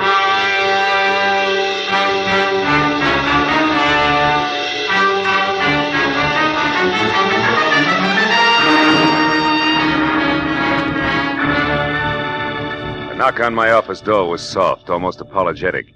So when I mumbled, "Come in," I was ready for something delicate and about as self-effacing as Uriah Heep. But when the door swung open, I knew exactly how wrong I could be. The gentleman was maybe 40, gray at the temples with shaggy eyebrows and a military mustache, and built like a heavy cruiser with a pair of catcher's mitts for hands. I'm Elliot Flory, Mr. Marlowe. Mr. Ara Bjornson's secretary. Are your services available, sir? That all depends on what you and Mr. Bjornson want me to do, Flory. What's the job? Well, specifically, sir, to catch a thief. May I sit down, please? Oh, of course. Thank you. Mr. Bjornson is being robbed systematically of diamonds. Are they disappearing from a store he owns, or is somebody robbing his wife? No, Mr. Marlowe. You see, sir, Mr. Bjornson owns and operates the Bjornson Mines, a relatively new but important deposit of kimberlite pipe. Kimberlite which? Kimberlite pipe, Mr. Marlowe. Oh. The geological term. Now, last November, sir, the 21st to be precise, you worked for Mr. Craig Norton, a mining engineer who lived here in Los Angeles. Mm-hmm. He recommended you to my employer. Now, Mr. Marlowe, will you take the job? I don't know. You still haven't said anything about the stealing itself. Is it a Bjornson representative here in Los Angeles who's coming up minus? It's Mr. Bjornson himself who's being robbed, Mr. Marlowe, at the mine proper. Oh, I see. And he wants me to, wait a minute. This diamond mine, wouldn't be in South Africa. No, sir, it wouldn't. It's Oh. at Rislo. It's a hamlet 100 miles south of Nogales. South of where? Nogales, Mr. Marlowe, is a city in Arizona, a few hours' drive from Tucson at the Mexican border. Oh, now, look, Mr. Flory, I'm a private detective in the city of Los Angeles who's at home in a barn, a back alley, or sometimes with a blonde. Not in rural Mexico. Is that clear? Oh, yes, sir, perfectly. Also, it's something that Mr. Bjornson anticipated. I refer to your reluctance to make the trip, sir. To Mr. Bjornson in Rislo, Los Angeles is the nearest metropolis where a dependable private detective could be found.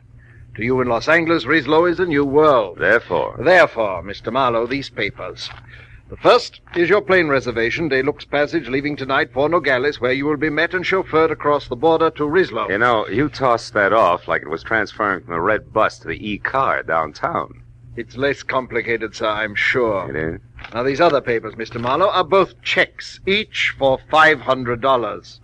One is your fee, and the other for expenses, not including your air travel. Your decision, sir. Oh, well, my decision, Mr. Flory, is that for $500 plus Rislo is plenty cosmopolitan for me. I'll go. You'll go? I'll go.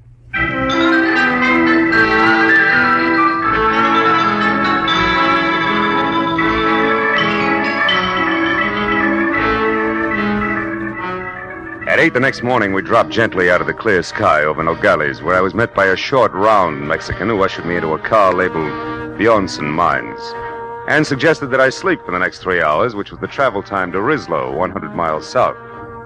So, after 30 minutes of panoramic, dry, sandy hills and occasional cactus, I did. When I woke up again, it was better than noon, hotter than Hades, and we were parked at a filling station in Rislo itself, which could have passed for home if you happened to be a prairie dog. It wasn't until I had my eyes wide open that I realized that the man leaning on the running board inches away and staring at me like my eyebrows were on upside down was not my driver. He was shaggy hair all around an unshaven, unpleasant face that was home to a pair of watered eyes that said he was drinking himself to death. And when he talked, I knew it was on cheap rum. You're the new mining engineer, maybe? Yeah, I didn't know it showed. Since you're an American, that means you gotta be an engineer. Oh. No other Americans come out this way. I'm an American myself, you know, from Philly. Good old Philly. Yeah, it's a great town. What's for sale? Hot transits?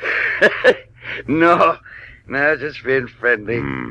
Name's Calder, M.J. Calder. I'm staying over at the Granada Hotel for a while, first floor rear. Why don't you look me up some night, any night along about 8? I used to be an engineer myself. Might chew fat a while. Yeah, we might do that. So, well, I'll look forward to it. So long, pal.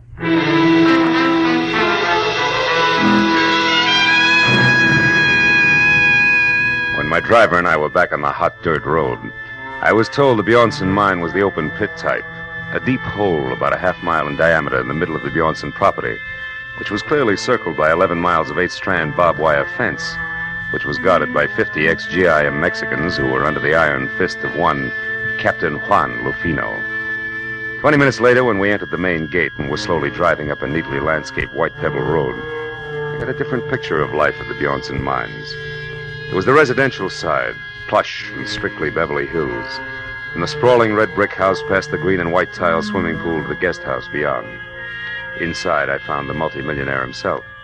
It was a bald 50 perspiring and shaped like a bowling pin. At 10 o'clock last night, Marlow, it happened again. $5,000 worth of stones. The 7th robbery in as many weeks, excluding, of course, the usual trickle. The usual trickle? $1,000 or maybe $2,000 worth a month. That stealing nobody can stop. The natives, the guards, visitors, everybody. But most of them we catch, Marlow, because in the first place, our policing is very thorough.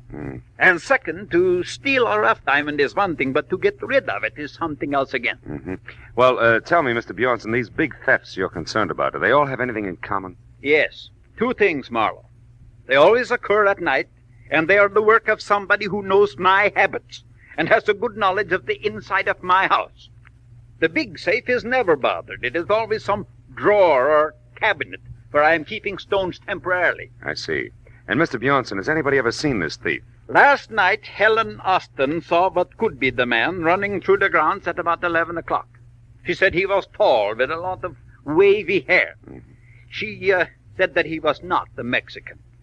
Oh, by the way, Marlowe, Mrs. Austin and her husband are staying in the guest house where you will be put up. He works for you, Mr. Bjornson? No, Kelly Austin has a mine of his own about 5 miles from here. Smaller than ours, but rich, nevertheless. Oh, this will be Captain Lufino. Don't mind if he appears unfriendly, Marlowe. He considers your presence here a personal insult. Come in. You wish to see me, Senor Bjornson? Yes, Lupino. This is Mr. Marlowe, the detective. Ah. When Senor Flore came back this morning, Senor Marlowe, he spoke very highly of your reputation in Los Angeles. Mr. Flory only talked to my friends in Los Angeles, Captain. Oh. Now, Mr. Bjornson, you were telling me about the Austins. Yes, they have been with us for 2 or 3 months now, while their new house is being constructed at their own mine. Their last place burned to the ground. I would suggest, Marlowe, that you speak to her as soon as possible. Also, the captain here will tell you of some evidence that he found here on the ground last night. No, Senor. It turned out to be nothing. What kind of nothing, Captain? A fountain pen, yes. It belonged to one of the office workers. Senor Barnson. Yes? Did you tell him about that Nat Campbell? Oh, no. Marlowe, the International Diamond Exchange keeps us advised of the movements of the bigger black marketeers whenever possible. 3 days ago, we were told that a man named Nat Campbell, an American who was at one time an engineer, has been operating in Mexico close to the border. Is there an accurate description of him? No. Anything else you have to know, Captain Lufino will take care of you. Also, I am sure that the captain will be glad to show you to your room at the guest house. Sir, it will be my pleasure to assist Senor Marlowe in any way I can. This way, Senor, please.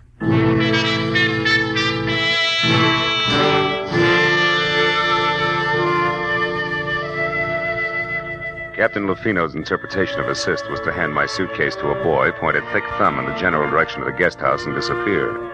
So after thanking him for his trouble, I went to my room, unpacked, changed into a dry shirt, which was damp again in 3 minutes, and then started for the suite on the opposite side of the building, where I'd been told I could find Helen Austin. But when I was halfway to a screen door, I stopped at the sound of a raised voice that I'd heard before.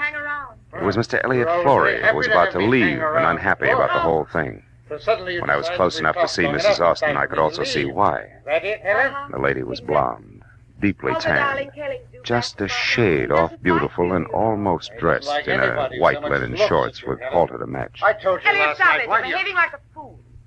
Oh, am I? Well, you just wait a bit, my dear. We'll see who the fool is around here. Oh, yes. Marlowe, what are you doing out there? Calling on Mrs. Austin. Why? Do I need a visa, Flory? No. No, Mr. Marlowe. You don't need a visa. You don't need anything. Well, come in, won't you? Elliot was just leaving. Yes, I have to be running along. I'll see you later, Helen. I can't wait. Well, sit here, Mr. It's Phil, isn't it? Phil Marlowe? Mm-hmm. Nice name. You know, Phil, I don't often get to see a new face around here, so anything I can do for you will be a pleasure. Mm-hmm. I'm sure the pleasure will be all mine. But aren't you afraid you'll catch cold? Why? Don't you like this? Ah. I made it myself. I do most of my things, you know. Regional styles are too far behind New York to suit me. My husband, Kelly, says I'm clever. Better than that, Helen. Kelly, what? You're resourceful. You startled me.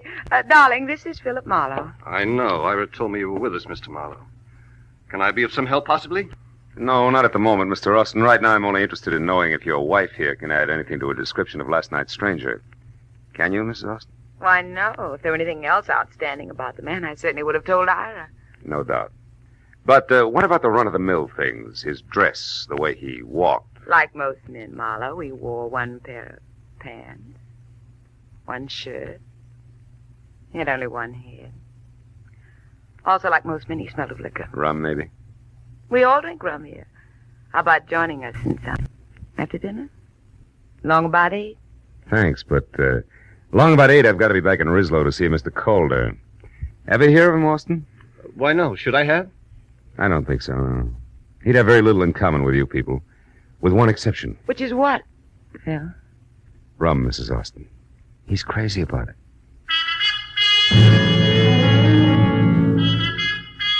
After I left Kelly and what with one healthy cloudburst added would make a great Sadie Thompson, I found Ira Bjornson and told him that I thought last night's stranger, one M.J. Calder, and Nat Campbell could be all one and the same, and that I would like to go into Rislow and check on just that, which suited him fine. So after apologizing for having just let Captain Lufino go off for the evening in his car, he gave me the keys to a battered station wagon and wished me good luck.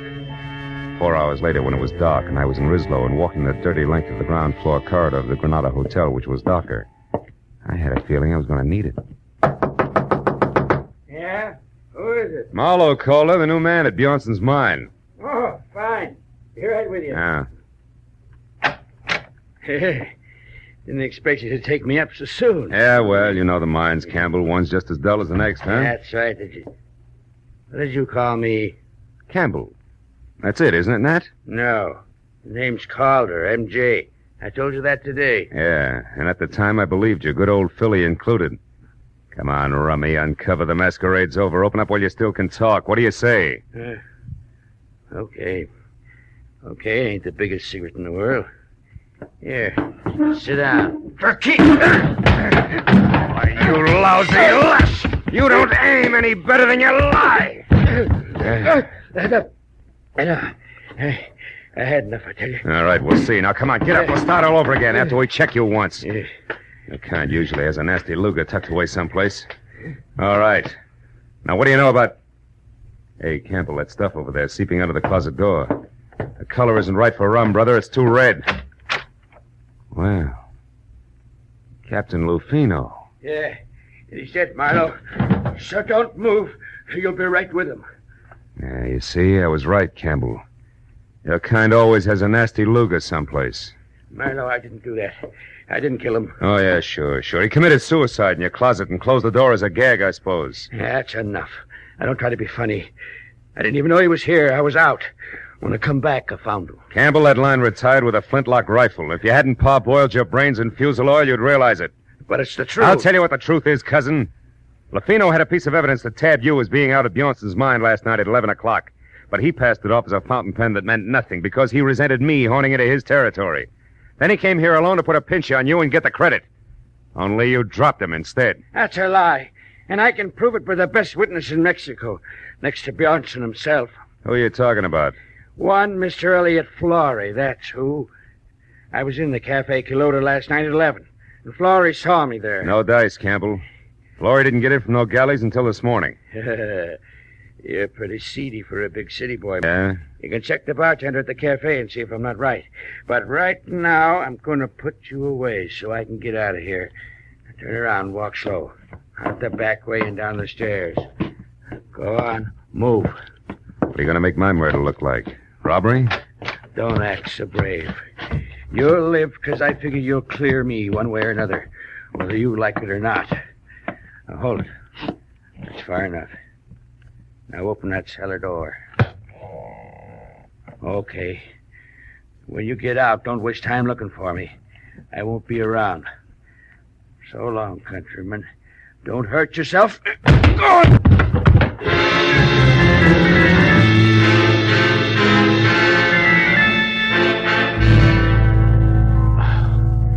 The cellar was as light and wholesome as a Parisian sewer. Even with the help of several generations, termites, it took a half an hour to break out. When I got upstairs again, it was deserted except for the late Captain Lufino. I went through his pockets, but they held nothing more exciting than battered cigarettes and some small change, but under the tight sash around his waist was a small green suede pouch containing 3 minute diamonds in the rough. I began to see what Bjornson meant by the usual trickle. Everybody, including the chief of his own guard, seemed to be in on the act. I dropped the pouch in my pocket and headed for the Quilota Cafe, where 2 American bucks and a nasty snarl at the bartender brought me the fact that Elliot Florey actually had been there last night. Had waited 2 hours for somebody who didn't show up, and then left. That made my next stop the mine. So I bounced the station wagon out of town, back to Bjornson's house, and started in. But a pair of bare shoulders above a snug linen halter intercepted me. Hello. You're back safe, I see. Enjoy all the sights in our filthy, stinking little town? Not much, Mrs. Austin. You should have taken me along as a guide. I could show you lots of interesting things. Like what, for instance? Like the sky and the moon. I like things clean, soft. I like lights and music and people. I like you, Marlowe. Save it. That buttons and bows routine is strictly your own problem. I've got work, and it starts with Elliot Florey. Where is he? What makes you think I'd know that? Because you two have been keeping close track of each other for some time. You're anxious to drop it, but Florey isn't. And now he's got a hold over you, and you're worried silly. Well, and you skip did- that, too. From what I know, I can fill in a very unpleasant yarn, and I will if I have to. So come on, baby, no dramatics. Let's have it. Where's Florey? Marlowe, you're a louse. But at that, you're better than he is. Went over to our place of mine about half an hour ago. I don't know why he wouldn't tell me. Just wanted me to keep my mouth shut and left. That doesn't make sense. Where's Mr. Austin? My good husband is off somewhere checking on supplies, he said. Okay, I'll pay a call on Florey right now. When I get back, baby, I'll have a lot of answers, so I advise you to wait up, huh? Sure. When you're all through with him, do me a favor, will you, Mr. Tough Detective? What, throw him back? No, kill him. After she said it, she stared at me for a moment and then turned and walked away, and from the bitterness in her face, I figured she had more on her mind than she told me about. But as I beat it around to the driveway where I'd left the station wagon, climbed in and wheeled out the gate, I forgot about theories and headed for the Kelly Austin mine and a big-scale diamond thief as fast as the rutted road and loose body bolts would permit. I'd barely gotten out of sight of Bjornson's house, where from somewhere out of the truckload of shadows I was hauling in the rear end of the station wagon, the muzzle of a gun was shoved hard against the back of my neck and held there. Pull over and stop, Mr. Marlowe, but don't take your hands off the wheel. Austin, you're off your rocker. You've been working too hard. Not so hard that I didn't get back in time to see you kissing my wife. You don't deny it, do you? Well, for what it's worth, you got your subject backward, but never mind Don't that. turn around, Marlowe. I'm sorry about this. I liked you when we met today. Now, listen. We'll take this up later in detail. Right now, I'm after a guy who's been biting into Bjornson's diamonds, and I'm sure it's his own secretary, Elliot Florey. Florey? Why, that's absurd. Yeah? And what's more, he's currently up to something cute at your mine. He's at my mine, Florey? That's what I said. Now, after I've seen him bust her, I'll be indignant with you all night if you like. You're a clever liar, Marlowe, but it won't work. You're not getting out of this that easily. I'm going to tell Bjornson what you've done, but first, you cheap masher, I'm going to get some satisfaction out of you personally like this. Oh!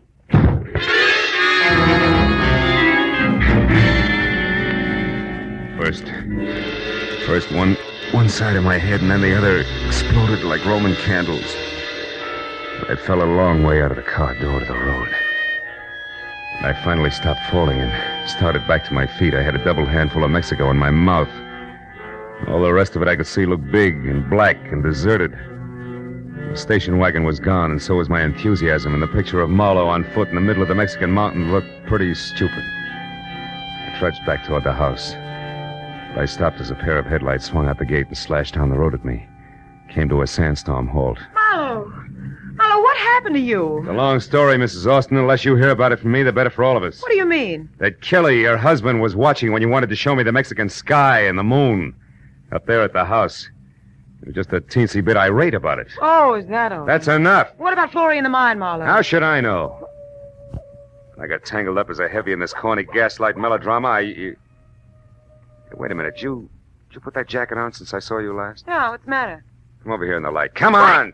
Sure. Now, listen, Helen.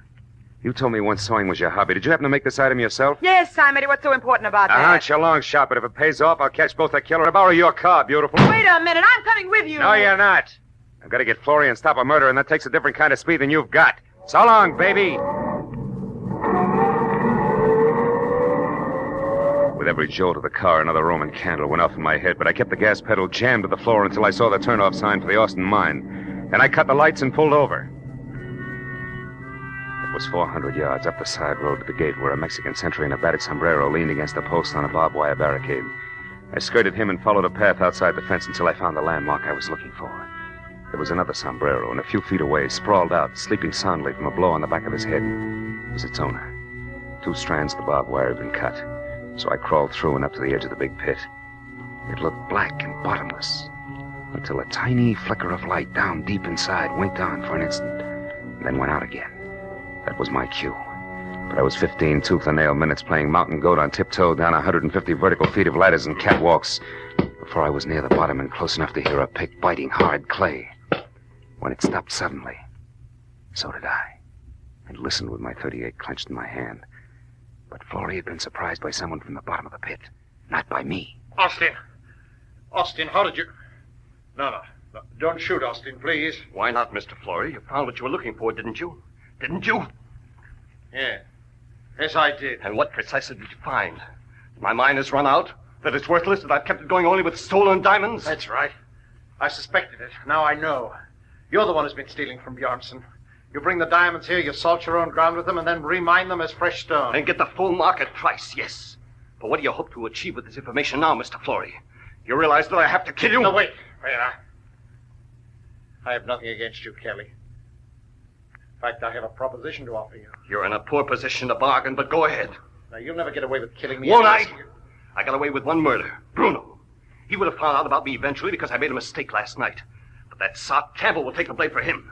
And right now, you're just another trespasser, so make your offer. Make it good. Go on. All right. I promise you, no one will ever know about this. If you'll get out of Mexico and leave Helen here with me. You dirt. I'm not going to shoot you, Florey. I'm going to strangle you with my bare hands. I ought to turn my back and let you. Gas cools out. Drop it, Austin. Stand still, both of you. No, it's too late for that. You hit him, Marlow. You got him. I think he's dead. Yeah. And I got something for you, Florey. I hope I can get the slime off my fist.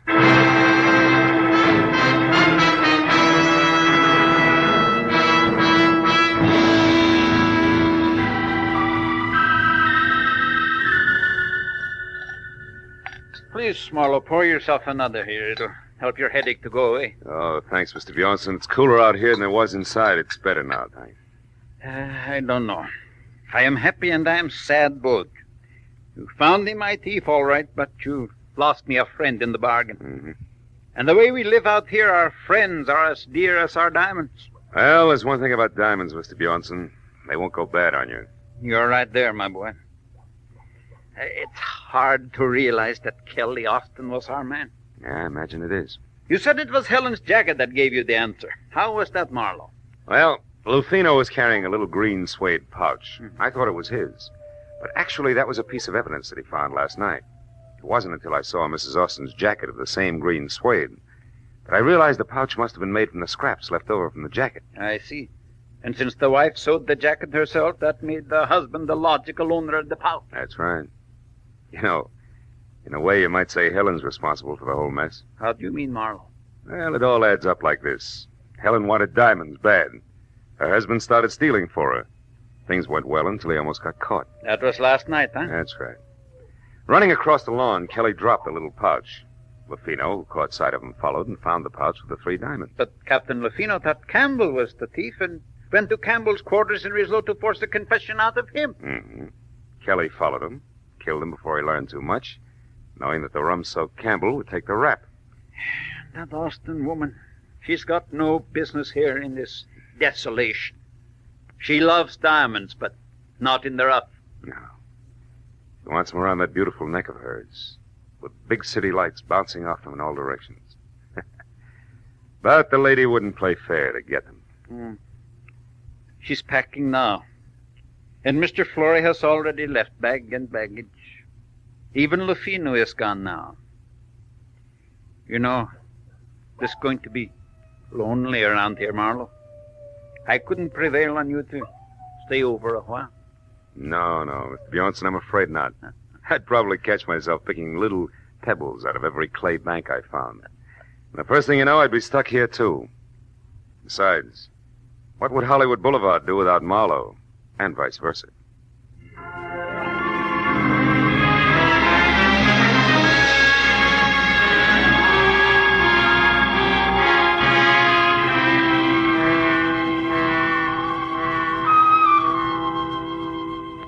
driver who was taking me back to Nogales was finally ready, and we started out of the mines, I took a long last look down into the gaping, dirty, lonely pit that was the Bjornson diamond field. And then, as we headed north and for the border, I settled back and thought about my own diamond field. The one that stretched out for 50 miles from the San Fernando Valley to Long Beach in blazing brilliance. Yet, in its own way, I knew it was just as dirty, just as lonely, and just as tough as the pit at Rislow. But it was my hometown.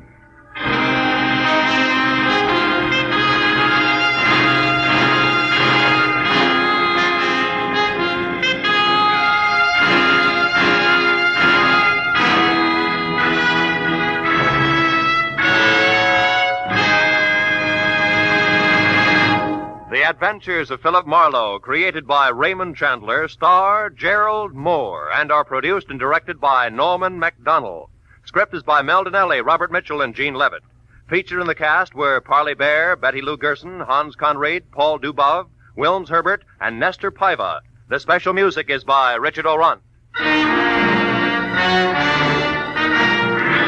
Be sure and be with us again next week when Philip Marlowe says...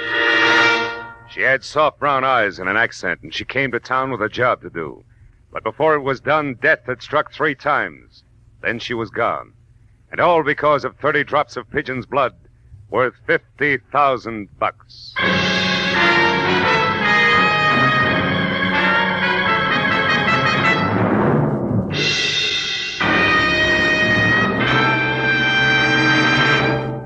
Later this evening on CBS, you'll hear a voice saying quietly, "A tortoise told a household pest, goodbye, goodbye." And MD said, "You'll pass the test up in the sky." Those words are a magic key to $53,000 in cash and prizes. Like to take a try at it? Then be waiting for Sing It Again, CBS's hour-long fun fest of music, laughter, and wonderful songs, later tonight on most of these same CBS stations. This is Roy Rowan speaking. Now, stay tuned for Gangbusters, which follows immediately over most of these same stations. This is CBS, the Columbia Broadcasting System.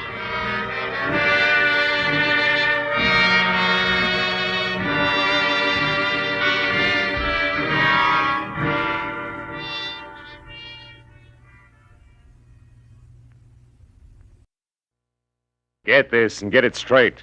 Crime is a sucker's road, and those who travel it wind up in the gutter, the prison, or the grave.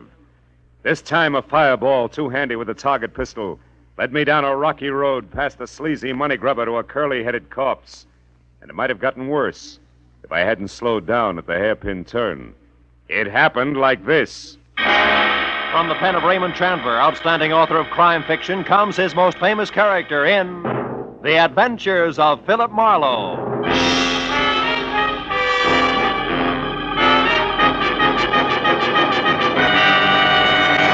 Now, with Gerald Mohr starred as Philip Marlowe, we bring you tonight's exciting story, The Hairpin Turn.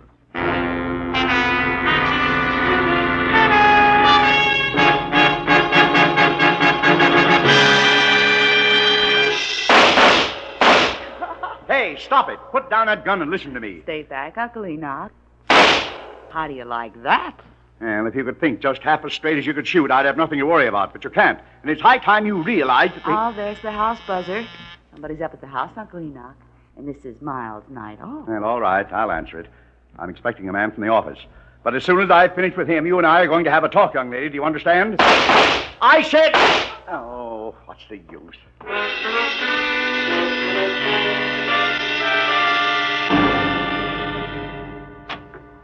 Yes? I'm Philip Marlowe to see Mr. Vanneman, Enoch Vanneman. I have an appointment. Oh, come in, Marlowe. I'm Enoch Vanneman. Oh. Glad you're here. Step this way, will you? We'll talk in the study. Okay, Mr. Vanneman, I thought... Those were pistol shots? Yeah, that's Kay, my niece.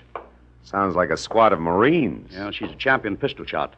She's converted one of the garages into a target range. Well, I seem to recall a city ordinance that says... I know all about that ordinance, Mr. Marlowe. Save your breath. Oh, just like that, huh? Precisely. Sit down, please. Thanks. Breaking a city ordinance is a perfect example of all the crackpot things that headstrong young fool insists on getting mixed up in. And you want me to get mixed up with the crackpot, huh? Yes, she has no more sense in her choice of male companions than she does in her hobbies. And she's a very rich girl. Now, look, if this is a bodyguarding assignment, Mr. Vanneman, I want to tell Kay you... has been going with a man named Cliff Lace, an unsavory type at least. Professional horse player, I think, and it was quite an affair. Was quite an affair? That's right. She threw Lace over for a new love recently. Fellow I've never met. She's serious, but refuses to tell me anything about him. So? So Cliff Lace doesn't like the idea because, from his standpoint, a very good thing has slipped through his fingers. Oh. He's going to do something about it, huh? And I don't know. But since about the time they broke up, a man's been snooping around the grounds here, Marlowe. Really? He's about 40, short, greasy looking. He has a flabby kind of face with fat lips and with a large black mole on the right side of his nose. Hey, I may know that character, Mr. Vanneman. I'll have to check to be sure. Marlowe, I want to know who he is and why he's been hanging around here. Also, I want to find out all there is to know about Kay's new man. Tell me, how old is Kay, Mr. Vanneman? She's 26. That's her picture there. Oh, yeah. Blonde fireball. Look, Mr. Vanneman, if she's 26, maybe her love life is none of your business. It is my business. I'm her guardian, and I'm very fond of her. But she's reckless, stubborn, and erratic.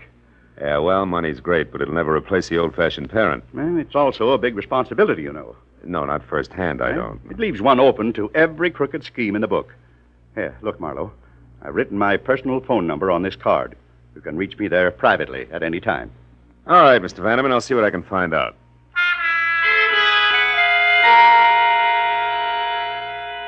I got in my car and I crossed the 2 acres of tailored flora the Vannemans called front yard. I could see in back the squat, windowless brick building topped by a skylight that housed the target range. Then a minute later, I drove out through the big Bel Air gate into Sunset Boulevard just as Kay Vanneman streaked past me in a sleek new Nash.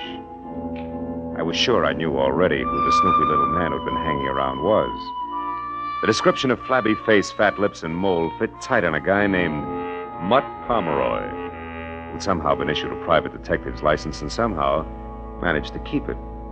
He was just about as ethical as a stab in the back. I remembered he had an office in a fire trap on Bronson, so I made that my first stop. Climbed a flight of dark, smelly stairs to a tired door marked Pomeroy, Private Investigations. Well, there was no answer, so I tried the door. Somebody beside Mutt had been there ahead of me. Turned the place inside out. It was a shambles. I spent 5 minutes going over his files, scattered like leaves in November, and was still at it when the door behind me swung shut. Lose something, chum? Hello, Mutt. What's the big idea tearing up my joint, Marlowe? Hey, you know better than that. I wouldn't touch the stuff you keep on file without rubber gloves. Real funny. If you didn't do this, then who did? I came in and found it just like this.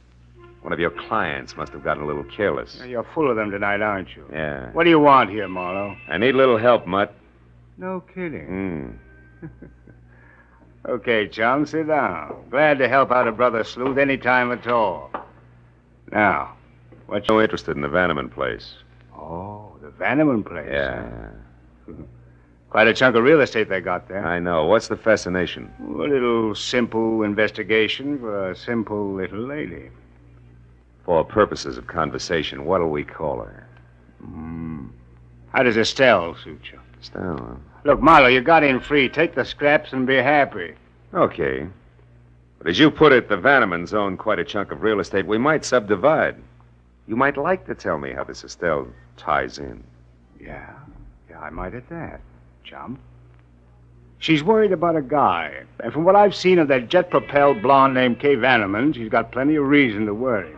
Guy's name wouldn't be Cliff Lace, would it? Cliff Lace? Mm-hmm. I don't remember, Marlowe. Okay, Mutt, how much is it going to take? Well, now, that's hard to say. I'll have to let you know.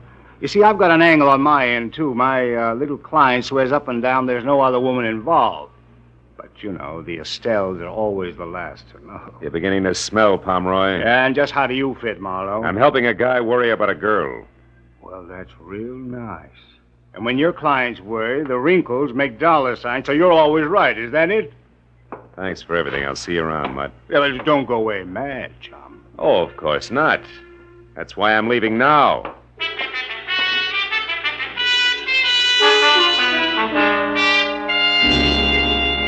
took a friend at the phone company all of 10 minutes to locate Cliff Lace's address for me, which turned out to be a snug bachelor's nest bungalow style at the foot of the Hollywood Hills, numbered 4300 Cherimoya.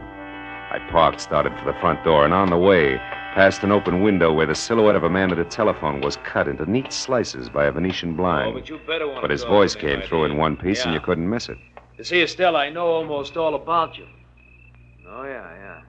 I got your name earlier tonight from a mutual friend, Mr. Mutt Pomeroy. Yeah. I think it's about time we got together for a little business conference, huh? Now, right there at the plaza in, say, 2 hours? You'll still be registered as Ruth Bridges. Good. Goodbye, Estelle. When he hung up, he moved over to a bottle of Johnny Walker Scotch. I waited until he'd helped himself, and then I went to the door.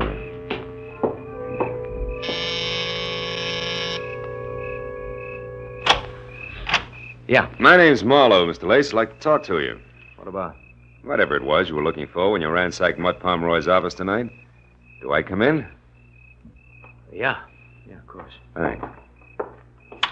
But I'm afraid I don't know what you're talking about. Oh, come on. We both know that's a lie. Let's forget it and go on from there, huh? Just a minute. You a cop? No. But I'll call him at the drop of a hat. Make it easy on yourself. What's Mutt Pomeroy to you? Bag of worms. I want to know who he's working for. The fact that you had to break into his place to get information should let you out, so who is it? What makes you think I'd know? Because you found what you were looking for. What's Estelle's last name, Cliff?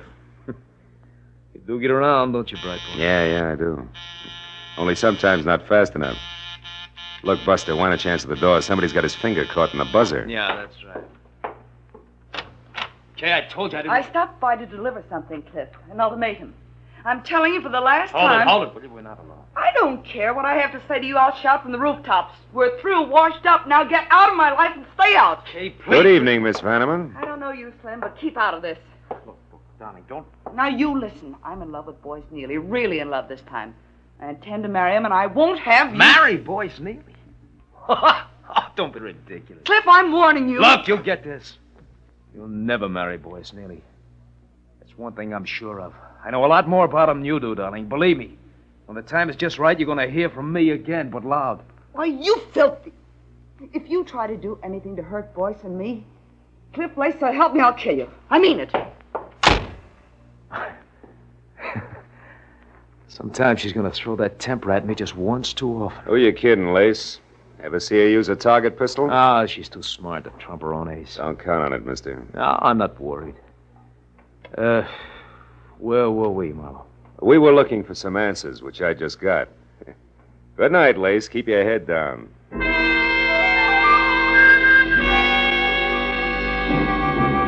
The way things were breaking, I was sure if I didn't get to the woman named Estelle before Lace did, I wasn't going to get anywhere.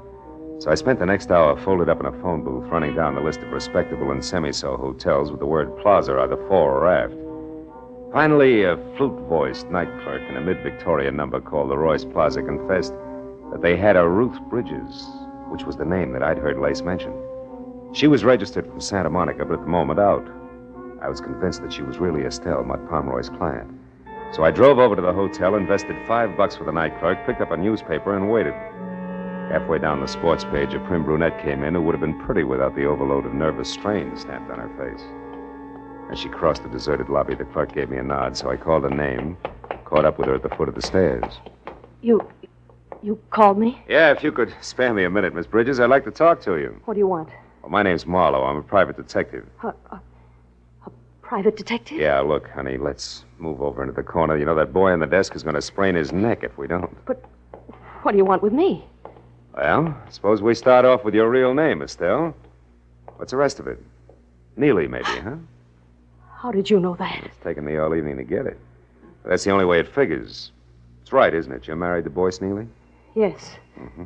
I'm Mrs. Boyce Neely, but what business is that of yours? Well, that's what I'm trying to find out. You hired Mutt Pomeroy to check on your husband because you're worried about him, right? Why? Boyce is in trouble. He's in a jam, that's all. Is it money? No. Boyce does very well. He's in real estate in Santa Monica. Oh, maybe with the law, huh? Yes. Yes, I'm afraid so. He's been acting so strange. He wouldn't talk to me or anything. I just had to find out what was wrong. I see. Well, look, what's your connection with Cliff Lace? Why, I don't know any Cliff Lace. Oh, come on, baby. Take it a little easy and try again. Cliff Lace, I know you called him tonight, and he called you. All right. He wanted to talk to me about Boyce and some girl named Kay Vanneman, but he's crazy. I know he is. Boyce is not mixed up with another woman. He couldn't be. I hope I meet your husband soon, Mrs. Neely. I'd like to punch him in the nose. What do you mean? But Pomeroy was right. The Estelles are always the last to know. Look, do me a favor. Will you go up to your room, go to bed, and get some sleep? You're going to need it. All right. Thank you, Mr. Marlowe. Hey, Buster, where's the phone? Oh, right over there, sir. Good book? Uh-huh. Huh? Oh, yeah, great. Chandler's new one, you know. Chandler.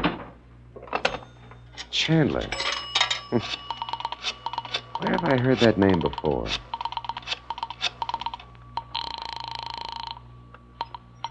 Hello? Enoch Vanneman? Marlowe, Mr. Vanneman. Kay there? No, she's not, Marlowe. And listen, I want you to forget whatever else you're doing and find her immediately. Why, what's the matter? She left here about 15 minutes ago in a fury. Where was she going? I don't know for sure. She left shortly after you did tonight. Then she came back about an hour I ago. know. I ran into her. What happened this time? She got a phone call from Cliff Lace. Something was said about him now being in the driver's seat, whatever that means. She was furious. That's not good, Vanneman. Believe me. Well, it's worse than you think. You've got to stop her. Because when she left here, Marlowe, I'm quite sure she had her target pistol with her. I hung up the phone, ran out to my car, and headed back to Cliff Lace's bungalow on Cherimoya. But Kay had a 15-minute head start, and at that hour, in her frame of mind, the drive in from Bel Air was a hop, skip, and a jump. The only hope was in Lace himself being smart enough to know that he'd overplayed his hand. The street was deserted when I pulled in and parked down the hill from the place. When I got to the front door and found it unlocked, I eased it open and went in. The living room was dark, but there was a light on in the bedroom, and I started for it. Before I saw the bulk of a figure leaning against the dark side of the frame. Come on in, chum. Make yourself at home. What are you doing here, Mutt? Easy, Marlowe. There's no hurry. Not now, there's not. School's out, chum. Where's Lace? Inside. It was nice, clean, accurate, and exactly dead center. He never knew what hit him.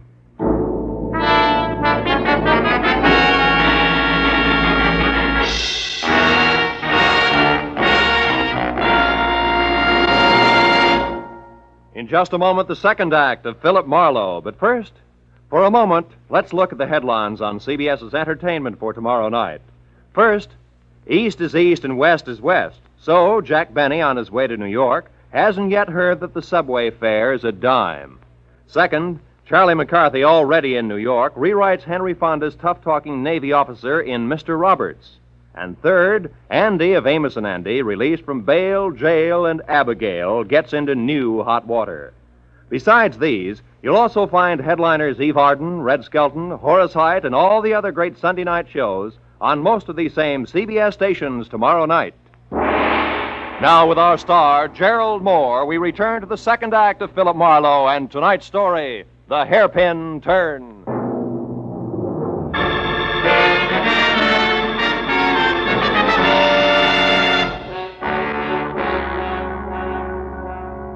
A small, neat hole front and center at his forehead said that Cliff Lace had been shot to death.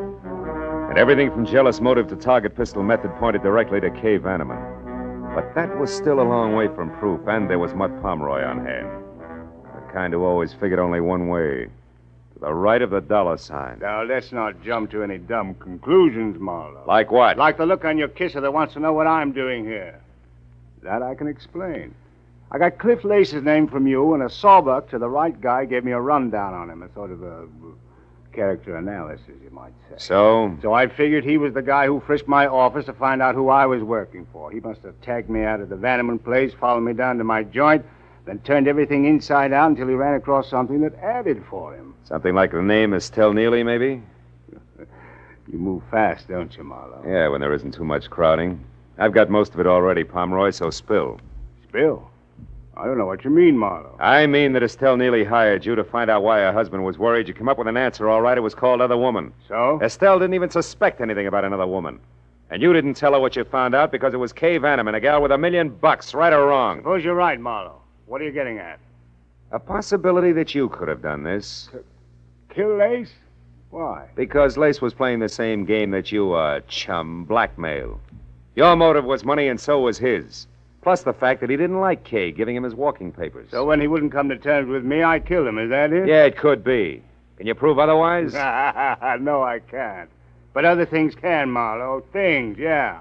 Like that lipstick-smeared cigarette in the ashtray behind you. It's not my brand. And I don't drop hairpins on the carpet when I kill. Do I go on? Or were you just trying it for size because you hate to think that a gorgeous item like young moneybags could be it? Right or wrong, Marlowe? You know, leveling with you, Pomeroy, takes the kind of talent that can cash a $7 bill at a bank. Who you calling, Marlowe? The cops. It's the custom. Wait. Look, don't be a sap. What'll that get you? A killer, maybe. Yeah, and from there on, a pat on the head. A well done from the law. Get smart, chum. Shielding a murderer is a lot healthier for the bank account than nailing one every time. Get your hand off the phone, Now, Pomeroy. Marlowe, listen. Get it off! Okay, go on, louse it up, Boy Scout. Who knows, maybe some bright day you might even run for alderman, Marlowe. Without your votes, I'm sure. Homicide, Sergeant Becker. Phil Marlowe, Sarge. There's a DOA waiting for you. 4300 Cherimoya. Name's Cliff Lace. Occupation questionably. Was shot. Any idea who did it, Marlowe? Yeah. Poor little rich girl named Kay Vanneman, or her sweetheart, one Mr. Boyce Neely. Who lives in Santa Monica? Yeah. Where's the fit? I don't know. How long ago was this Lace killed, Marlowe? 30, 40 minutes? Why? Neely's clear. We picked him up at his own home better than 2 hours ago. He's in a pokey now. What'd you get him on? Hit and run, a month ago. It's alleged that he knocked an old lady out of a crosswalk and into a hospital without even stopping to watch her bounce. Some anonymous tipster phoned the dope in around 6 tonight. Said the repaint job on Neely's car would prove it. It did. So that just leaves this Veneman babe, huh? Yeah, I guess so. But you know, Becca, there's... Marlowe, come here, quick, out in the backyard there. It's Kay Vanneman. I'll call you later, Becca. We got company. Get the lights, Pomeroy, and stay down. Don't worry, Marlowe. The driveway alongside the house is the only way out. All right, watch it from the front. I'll go through the kitchen and out the back door. Play it close. Check. But remember, Pomeroy, nobody gets trigger happy. Don't worry, chum.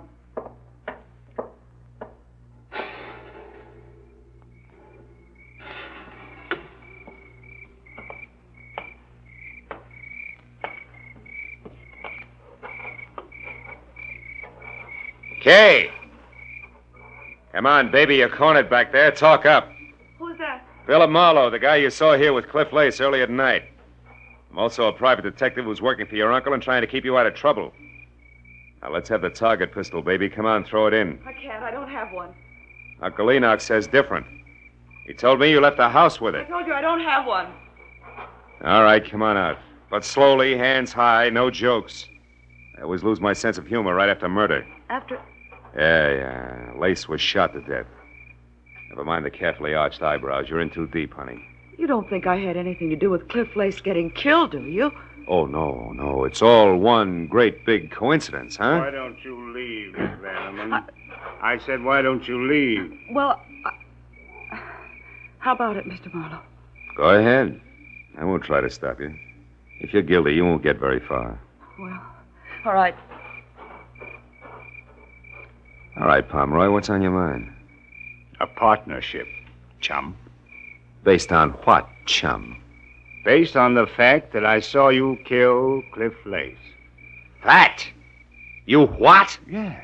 I saw you standing over the body with a smoking gun. Come on. You don't think you can really make that stick, do you? No, but it would keep you busy explaining for a while, long enough for me to wind up my business. Oh.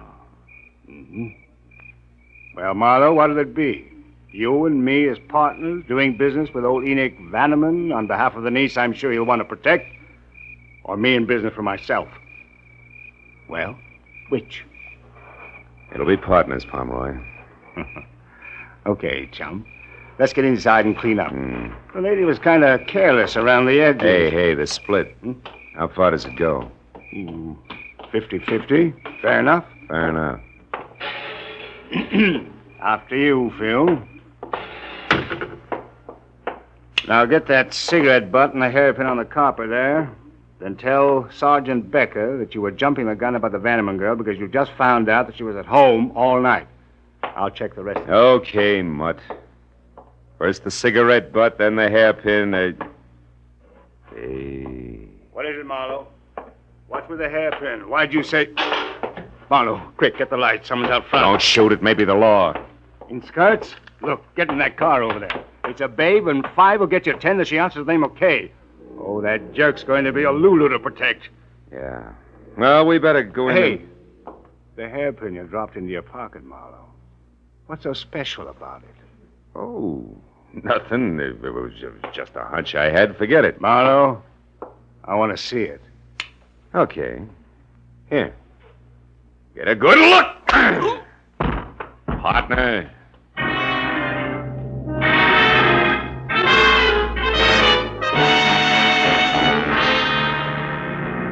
It was a fast 20-minute drive back out to Bel Air and the Bannerman place. All the way, I worried hard that the hunch I was playing was right and that I was going to be too late to do anything about it.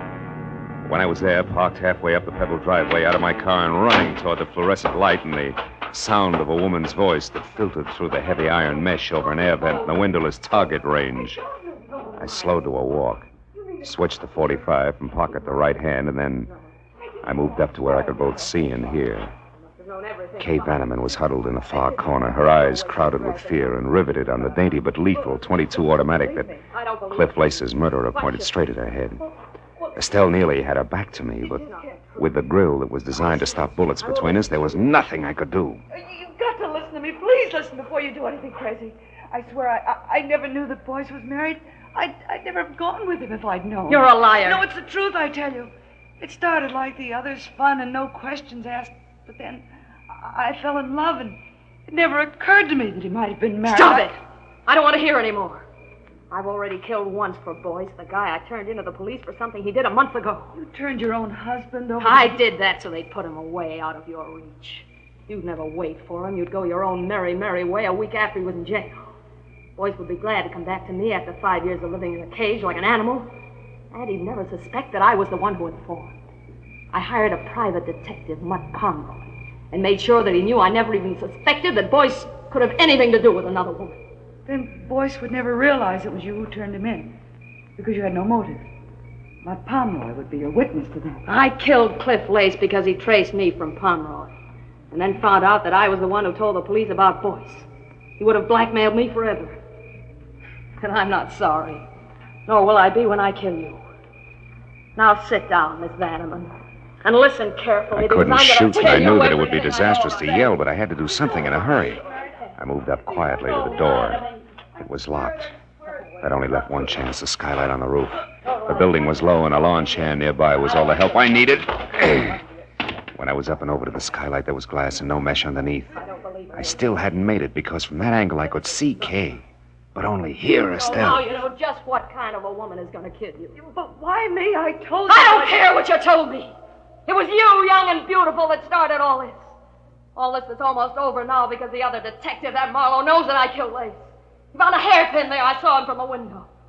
I saw him pick up the hairpin, Miss Vanna. No, stay back! The black hairpin that couldn't possibly belong to a blonde like you. The hairpin that said Marlow knows that I killed Lace. So I'm through, and I know it. But before they get me, my hand, Marlow, is she dead? No, just out. Well, fireball, any appropriate wisecracks? Wisecrack? Not for quite a while, Marlow. I'm too scared.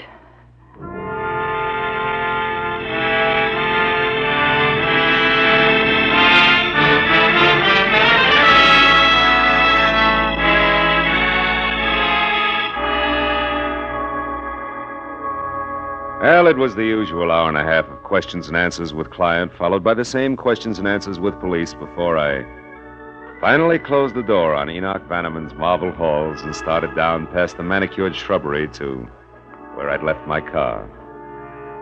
Outside, the night was cold and clear. And as I walked, I looked up at the vastness overhead and wondered why I had the kind of job that made me no more than a houseboy with gun for a rich guy with a badly spoiled niece. But I stopped wondering when I was at my car and no longer alone. I just wanted to say thanks before you left, Phil. I'm going to do my best to stay out of trouble from here on out. You know why? No, why? Because I want to be good enough for the right guy who may come along someday. A guy like you, I mean. Oh? Thanks, Phil. I'm very grateful. Yes, well, my job's all right 9 times out of 10.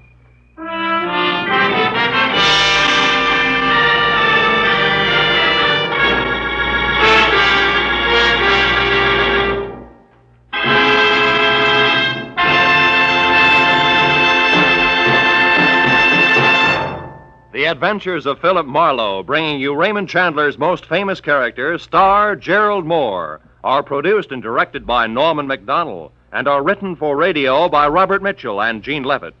Featured in the cast were G.B. Hunter, Jay Novello, Olive Deering, Ralph Moody, Tony Barrett, and Charles Russell. The special music is composed and conducted by Richard Arant. Be sure and be with us again next week when Philip Marlowe says... It happened in a place called Bay City where I was unwelcome to a fat fry cook with a secret and a dapper gambler who smoked oversized cigarettes. But where to the long arm of the law? I was poisoned.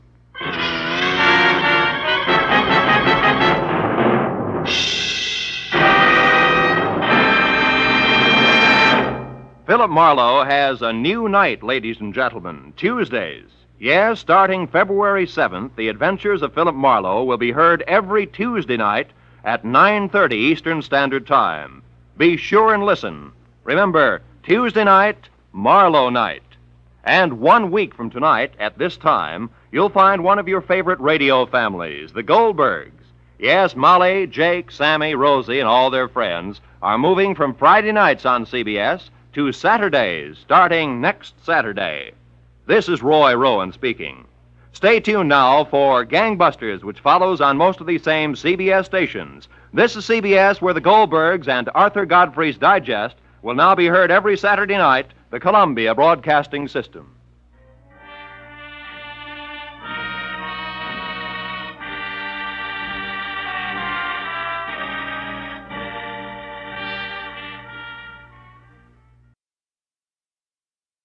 Get this and get it straight. Crime is a sucker's road, and those who travel it wind up in the gut of the prison of the grave.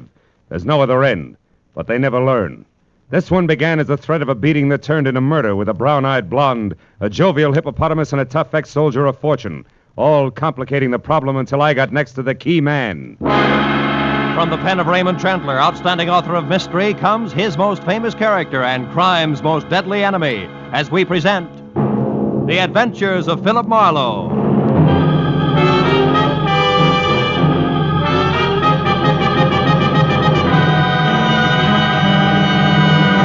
Now, with Gerald Mohr, starred as Philip Marlowe, we bring you tonight's exciting story, The Key Man.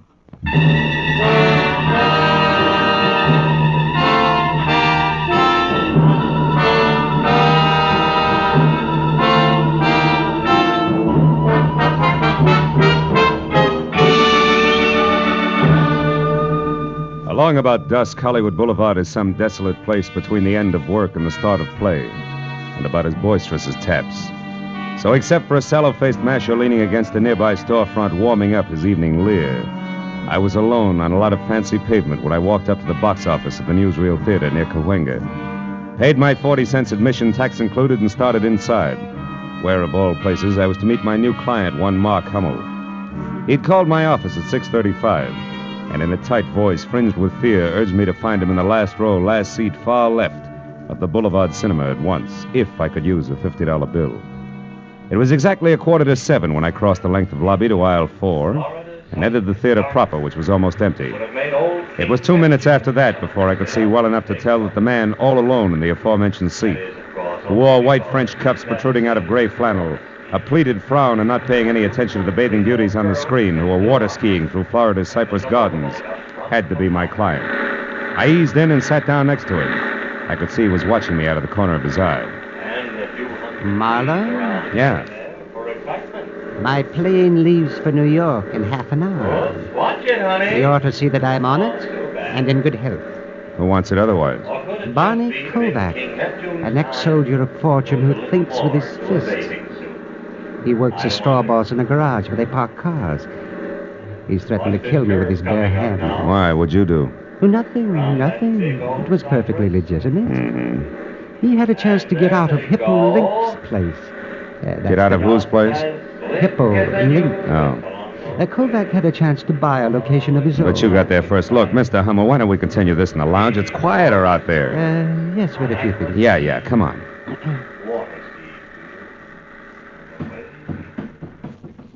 Oh, this is better.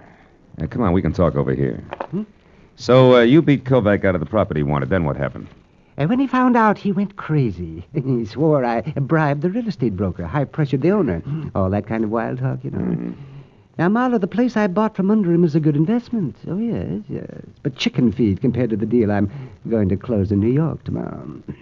If I get there. So for $50, I'm to see that you do just that, huh? Yes, but I've already made your work easier. I told Hippo Link, all 300 pounds of him. Oh? I told him in a loud voice this afternoon that I was going out of town by train at 7 tonight, figuring, of course, that Kovac, who's nearby, but wouldn't do anything with people around, would overhear me. Mm-hmm. And your connection with Hippo is what? I parked my car in his garage. Period. Anyhow, at 5:30 tonight, I drove downtown to the Union Station. I left my car on the lot there and went inside. After which you doubled back, got outside into a cab, and headed for here in a comfortable wait until plane time, which you're afraid might not fool anybody, including the tough Mr. Kovac, since you've hired me, right? Yes, that's right. I never caught sight of him trailing me, Marlow, and, frankly, well, I'm afraid of him. Can you understand that? Sure. Fear is always understandable. Well, what's the itinerary, Mr. Hummel? Here to the airport? No. First to my house. I still have a bag to pack. I'll take a cab. You follow in your car. Then wait outside my place. That's 4100 Fountain, just below La Cienega. Yeah, I know. Yes. Now, when I get back into the cab, you follow again until I'm safe aboard the plane. Yes. Now, here's your money. Thanks. Anything else? Yeah. Mm-hmm. Do you carry a gun, Mr. Hummel? Ordinarily, no. But tonight, Marlow, yes. It's a service gun, 45. And believe me, if I have to use it, I will. Now, let's get out of here. Quickly.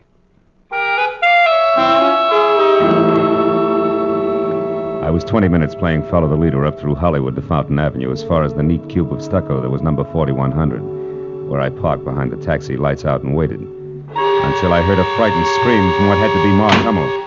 I piled out of my car and darted past the cabbie who said he had enough trouble in his life and ran up the front steps and into the house where in the light of a single overturned lamp in the bedroom, I found my client face down in a widening pool of his own blood. I started for the rest of the rooms, but then the sound of a motor roaring out of the alley behind the house told me I was wasting my time. When I returned to the bedroom, one glance at Hummel's still form said that the man who had been afraid for his life only 30 minutes ago was already very dead. Next to his body was the .45 he never got to use, and alongside of that, the miniature crystal ball splattered with blood that had killed him. There was a key which I found fit the front door, lying in the middle of the carpet. The drawers and closets were all open, as well as his half-packed suitcase. It was a good time to call the police.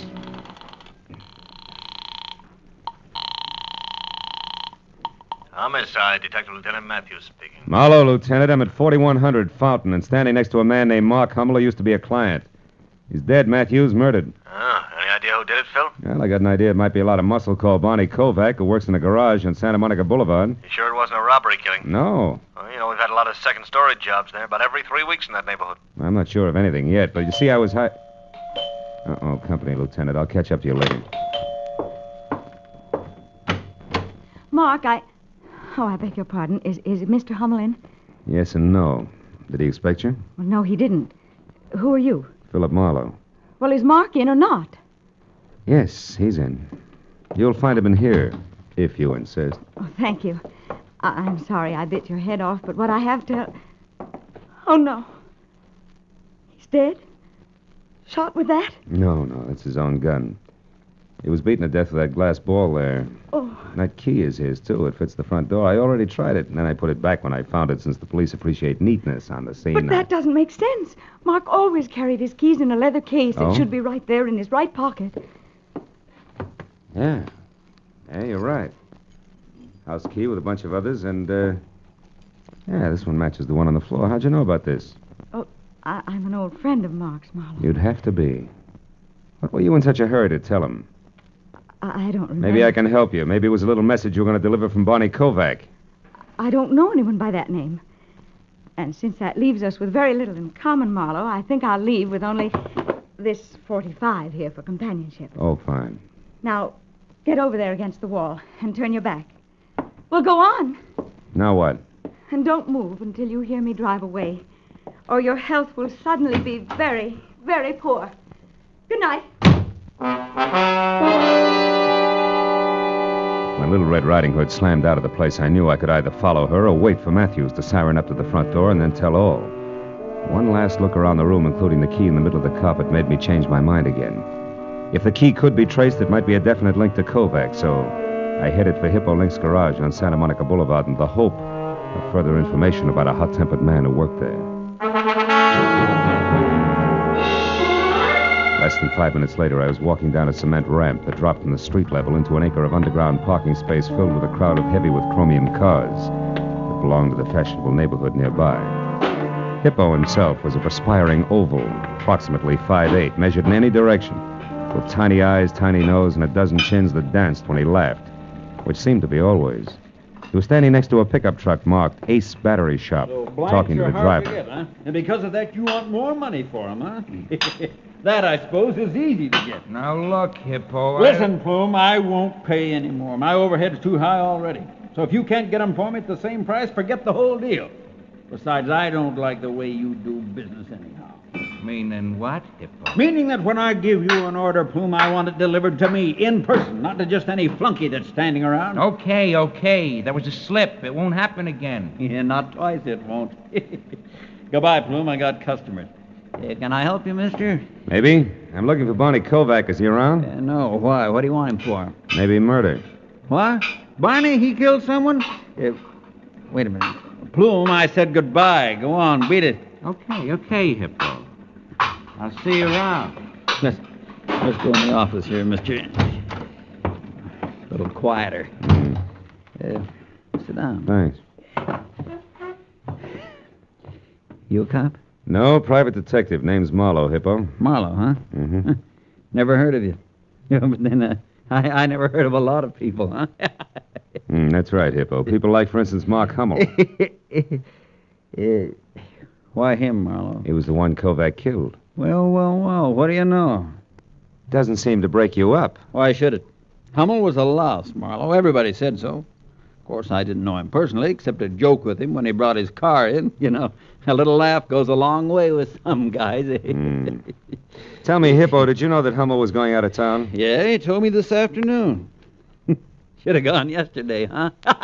Shut up.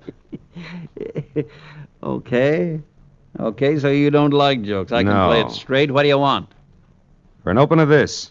If a tall blonde with brown eyes and a pretty face who knows how to handle a 45 as well as conversation walked in here, would you know her? Am I? Could be Rhonda Beaumont, Barney's girl. She lives in a plush apartment over at 38 Sweetser Drive, just above the Strip. How does she figure? Probably great in a Catalina swimsuit, but in this deal, I'm not sure. She might have put me on the right track by setting me straight about a key to Hummel's apartment that I found next to his body. Wasn't his. A key? Yeah, the design on it, near the top, the round part was like a fancy figure 8. Mean anything to you? Not being a locksmith, no. Anything else? Yeah.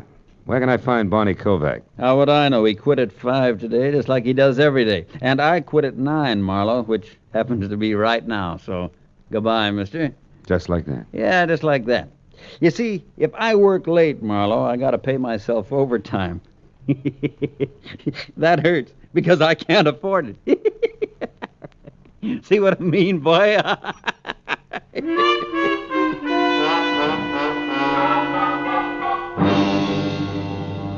was out on the street and behind the wheel of my car before I saw the man in the back seat who had a snub-nosed .38 leveled at my hairline.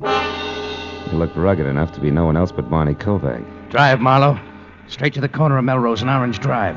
I live over a store there, and it's quiet, so we can talk without being disturbed. Go on, drive.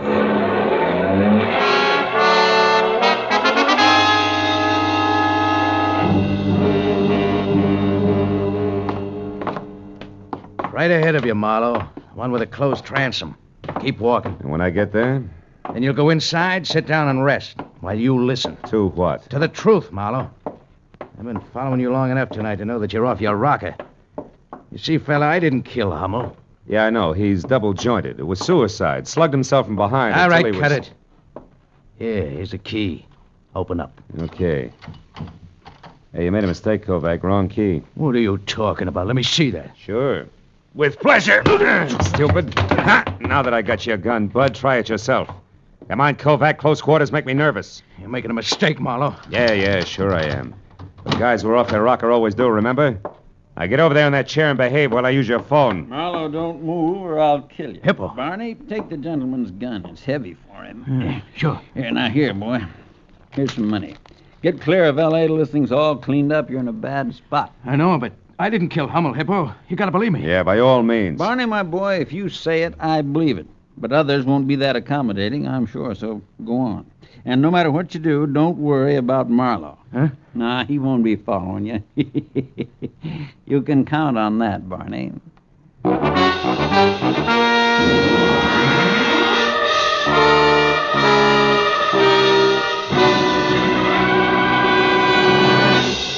In just a moment, the second act of Philip Marlowe. But first, programs on a summer Sunday afternoon come to you at home, in your cars, on the beaches, and 101 other places where you are at ease.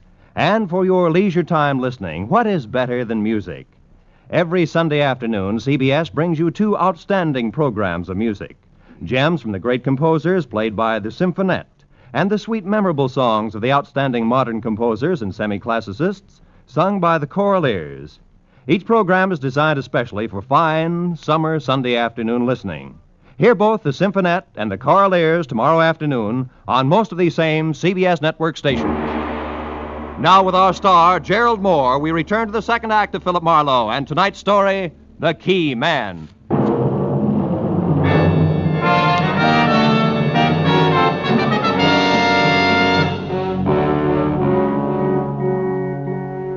The gun wrapped in the thick, fat fist of Hippo looked like a toy as he leveled it at my chest while Kovac got away.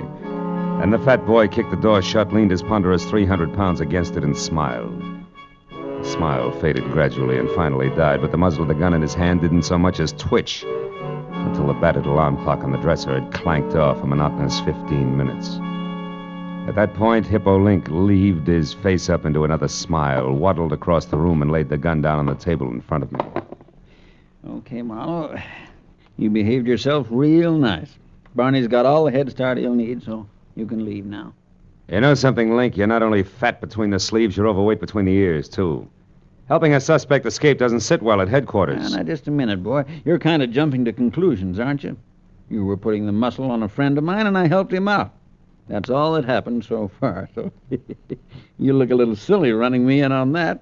But if you still want to try, boy, the gun's right there on the table. Okay, Hippo, you win for now. But don't think I buy that silly 1, 2, 3 story of yours.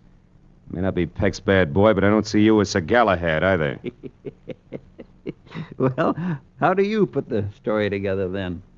I don't know that that's any of your business, and even if I thought it were, I wouldn't tell you. But I'll let you in on this much. I don't know for sure that Kovac is guilty, but then I don't know for sure where you or Kovac's girl Rhonda Beaumont fit either. I wouldn't know. You said you knew her. So? You seem to think a good deal of that kid, Kovac. So? So couldn't it be possible she paid you to come up here and see that her boyfriend got away? Like you said, Marlowe. I don't know that it's any of your business. How much cash does it take for you to stick your neck out as far as you have, huh?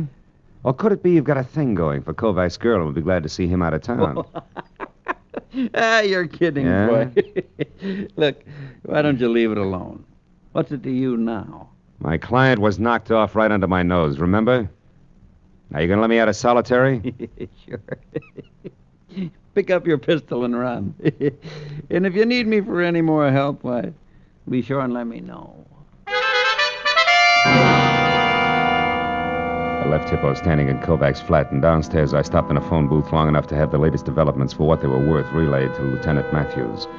Then I drove out to where suites are turned straight up into the hills and parked in front of number 38, the Morrow Apartments. A terraced heap of pastel plaster and angled glass in which Rhonda Beaumont had a first-floor front. I took a look at the large, private view of the city as I crossed the small, private patio and knocked on the substantial private entrance. When it cracked open, I helped it along just enough to step inside. Fast! Marlowe, you will come in, won't you, whether you're asked or not? Yes, and it's sweet of you to ask me, Rhonda. Is he here? He? In a city of 4 million, half of which are male, that borders on being a stupid question.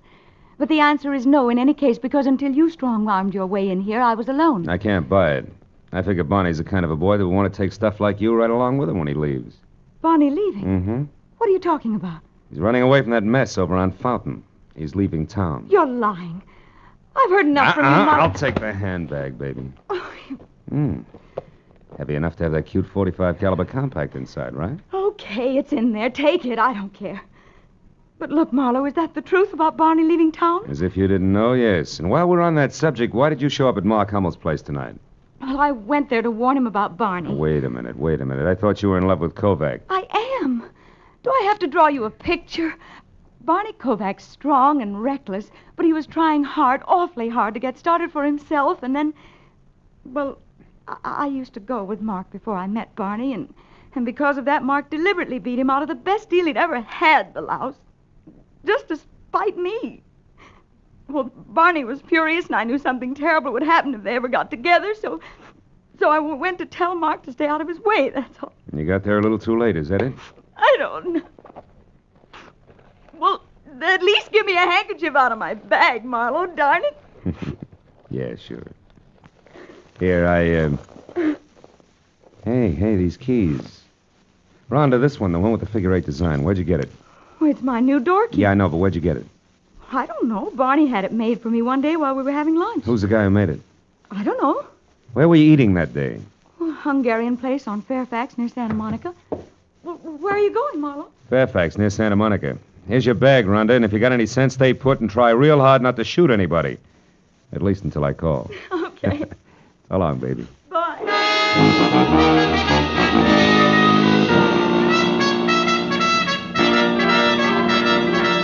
Hey, late extras, the world's in terrible shape. It's a mess. Read all about it. Late extra papers. It's all over now. Paper, mister? No, thanks, kid. Tell me something. Where's a locksmith on this block? Locksmith? No, there ain't none. Oh, come on. Sure there is. A guy who makes keys. It's got to be. Think hard, will you? It's important. Think hard, he says. Look, mister, I know this whole neighborhood like the back of my own hand. No key maker. Uh-huh. Well, how about a guy who sharpens saws, scissors, things like that? No, nothing like that. We got filling stations, bars, a delicatessen, drugstore, shoemaker, dry goods store, 3 restaurants. One's Hungarian, that's on Fairfax. Yeah, Ace Battery Shop there across the street, a toy store on the corner, a lampshade joint. And Wait a minute, hold it. Battery. Ace Battery. Plume. Plume. Yeah, that's it. Old man Plume owns the joint. Ah. A real sour apple, you know what I mean? This place is a dump, too, but he works hard. He's probably over there right now, working in the back room. Bless you, my boy. Thanks a lot.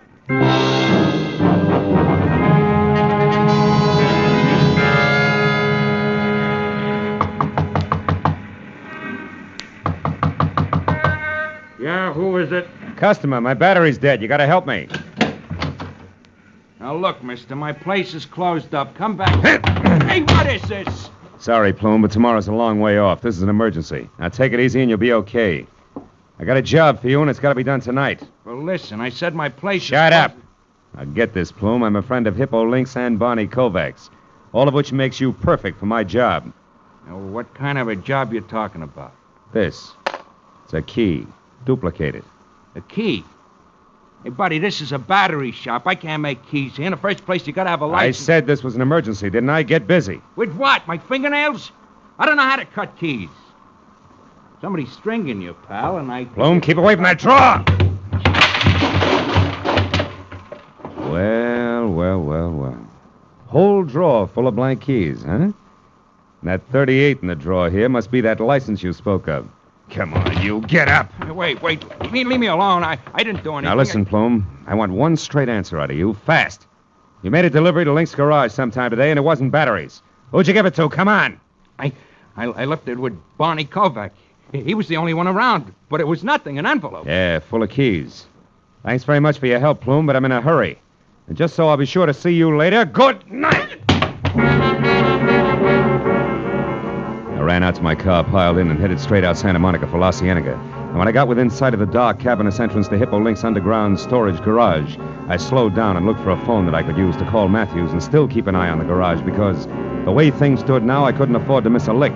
But then I got a break. I decided to try a mobile gas station on the corner when the scream of a siren shoved me up against the curb, and a squad car swerved out from a side street, ground to a rubber-burning stop in front of the garage and disgorged Matthews himself and the driver on the double. I slammed out of my coupe and belted across the street after him. Matthews! Hey, Matthews! Marlowe, get back! Over this way. We got Kovac cornered down inside there. You're just... Now, wait a minute. Matthews, you got this deal all wrong. Oh, no, we haven't. I got two men out and back. He's trapped. We'll get him No. Hold everything, Matthews. Listen to me. I'm going down there and talk to him. I'll be back in a minute. Marlowe, come back here, you fool! Kovac, this is Marlow. Come on out. I got all the answers now, Barney.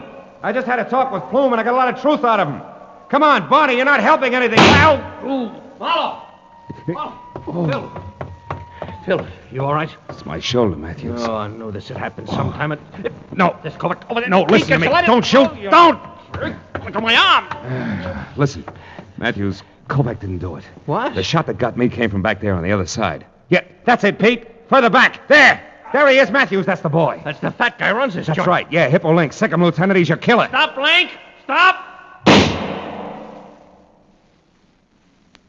I got him, Phil. He's down. Yeah. Yeah, that's one nice thing about Hippo. You can't miss him. Oh, thanks. I think I better sit down a minute.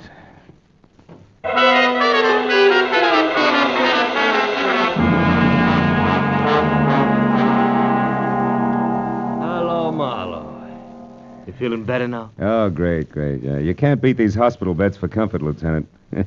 I'm getting one for my apartment. You can crank it into 30 different positions. You know that? Yeah, I know. The doc says you got off with a flesh wound. Uh-huh. Yeah, you're pretty lucky, Phil. And I just stopped by to tell you they saved Hippo Link, so he'll have to be tried. It won't be much, though. He's already admitted everything. What about Plume? Did you get anything on him? Still so groggy, hardly knew his own name when we picked him up. Yeah, it was quite a racket they had, Matthews. Yeah, smooth. Every rich customer come into Hippo's garage, left his house key with his car keys, was a cinch to be burglarized sooner or later. Yeah, Plume cuts a duplicate key. They find out when the people are away, and that's all they need. Some setup. But it sure backfired on him tonight. Hummel went to a lot of trouble to tell Hippo that he was leaving town at 7 just to throw Barney off his trail. But Hippo took it as a great opening for his racket. So Hummel came home right in the middle of the burglary, and Hippo had to kill him to get our way. That's it? Oh, by the way, the friend of yours out here. Oh? Yeah, I'll get him. Come on in, Barney. He's feeling fine. Oh, swell. Hi, Mr. Marlowe. Hi. I guess Rhonda and I owe you quite a vote of thanks. You owe me nothing but an explanation, Kovac. Why'd you run? Oh, I don't know. Half the way I shot my mouth off about Hummel, I figured I was hooked for sure when he turned up dead. Once I started running, I couldn't stop. Kept getting worse. Yeah, it's exactly what Hippo figured. Yeah, that's one I don't get, Marlowe. Why'd he help me in the first place? He had to, brother. Hippo knew that my best clue was an extra door key. He also knew that Plume had left a bunch of keys with you to give to him. He was sure that if we ever got together and talked about keys, he'd be stuck. But as it turned out, I got the same lead anyway from the key Plume made for Rhonda. Hey, Matthews. Yeah? Crank me up in the middle, will you? What, like this, Phil? Oh, yeah. That's perfect. Barney, turn off that reading lamp, will you, please? Sure. Yeah. Anything else, Marlowe? Yeah. You see that no visitor sign there? Yeah. Well, just hang it on the door on your way out. I'm here for 3 days, fellas. I'm going to make the best of them. Good night, all.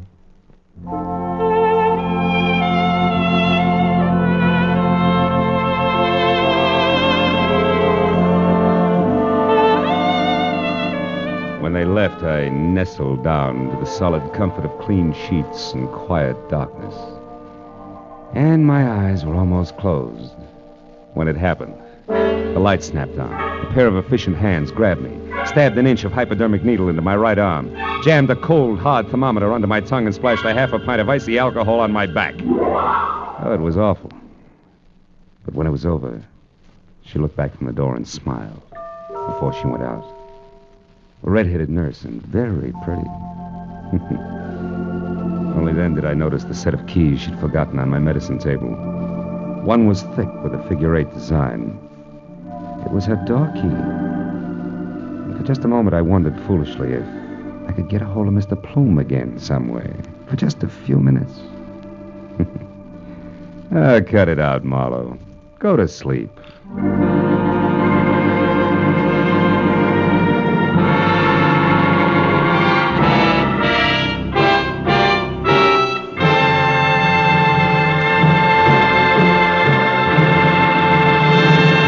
The Adventures of Philip Marlowe, bringing you Raymond Chandler's most famous character and crime's most deadly enemy, star Gerald Mohr, and are produced and directed by Norman MacDonald. Script is by Mel Donnelly, Robert Mitchell, and Gene Levitt. Featured in the cast were Vivi Janis, Parley Bear, Jack Moyles, Howard McNear, Shep Menken, and Don Orick. Detective Lieutenant Matthews is played by Larry Dobkin. The special music is written by Richard Orant. Be sure and be with us again next week when Philip Marlowe says... It was going to be a vacation in the wide open spaces, but a black stallion, a tiny emerald, and a battered horseshoe meant a 24-hour delay. It could have been worse, because to the dude from Manhattan, they meant death.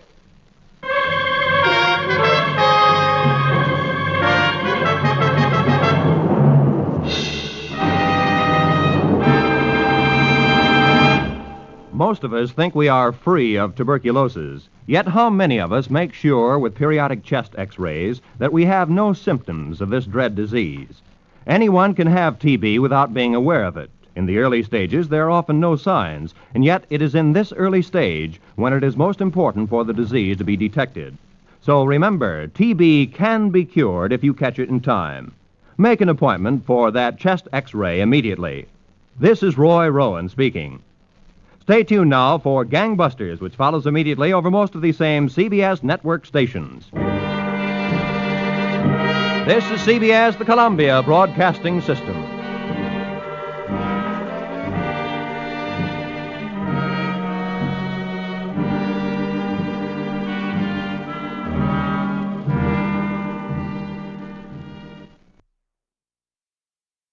Get this and get it straight. Crime is a sucker's road, and those who travel it wind up in the gutter, the prison, or the grave. This time it started with a kid hawking papers on Hollywood Boulevard, and moved from there to a house full of hate on a quiet street, a blonde liar on ice skates, and a corpse in a burned-out shack. And it all wound up right where it really began, in the heart of the kid on the corner. From the pen of Raymond Chandler, outstanding author of crime fiction, comes his most famous character in The Adventures of Philip Marlowe.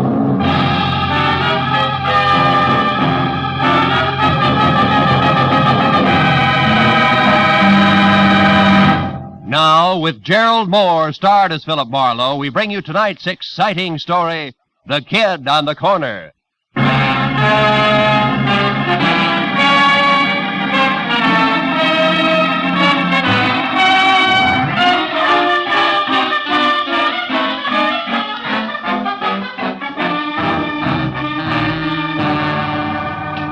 After a day jam full of heat waves in December, actresses who passed mascara in Long A's office talent, and producers with glossy convertibles and holes in their shoes, the world looked as phony as a $7 bill.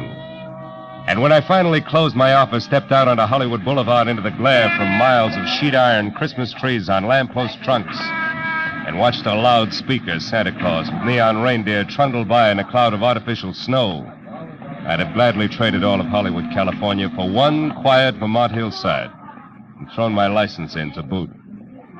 All of which convinced me that what Marlowe needed most was a martini in his own apartment, a good book, and a night's sleep in that order. So I started home after them, but only got as far as the middle of the street. It was the kid who sold papers on the corner. Mr. Marlowe, can you spare a minute? I gotta talk to you. Okay, Tommy, let's get out of the street first, huh?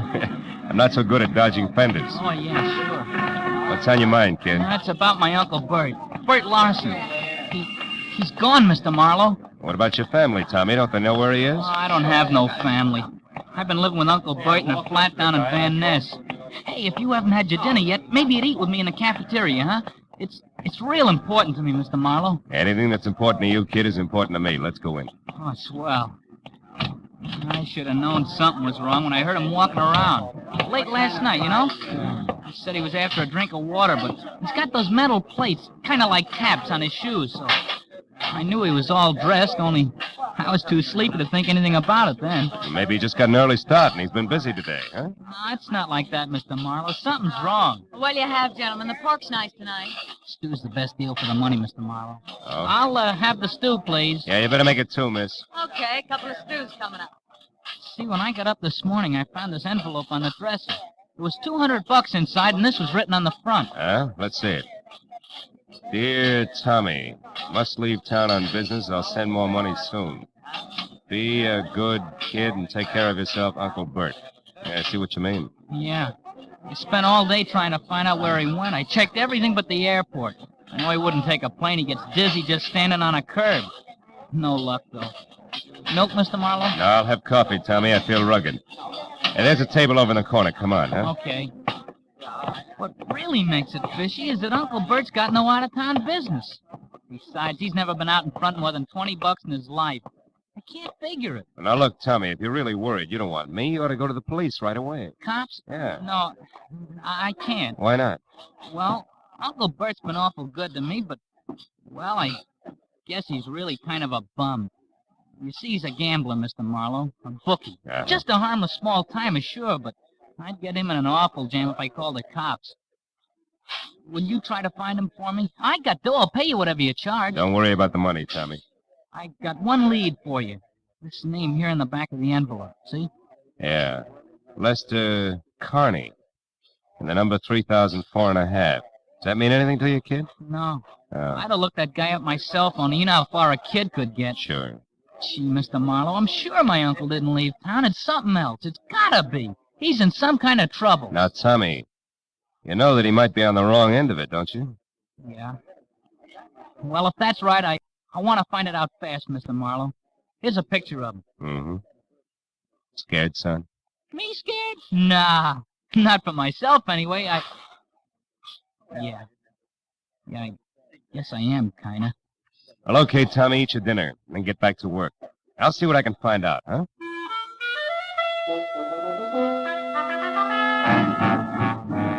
I patted my new client on the shoulder and left the cafeteria. But I was sure of one thing.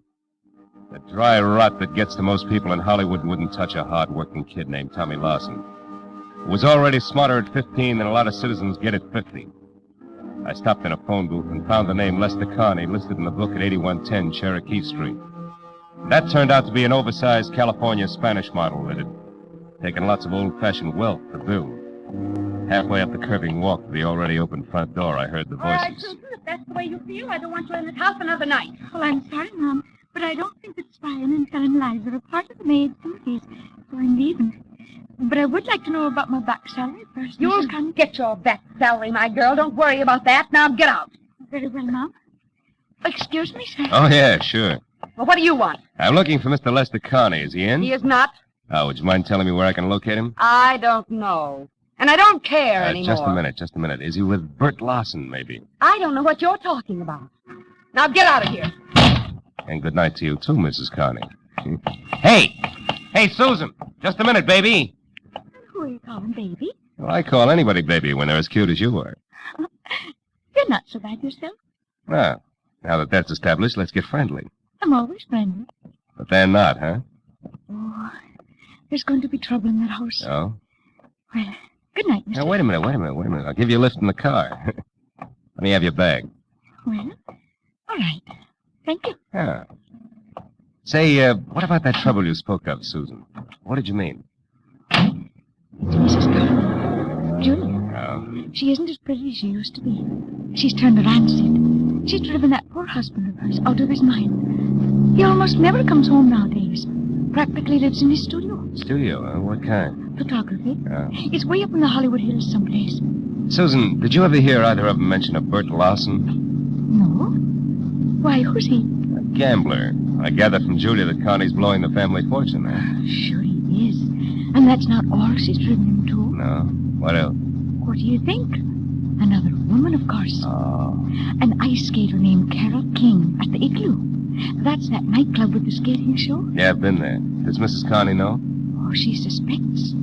That's why she wants me to spy on him. But I wouldn't because I don't blame him one bit. Not with Julia being like she is. Now, maybe you're right, Susan. But then again, maybe you've got your cause and effect backward, huh? Yes?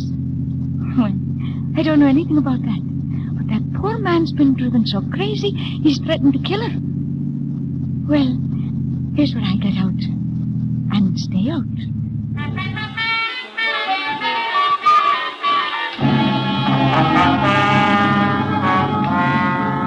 I dropped Susan off at the car stop and headed out Sunset Boulevard for Westwood in a club called the Igloo, which looked more like a down-at-the-heel Taj Mahal than an Eskimo's bedroom.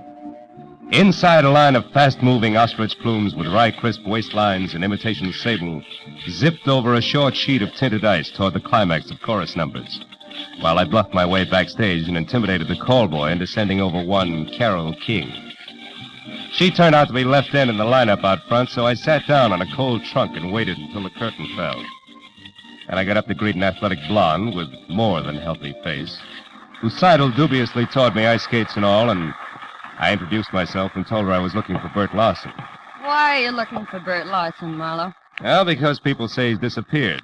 Now, I know he's a bookie. You don't have to protect him on that score, and I'm no cop. Just want to know where he's gone. Okay. I hear he made a real killing yesterday, the first one in his life. Oh? I understand he's leaving town to retire. Who's going to make book for you from now on? Nobody. I never play the horses. My friends do. Oh, friends like Lester Coney? Lester. Well, now we get down to business. You smell like you're working for a wife, Shamus. Yes, again, sugar. I'm after Bert Larson, nothing else. That's why I want to talk to your friend. Where is he? Lester Carney is no friend of mine. You know, you should be smart enough to know you're just wasting your time with that pitch. Look, Bud, he was my friend, sure, but that's all off as of an hour ago. We're all through, washed up. I gave him the boot. Why, did he run out of blank checks? I ought to bust your shin wide open keep those for skates that. on the floor, honey. Then skip the cracks. I threw him out because I got sick and tired of waiting. He kept me on the string for months with nothing but promises. Said he hated his wife, but when it comes down to cases, he refused to leave her. Why? I don't know. Got some hold over him, and he hasn't nerve enough to break. So I wrapped him up in a neat little bundle and sent him home. It was a mess. I'll bet. Between you and Julia, he must be in a great frame of mind tonight. That's his problem now, brother, not mine. What is yours? How to keep your life on ice? No, wise guy. For your information, I'm quitting this show. I'm going to make a clean break all around. Happy landings. But look, what's the connection, if any, between Larson and Carney? Why, Mr. Marlowe, I have No no idea. Isn't that wonderful? Okay, sugar, that's where we'll leave it for now. But in making that clean break, be sure it's not your neck. I'll see you around. I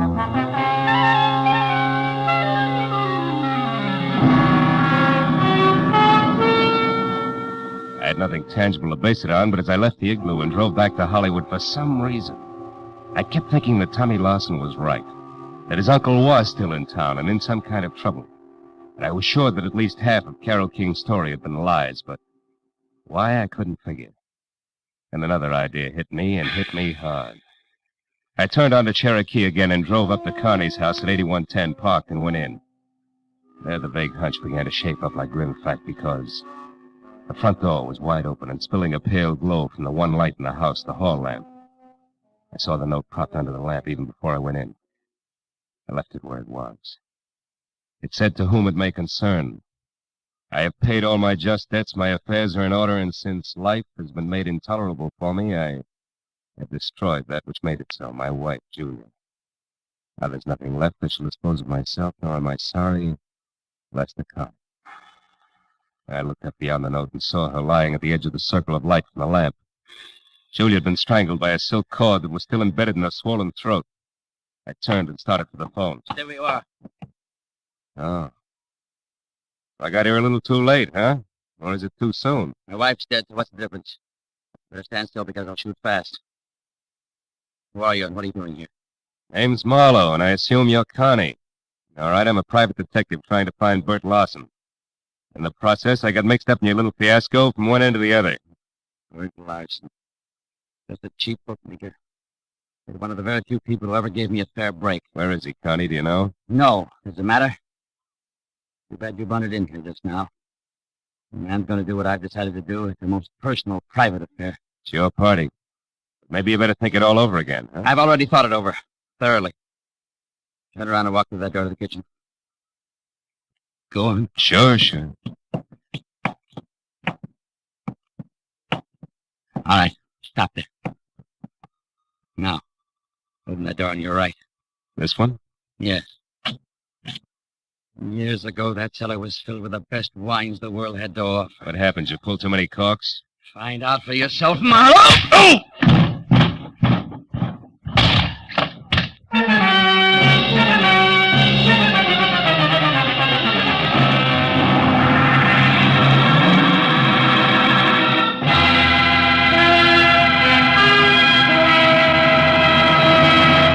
In just a moment, the second act of Philip Marlowe. But first, will Tyrone Power listen to Jack Benny's Siren Song?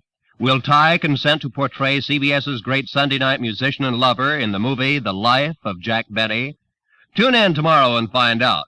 No, there's never a question about the quality and quantity of comedy and sheer entertainment on CBS on Sunday night. And remember, the Jack Benny Show is heard on all of these CBS stations. Now, with our star, Gerald Mohr, we return to the second act of Philip Marlowe and tonight's story, The Kid on the Corner.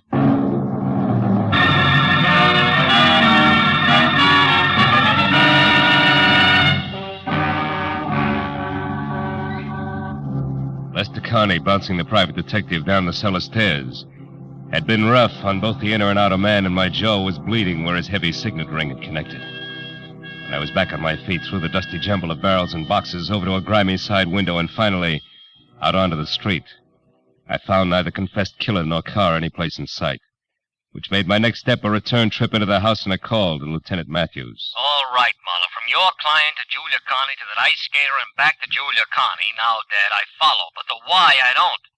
Where's the connection between the newsboy's uncle and this guy you say is on the way out? Lester Carney, Matthews, I don't know. You don't know? You're not saying which, Phil. Well, maybe it's a little of each. Now, look, Lieutenant, Just a second. What is it, Marlow? Hold the wire, will you, Matthews? Okay, but make it snappy, will you, Phil? Killer on the loose isn't such a good idea, even if he's promised to knock himself off. Might decide to take somebody else along, 3,004 and a half North Westmore.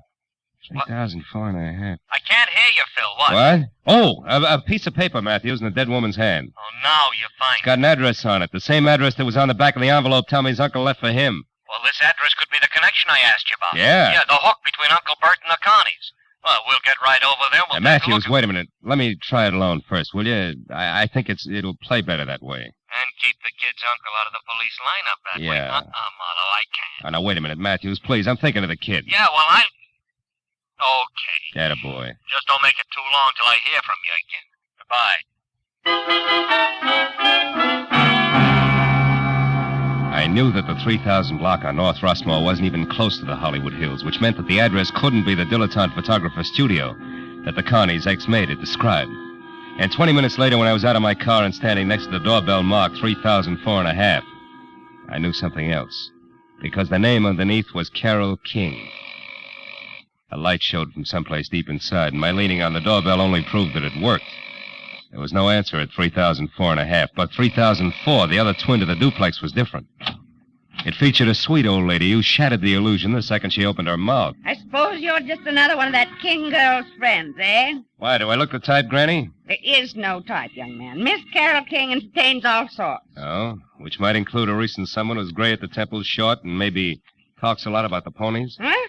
How would I know what a guest talk about? Oh, you gotta be kidding. Look, honey, a woman's been murdered tonight. Murdered? I knew it. I knew it. No, she wait a had minute. to come to a bad Wait a end. minute, Well, Granny. only yesterday Whoa, I told Henry that if that hold it, girl- Granny.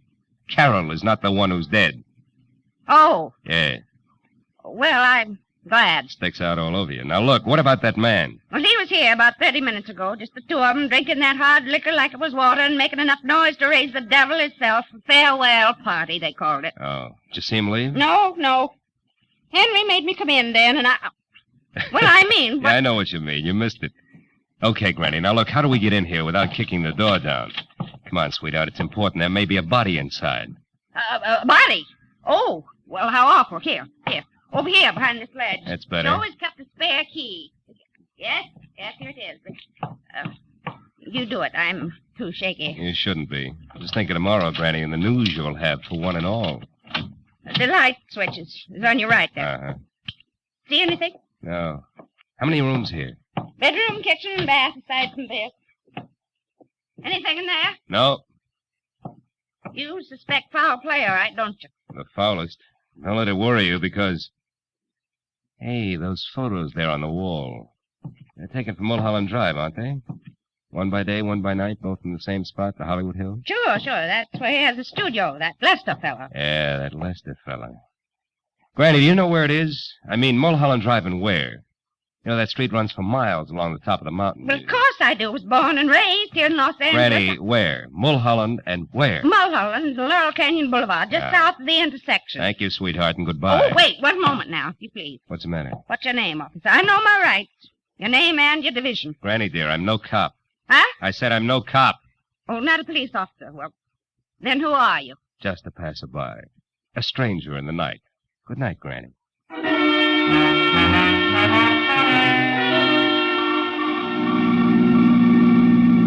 All the way from Rossmore to Sunset, then west to Laurel Canyon Boulevard, I kept worrying about Tommy Lawson and the uncle, who, from where I stood, needed at least worrying about no matter which way things played. But when I was on the strip of macadam that twists its way upward toward Mulholland Drive like a snake writhing from a long, long bellyache, I forgot about both client and relatives alike.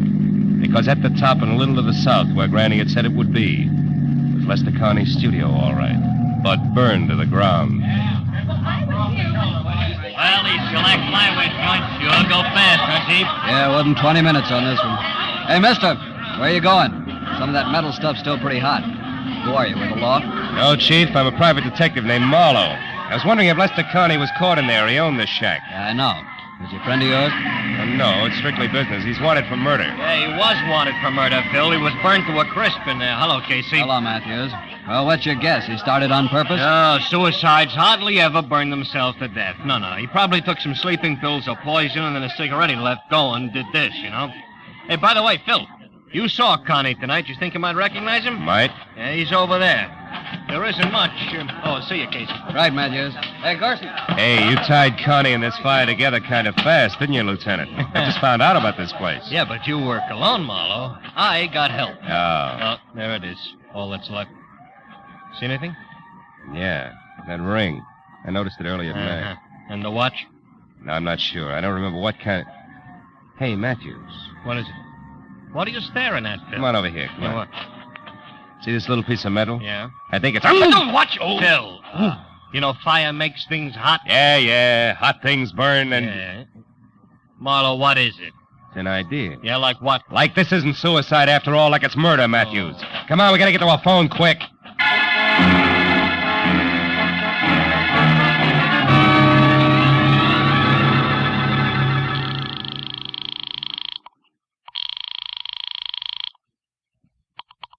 Los Angeles International Airport, Central Dispatcher's Office. Look, miss, this is important. I'm calling for Detective Lieutenant Matthews at police headquarters. What passenger flights have left in the last half hour? Passenger flights? Yeah. Well, there have been two, sir. One to Dallas, Texas, and the other to Chicago. Both American Airlines. Nothing out of the country? Marlowe, what are you getting? Will you wait a minute, Matthews? Sir. However, there is a flight scheduled to leave at 10:10. Uh-huh. That's just 5 minutes from now. That's going to Manila. Mercury Airways. Shall I connect you? Yeah, hurry, will you, please? Yes, hey, Matthews, sir. that's maybe it. I'm glad for you. Mercury Airways.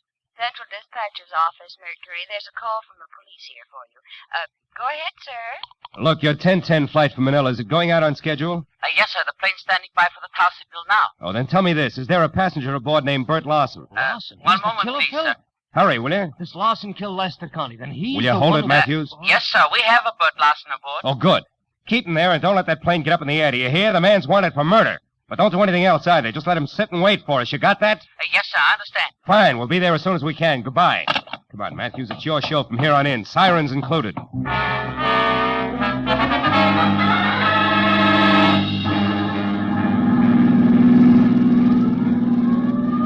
Okay, Marlowe, okay, enough. So we're on our way to the airport. We're going to catch a killer. Everything is great. But first, how do things add up? Mooney, take it easy. 5 seconds, more or less, never yet turn the trick. Okay, Lieutenant. Were you saying something, Matthews? Yeah, I'm saying I don't know which end is up, Phil. Look, Lester Connie killed his wife, right? Right. Why?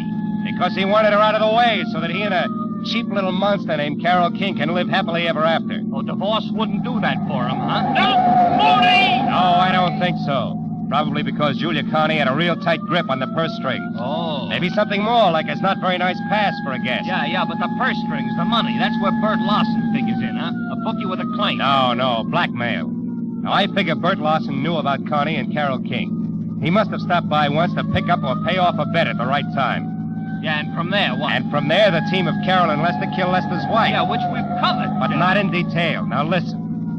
You see, after the murder, Lester planned to kill himself. Yeah. Or at least make it look like that. Yeah. A suicide note, the Mulholland studio burned down, the works. Yeah, and the body we found. That's an added attraction. Bert Lawson included in the last minute. What? The wife and then the blackmailer? Ah, you're getting it.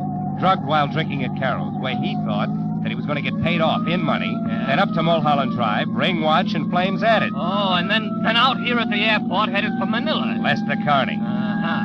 Hey, Mooney, we're getting close. You better kill the siren. Okay, Marlow. Now, Phil, how do you know all this? I mean, the switch, you know, what makes it so?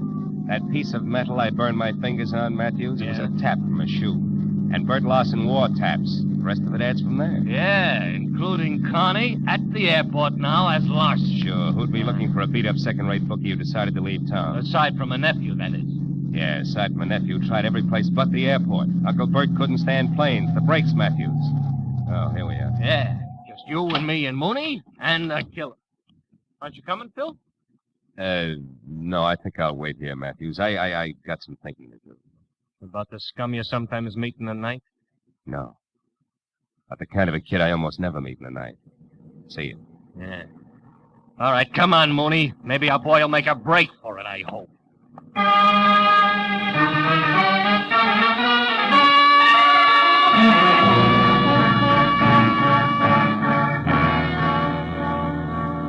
Lester Connie didn't make a break for it, and an hour later when they picked up Carol King, it was the same thing. Each of them was surly, ugly, but they talked. So when I finally left police headquarters, where try as he would for Tommy's sake, Matthews had found it impossible to skip over Bert Larson's connection as a blackmailer. It was pushing midnight, and I was dog-tired. There was something worse than that when I was back on the corner near my office, walking toward Tommy Larson, who was untying a stack of fresh newspapers. Then the headline. Read all about it. Hollywood killer nabbed. Blackmailing bookie. Jealous wife slain. Hiya, kid. Hiya, Mr. Marlowe. Lieutenant Matthews tells me you had kind of a rough night. Kinda? When'd you talk to him, Tommy? After the first editions hit the street, I wanted to know if you were okay. The story didn't say. Publicity no good for your business, huh? Not much. Look, kid, did the lieutenant say anything about you? I mean... Oh, I'm gonna stay with a neighbor. Friend of Uncle Bert's. He had friends, you know. He wasn't really bad at heart, Mr. Marlowe. Not really. I believe that. So do I, Tommy. He was just mixed up. Yeah. Sure he was. And you know why? The way he thought the world owed him a living, that's why. And I couldn't tell him otherwise. Excuse me, Mr. Marlowe. I gotta get going. Thanks a lot. You were swell. Sure. Extra! Bookie and Babe slain in Hollywood Triangle. 2 dead in Hollywood slaying. Extra!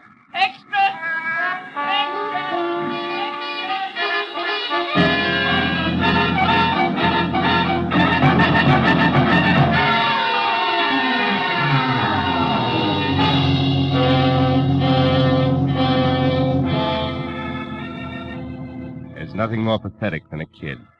The first time he's really slapped down by life. We, the older ones, the tired ones, learn to roll with the punch. Because we've got time in our corner, watching us, counseling us, teaching us how to save ourselves, so that at the final gong, we're still on our feet. But a kid steps into life's arena expecting to find his opponents all he was taught to believe they would be. But instead he finds the old 1-2 below the belt. But if here he finds a good guy, and there a great girl, the going suddenly becomes not so rough. The fight becomes worth it, if only to help the next generation of Tommies find their ring a little cleaner. and the breaks not quite so tough.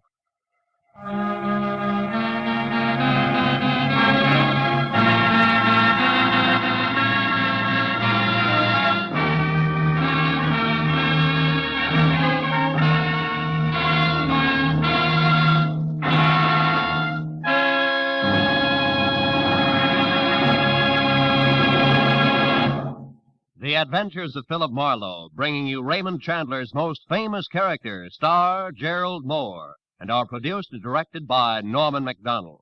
Script is by Robert Mitchell and Gene Levitt. Featured in the cast were Gil Stratton, Jr., Virginia Gregg, Wilms Herbert, Joan Banks, and Vivi Janis. Detective Lieutenant Matthews is played by Larry Dobkin. The special music is composed and conducted by Richard Orant.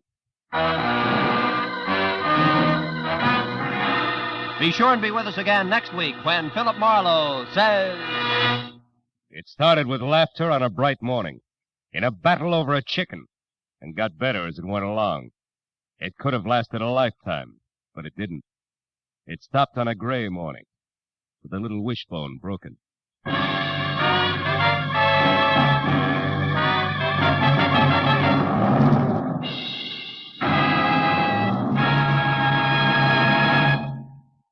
Stay tuned now for Gangbusters, which follows immediately on most of these same CBS stations. This is Roy Rowan speaking.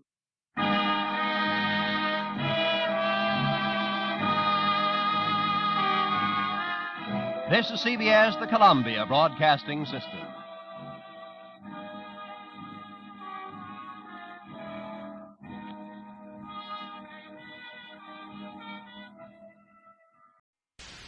You're twice as sure with two great names, Frigidaire and General Motors.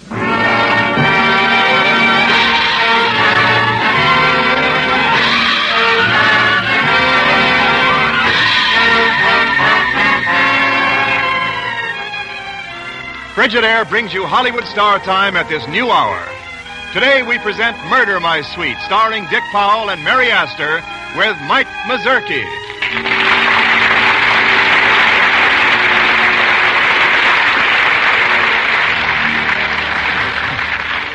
Each week at this new hour, Frigidaire brings you direct from Hollywood radio versions of the finest motion pictures with Hollywood's greatest stars. Today, Hollywood Star Time brings you a radio production based on the exciting RKO picture Murder, My Sweet, starring Dick Powell and Mary Astor with Mike Mazurki. RKO also are producers of the current picture release, Bad Man's Territory. Now, in just a moment, Murder, My Sweet.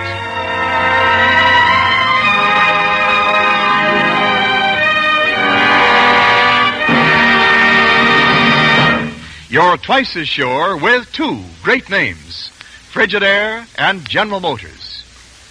Frigidaire, the greatest name in refrigeration, is made only by General Motors. And it is this association of experience with experience, of skill with skill, that makes Frigidaire America's favorite refrigerator today. The 7 million Frigidaires built and sold are the best proof of Frigidaire's outstanding record of dependability, of lasting satisfaction. For back of every great refrigeration principle pioneered by Frigidaire, back of every exciting new Frigidaire feature, back of every exclusive Frigidaire advantage, is one all-important purpose: to keep food good to eat. Remember this when you choose your new refrigerator. Remember the record of millions of Frigidaires in millions of American kitchens. And remember, you're twice as sure with two great names, for Frigidaire is made only by General Motors.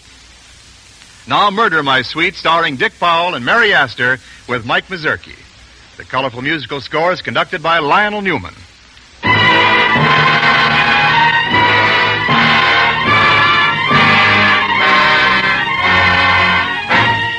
Now, let's see. Even a nightmare's got to make some sense. Yes, let's see. Well, there was that first night at the office. I was getting ready to close up shop for the night when all of a sudden he was standing there. It. The Thing. About 7 feet tall and broad in proportion and dressed to kill. His eyes were flat and dull. His body was all brute power. This was brute, almost brainless power. This was danger. You, hey you. What brings you here, big one? You're a private eye, huh? You're a private detective, huh?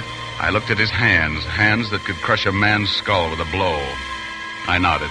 I seen your name on a blackboard downstairs. I come up to see you. Yeah? What's on your mind? I like you to look for somebody. Well, I'm closed up, pal. Come around tomorrow, we'll talk about it. I looked for her where she used to work, but I've been out of touch. Okay, pal, tomorrow. I like to show you where she worked. Look, man, Martin, I just told you I'm all... I'd like you to look for her tonight. Look for who? Velma. I like to show you where she worked. At Florian's place 8 years ago. You come on. I pay you good. Look. Money. See? Money? Oh, yeah, I remember money. It used to be fun. All right, come on. Show me this Florian's place where Velma used to work.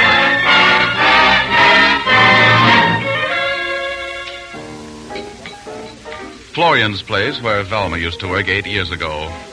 A cheap beer joint run by a Mrs. Florian, old Mother Witch in the flesh, or some poor relation. I told her who we were and what we wanted. Look, fella, I'm sorry about your girl. I know how you feel, but I told you she ain't here. She used to work here. Ah, come on, pal. 8 years is a lot of gin. They don't know anything about Velma here. Who asked you to stick your face in? Well, you did. Remember me? I'm the guy that came in with you, Chunky. You hired me. What are you, a cop? Philip Marlowe, private investigator. Don't be vulgar. My card? Get out of here, Marlow. Never heard of you, and get out. Look, sister, what about this Velma Valento? I never knew no Velma Valento. And get out of here with that oversized gorilla. You don't call me names like that. You don't call Moose Manoy names like that, see? Come on, get out of here before I call the cops. The cops? Yeah, the cops. The real cops with buttons. No cops, see? No cops at all. Easy, Moose. Take it easy. Let's get out of here. Velma worked here. She liked me. She was going to marry me. Yeah. Come on, let's get out. And I don't want no tin-horn private detectives nosing around this respectable establishment. See? Look, Moose, what about this Velma? You find her, huh? But no cops, see? Was Velma in some mess with you 8 years ago? I've been away 8 years, see? Oh, sure, I get it now. How do I get in touch with you? I get in touch with you. Okay. I'll work on it, big boy. I'll work on it.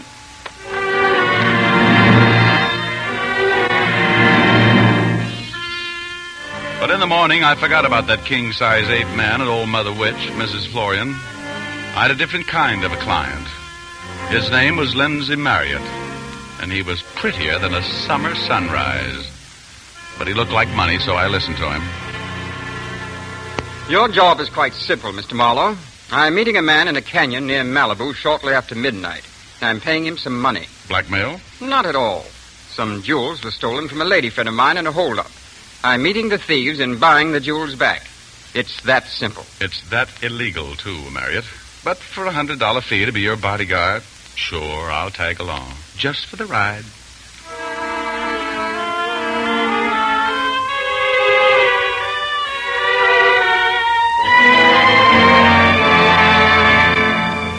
And that's how Marriott and I came to be in the darkest, foggiest canyon in California that night.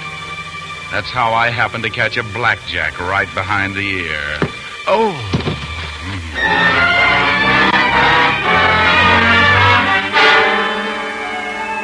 What's the matter? Are you all right? What's the matter? Are you all right? What's the matter? Are you all right? Huh? Who are you? Oh, I thought... Oh. Hey, you. Whoever you are, come back.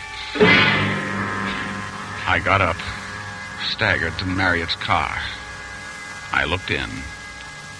Marriott was dead. No one but an amateur would have slugged a man with a blackjack as often as Marriott had been hit. Oh, I felt like a doctor who'd lost his patient.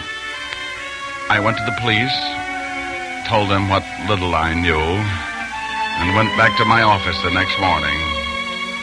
But I hadn't heard the last of Mr. Lindsay Marriott, the late lamented. Philip Marlowe, Investigations. Marlowe talking. Mr. Marlowe, I'd like very much to speak to you sometime today. Who's this talking? Mrs. Helen Longstreet. It was my jade necklace that Lindsay Marriott was trying to buy back when he was murdered. Oh, I'll be right over. Well, you don't know the address. Let me find out myself, huh? It's more fun that way. I'll be seeing you, Mrs. Longstreet.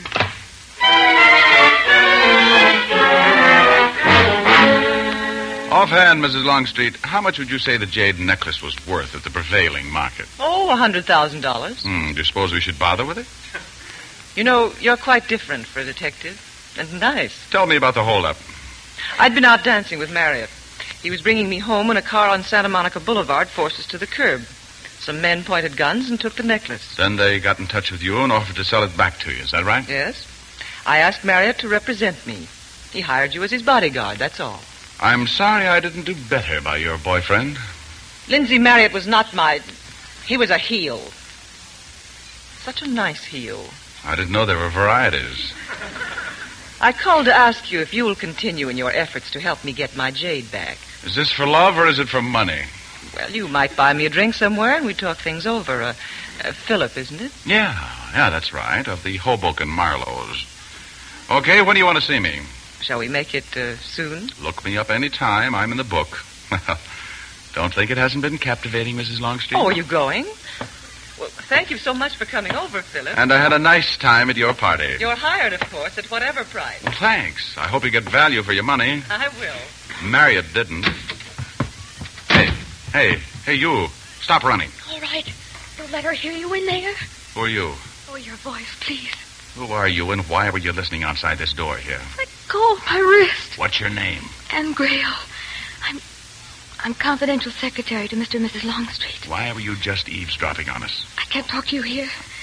Can you meet me at the Five Ravens Club at 9 tonight? All right, Annie. It's a date. Meanwhile, don't get caught looking through any strange keyholes.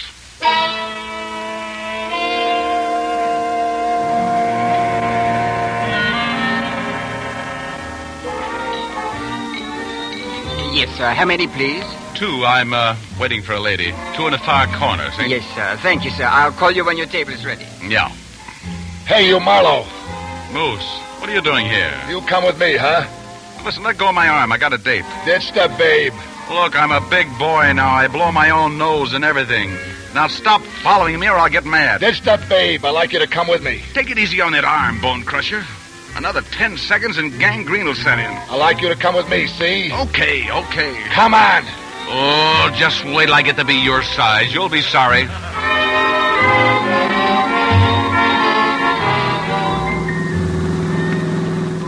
Listen, Moose, this is a nice, fancy auto you got. Runs just like new, but I'd like to get out now, okay?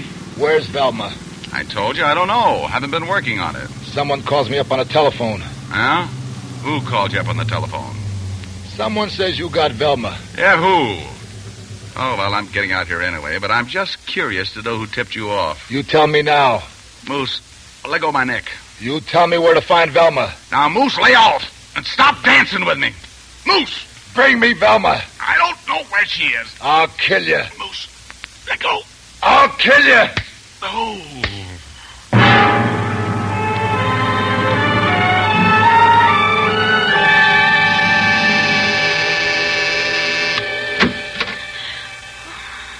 Mr. Marlowe, Didn't you expect to see me alive again? where were you tonight? I waited for you in a ditch where a gent named Moose Malloy left me for dead. You know anything about it? What are you talking about? How about inviting me into your cozy little apartment? It's 4 o'clock in the morning. Oh, listen, sister, you're a hot rock. I ought to toss you to the cops. But I'm going to give you a chance. Are you going to let me in now or not? Come in. What's the matter? Are you all right? Yeah, I'm all right. Hey, say that again. What? What's the matter? Are you all right? Now I remember you. You were out in the canyon the night Lindsay Marriott was murdered, weren't you? I didn't kill Marriott. Just answer my question. Yes, I was out there. Why? Well, I'd overheard Mr. and Mrs. Longstreet talking about something going on out there involving Marriott. I went there, too, because I didn't want anything to happen. Like the old boy killing Marriott for playing around with his beautiful young wife, the fair Helen? Yes. I wasn't going to let Lindsay Marriott ruin that nice old man's life as he ruined my father. Oh, so Marriott hurt your father. Marriott killed my father.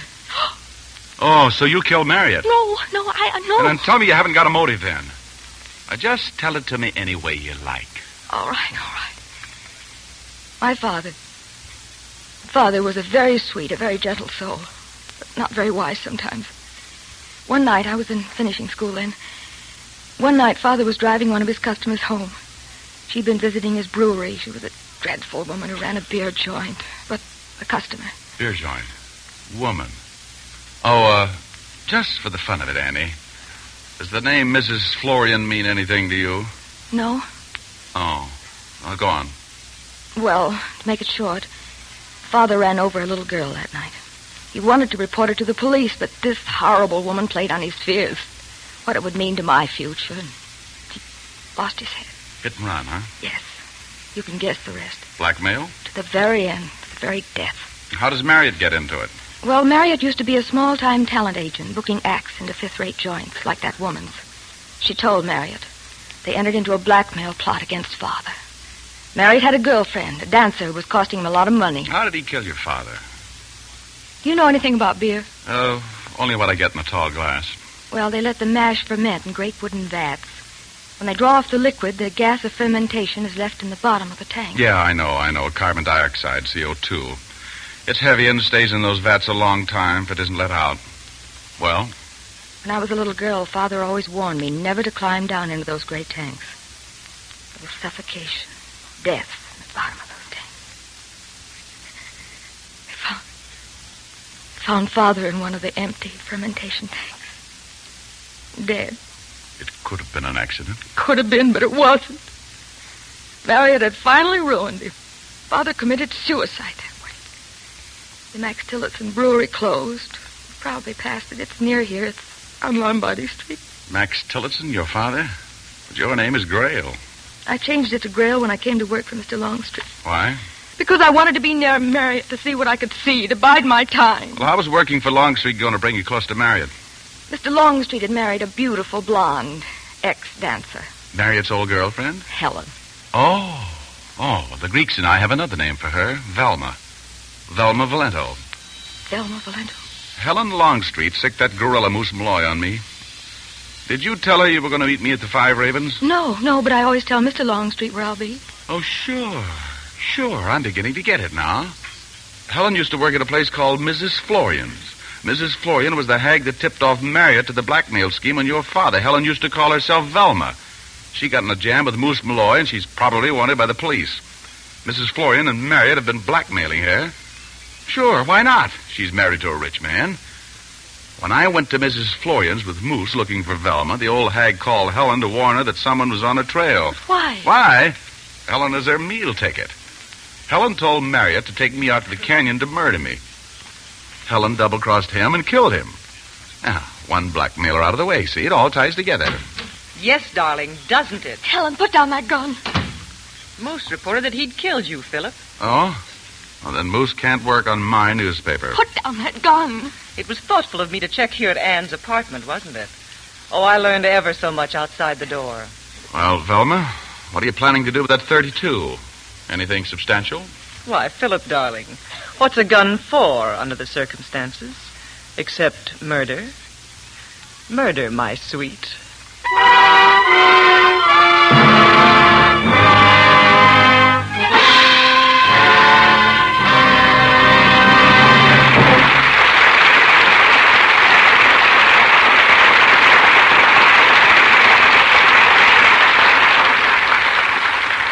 In just a few moments, Frigidaire will bring you the second act of Murder, My Sweet, starring Dick Powell and Mary Astor with Mike Mazurki.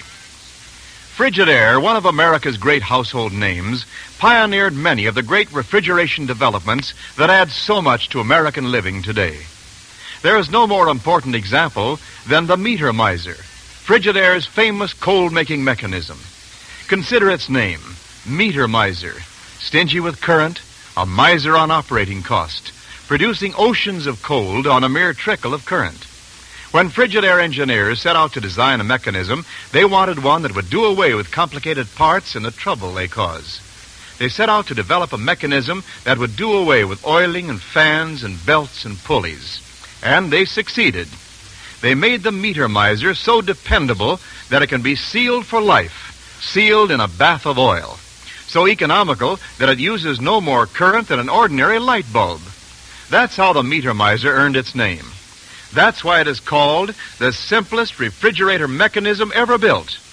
So when you choose your new refrigerator, remember only Frigidaire has the meter miser. And remember, you're twice as sure with two great names. For Frigidaire is made only by General Motors.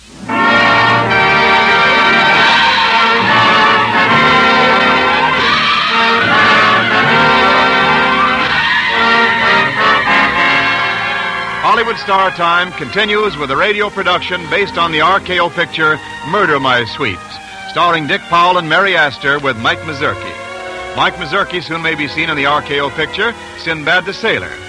Now, Act 2, Murder My Sweet.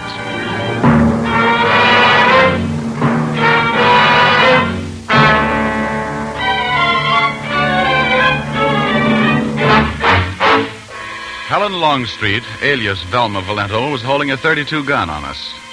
And I knew that a woman who could double-cross Marriott and blackjack him to death wouldn't stop there. I also knew that 8 years ago she'd been in some criminal jam with her dim-brained giant of a boyfriend, Moose Malloy. She stood there smiling, then gestured toward Anne and the telephone. Anne, darling, be an angel and call a number for me. Greenbrier 3344. No. Calling Moose Malloy, are you? Will you dial the number, Anne? Go ahead, do it, Anne. I want to see what happens.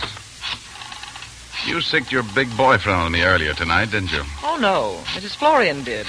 I called Mrs. Florian, and she called Moose. You don't mean to say you're going to let Moose hear your voice now, then? Here's your number. Thank you, dear.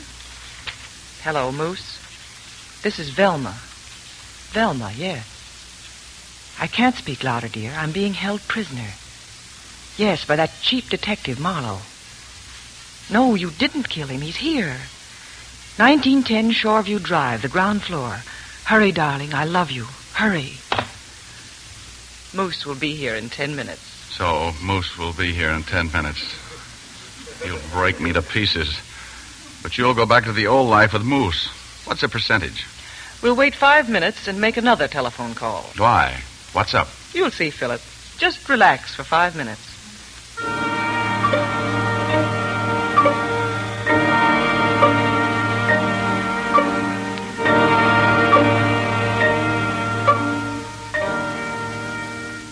The 5 minutes are up. Call the police, Anne. I won't. I don't know what deviltry you're up to now, but I won't help you with it anymore. Call the police, Anne. Go ahead, Anne. I like to watch Helen work. Give me the police department, please. Watch some real technique, Philip, my sweet. Here's the phone. Thank you. Hello, police! Quick, something terrible is happening here. I think I catch on. 2 men are fighting here over some woman. They're killing each other. 1910 Shore Drive. Hurry, hurry! Oh! I think I follow you. Of course you do, darling. Moose comes in, breaks you in two. Then the police come in and arrest Moose for the murder of Philip Marlowe. Neat? Neat. Now, Philip, if you'll put your hands up and clasp them behind your head, I'll relieve you of the gun in your shoulder holster. Thank you, dear. Velma. Moose. Oh, I'm so glad you came. Velma. You look just like you used to look 8 years ago. Only more fancy. Gee. He was keeping me prisoner, Moose. He wouldn't let me get to you. Him, huh? I don't like that, see? Moose, it isn't true. Now, look here, chum. Velma's playing you for a sucker. Don't believe him, Moose. He's clever. He's smart. I gave you money to find Velma. That's right, but all the time You cheated me, huh? Listen, Jumbo, get this. Velma is married. He's a liar. You're a liar, see? Velma says you're a liar. You're a liar. Get him, Moose. Get him. I'm gonna hurt you. Moose, keep away. I'm gonna hurt you. Philip, save yourself. It's the only way. Run for it. Run. I'll see you later, Annie. Stop him, Moose. The window. The window. What? Go get him, Moose. Go get him. Yeah. I'll get him. I'll hurt him.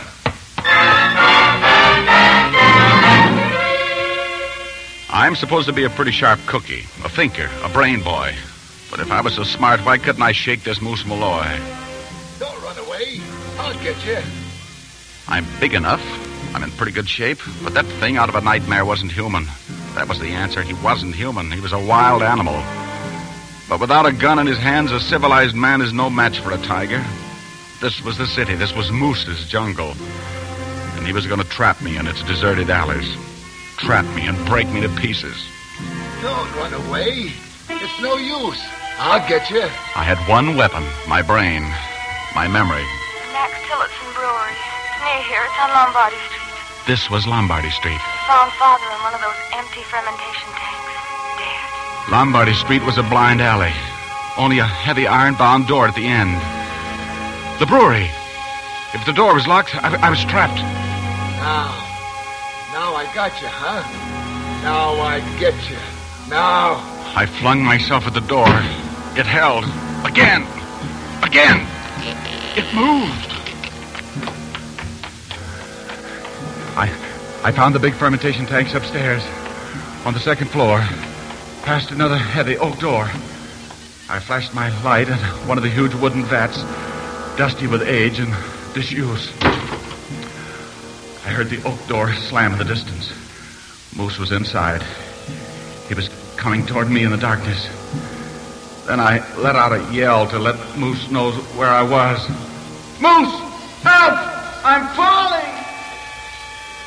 Then I climbed down the iron ladder into the vat.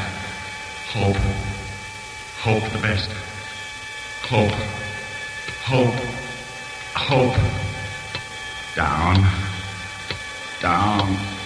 Down into the big tank. Down, Marlow. Hold your breath, Marlow. Save it. You'll need it. All of it. There's death down there. Suffocation. Down.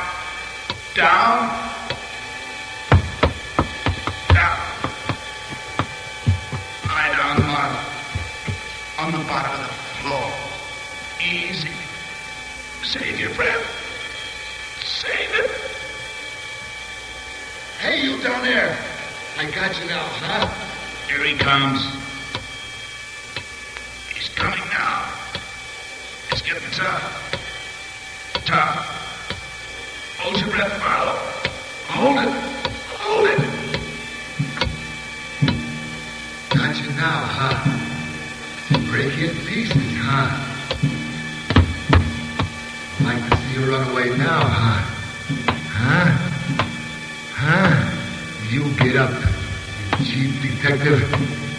Get up. Get up. I can't. I'm choking. It's funny, I can't breathe. I can't breathe.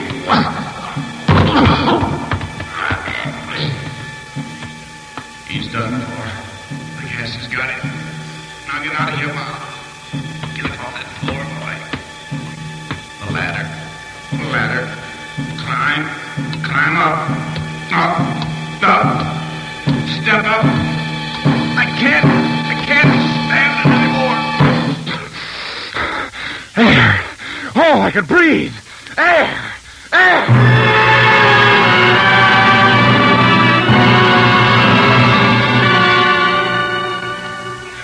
Well, that's all, I guess. The cops had arrived just after I jumped through Ann's window with Moose Malloy after me.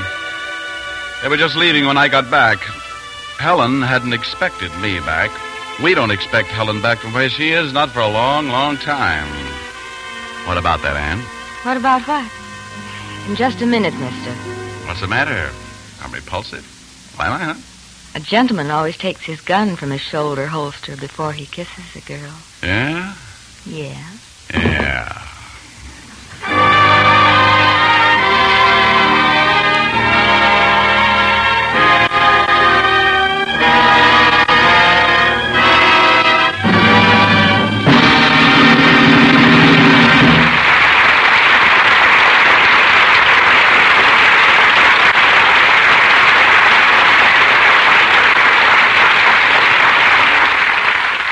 Thank you, Dick Powell, Mary Astor, and Mike Bezerky for your splendid performances on this Frigidaire program today.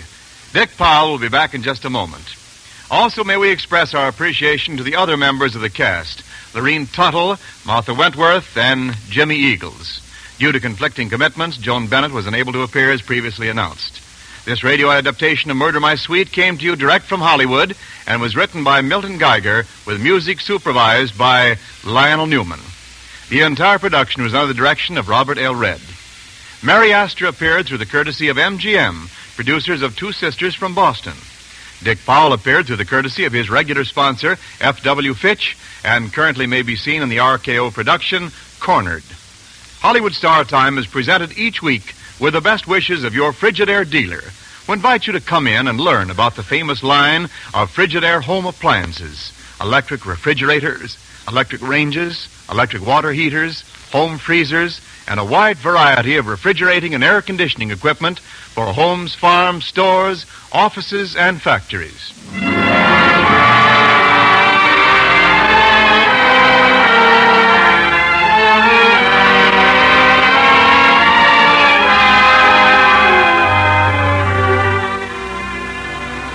Here again is Dick Powell. Well, Dick, you've certainly turned into a radio veteran these days. Your own regular broadcast each Thursday night, and then guest appearances on shows like Hollywood Star Time. That's right, Wen, and I've turned into a listening fan, too. A radio in every room in the house.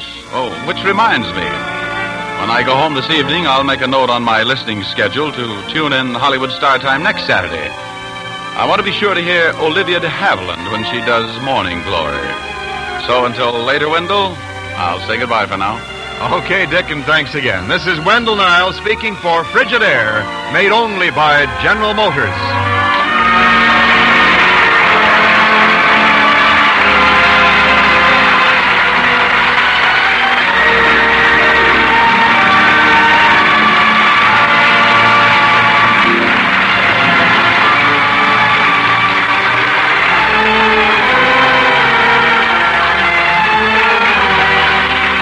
This is CBS, the Columbia Broadcasting System.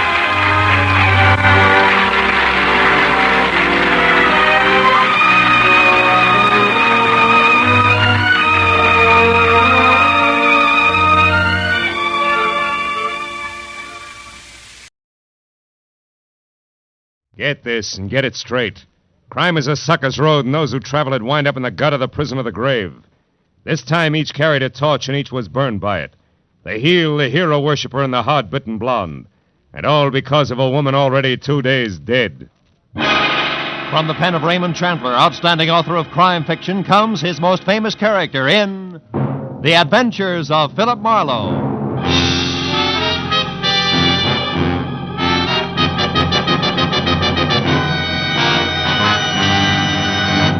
In just a moment, tonight's story. But first, a message from the Ford dealers of America. Tonight, more than 110,000 enthusiastic motorists own new 1950 Fords. Here's what Donald L. Gibson, a pilot from Kansas City, says about his 50 Ford. As a pilot, I'm naturally interested in engines, and that's why I bought a 50 Ford. That V8 really ticks along. And ticks is just the right word, because it's as smooth and quiet as the Swiss movement in a good watch. And it's not just the Ford engine that's fine. The ride is just like flying in smooth air, and the car handles like a dream. Anyone who's thinking of buying a new car should certainly take a check ride in the 50 Ford. We Ford dealers are swamped with comments like that. But don't take anyone's word for this new 50 Ford. Prove it for yourself. Look up your nearest Ford dealer in the classified phone directory, or perhaps you know him personally. He'll arrange a test drive in the 50 Ford. Test drive it for comfort, for power, for safety, and for the quietness, which is its mark of quality. Yes, before you buy any car at any price, test drive the 50 Ford at your Ford dealers tomorrow. Now, with Gerald Mohr, starred as Philip Marlowe, we bring you tonight's exciting story, The Torch Carriers.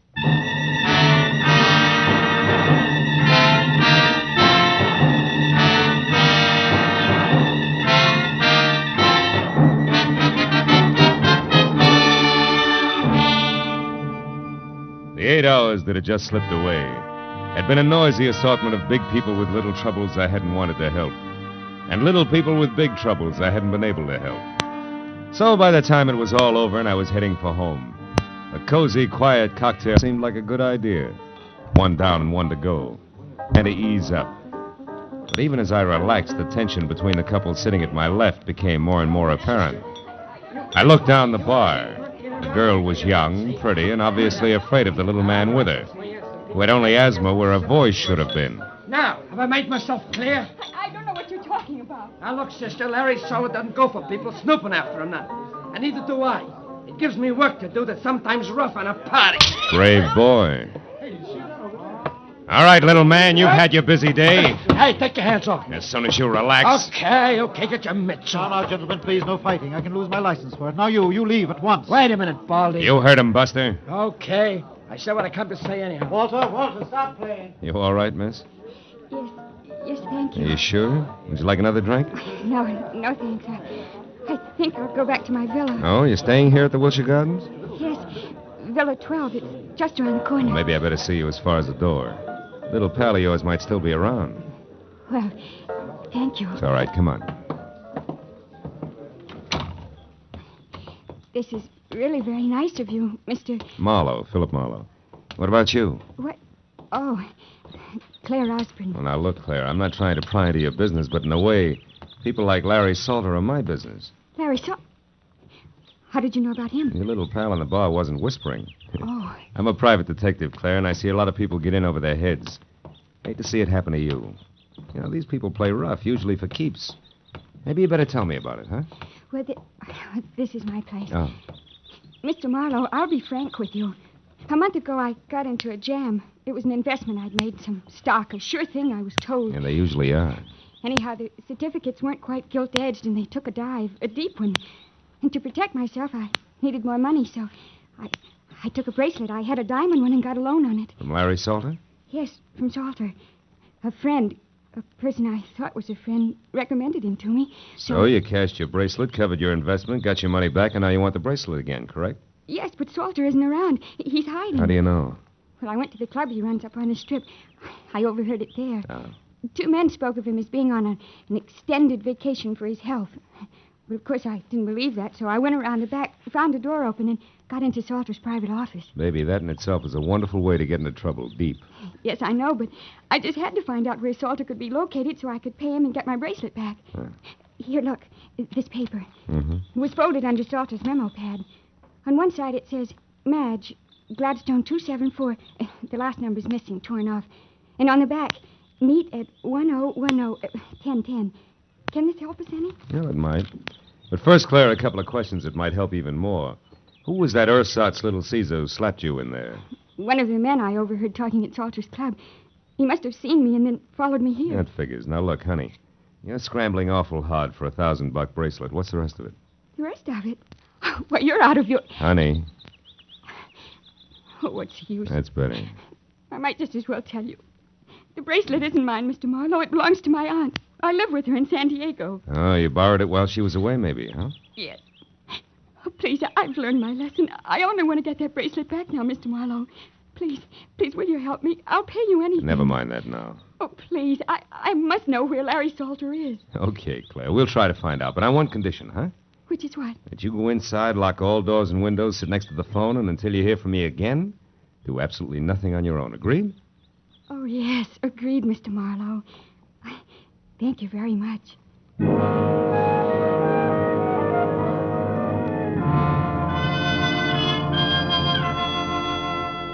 Maybe it was because the sweet young kid had the kind of voice you could still hear long after she was gone. You know, one of those lingering sounds, like the echo of a train whistle hanging on crisp early morning air. But when I was at a payphone, I stopped wondering and started dialing numbers prefixed Gladstone and followed by 274 and then in order 1, 2, 3 and so on until after no answer once, wisecrackers twice, and a babysitter who thought I was a masher from her high school, I finally scored at number 5. The answer took me to a dame named Madge Gilbert at a place called the Beekman Plaza. It wasn't the kind of place you'd go for Mother, and Madge Gilbert wasn't the kind of girl Mother would put up with. However, she must have been nice to look at once. And from the smile, pleasant to know. Okay, Mr. Busy Guy, now that we're together, what is it? Well, for one thing, the name's Kirby, and you can drop the fancy handle. Uh-huh. And for another thing, Kirby? I want to find Larry Salter, but quick. Why? Got a proposition for him. He won't be interested. Sit down. How can you tell? You don't know what it is. No, but I do know what at the moment Larry is. Yeah? And in 3 letters, my friend, the word is sad. He lost his lady love.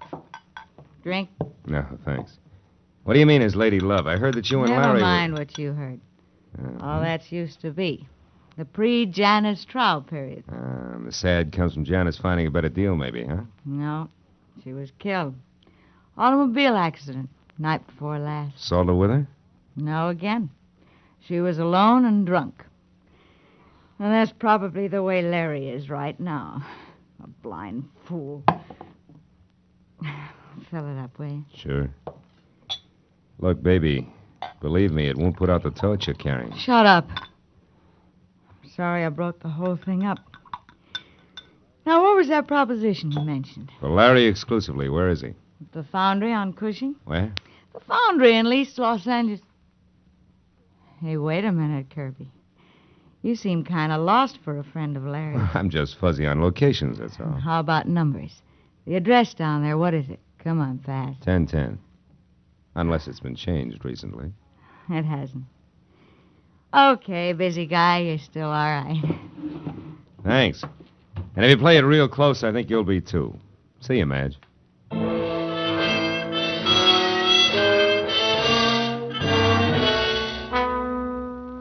Cushing Avenue in East Los Angeles is industrial, literally wrong side of the tracks and about as non-Hollywood as an honest day's work. And all the way there, I kept blessing the dumb luck that had made me answer 1010 for the address before I'd even had time to think.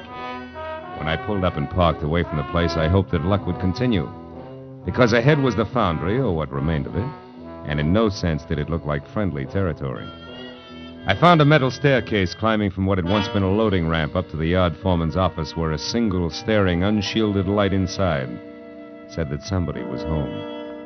And when I'd quietly gone up those stairs, I saw through a glass door who that somebody was. Larry Salter, alone next to a telephone and pitching darts at a smiling face on a calendar across the wall that read January 1928. When I knocked with the barrel of my .38 on the dirty glass door, he told me to come in without looking up. Make yourself at home, neighbor. Be with you in a minute. Aha! I did it. Her front tooth have been trying for that all night. So glad you made it. Now it won't be on your mind while we talk. About what? Bracelets. Bracelets? Neighbor, this is an iron foundry. What you want is a jewelry shop. Let's save each other a lot of time and level, huh? I'm a private detective named Marlowe, Salter, and at the moment working for Claire Osborne, who now has the price of a bracelet. Wants it back in a hurry. Do we do business? No, we don't. And it's not because I don't like you, neighbor. But because, one, I never heard of any Claire Osborne. And two, bracelets are stuff for second-story men, which I am not. And three, you ought to get yourself a pair of sneakers, stupid. You've been followed all the way through the yard, up the stairs, and into this room. It's an old gag, Salter. No gag. So while you still can, you better put that gun away, because my boy Cover takes a strange delight in messing people up. Real bad. You're bracketed, chum. You better drop it fast. Yep. That's better. Now, Marlowe, without any double talk about babes and bracelets, let's have it. You're one of Freeman's best boys, aren't you? You think I had something to do with him getting knocked off in that ditch? You're here to square things away. That's it, isn't it? No, it isn't. And get your hands off me. Okay, I won't touch you again. But that's more than I can say for Cover. Yeah, lots more.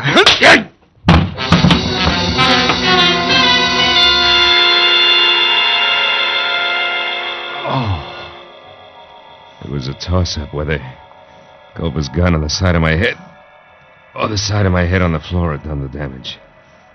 But either way, it didn't seem to matter. Because I couldn't make it back any further than Larry Salter's voice. It sounded like it was coming from the bottom of the well. Even though I could see him talking into the telephone. Okay, my place later. It's 8100 North Lucerne in Hollywood. But then, I couldn't even see that anymore.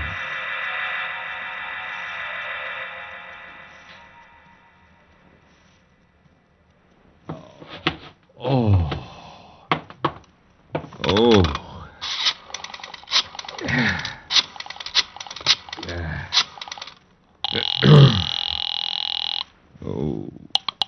Good evening, Wilshire Gardens Hotel. Villa 12, please. Yes, sir. One moment, please. Oh. Hello? Marlow, Claire. Listen, I'm over in East Los Angeles. Mr. Marlowe, did you find him? Do you know where Larry Salter is? Yeah, I think so. 8100 North Lucerne. It's up in Hollywood near you. Now listen, Claire, about the bracelet. There is no bracelet. What? There was no trouble on the stock market and no loan made. Why do you want to know where Salter is? What do you want from him? His life. Goodbye, Mr. Marlowe. Wait a minute, Claire. Claire, listen to me. Oh, my head. Oh. I wouldn't try it, chum. What? Hey, Culver, listen, Shut up. You don't have to go no place until Larry Salter comes back and says so. Now relax, chum.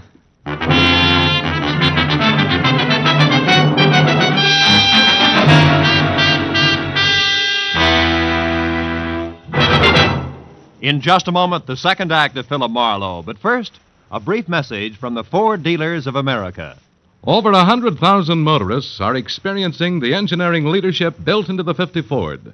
As owners, they already know that it's the one fine car in the low-priced field, and it's personal experience that counts in buying a car.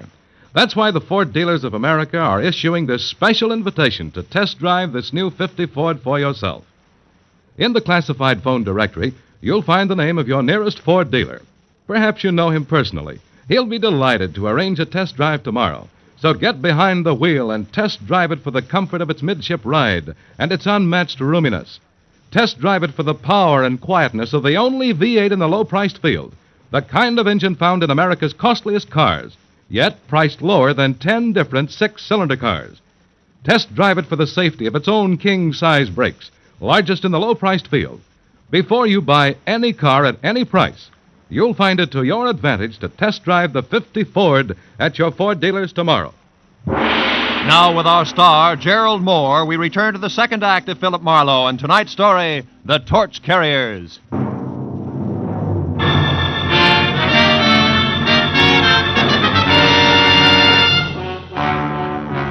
I turned to the poker-faced Culver and the 45, both staring at me from across 6 dusty feet of concrete floor that made the ancient East L.A. foundry seem colder and even more lonely. You don't stay put so good, do you, sweetheart? You're kind of heavy-handed with that gun, aren't you, Culver? You want to try again, sweetheart? I'll pass. Standing here staring at each other is apt to get dull, don't you think? That's entirely up to you, sweetheart.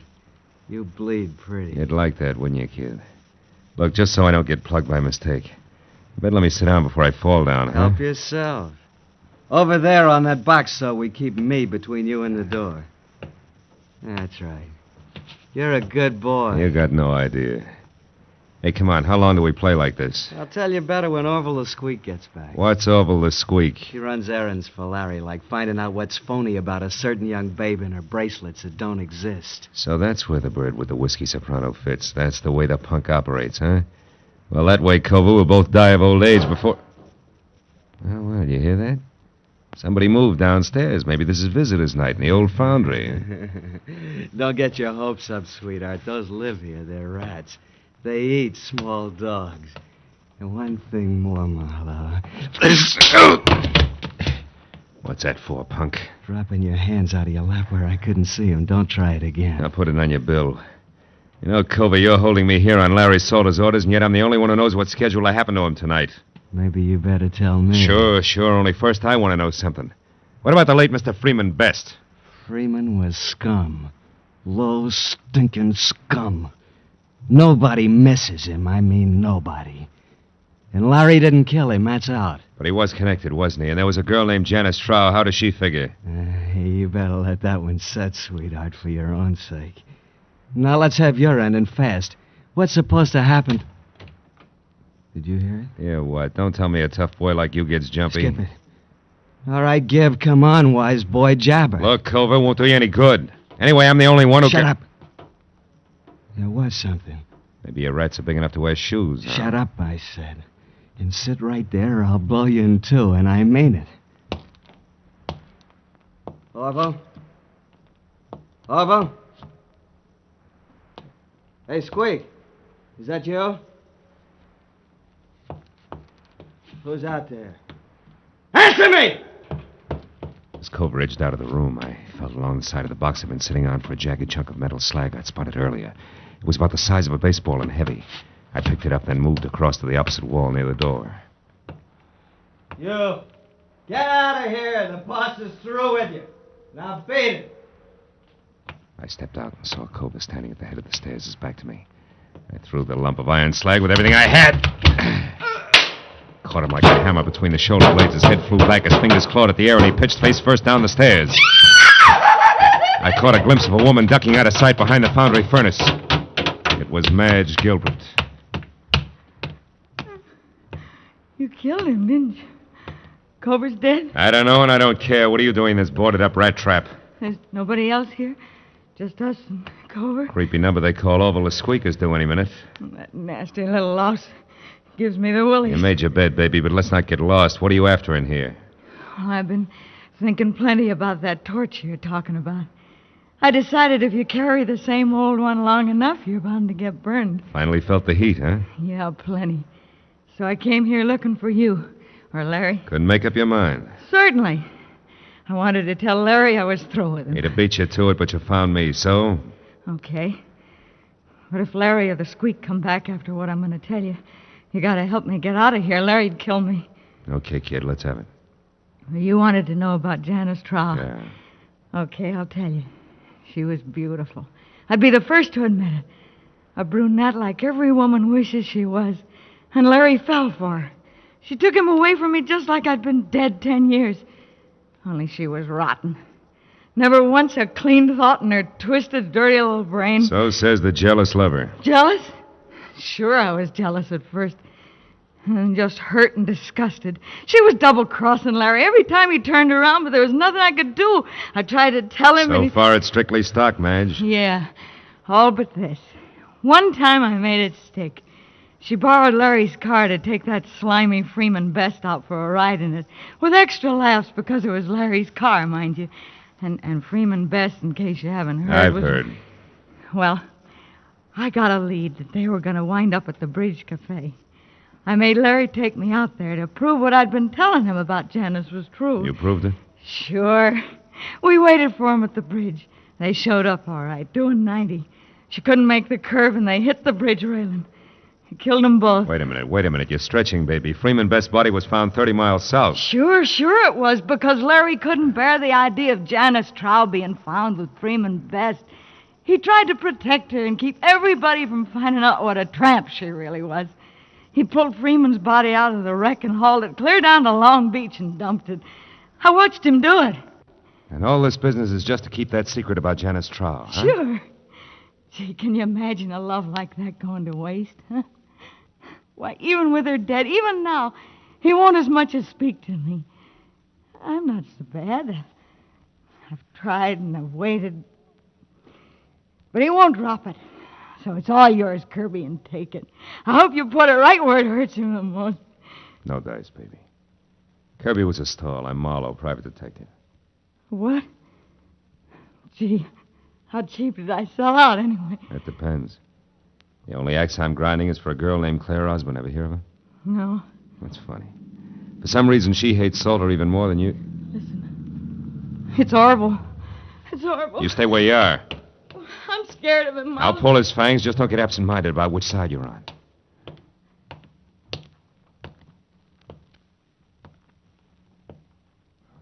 Hello, Orville. Where's Larry? I don't know. I've been waiting for him. Where's Cover, then? I got something important. Cover? Oh, why, he went out for a few minutes. Yeah?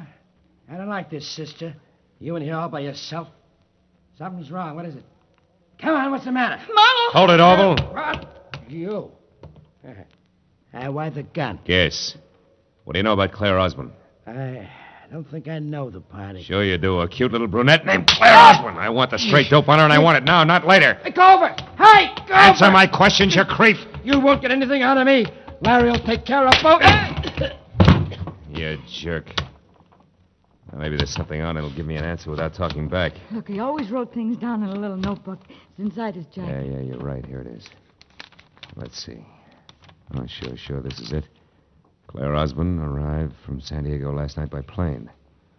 Registered at Wilshire Gardens as Claire Osborne, but according to driver's license, her real name is... For Pete's sake, no wonder. I'll see you, kid.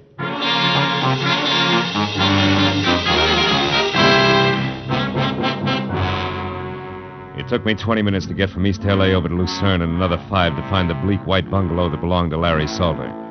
Its front windows were dark when I drove past it, parked on a side street, and walked back. But in the rear, one window showed a light.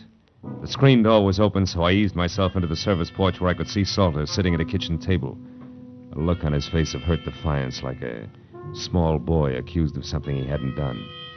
I couldn't see who was facing him, but there was no mistaking the voice. I love my sister. It was Claire. All my life, Janice was everything to me. And now she's dead and you killed her. That's true, isn't it? I've already told you once, kid, you're making a mistake. Oh, no, I'm not. You're going to pay for my sister's death. No court will ever call it murder, but that's what it was. You did it just as surely as if you'd strangled her with your own hands. And now I'm going to get even for Janice. Claire! Hey, But, Marlowe, you crazy fool, why did you come here? Give me that gun, Claire. I know, you stay out of this. You can't stop me. Nobody can. Even if you shoot me, Marlowe, I'll kill him Now listen to first. me. Before you start pulling that trigger, you better know all the facts. Everything Salter here has done since your sister's death has been to shield and protect what little she herself left of a good reputation. She turned bad, Claire. You're lying. No. What reason have I got to lie? I'm telling you this because it's true and I can prove it. I don't believe you. You're trying to trick me. It was your big sister who tricked you years ago. She was no good. She was that double-crossing, dirty cheat who wouldn't shoot square for 5 minutes. Stop it. No, there's more. The night she died, she was two-timing Larry. But even in spite of that, he risked his neck to move the body of the other guy just so she wouldn't be found with the kind of cheap trash she'd been running around with. And do you know why? Because Larry Salter there loved your sister, loved her every bit as much as you did. Loved her? Yeah. Oh, no. No, this can't be true. Yes, it's true, kid. All of it. I loved her, all right. Just too bad that Janice went like she did. Oh, Marlowe. Okay, baby, the hard part's over. Come on. Give me the gun. You don't want to shoot anybody. Not now.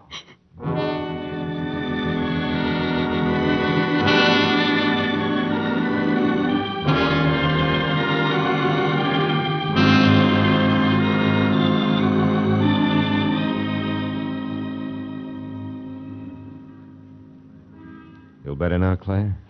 Yes, I'll be all right when I get used to a few new ideas. Yeah. What's going to happen to me now? Well, that's pretty much up to you. How do you mean? The world spins like mad, honey. You have to keep up or get lost. Like I was tonight. Mm-hmm. I was lost, Marlowe, terribly. Everything I had any faith in was gone. Yeah, I know. That's because you had blind faith, Claire. You know, that's okay for kids, but you're a big girl now. Oh, yes, I get it. From now on, it's me, on my own 2 feet, and my eyes wide open. Well, take it easy, baby. It's fun to close them once in a while.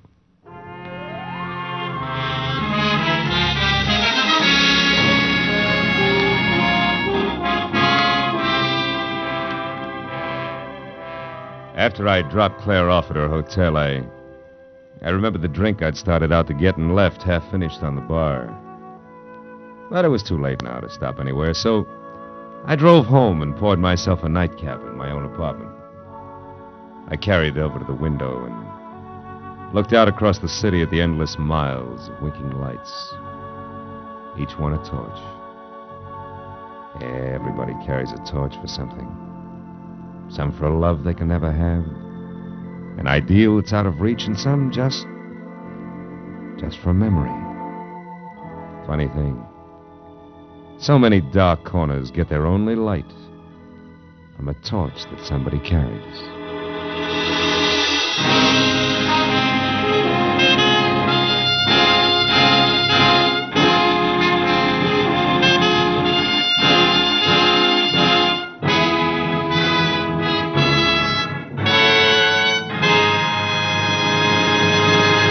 Philip Marlowe will be back in just a moment, but first, here's a message from the Ford dealers of America.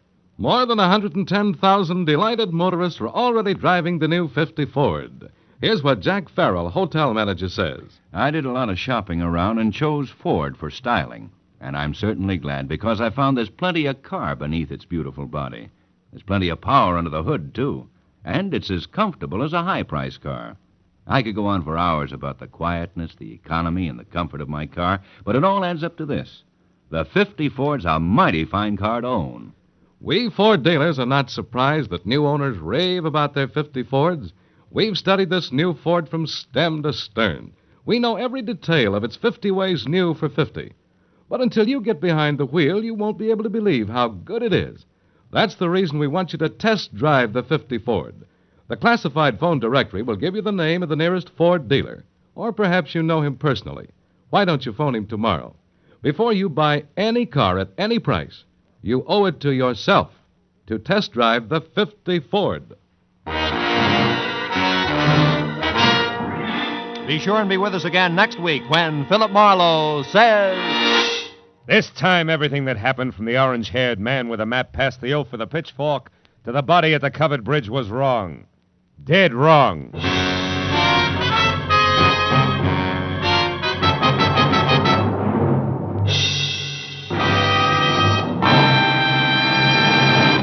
The Adventures of Philip Marlowe, bringing you Raymond Chandler's most famous character, star Gerald Mohr, are produced and directed by Norman MacDonald and are written for radio by Robert Mitchell and Gene Levitt. Featured in the cast were Sammy Hill, John Daner, Vivi Janis, Harry Bartell, Wilms Herbert, and Edgar Barrier. The special music is composed and conducted by Richard Orant. This is Roy Rowan speaking. Stay tuned now for Gangbusters, which follows immediately on most of these same CBS stations. This is CBS, the Columbia Broadcasting System.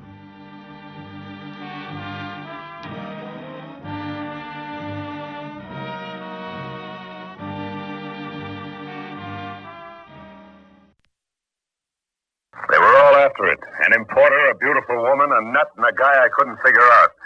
But before we were through, one was in the hospital, two were in the morgue, and the fourth was waiting for the hangman. All that because of a blue Burgonet, which was something I'd never even heard of before. From the pen of Raymond Chandler, outstanding author of crime fiction, comes his famous character. Wouldn't you ask me then? The Adventures of Philip Marlowe.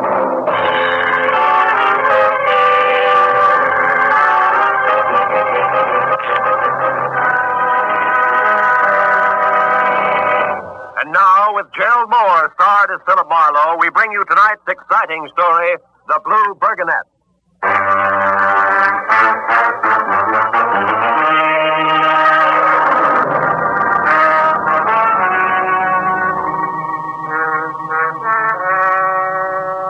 knock on my glass-paneled office door sounded like a fresh-out-of-Yale insurance salesman making his first enthusiastic call of the morning. Yet when the door swung open, I was surprised to see a man with no more height and weight than a jockey, and all the boyish bounce of a New Year's Day hangover. He was about 40 and too carefully groomed. From pearl gray Homburg through pearl gray stickpin to pearl gray spats. But when he started to talk, each sentence held too much self-assurance, and I didn't like it. My name is Norman Voorhees. I'm an importer located here in Los Angeles, in San Francisco, and in the Orient. I'm Philip Marlowe, private detective, located all in one place, which means that your rent bill is higher than mine, and that's all. I have little time for flippancy, And I have less time for high-handedness. I don't make ends meet by pulling a rickshaw either, Mr. Voorhees. Cigarette? I don't... Yeah, thank you. Mr. Marlowe, I need an escort for a crate of rare silks, which is to be flown to San Francisco tonight. At $25 a day plus expenses, I could be your man. Why so much fuss over a few bolts of silk? In this case, it's the embroidery on the material, a very rare and very intricate Chinese design. Which in basic English means what? Oh, come, Marlowe. The silk was legitimately purchased at a low figure, and a profitable resale is my only object. And why the pistol packing routine? Because I was forced to outsmart a half-dozen competitors to get this material. There are poor losers in every business, is that it? Exactly. Now, will you take the job? All right, where do I report and when? At my warehouse on South Figueroa at 9 tonight. Here's my card. Either my assistant, Miss Sandra Lane, or I will be on hand. Fine. Oh, and by the way, Mr. Voorhees, I didn't mean to snap your head off when you first walked in. It's just that I'm quick to resent being pushed around. Don't apologize, Mr. Marlowe. If you hadn't been that quick, I wouldn't have hired you. Good day, sir.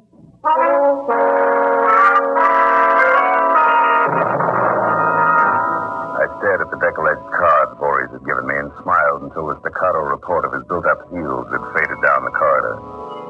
I dropped the card into my pocket, punched out a couple of overdue letters on my Remington Rand, and left the office for lunch. Now, Outside, the sun was too high and the smog too low for local comfort. So, with nothing to do until 9, I decided to drive out to the pier in Santa Monica, where I could eat French fried shrimp and watch the seagulls collect overhead and swear at me.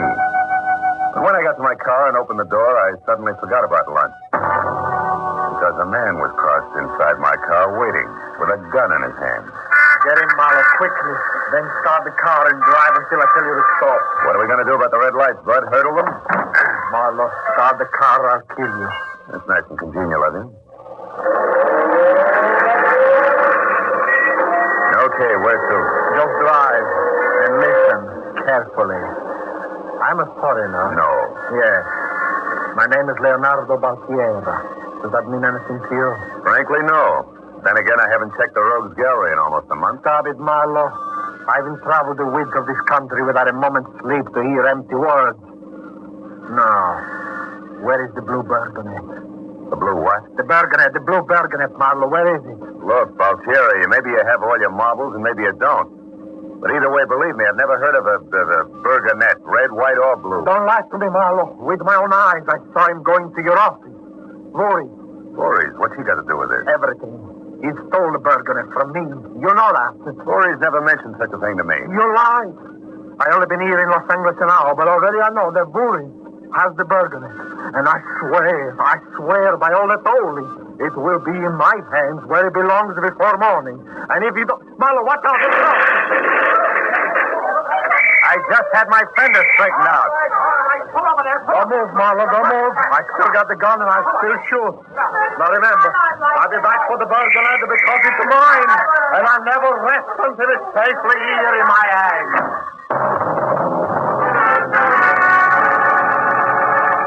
Before I could make a pass at Baltieri, he was gone.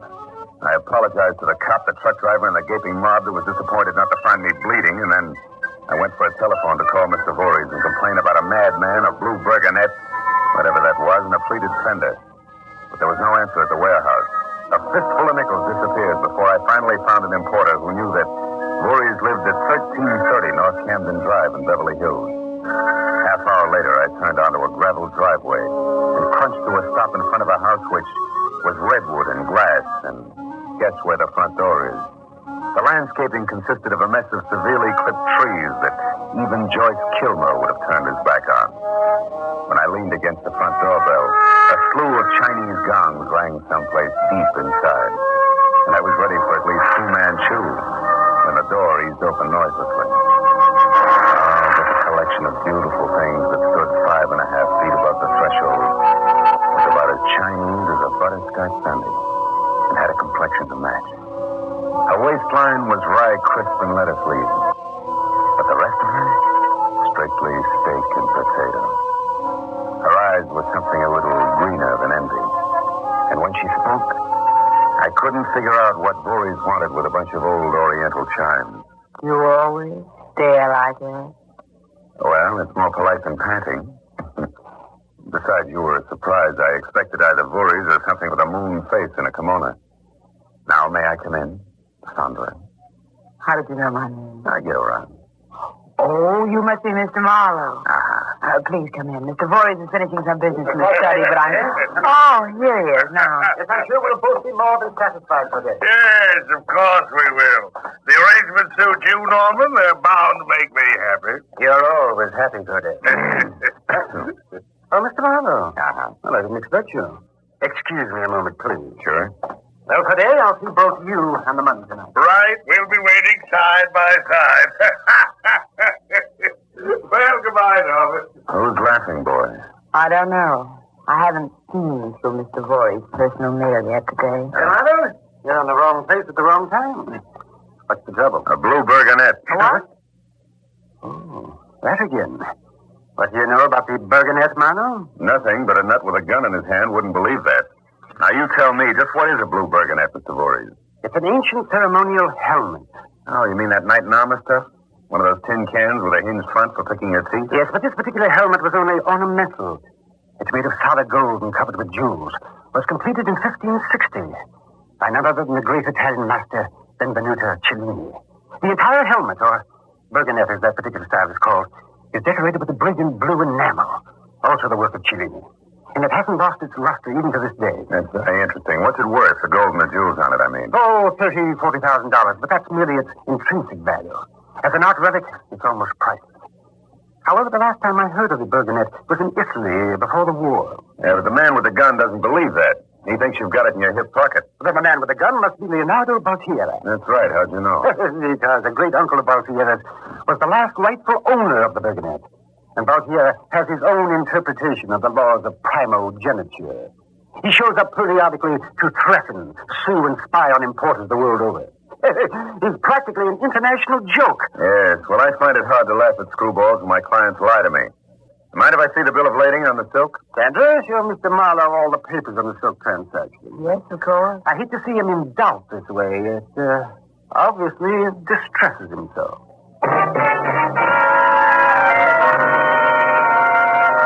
Sandra produced an armful of papers that looked more involved in the semi-annual report of the United States Gypsum Company. I pored over them until it was obvious to even the jade booters in the room that my real interest wasn't in any figure on paper.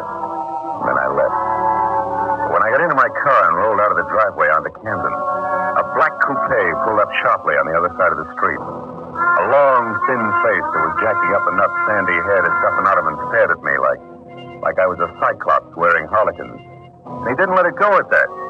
Because when I turned towards Sunset, he swung around and followed. It stayed that way until we were out of Beverly Hills and along the Strip. By then, I got curious to see just how far he'd go. So I signaled for a stop with all the subtlety of a Cub Scout sending his first message by semaphore, and I pulled up in front of a sandwich shop. A minute after I entered and sat down at the counter, Sandy Hair joined me. When we each had a steaming cup of coffee in front of us, he opened up. You mind passing the sugar, fella? Not at all. Now, do you mind telling me why I'm being tailed? Huh? Come on, tit for tat, you've got your sugar. Okay. I saw you coming out of Norman Voorhees' place in Beverly Hills.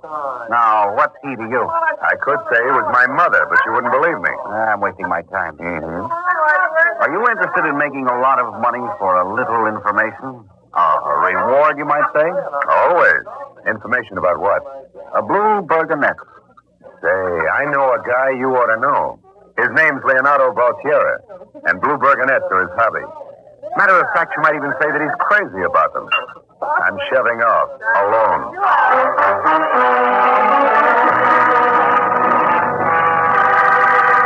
Sandy Hair didn't bat an eye at the mention of Baltiera's name. But it didn't prove anything, and I knew that I'd still have to wait until 9 o'clock when I was due at the warehouse on Figueroa before I could start adding things up. It was only 5 then, so I went back to my apartment, showered, shaved, and grabbed a little sleep.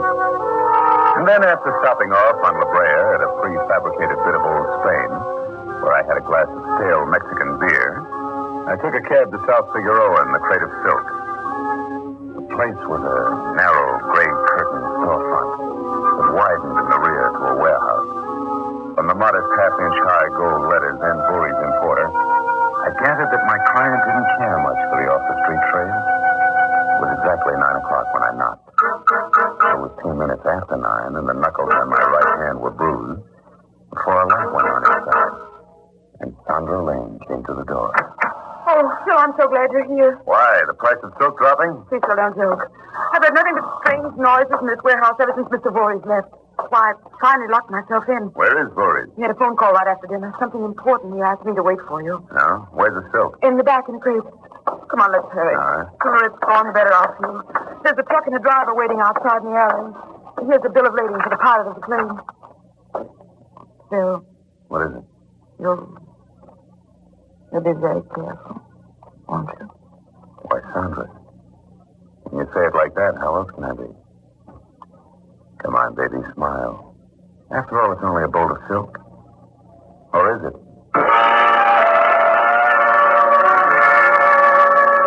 The truck driver was all muscle and about as chatty as a Vermont farmer with laryngitis. 15 minutes later, when we pulled up at the airfield, we learned that our plane wouldn't be in for another half hour. I knew any scheduled delay, the two-plane, one-hanger grass-covered runway could mean anything from 60 minutes on up. So I sent the driver to scrounge some coffee, and I got out of the cab to stretch. That's fine, Marlowe. What? Just keep them up. Oh, well, Sandy Hair. What happened? Couldn't you come to terms with my friend Baltiera? I didn't try. It looked like you'd lead me to what I wanted. Now it seems as though I'm right. Oh, you're not talking about this box here, are you? Nothing else but Marlowe. And at this point, it would kill me to see it get into anyone else's hands. Then die! I'll Yes, by Sierra. And just in time to save everything that means anything to me. That pig, Hamilton. I should have done that to him a week ago in New York. It would have been simpler that way. No, you, Marlowe. Get in that trunk. Wait a minute, Baltiero. We've gone riding together before. It didn't do either of us any good. I know, Marlowe, I know.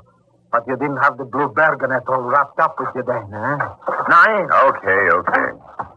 Where are we going? Away, any place.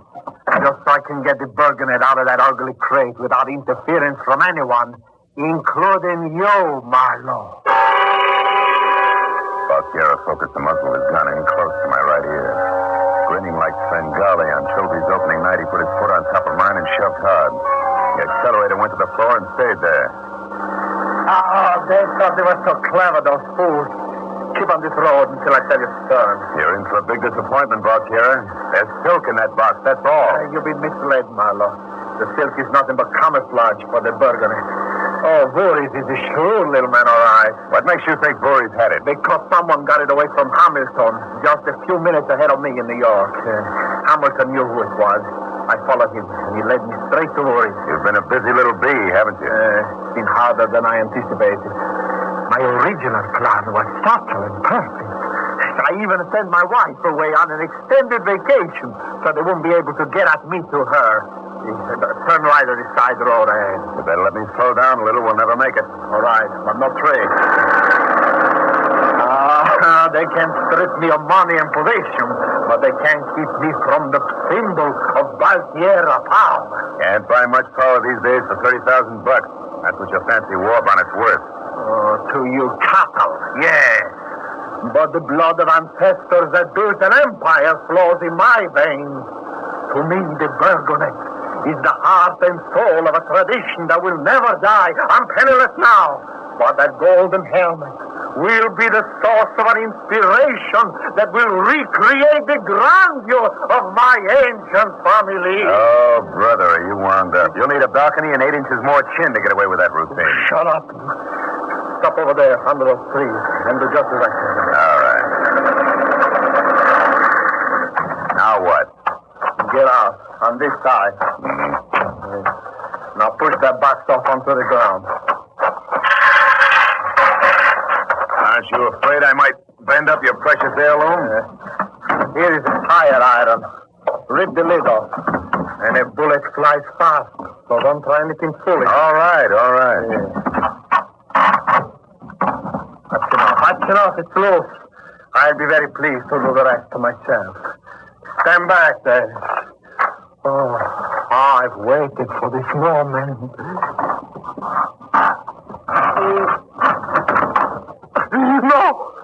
No, it can't be. Voorhees. Norman Voorhees. He's dead. You tricked me. The Burgonet is Wait a minute. I didn't do that. You fool, you killed the only man who knew where the Burgonet is hidden. Look, he's moving. What's that? When he turned to look, his jaw swung broadside to me, and I hung an hour never right on it that piled him into a heap behind the box. I took a quick look to be sure Voorhees was really dead. Then it struck me that whoever had packed him for shipment would go for Sandra next. I jumped into the truck and went back to the Figueroa warehouse, wide open. A single light still burned in the back. So I parked the truck and started around, on foot. The side door was ajar, and when I looked in, I saw Sandra backed against the wall by a man holding her at gunpoint. It was the sandy-haired Mr. Hamilton. I couldn't hear what was being said until I eased the door open, enough to get inside. I don't know. Really, I don't. Look, sister, you might as well tell me because I'm not leaving here until I know what's happened to the Burgonet. Please, I told you I don't know anything about You're it. lying. Boy, got it and you know it. Now, where is it? What was that? Look out, Sandra! Come on! That's all! Drop it! No, you don't! Drop it! Oh, Philly, you all right? Yeah.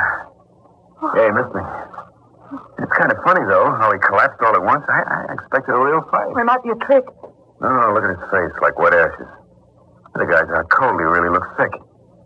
Name's Hamilton, but who is he, anyhow? I have no idea. All I know is he came in with that gun in his hand while I was waiting here for Mr. Voorhees. Voorhees.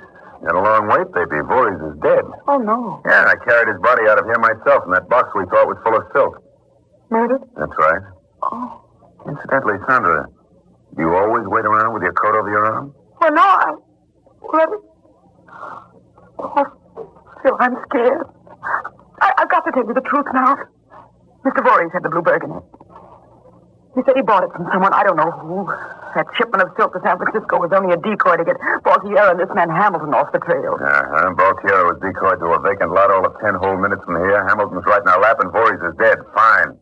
But those boys are playing for keeps. Where's the Burgonet now? I don't know.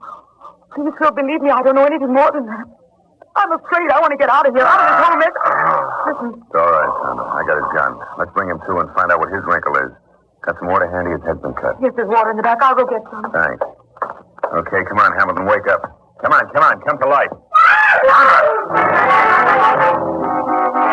Scream jerking to my feet. I made an end run around a line of Ming vases and dashed for the back door as the motor roared off down the alley. When I got to where I could see a pair of tail lights were just winking out of sight around the corner.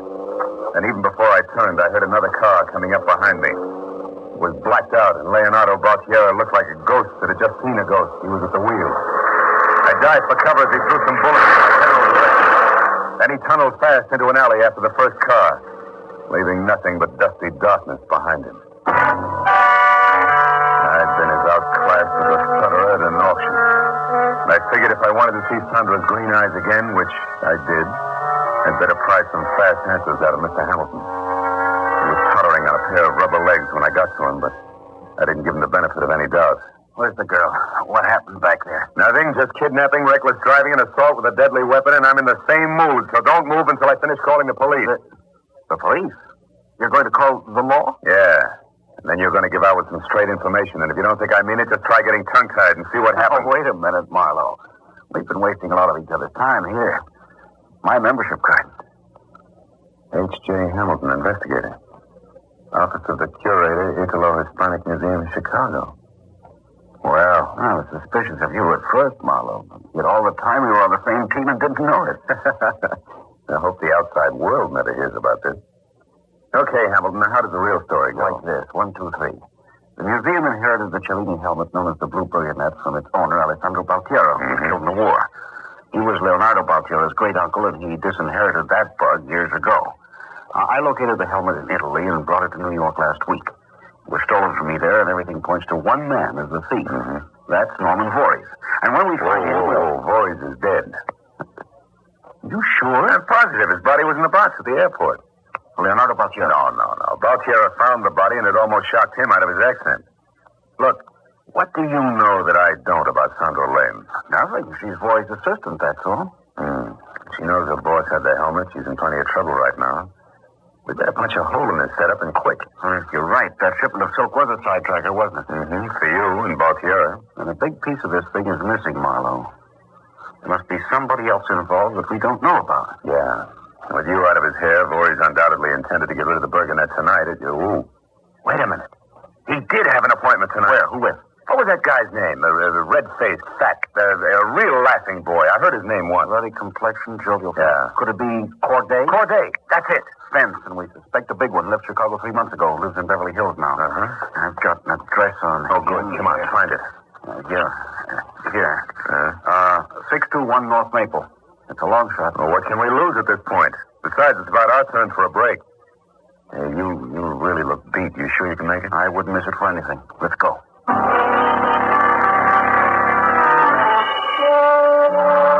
got into the black drive-it-yourself coupe Hamilton had rented and made for Beverly Hills. I drove because he was still slightly green from that crack on the head Baltiera had given him at the airstrip. When we turned into North Maple Drive, only one of the half a dozen houses on the block had a light burning. As we got nearer, that blinked out. It was number 621. I went around a corner to be out of sight from the house and stopped the car. The light going out might have been a coincidence, Marlowe, but let's not count on it. In this tournament of button, I wouldn't count on my own father. Now, look, Hamilton, you're not too chipper, so I'll go in. All right. But as soon as I'm up to the door, you give me some close support from that big front window, or our brother act might get the hook before we get out of the wings. Now, remember, whatever I do, I'll bank on your covering me, okay? Yeah, okay, Marlowe. And for comfort, keep your collar open. You're liable to get a very warm reception. I walked around the corner, cut diagonally across the street, and went up the steps to the heavy paneled door. I glanced back once and saw Hamilton moving slowly next to a high hedge that kept him hidden from anyone inside the house watching. I waited a moment and got a grip on my gun and then knocked good and loud. I waited again and listened, but nothing happened. From then on, I knew it was a trap, and I felt as comfortable as the last man in a round of Russian roulette. I was sure even before I touched the handle, the door was going to be unlocked. Yeah, it was. I ducked low and stepped into one side fast. Then I pressed my back against the wall and moved along a short hallway to the living room. Still nothing happened. Faint light that filtered in through the big front window fell across something on the floor. It took me several seconds to figure out that it was a body. I looked at the window again and saw Hamilton move outside, so it was time for light. I felt for a switch, found one, turned it on. The body on the floor was Valtier. He'd been shot. I walked clear across the room and bent over him before Corday made his move. You've got two choices, laddie. Drop your pistol and stand up, or hang on to it and lay down beside that fella on the floor there. Thanks, I'll stand. You behave very well for a party crasher. And you throw rough parties. Did you do it, Corday? No, he didn't. Hello. I did, Marlow. I had to. Sandra. A few minutes ago, my husband broke in here and tried to kill me. That's why I had to kill him. Your husband? Yes. I'm Mrs. Leonardo Baltiera. You're also a clumsy, hot-headed vixen. Oh, stop it. Could I help it? When you sent me for water at the warehouse tonight, Marlow, I took that opportunity to get away because I had the helmet in the trunk of my car. I practically fell over Leonardo outside. When he saw me there, he realized I'd been working with Voorhees right from the start. He was murderous. But you didn't have to lead him here and kill him on my living room floor. You're a real sweetheart, you are, baby. And you killed Voorhees, too, huh? Yes. I went in with him because that idiot husband of mine would let me starve rather than sell the Burgonet if he got it. But Voorhees was greedy. He double-crossed me by trying to sell it to Corday here without me. Once the jewels were stripped and the gold melted down, the trail would end, of course. I would be out. And that would have been fine by me. Norman Voorhees, at least, was a very deep, efficient little man. He's a very dead little man, so shut up about it. I'm getting nervous. Let's get rid of Marlowe here some way and finish our business. Not so fast. You made a fine mess of things. Murder on the floor, private dicks in the house. How can I stay in my business with things like that happening? And before we settle anything else, we're going to clean it all up. Here, girl, take my gun. You're handy with them. All right, Marlowe, take the dead man's shoulder. Oh, sure. We're going to carry him out back to my car. Oh, of course, anything to help out. Wait. Huh?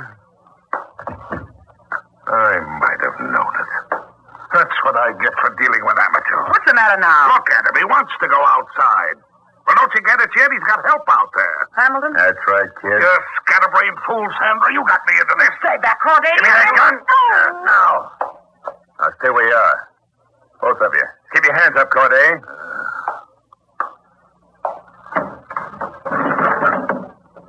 Okay, Hamilton. You can come in now. Everything's under control. Hamilton. Hamilton? Huh? Oh, Marlow. What happened? What happened? Where were you? Well, I guess the minute I got here to the window, I must have passed out. Oh, fine. I was in here making brave, and you were out there, passed out cold.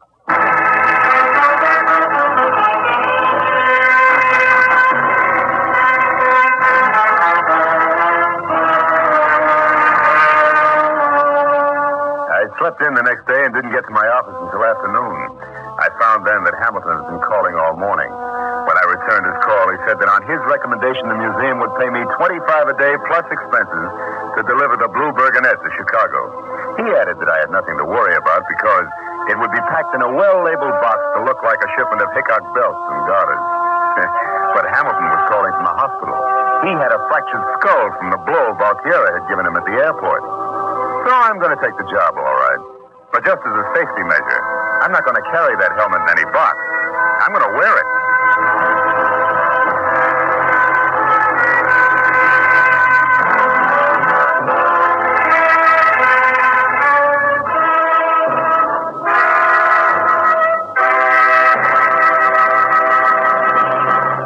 The Adventures of Philip Marlowe created by Raymond Chandler, stars Gerald Mohr and is produced and directed by Norman MacDonald. Featured in tonight's cast were Betty Lou Gerson, Hans Conried, Alan Reed, Louis Van Rooten, and Howard McNair. The special music was conceived and conducted by Richard O'Ront.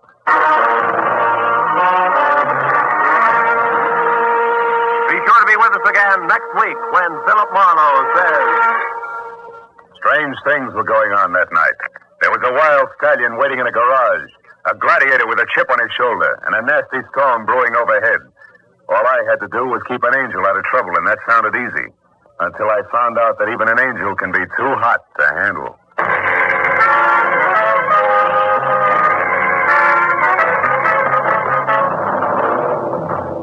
The Adventures of Now, living out in the open in the summer is fine. But living in the open in winter is quite a different matter. But that's exactly where you'll find millions of people in Europe and Asia. And many of those living outside are children. Support the Crusade for Children. Remember, the Crusade for Children represents 26 long-established relief agencies. Your gift goes to all these agencies. This is CBS, the Columbia Broadcasting System. KNX Los Angeles, AM and FM.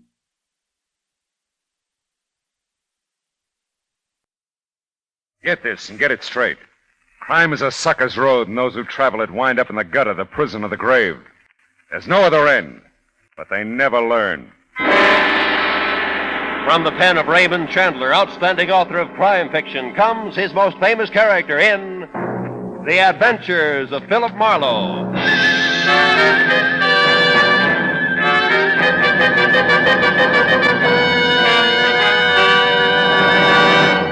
Now, with Gerald Mohr, starred as Philip Marlowe, we bring you tonight's exciting story, The Long Way Home.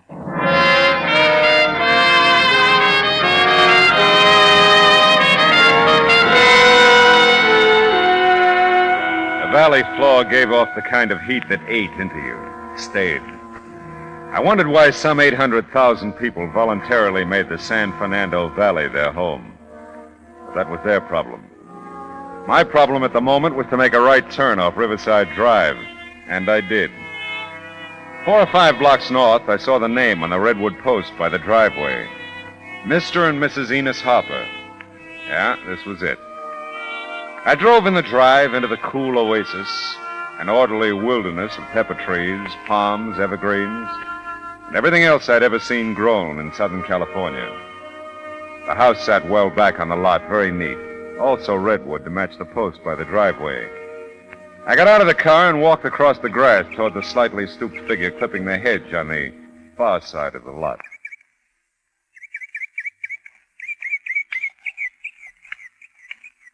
Oh, I didn't hear you coming. I'm sorry. Hope I didn't frighten you. I'm Philip Marlowe. You Mr. Hopper? Oh, yes, indeed, Mr. Marlowe. I'm glad you're here. Here, I'll pull up this chair. Oh, that's for all right. you. I'll get it. It's all right. I've got it now. Oh.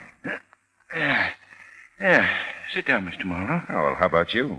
Well, if you don't mind, I'll keep on clipping the hedge here while we talk. I feel better doing something, you know. Oh, sure. We could go into the house, I guess, if you'd rather.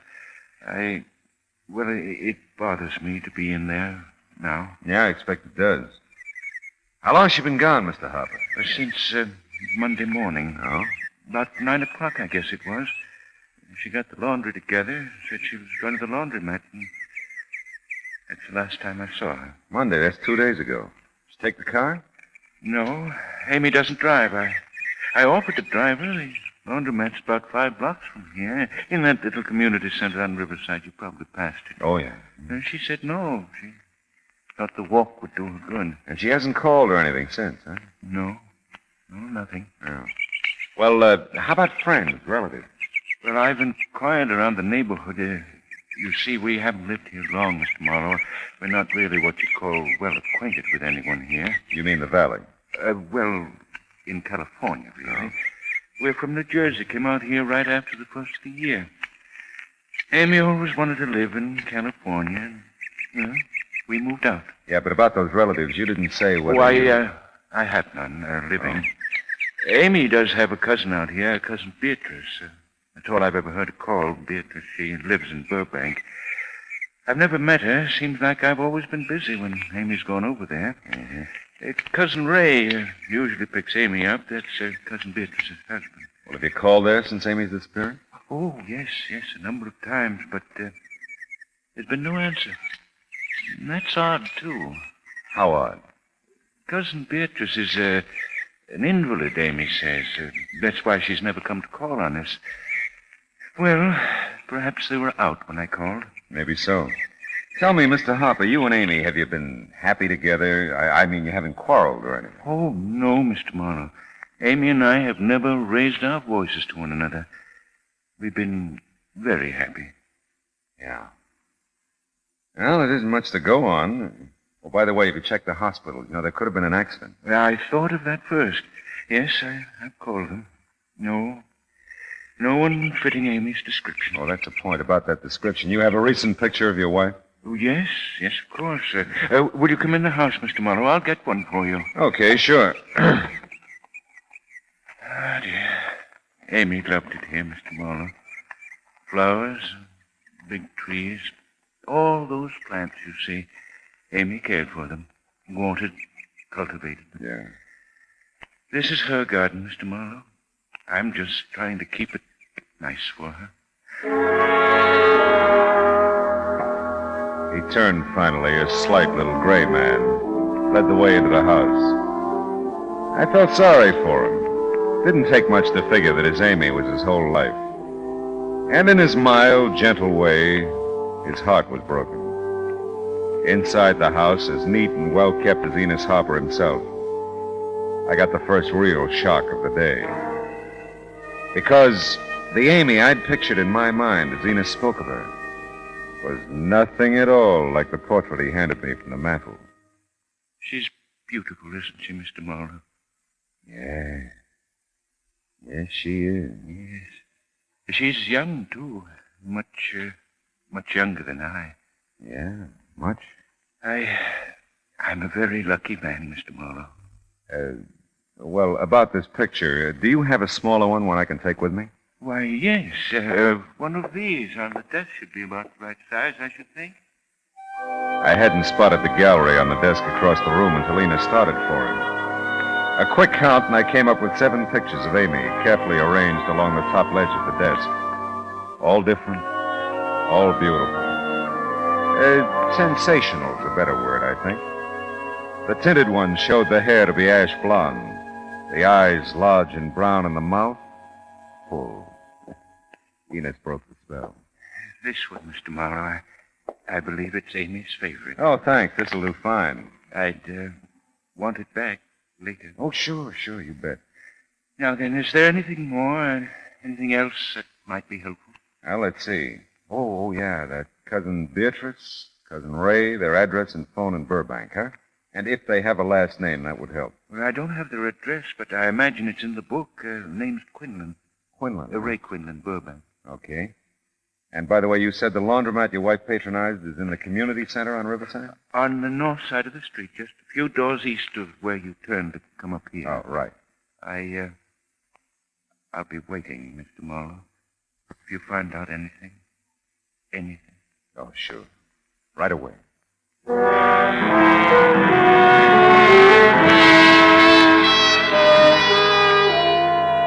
The little community had no name, but it had everything else. A series of one of each shops and services, all the way from health foods to a branch bank. Well, I parked on the street in front of the laundromat and studied the picture of Amy Harper again. Tried to figure her with a laundry bundle and couldn't. Tried to figure her with Enos and decided to go back to the laundry bundle. Made more sense. I went inside. Never smelled anything so clean. Morning. Can I help you? Yeah, I'm trying to get a line on someone, a Mrs. Harper. Do you know her? Mrs. Harper. Mrs. Enos Harper. Oh, here. Here, look at this. She looks like this. Oh, Amy, sure. Yeah, well, when's the last time you saw her? Well, let's see. A day or so ago, I guess. Let me check the bundles here. That'd tell us. All right. Let's see. Oh, yeah, here we are. Monday it was. Monday morning, I think. Yeah, well, what I'd like... Excuse me, but my daughter's double parked out in front. Can I pick up my laundry? You can if you got the right ticket. Oh, yes, here it is. Banning. Just washed, was it, Mrs. Banning? No ironing? Just washed. Here we go. Now, that's 62 cents. Well, for once I had the right change. Thank you. Can I take it out for you, Mrs. Banning? Oh, thank you. No, I can manage.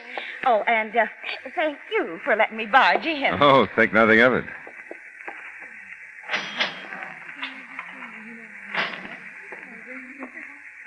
What do you mean, you're trying to get a line on Amy? Oh, well, just that. Anyone ever come in with her? No, can't remember anyone. Well, can you remember if you noticed anything special about her when she came in Monday? Yeah? What? You got her picture. Yeah, I mean beside that. No, she was just Amy. Uh-huh. You want to pick up her laundry? I don't have her ticket. I was doing great, huh? Enos had told me Amy went to the laundromat on Monday morning, and now I knew as much as he did. Well, I took a picture with me into all the transportation offices around, bus, train, plane, car rental. Everyone liked the picture, but no one had sold her a ticket on anything. The supermarket and the drugstore were every bit as helpful, and then I remembered her green thumb. Well, I must say I've seen her many times. Many times. With Mr. Hopper, of course. Well, do you think you might have seen her Monday? No, not Mrs. Hopper. I do believe Mr. Hopper was in Monday, though. Seems to me it was about his zinnias. Yeah, well... or was it his asters? I really couldn't say. I believe it was his asters. Of course, it really doesn't matter too much. They're the same family, you know. Who? Zinnias and asters, same family. Oh. Compositae, you know. That's the family name. I'm impressed. But look, I want to tell you... Can you imagine they used to be called starwort? Huh? Starwort. What a nasty little name for an aster. Have you got a Burbank phone directory? No, I beg pardon. A Burbank phone directory. Oh, I thought we were talking about the Hoppers. I thought we were, too. Starwort.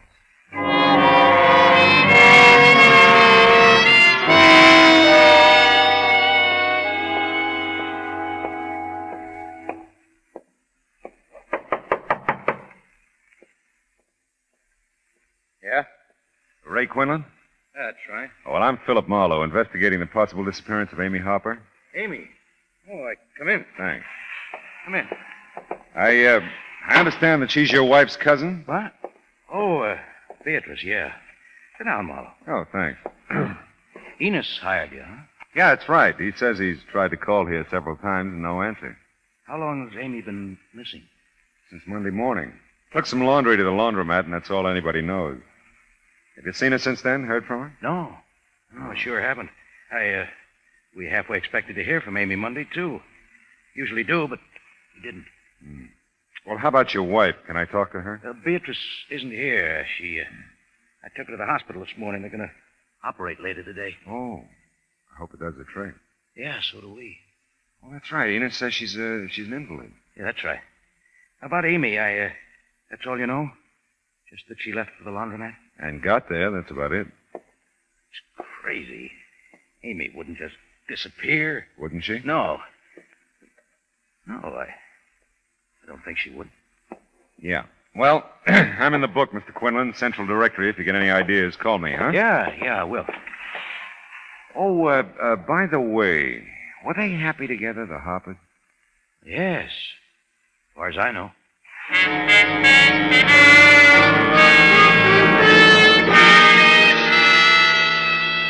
The late afternoon sun was just at eye level as I headed west again on Riverside Drive.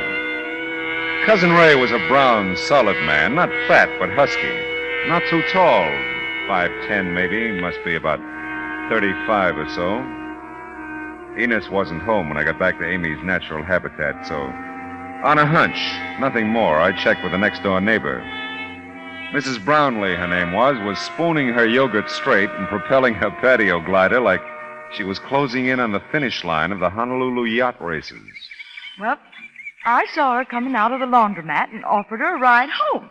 Monday was just real warm, you may remember. Or Lulu, yeah. Well, yes, you might put it that way. Anyway, I told her I was driving right after her. I picked up some wheat germ and some blackstrap molasses. I'd be going home, and that she was welcome to ride with me. And she gave me that nice smile of hers and says, "No, thanks, Miss Brownlee. The walk will do me good."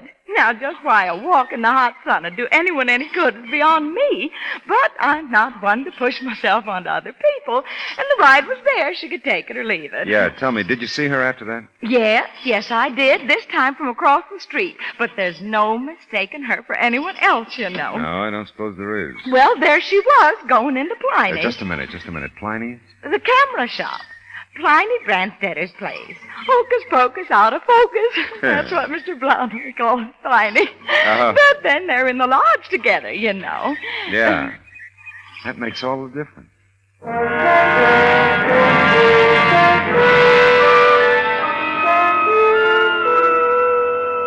I really wouldn't know if she was or not. You see, Pliny's not here.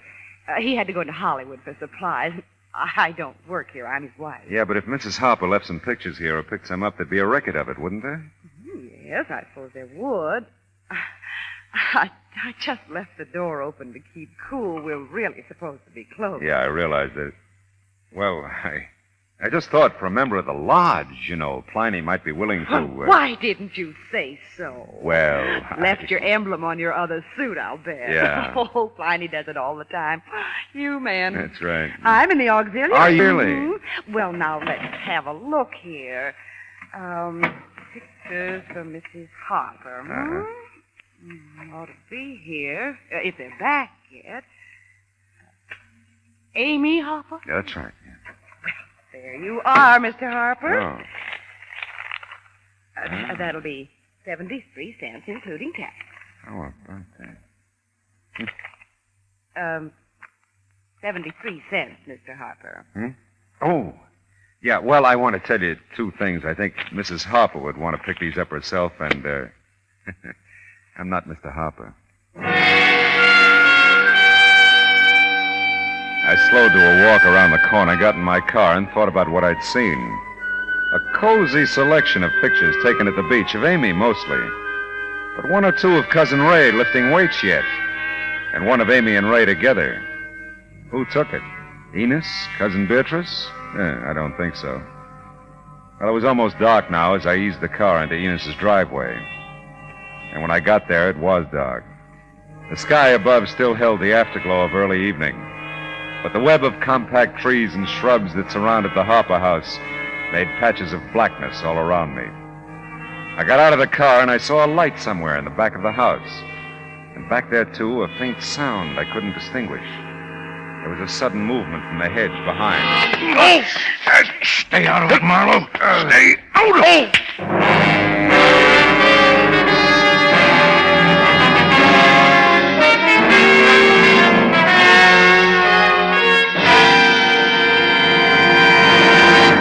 In just a moment, we will return to the second act of Philip Marlowe. But first, a crossword puzzle traps a criminal tonight on most of these same stations when CBS Radio brings you Gangbusters. This latest Gangbusters thriller, titled The Case of the Missouri Puzzle, is law enforcement at its cleverest. Tonight on CBS Radio, you're cordially invited to sit in as an armchair sleuth and enjoy the case confronting Gangbusters. And now, with our star, Gerald Mohr, the second act of Philip Marlowe, and tonight's story, The Long Way Home.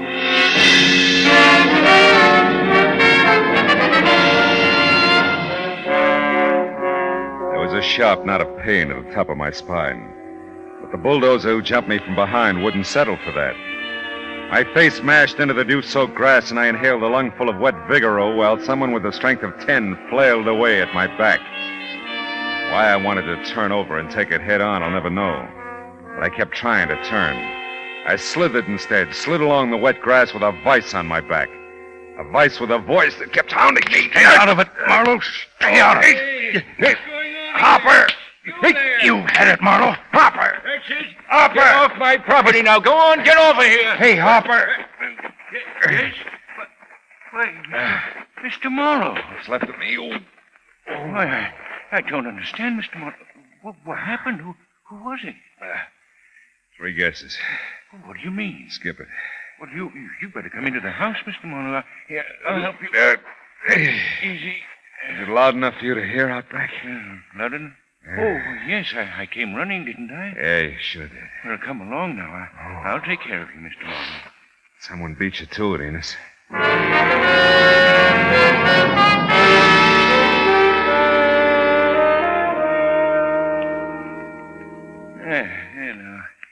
you should feel better. Should I? Hey, Enos. Yes? You like the beach? Why, it's all right, Mr. Marlowe. I'm not much of a swimmer anymore. Well, Amy never cared for the beach, so we never went. Uh-huh. Now, why do you ask? I don't know. Why do you ask anything? Mr. Marlowe, I know you've been through a lot. I wouldn't blame you if you'd want to give up looking for Amy. If you would. Forget it, Enos. I'll give up anything.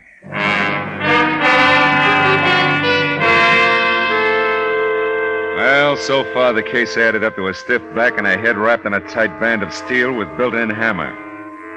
A few quick blasts at the pint in the glove department helped not at all. But something drove the car. The stop at the hospital in Burbank could have been for personal reasons. The attendant at the main floor desk looked real surprised when I asked what floor Cousin Beatrice was on. It's nearly 9:30. Visiting hours are over at 8:30. Oh, well, I lost track of time, I guess. Can you tell me where she is anyway? I'll come back tomorrow. What did you say the name was? Quinlan, Mrs. Ray, or Mrs. Beatrice. Could be either one. Quackenbush. Quinby. That's it. No Quinlan list. You sure? I just looked. Are you sure? No, as a matter of fact, I'm not. Thanks for asking me.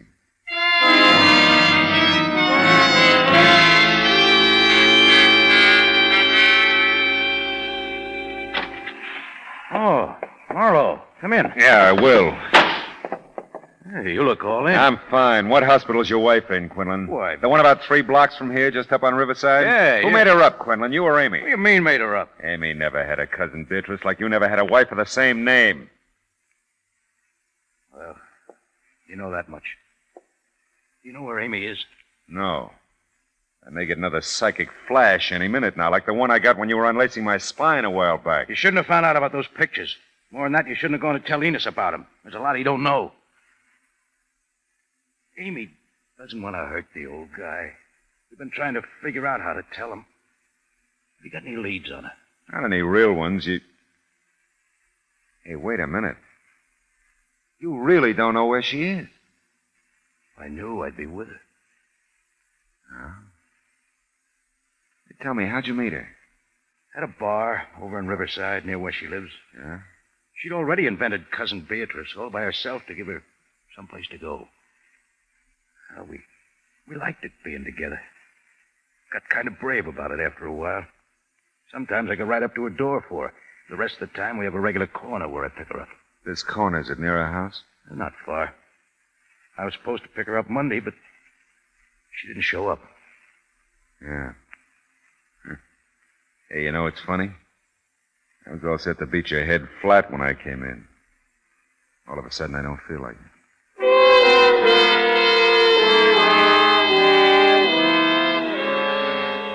When I got back to the car, I thought my head would cave in. Every inch of me screamed with pain, and sometimes you got to give in to these things. I tried for home, but I only made it to a motel on Riverside. I was out before the light was.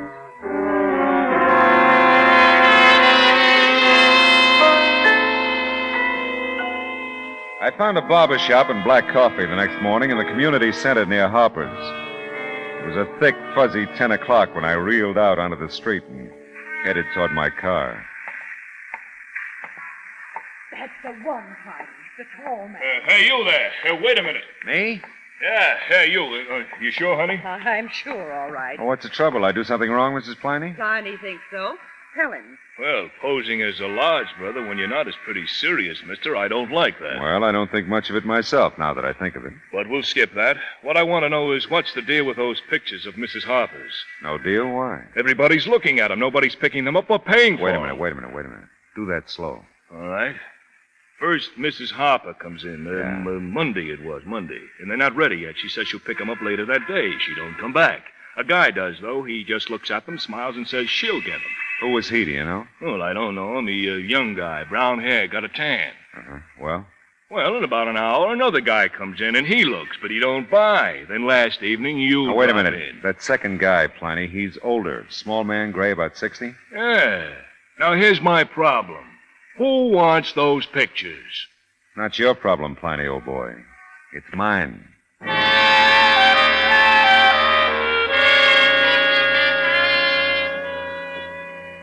The house was open, so I walked in. Enos was out in the back, pouring something out of a sack onto a flower bed along the back fence, then working it into the soil around the flowers. I looked around and found a bedroom that had to be Amy's. Everything was neat, in order.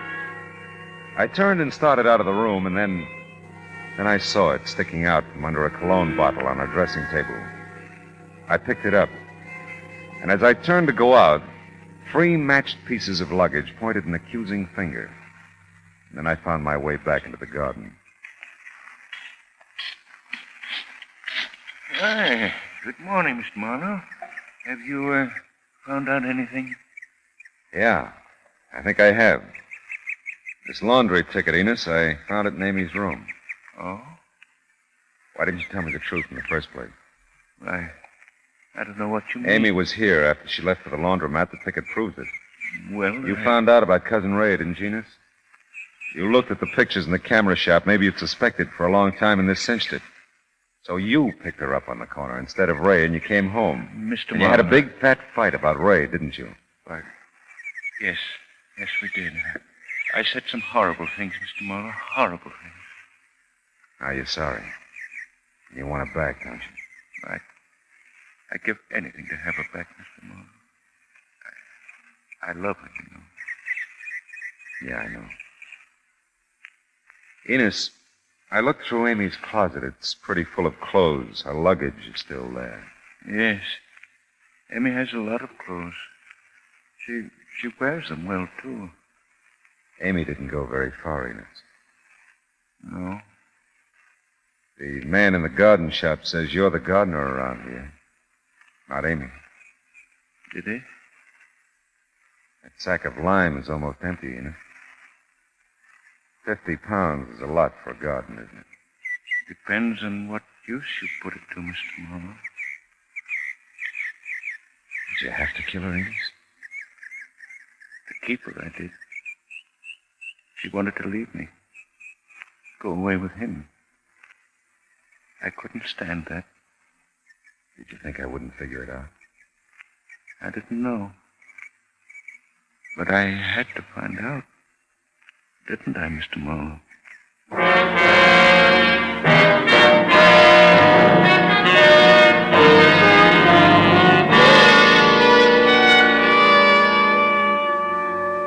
He came with me quietly.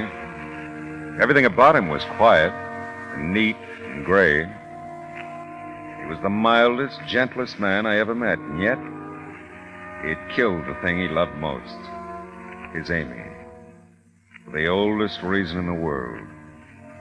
She wasn't his anymore. What was it the old man said? I had to find out, didn't I, Mr. Marlowe? Yeah.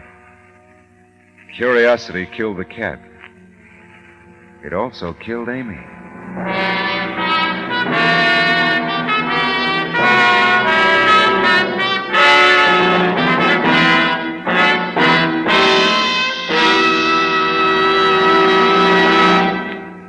The Adventures of Philip Marlowe, bringing you Raymond Chandler's most famous character, star Gerald Mohr, are produced and directed by Norman MacDonald and written for radio by Kathleen Height.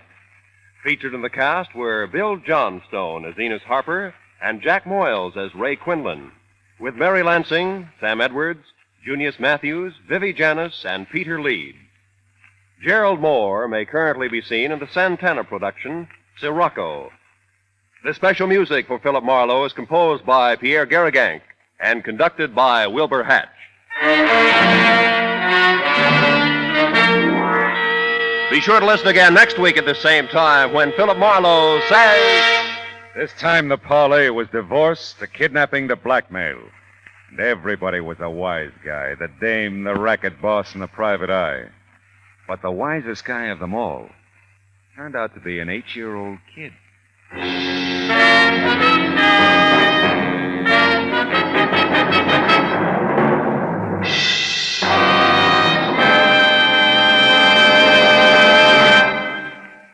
What a combination for Tin Pan Alley fans. Steve Allen is MC. His vocalists this week are Peggy Lee and Johnny Desmond. Song publisher J.J. Robbins, band representative Mark Hanna, and composer Mitchell Parrish are the judges. There will be 4 brand new songs for sale tonight on CBS Radio on most of these same CBS stations. Roy Rowan speaking. This is the CBS Radio Network.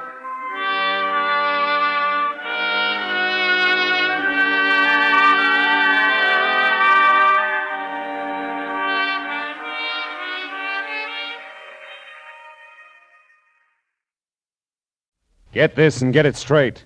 Crime is a sucker's road, and those who travel it wind up in the gut of the prison or the grave. The lady tourist was a school teacher out after glamour, and she got it. But only after she learned that in Hollywood the 3 R's could be reading done in a dark room, writing found in a dead man's pocket, and arithmetic that added up to murder times 2. From the pen of Raymond Chandler, outstanding author of crime fiction, comes his most famous character in The Adventures of Philip Marlowe.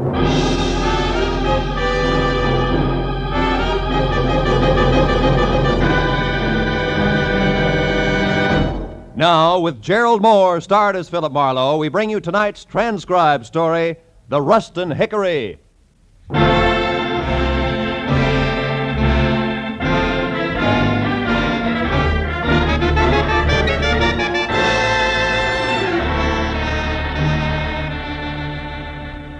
It was hot in my apartment, even at 10 o'clock at night. The sultry wind blowing through curtains at the far side of the room didn't help a bit. It was the kind of night that made me wish I was something else, a butcher, baker, candlestick maker, anything. After a long, hot day spent in the downtown courts of law, listening to the petty arguments of a petty larceny case, I was tired of petty people.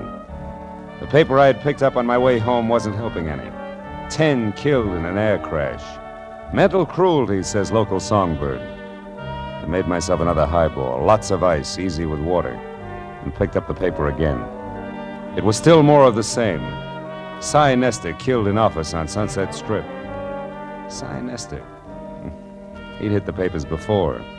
Bookie, B- picture producer, general racketeer. Somehow I wasn't too surprised he was on the receiving end for a change. My drink was good for 10 more pages of equally dull reading, and I was set for the next in line when the phone rang. Mr. Philip Marlowe? It was the first attractive voice I'd heard all day. Mr. Marlowe? And you know, I thought she might be fun. My name is Joan Rustin, and I'm only here in Hollywood from Ferndale, Nebraska on a vacation, and I wanted to have some fun. You know, see the nightclubs and the stars hey. and that sort of thing. Hey, wait a minute, I Joan. didn't want trouble, Mr. Marlowe, hold at it. least of all. Teacher. Hey. Yes? Let's back up a little, huh? Now, your name is Joan Rustin. You're from Ferndale, Nebraska, which you're right, I've never heard of. Also, you're a school teacher. That much I got. But the rest about the sights, the last part, the trouble. Oh, but don't you see? They're the one and the same. Oh? I wanted to step out. Nightclubs, movie stars, glamour. But it didn't end up like that because he was shot, and then I didn't know what to do. And his name's Aubrey Nickel. He's the man who took me out to show me the clubs. Anyhow, after it happened, I ran. Why? Why? The publicity, of course. Mr. Marlowe, I'd lose my job. You see, I'm a school teacher. Yeah, you said that, honey. Now, look, where are you, Joan? The Tulip Room. It's a bar on Sunset and La Cienega Boulevard. You'll come right over, huh? Huh? Yeah, I'll come right over, huh? Goodbye, Joan. Hey,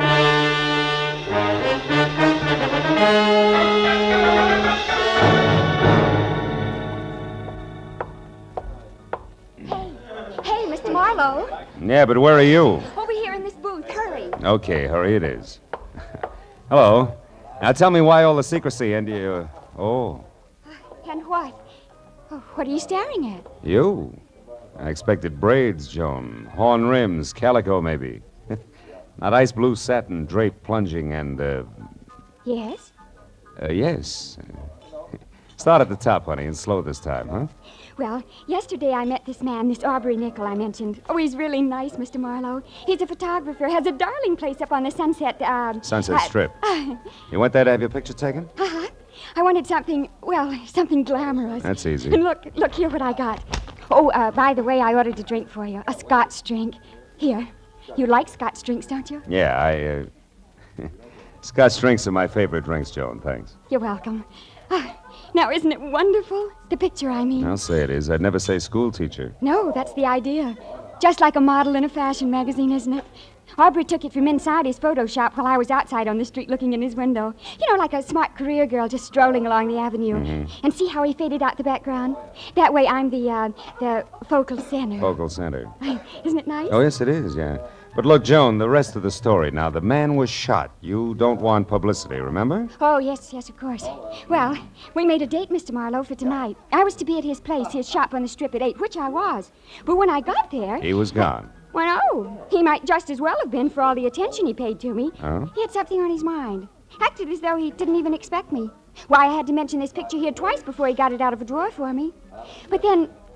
just like that, he changed. Said if I wanted glamour in nightclubs, why not? Oh, by all means, why not? And off we went to Cyrano's, no less, and sat at a table with 2 men and a woman who was actually Irmgard Fury. Actually, who? Irmgard Fury, the starlet. Oh. Don't you read the papers? Oh, golly, her picture's been in every theater section and magazine for the last 6 months. Of course, she hasn't made a movie yet, but she probably will soon. Wait a minute. Irmgard Fury, she has red hair, a figure, lots of each, huh? That's right. Oh, and so sweet to talk to. Well, believe it or not, when we were in the powder room and she couldn't find her lipstick, she used mine. Now, that's really democratic. Look, Joan, there was a shooting. You remember that. Now, you were sitting at a table with 3 men and this Irmgard Fury? That's right. Well, go on. What happened next? Well, when Miss Fury and I got back to the table, Mr. Lacey and his friend were gone. And then a minute later, Aubrey excused himself to make a phone call. And then? And then a waiter brought me a note from Aubrey which said I should go back to my hotel and wait there till I heard from him. Then it happened. Look, Joan, if I'm going to help you on this, you got to tell the whole coherent story. Well, suddenly there were some shots, maybe from outside, and people were yelling. It was terrible. I was scared to death. And I ran outside. People were crowded around someone. It was Aubrey. He was dead. What'd you do then? I took the first taxi I could get to my hotel, the Beverly Crest. I started for my bungalow, but didn't go inside because there was a man hanging around. I'd seen him before someplace, and I didn't like his looks and turned away, and he called to me. Oh, he was awful, Mr. Marlowe. Awful looking like a frog, maybe? Sloping shoulders, bulging eyes? Yes, and when... Mr. Marlowe, how do you know what he looked like? Promise not to tell. Promise not to... Oh, Mr. Marlowe, he's here, isn't he? Mm-hmm. Been watching us for quite a while. Oh, holy smokes, then I didn't get away from him. Oh, Mr. Marlowe, I had nothing to do with this shooting. What can I do? I simply can't be mixed up in this terrible business. Oh, please, Mr. Marlowe, I'll pay you anything, only get me out of this, please. We'll talk about that later, Joni. Now, look, when we get up, keep talking and don't look away from me. Then when we're outside and around the taxi stand there, duck away from me fast and get in close to the building and stay there till the frogman is gone. Then head for your hotel bungalow and wait there till you hear from me. Now, you got that? Oh, yes, but I don't understand why he's going to leave us. You will, if our little coup works. Come on.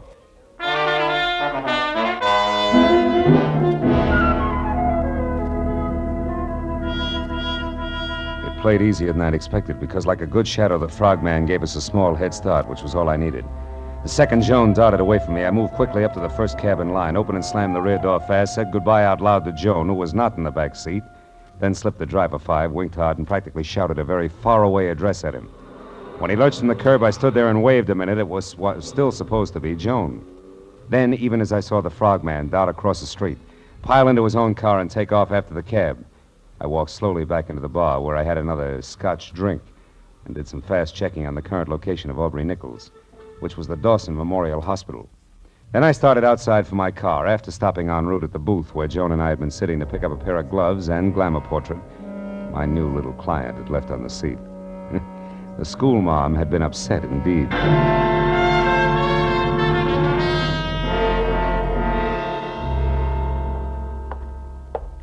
Dawson Memorial Hospital, Dr. Chambers? Yes, one moment, please.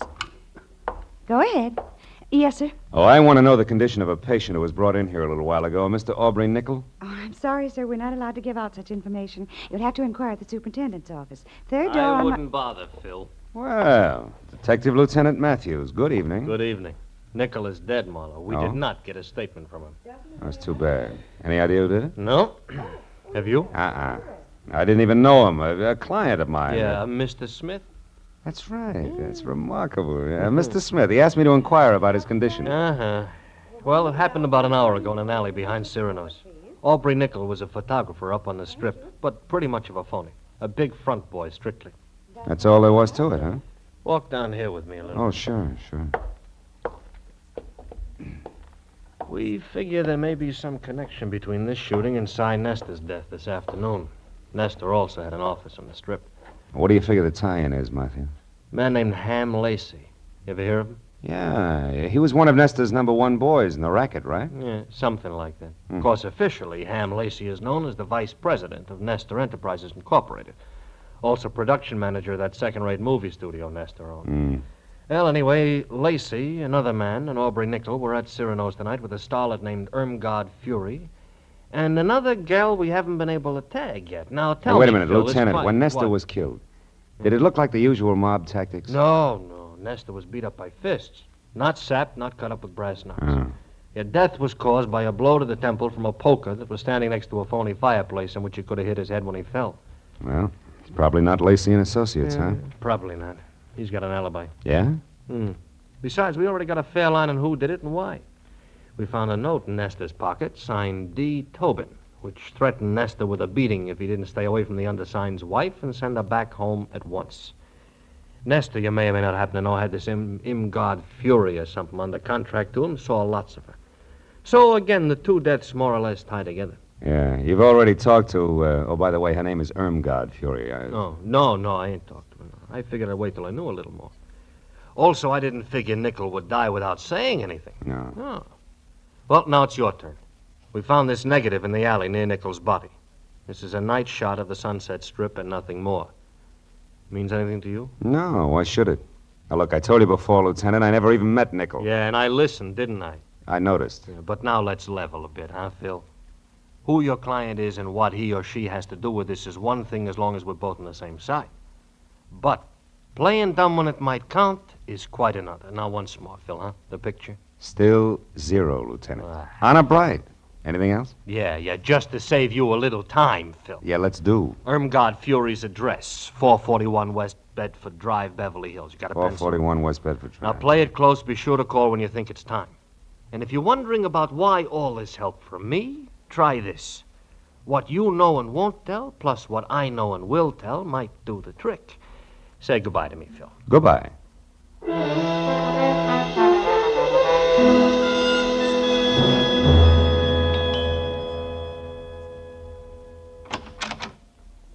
Yes? Miss Fury, my name's Philip Marlowe. I must talk to you at once. About what? Your husband, I'm a friend of his, and he asked me to get in touch with you. It's because of what happened this afternoon up on the strip.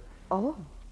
Well, what's wrong? Is Dave here in town? Yeah, he is, and he's in trouble. You see, the police are after him, All right, hold it, mister. You've said enough. Huh? What are you, cop or a reporter? Oh, now, wait a minute, Miss Fury. I've already told you I'm a friend of Dave's. Whose name happens to be Douglas. Mr. Douglas Tobin. Keep that in mind when you try this next time. Good night. Not so fast, baby. The mistake was mine, but I still want to talk to you. So do a lot of men. I'll bet. Now beat it before... Irmgard? Before I forget myself. What's the trouble, Irmgard? Oh, no trouble, Hamilton, darling. This gentleman was just leaving. He had the wrong address. He made a mistake. Didn't you, Mr. Marlowe? Yes, a blunder. 1,000 apologies, and good night, Mrs. Tobin. For what it was worth, it worked. At the mention of the name Tobin, Ham Lacey spun around like he was built on a pivot, and his eyes that were narrow slits with all the come-hither look of a cobra's never left me as I slowly walked away from him and past the yellow convertible he'd just driven up in. License number 6969X, California. And on out to the street. All of which only meant that Lieutenant Matthews was probably right about there being some connection between Cy Nestor's murder and the death of Aubrey Nickel. When I opened the door of my car and started to climb in under the wheel, the voice in the night helped not at all. If you don't do as I say, I'll kill you. Okay. Knock it out. Take it easy. All right. Now close the door and turn around. You're back to me. Now, look, if this is a stick-up, Busty, it can save us both a lot of time. Shut up. I'm not a hold-up man. Now, move over there, close to those trees. Go on. I want to ask you a question. All right, that's far enough. Now, what have you got to do with Helen? Helen who? Helen Irmgard Fury. That's what she's known as now. What have you got to do with her? Tell me. Very little, Mr. Tobin. Tobin? You know who I am? And so do the police. Why don't you call it quits while you're still in one piece? No, not quits. That's what you want, what all of you want. Me arrested and out of the way in jail and maybe out of the way for good. No. But that won't be. Helen's mine and you're not going to harm her. Careful, Tobin, you're getting excited. Yes, excited enough for this. Go!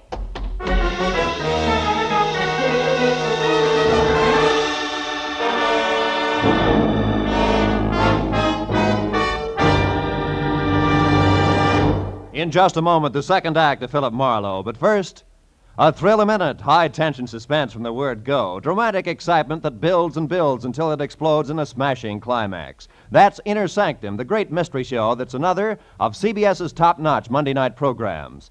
You'll find Inner Sanctum one of the most entertaining spots in your Monday night listening schedule.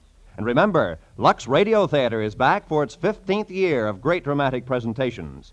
Inner Sanctum and Lux Radio Theater every Monday night over most of these same CBS stations. Now, with our star, Gerald Mohr, we return to the second act of Philip Marlowe and tonight's story, The Rustin Hickory.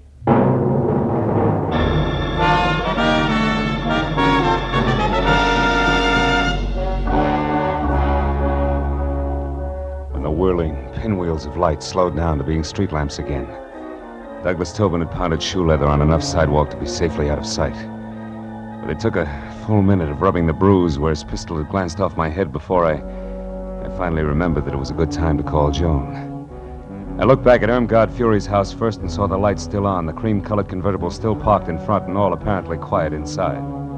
So I limped as far as the phone booth on the corner to warn my client that the trick we'd pulled on the frog wouldn't hold up forever. But instead, I found out just how far this side of forever it had collapsed. Yeah, hello. Hello? Hey, what number is this? Well, Shamus, you got the right number, Shamus. What are you doing there? Where's Joan Rustin? Oh, the babe's here, but she ain't in much of a mood to talk. Incidentally, thanks for giving me this free time, Dippy. What are you talking about? That fast shuffle you tossed me, Dippy. That now you see her, now you don't gag with the taxi. For an old shell game operator like me, that one was as tough to see through as a glass-bottom boat. All right. You get your diploma in the morning. But listen, you, if anything happens to Miss Rustin, I'll break you. Skip it, Dippy. You're wasting your breath. It's already happened. I'll see you around. So long.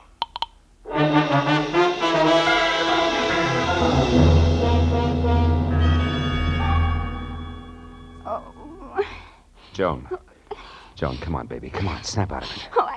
Stay away from me. Hey. Get out of here, you Hey, hold it. It's me, Joni, Marlowe. Marlowe. Yeah. Oh, Marlowe. Come on, honey. What happened? Are you hurt, Joan? That man, the one with the gruff voice. Yeah? He forced his way in here, Marlowe. He was looking for something. I tried to stop him. I was going to scream, but I guess that's when he put the bite on me. That slug, baby. Well, anyway, he hit me hard. And I've never been treated that way before in my whole life. You've never been buddies with murder before, either. Come on, honey. Get up off the floor, huh? Easy now. There. Hey, he turned your place inside out, too, didn't he? What was he after, Joni? Oh, I don't know. He just told me to quit stalling and hand it over. I didn't know what he meant, so he shoved me. Then he pulled out all the books there, tore up the rugs. He was looking for something small and flat like a... Wait a minute. Sure. The cops found a negative near Aubrey Nickel tonight, but it was worthless. There must have been another one, an important one. And Lacey and Froggy, who no doubt's his helm babe, must think you've got it. Me? Well, that's impossible. All I had was my picture, and, well, I don't even have that now. No, but I do, out in my car, and it gives me a great idea. Come on. Well, where, Marlowe? I don't get it. What's my photograph got to do with this? Maybe plenty. You see, when Aubrey printed that picture of you, he faded out the background almost completely. You remember? Uh-huh. That's a stunt in fashion photography to make a subject stand out. But in this case, Joan, I figure it was played strictly in reverse. How do you mean? That Aubrey took you to Cyrano's tonight on business, big business. And you were holding the merchandise for him all the way. Oh. Here. Let's take a look. Oh, Marlowe, my pretty picture frame. Better this than your pretty head later, sweetheart, believe me. Yeah, here it is. Look, see? A negative the size of a postage stamp. But I'll bet old flashbulbs the $10 bills this baby's really loaded. Marlowe, I bet that baby's loaded, too. What are you talking about? The gun in that man's hand there behind you. Oh, fine. Wait. Easy, Marlowe. I'm not looking for any more trouble. I just want to be sure that you'll help me first. You're a private detective. I searched you before, so I know. I'm in a jam. It's worse than I figured. The cops are after me for murder. No kidding. I can't understand it, Tobin. All you got is a motive deep enough to swim in, and you've been dropping clues like Hansel and Gretel drop pebbles. All right, but I didn't do it. Well, I beat up Cy Nestor, sure, but he was going with Helen, my Helen. I hated everything and everybody in this phony town because they took her away from me. Even changed her name for her, Irmgard Fury. But I didn't kill Nestor. I swear I didn't. You've got to help me, Marlowe. With that 38 in your fist, are you asking or telling? Oh, I'm asking, brother. Here, take the gun. I'm in a fix and I know it. Okay, hothead. I'm already in Dutch for hiding Matthew's key witness here. Think how I'll look keeping his chief suspect under wraps, too. Oh, maybe I'm a sucker, but I believe you. All right, where do you hang your hat? The Country Cottages, number 7. It's a kind of a motel court down on Melrose Street. Number 7. Now go there and stay out of sight. And I mean stay out of sight. Yeah, okay. Thanks, Marlowe. Say, I'm sorry I batted you down tonight. That makes a lot of difference to the lump on my head. Go on, Tobin, beat it. Okay. I'll keep in touch with you. And where are we going, Marlowe? Call a friend of mine. We need a big enlargement of a small negative.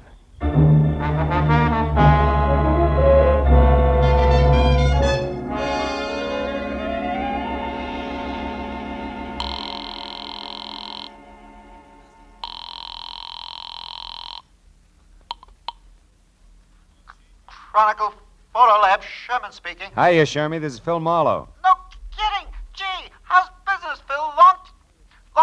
Long time no see. Yeah, I know. Now, look, are you busy? I got a job that's right down your alley, Sherman. It's important. What is it, Marlowe? Well, it's a 35mm negative. I want it blown up to about half as big as a house. Okay, bring it in. I can't. I've got to check a couple of other things at the same time. Now, look, Shermy, can you meet me at the Aubrey Nickel studio on the Strip in about 10 minutes? Back door? Wait a minute, back door? Yeah. How come the back door, Phil? So we can kick it in without attracting too much attention. Shermy, I'll see you in 10 minutes.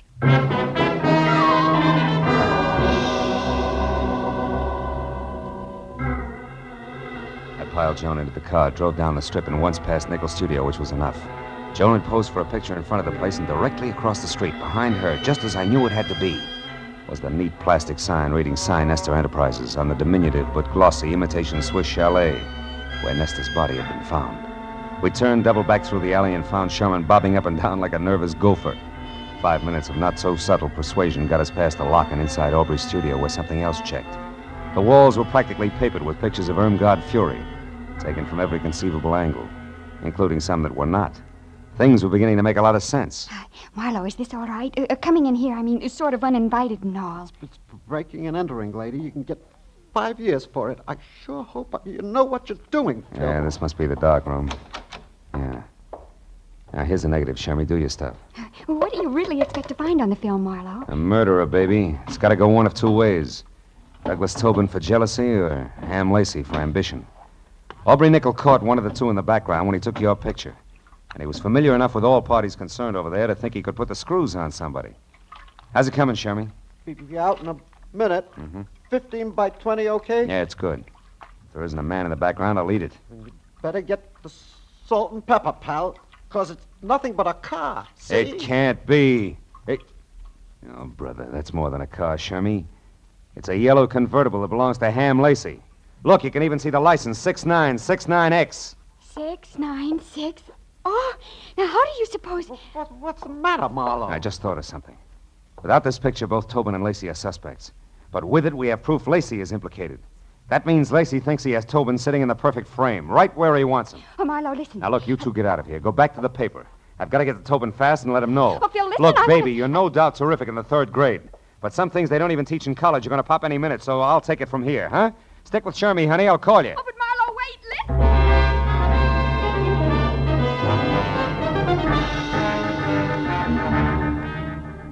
I made it from the Strip down to Melrose and then east to the cluster of dusty lean-tos with bath known as country cottages in something under 10 minutes. Parked down the street and cut back through the alley on foot. I got to the door of cottage number 7 with about 30 seconds to spare. Now, wait a minute, mister. You got me wrong. Oh, no, I haven't, pal. You can tell me you didn't knock off Cy Nestor, and I'll believe you. But nobody else will. I've got you right where I want you. Now, wait a minute. Because of your note found in Nestor's pocket. You're the jilted boyfriend, the hick from back home, who came to Hollywood with murder in your heart and knocked off the guy who stole your wife. Now, look, Yeah, and then you went after the cheap photographer who gave her her star. Oh, yeah? And after that, you knew you couldn't escape, so you blew your brains out. that's And by the fine. time I leave here, that's the way it's going to look. Not tonight, Ham. Yeah, Stand still, Lacey. Toss the gun over on the bed. Go on. That's better. So you figured Aubrey was lying about having a picture that pegged you as Cy Nestor's killer, didn't you? You figured Aubrey saw something but had no proof, so you shot him. But you were wrong, Ham. He had all the proof we need. What's that? Joan, who's out there? Oh, Phil! Joan. Phil, Joan, are it's you Miss all Fury. right? I hit her. She's the one who killed Cy Nestor. I tried to tell you that. I followed you here to tell you, but instead I saw her with a gun pointed at you. I grabbed the first thing I saw, this broken rake handle, and I hit her with it. I hit her awfully hard, Phil. She isn't moving. You don't think she's... Dead? No. She's probably thinking over the big lesson you just taught her with that stick there. Oh, what's the matter? 8 each. You know what that rake handle's made of? Why, it's hickory, isn't it? Yeah.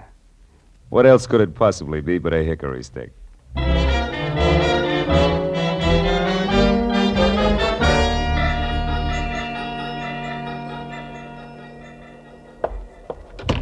All right, Marlow, all right. Nobody can hear us. Now, what is it? Well, it's that Miss Rustin here is a school teacher, Matthews, and it's imperative that we keep her name out of this. Oh, well, we can arrange that. Oh, good. You know, Matthews, it's funny how one step leads to another. Yeah? Ham Lacey never would have gone so far as to kill Nestor on his own. But when he learned that Irmgard had done it, he saw an opportunity to turn the whole situation to his advantage. He and the girl agreed to frame Tobin and then go along as a team. You know, of course, that that's just your theory. Just a Now, minute. sit What do you down mean? over there and be quiet for a change while Miss Rustin and I wind this up. Matthews, listen. Now, quiet, please. Pulling rank, huh? Phil.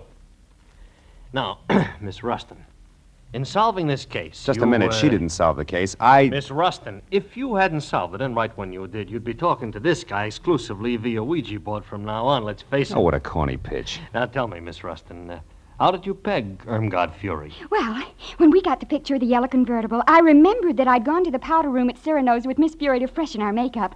But she couldn't find her lipstick. She emptied her purse looking for it, and she finally had to borrow mine, you know. Oh, how democratic. I said that. So now you own it? Now tell me, Miss Rustin, how do you figure the lipstick figures? Oh, it wasn't the lipstick. I happened to notice among the things from her purse a chain with car keys on it and an identification tag in the form of a little license plate. Oh, and the numbers were... 6969X. That's right. And since Ham Lacey had an alibi and those keys were in Miss Fury's bag, you figured it was her who'd been driving. It was she who'd been driving, yes. Isn't this revolting? Yeah, she. She wanted to kill Nestor because he wouldn't turn loose of her so she could claw her way on up to the bitter top. And when she found him unconscious, it was easy. How literary. Well, that's that, I guess. Thank you very much, Miss Rustin. I hope your stay in our town has been... Oh, what's the matter? Joni, baby, don't cry. I just thought of the most dreadful thing. I've had a wonderful time. I went to Cyrano's. I hit a movie star on the head, and I helped solve a murder. But I'll never, ever be able to say one single word about it to anybody in Ferndale, Nebraska. Darn it all.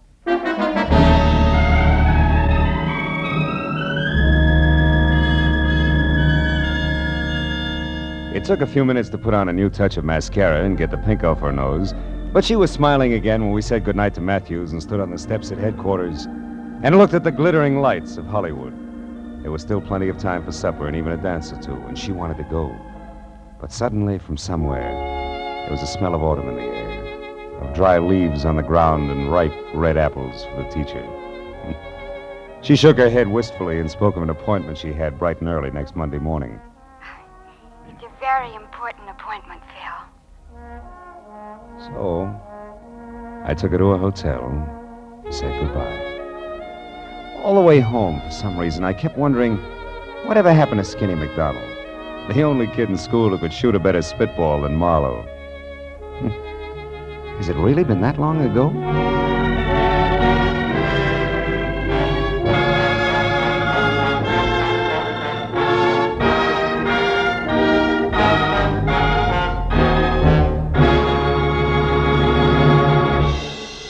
The Adventures of Philip Marlowe star Gerald Mohr and are transcribed and directed by Norman MacDonald. Script is by Mel Donnelly, Robert Mitchell, and Gene Levitt. The special music is composed and conducted by Richard Arant. Be sure and be with us again next week when Philip Marlowe says... There was a tapestry found under a tomb. They were all after it. The worried importer, the man with half a face, the Englishman in an L.A. slum, and the lady wearing a green veil. But before it was over, none of them had it, and 2 of the 4 were dead.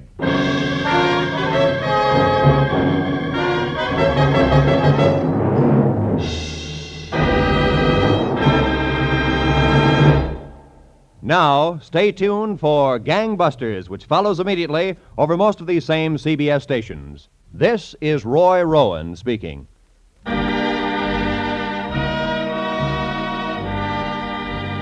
This is CBS, the Columbia Broadcasting System.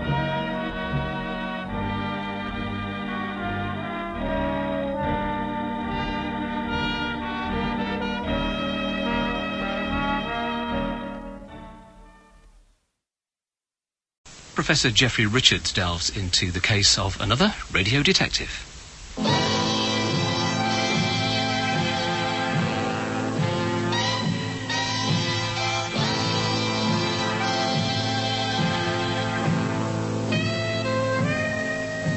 We present The Big Sleep by Raymond Chandler. Dramatized for radio by Bill Morrison. With Ed Bishop as Philip Marlowe and Robert Beatty as General Sternwood. The Big Sleep. The term private eye summons immediately to mind 2 iconic American figures, Dashiell Hammett's Sam Spade and Raymond Chandler's Philip Marlowe. 2 characters similar enough to have been played by a single legendary actor, Humphrey Bogart. Their creators had certain similarities too. Both had served in the army in World War I. Both were alcoholics, and both learned their craft writing hard-boiled detective fiction for Black Mask magazine. But there were significant differences. Hammett was a poor-born, self-educated Southerner who'd worked as a Pinkerton detective. Chandler, although born in Chicago, was raised in England and educated at Dulwich College before returning to the United States and embarking on a career as an oil company executive, a job he came to hate and from which he was sacked in 1932, taking up writing as a means of earning a living. The critic Philip French considers the English public school background a formative factor in Chandler's creative life. I think the English background of Chandler was important. Although he was born in Chicago, he came at an early age when his parents' marriage broke up. He was brought by his mother to London. He went to Dulwich College. This was the same school as P.G. Wodehouse and C.S. Forrester. And it's always struck me as really significant that all 3 writers finished up in American exile, that all of them created different versions of the English gentleman. Bertie Wooster in the case of Wodehouse, Horatio Hornblower for Forrester, and Marlowe, of course, for Chandler. And that all 3 of these characters sort of took on a life of their own, independent of their creators. Tell me about yourself, Mr. Marlowe. I suppose I have the right to ask. Sure. Well, there's not much to tell. I'm 33 years old, went to college once, and can still speak English if there's any demand for it. I worked for the district attorney as an investigator once, which is how you reached me. I'm unmarried because I don't like policemen's wives. You didn't like working for the district attorney? I was fired. I test very high on insubordination, General. It is perhaps no coincidence that Chandler's great hero, Philip Marlowe, Marlowe with an E, shares the surname of Christopher Marlowe, one of the great Elizabethan contemporaries of Edward Alleyn, the founder of Dulwich College. Some of Chandler's earliest admirers were British. W.H. Auden called his novels works of art, and Evelyn Waugh said Chandler was the best writer in America. What were Chandler's qualities as a writer? Philip French. He had a tremendous wit. He had a vivid ability to make sort of buildings come alive, a sense of the architecture of Los Angeles and of the weather. There was a rough desert wind blowing into Los Angeles that evening. It was one of those hot, dry Santa Anas that come down through the mountain passes and curl your hair, make your nerves jump and your skin itch. On nights like that, every booze party ends up in a fight. and meek little housewives feel the edge of a carving knife and study their husbands' necks. Anything can happen when the Santa Ana blows in from the desert. Van Heflin as Marlow in a 1947 dramatization of Chandler's story, Red Wind.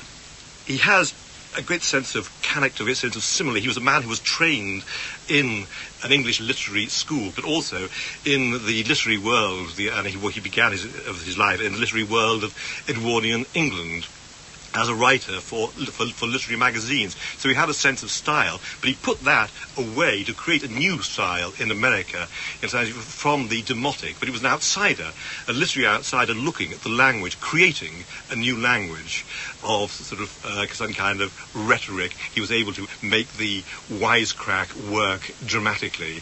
But he had also this great sense of character, of observation, of creating people through the language they spoke, and everything, of course, you have at the centre of it one of the great literary creations, I think, sort of a legendary person in the figure of Philip Marlowe.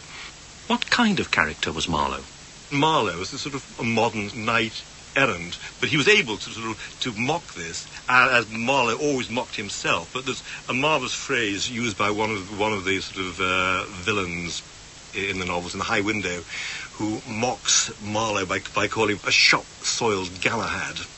And yet that is a title that Marlowe would have accepted honourably. I mean, there were several places where he is defined and self-defined. I mean, at the beginning of his first novel, The Big Sleep, in 1939, Chandler has Marlowe actually describe his own appearance. It was 11 o'clock in the morning in mid-October, with the sun not shining and a look of rain. I was standing in the hallway of the Sternwood place. Over the entrance doors, which would have let in a troop of elephants, there was a stained glass panel showing a knight in dark armor rescuing a lady who was tied to a tree. She had no clothes on, but she had some very long and convenient hair. He was fiddling with her knots and not getting anywhere. If I lived in this house, I would sooner or later have to climb up there and help him. He didn't seem to be really trying. I waited for the butler to come back. I was wearing my powder blue suit with dark blue shirt, tie and display handkerchief, black brogues, and black wool socks with dark blue clocks on them. I was neat, clean, shaved, and sober. I was everything a well-dressed private detective ought to be. I was calling on $4 million. Ed Bishop as Marlowe in the 1977 BBC production of The Big Sleep. He is also characterised philosophically in the essay The Simple Art of Murder by Chandler himself, which introduced into the language the phrase, down these mean streets a man must go, a man of honour. It's a wonderful piece of writing. In everything that can be called art, there is a quality of redemption. It may be pure tragedy, if it is high tragedy, and it may be pity and irony, and it may be the raucous laughter of the strong man. But down these mean streets a man must go who is not himself mean, who is neither tarnished nor afraid. The detective in this kind of story must be such a man. He is the hero. He is everything. He must be a complete man and a common man, and yet an unusual man. He must be, to use a rather weathered phrase, a man of honor. By instinct, by inevitability, without thought of it, and certainly without saying it. He must be the best man in his world and a good enough man for any world. I do not care much about his private life. He is neither a eunuch nor a satyr. I think he might seduce a duchess, and I am quite sure he would not spoil a virgin. If he is a man of honor in one thing, he is that in all things. He is a relatively poor man, or he would not be a detective at all. He is a common man, or he could not go among common people. He has a sense of character, or he would not know his job. He will take no man's money dishonestly, and no man's insolence without a due and dispassionate revenge. He is a lonely man, and his pride is that you will treat him as a proud man, or be very sorry that you ever saw him. He talks as the man of his age talks, that is, with rude wit, a lively sense of the grotesque, a disgust for sham, and a contempt for pettiness. Over the years, there have been many Philip Marlowes in the cinema. For Chandler fans, the greatest of them have been Dick Powell and Humphrey Bogart in the 1940s, and Robert Mitchum in the 1970s. The success of the 1940s film versions inspired a popular radio series. The Adventures of Philip Marlowe made its debut on American radio in 1947 with Oscar-winning actor Van Heflin as Marlowe. But between 1948 and 1951, the role was played by B-picture star Gerald Mohr. Van Heflin had to stop appearing on radio because he was under contract to MGM. Nobody could be physically less like Marlowe, and he also had a voice that was probably a little too distinctive for people to put the character of Van Heflin out of their minds. Gerald Mohr was the actor that was most liked among the broadcasters by Chandler. He wrote in a letter to a friend in 1950, he said, "A voice like Gerald Mohr's gave you a personality which you could fill out according to your fancy, but television shoves the whole thing right down your throat, and if the actor says one flat, stupid, trashy line, it stands out like a lighthouse in a storm." Hello, Marlow. I've been waiting for you too long, kid. Why, I would have baked a little cake if I knew I was going to have this much time. Where's Ernie Parch, Thurman? He's under arrest, kid. We found his wife's body. He's under arrest for murder. You know what else, kid? No, what else, kid? So are you.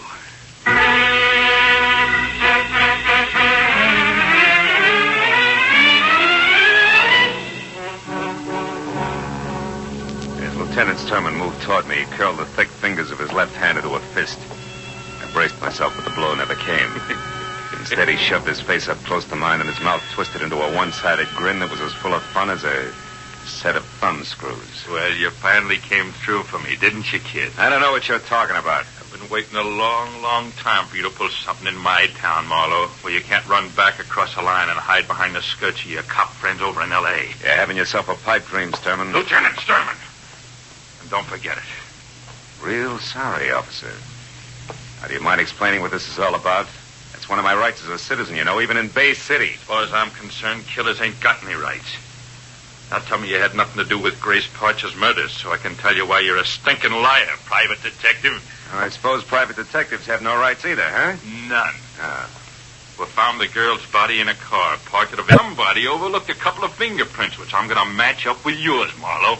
How come you're so sure? Because we pulled Ernie Parch out of the movies 5 minutes after we found his wife. And jailbirds sing in Bay City, Marlow. We don't horse around with them. Come on, let's go. Wait a minute. Boy, you pushed too far on the wrong track. There's an angle here you ought to know about. There's always an angle with you, ain't there, bright boy? Yeah, but you're going to like this one. First in that car you're so proud of, you're going to find prints from one out Manelli. The gambler? That's right. One who stays in operation when everybody else in Bay City is closed up. You better find out whose toes you're stepping on down at City Hall before you... We got problems in our town, Peeper, but that's not one of them. Now, if you got something intelligent to offer, spill it. Without wisecracks. Although Chandler did not write any of the radio plays, his contract gave him a script veto, and he was regularly consulted by the writers to ensure Chandlerian authenticity. The result was a series that at its peak drew 10 million listeners a week. But it was the BBC in London who were to produce the definitive radio versions of Chandler's 6 canonical novels. 5 of them were broadcast in 1977-78, followed 10 years later by Farewell, My Lovely, the rights to which had previously been unavailable due to the 1975 film version. The producer of all 6 was John Tiedemann. The books were dramatised by Bill Morrison, and Philip Marlowe was played by Ed Bishop. Why did John Tiedemann decide to undertake the project? No, I've always been a great Chandler fan, and the suggestion came from Bill Morrison to do them. I thought, well, I didn't think we'd be able to get the rights because a lot of the rights were tied up, film companies and so on, but the rights were available. And then Bill found the right way of doing them, which of course was through the first-person narrator. Thank heaven, you can keep the narrator there because they're told in the first person. So you could retain the Chandler style, just as if you're doing Jane Austen on radio. It's very nice to keep Jane Austen as a narrator.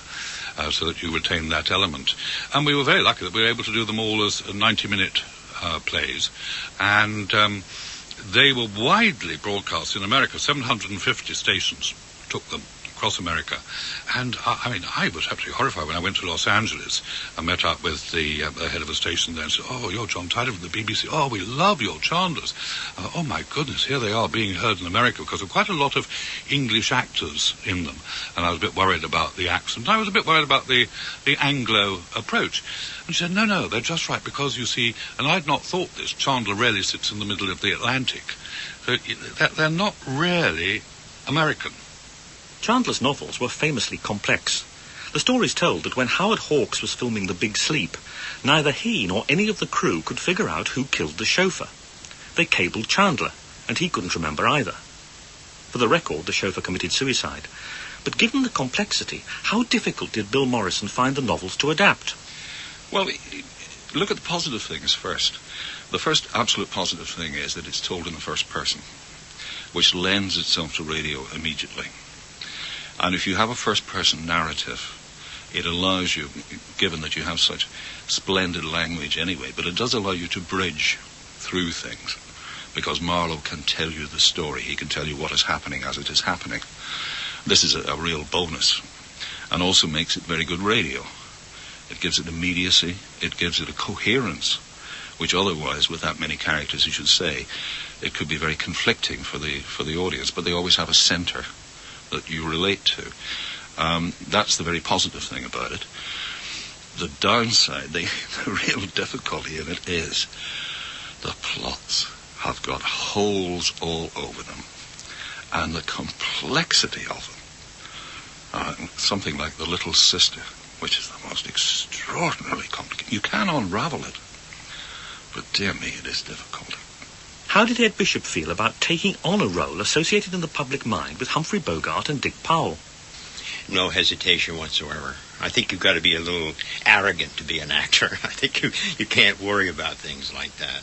And I must say, where was it in the Listener? Some prestigious publication said that the Marlowe that the BBC did, me, was better than Bogart in the kind of, or just the sound thing, conveyed more of that character. The isolation of the man. I think you can do that with the silences in radio a lot better than something visual, which must always be on the move. I'm now at a 40-year career, and I can count on my fingers, certainly. Maybe I wouldn't even use them all up, I don't know. The jobs that were rewarding and challenging and stimulating, interesting, and you felt you made a contribution. You had a good product to start with, and you made a contribution. And certainly Marlowe, and those 6 90-minute episodes would be certainly in a place of honor there, because I was very proud of the work I did there and my contribution to that work. The room was full of smoke. It hung in thin lines straight up and down like a curtain of beads. I reached up to feel my throat. My throat was sore, but the fingers feeling it didn't feel a thing. They might as well have been a bunch of bananas. Mail order fingers. I took hold of the sheet and wiped the sweat off my face with the fingers the correspondence school had sent me. Box 2,468,924, Cedar City, Iowa. Nuts. Completely nuts. In a hospital. The world outside the open windows was a black world. Why did the smoke hang motionless if the window was open behind the bars, huh? I got up and started to walk, wobbling like a drunk. Given that the plays were being done in Britain, how did they succeed in achieving an authentic American atmosphere?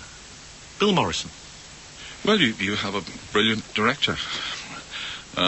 Then you get some very good actors, of which, fortunately, there are some very good. I mean, Ed Bishop turned out to be an inspired Marlowe, and that was just tremendous. Couldn't credit him enough as far as that goes.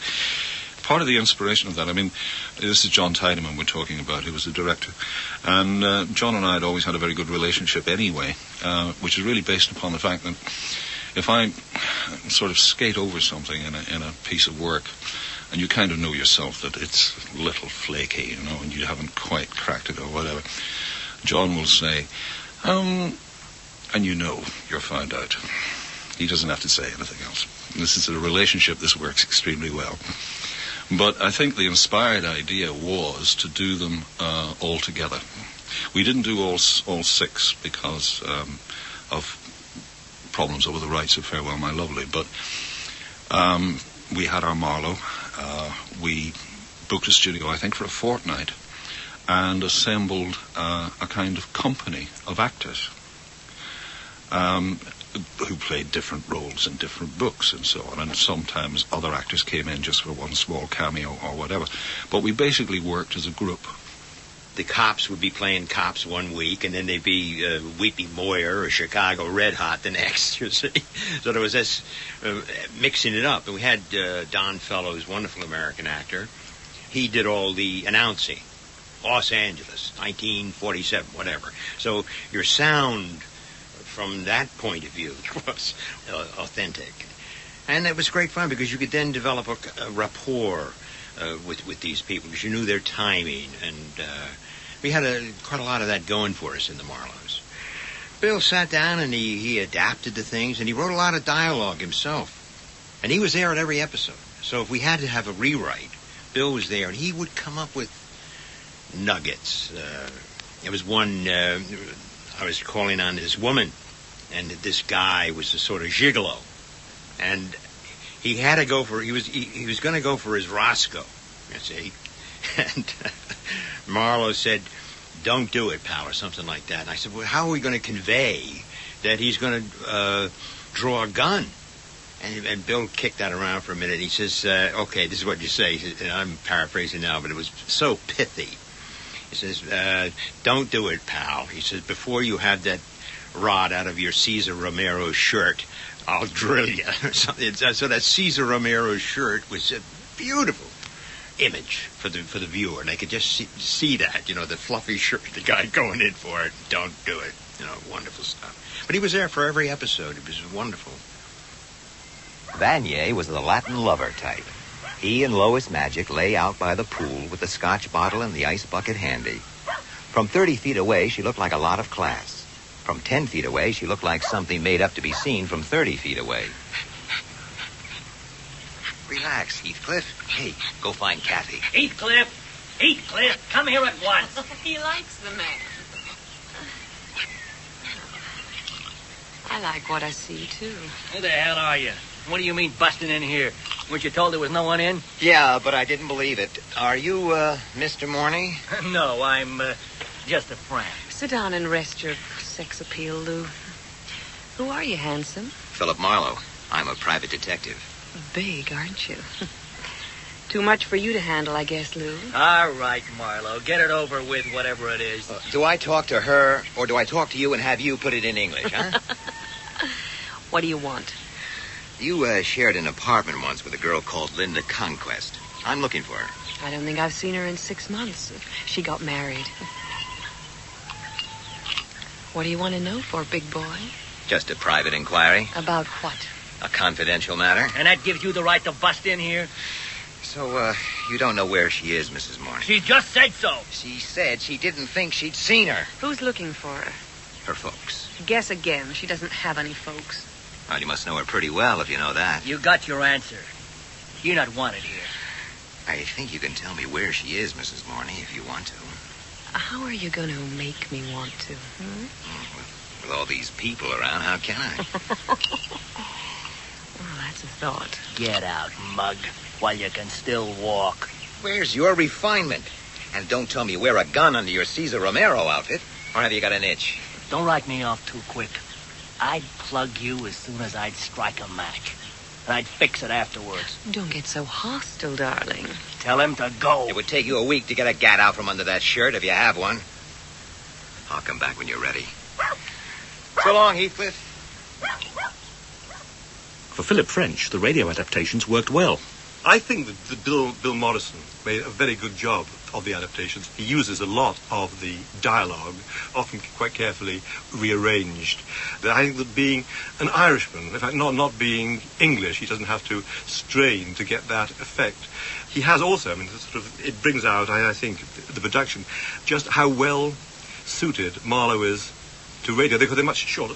The American versions, radio versions of the 1940s, were all sort of apocryphal, canonical Marlowe stories. I mean, these are all the best novels, treated with a great deal of reverence at an hour and a half each. And they show you just why Chandler preferred radio to television. He thought that television was a medium for B movies, sort of run by people with no taste at all. And although he didn't much care for the people running radio in America, he thought it a marvelous medium, one that left the imagination free. Raymond Chandler died in 1959, but Philip Marlowe lives on in the film performances of Bogart, Powell and Mitchum, and in the radio versions with Van Heflin, Gerald Mohr and Ed Bishop. What explains his enduring appeal? Bill Morrison, Ed Bishop and Philip French. Marlowe is the knight in rather dim armour, in a way. There is a very battered sense of chivalry there. And Chandler went to Dulwich College. The headmaster there had a very, very visionary idea of what made a gentleman, a moral sense. And that's the distinctive thing, I think, about Philip Marlowe, that there is a very strong moral centre to him. I think, personally, that it is his solitude. He's a man who works outside the normal constraints. He's a free agent. He has his own philosophy. He goes his own way. You know, I mean, that cliche, the man must walk down these mean streets who is not himself mean. And I think we all kind of envy that. I think we identify with it. I mean, from Clint Eastwood to Rambo, I mean, there are guys who go their own way. Most of us are locked into a furrow, you know, and I think that's the initial appeal, is here's a guy who makes his own rules. You trust the man. There was something, nostalgic about our attitude, which is why I think Marlowe works best in period, because he represents certain values that people feel today have been lost, and they may not be easily recovered. We can sort of find them and respect them and hope that someday they might return. But we would now feel that perhaps life is too complicated now, that the corruption with which Chandler was obsessed, that this has finally sort of taken over the world. What did it matter where you lay once you were dead? In a dirty sump or in a marble tower on top of a high hill? You were sleeping the big sleep. You were not bothered by things like that. Oil and water were the same as wind and air to you. You just slept the big sleep, not caring about the nastiness of how you died or where you fell. Me? I was part of the nastiness now, but the old man didn't have to be. He could lie quiet in his canopy bed with his bloodless hands folded on the sheet, waiting. His heart was a brief, uncertain murmur. His thoughts were as gray as ashes. And in a little while, he too, like Rusty Regan, would be sleeping the big sleep. The double scotches weren't doing me any good. The headlines said a war was coming. Civilization was being threatened once again. I had more scotch. All it did was make me think of Silverwig, and I never saw her again.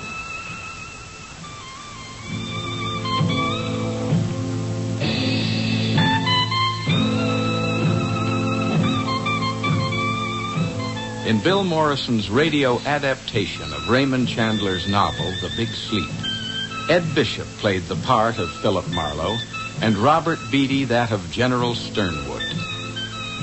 Vivian was played by Diana Olson. Carmen, Liza Ross. Music consultant, Adrian Edwards. The play was directed by John Tiedemann.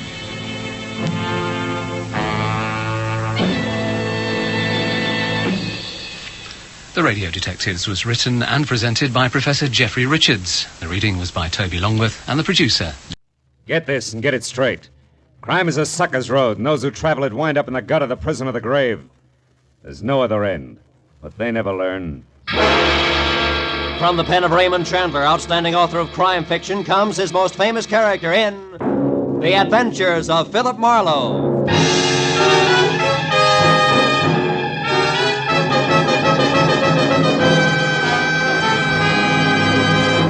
Now, with Gerald Mohr starred as Philip Marlowe, we bring you tonight's exciting story, The Soft Spot. And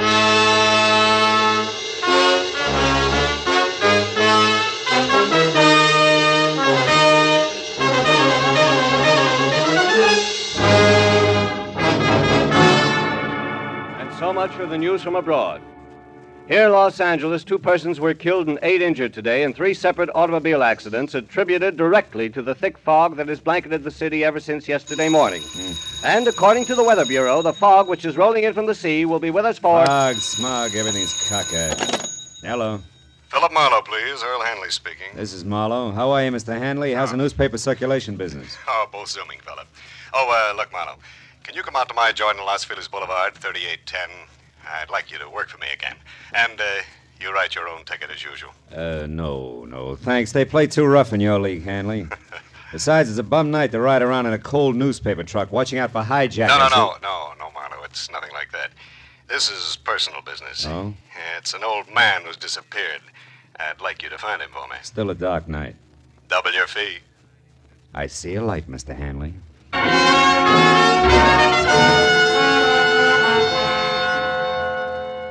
Outside, the city was wrapped up tight in the kind of wet ceiling zero fog that leaves you feeling damp and all alone. Hanley's joint on Los Feliz was an old English stone mansion. Sprawling, smothered in ivy, and about as cozy and come hither as a scream in the night. Inside, I followed an aging, round-shouldered butler whose footsteps didn't make any noise along the type of high, wide, and ice-cold furnished corridor you find only in museums. When we finally arrived at Hanley's study, however, things changed. It was a small room with bright lights, heat, and a desk cluttered with friendly bric-a-brac. Hanley himself was standing against the far wall, and for a moment, the contrast was jarring because the self-made man in shirt sleeves, built like a boxcar and chewing on a cold cigar, didn't at all match the collection of stiff family photos, 1890 style, that hung on the wall behind him. What is it, Marlowe? Hard to find the family resemblance? From here. Your folks, Mr. Hanley? Yeah. Oh. And left to right. My mother, she passed on a year ago, me as a kid. My father, a lush, and my grandfather. He claimed to have killed more Indians than ever existed. All born and raised in a lot of nothing named Walker Falls. Wow. Couldn't hold you, huh? Couldn't bring me back either, even when Ma died. I was only a little tyke when I ran away, Marlowe. Couldn't stand my grandfather even then. Nothing but a rod and a bottle. Bad combo. How about your father? Oh, I wrote a few nice words to him when Sister wrote me that Ma died. And I sent a fat check for flowers and a tombstone, but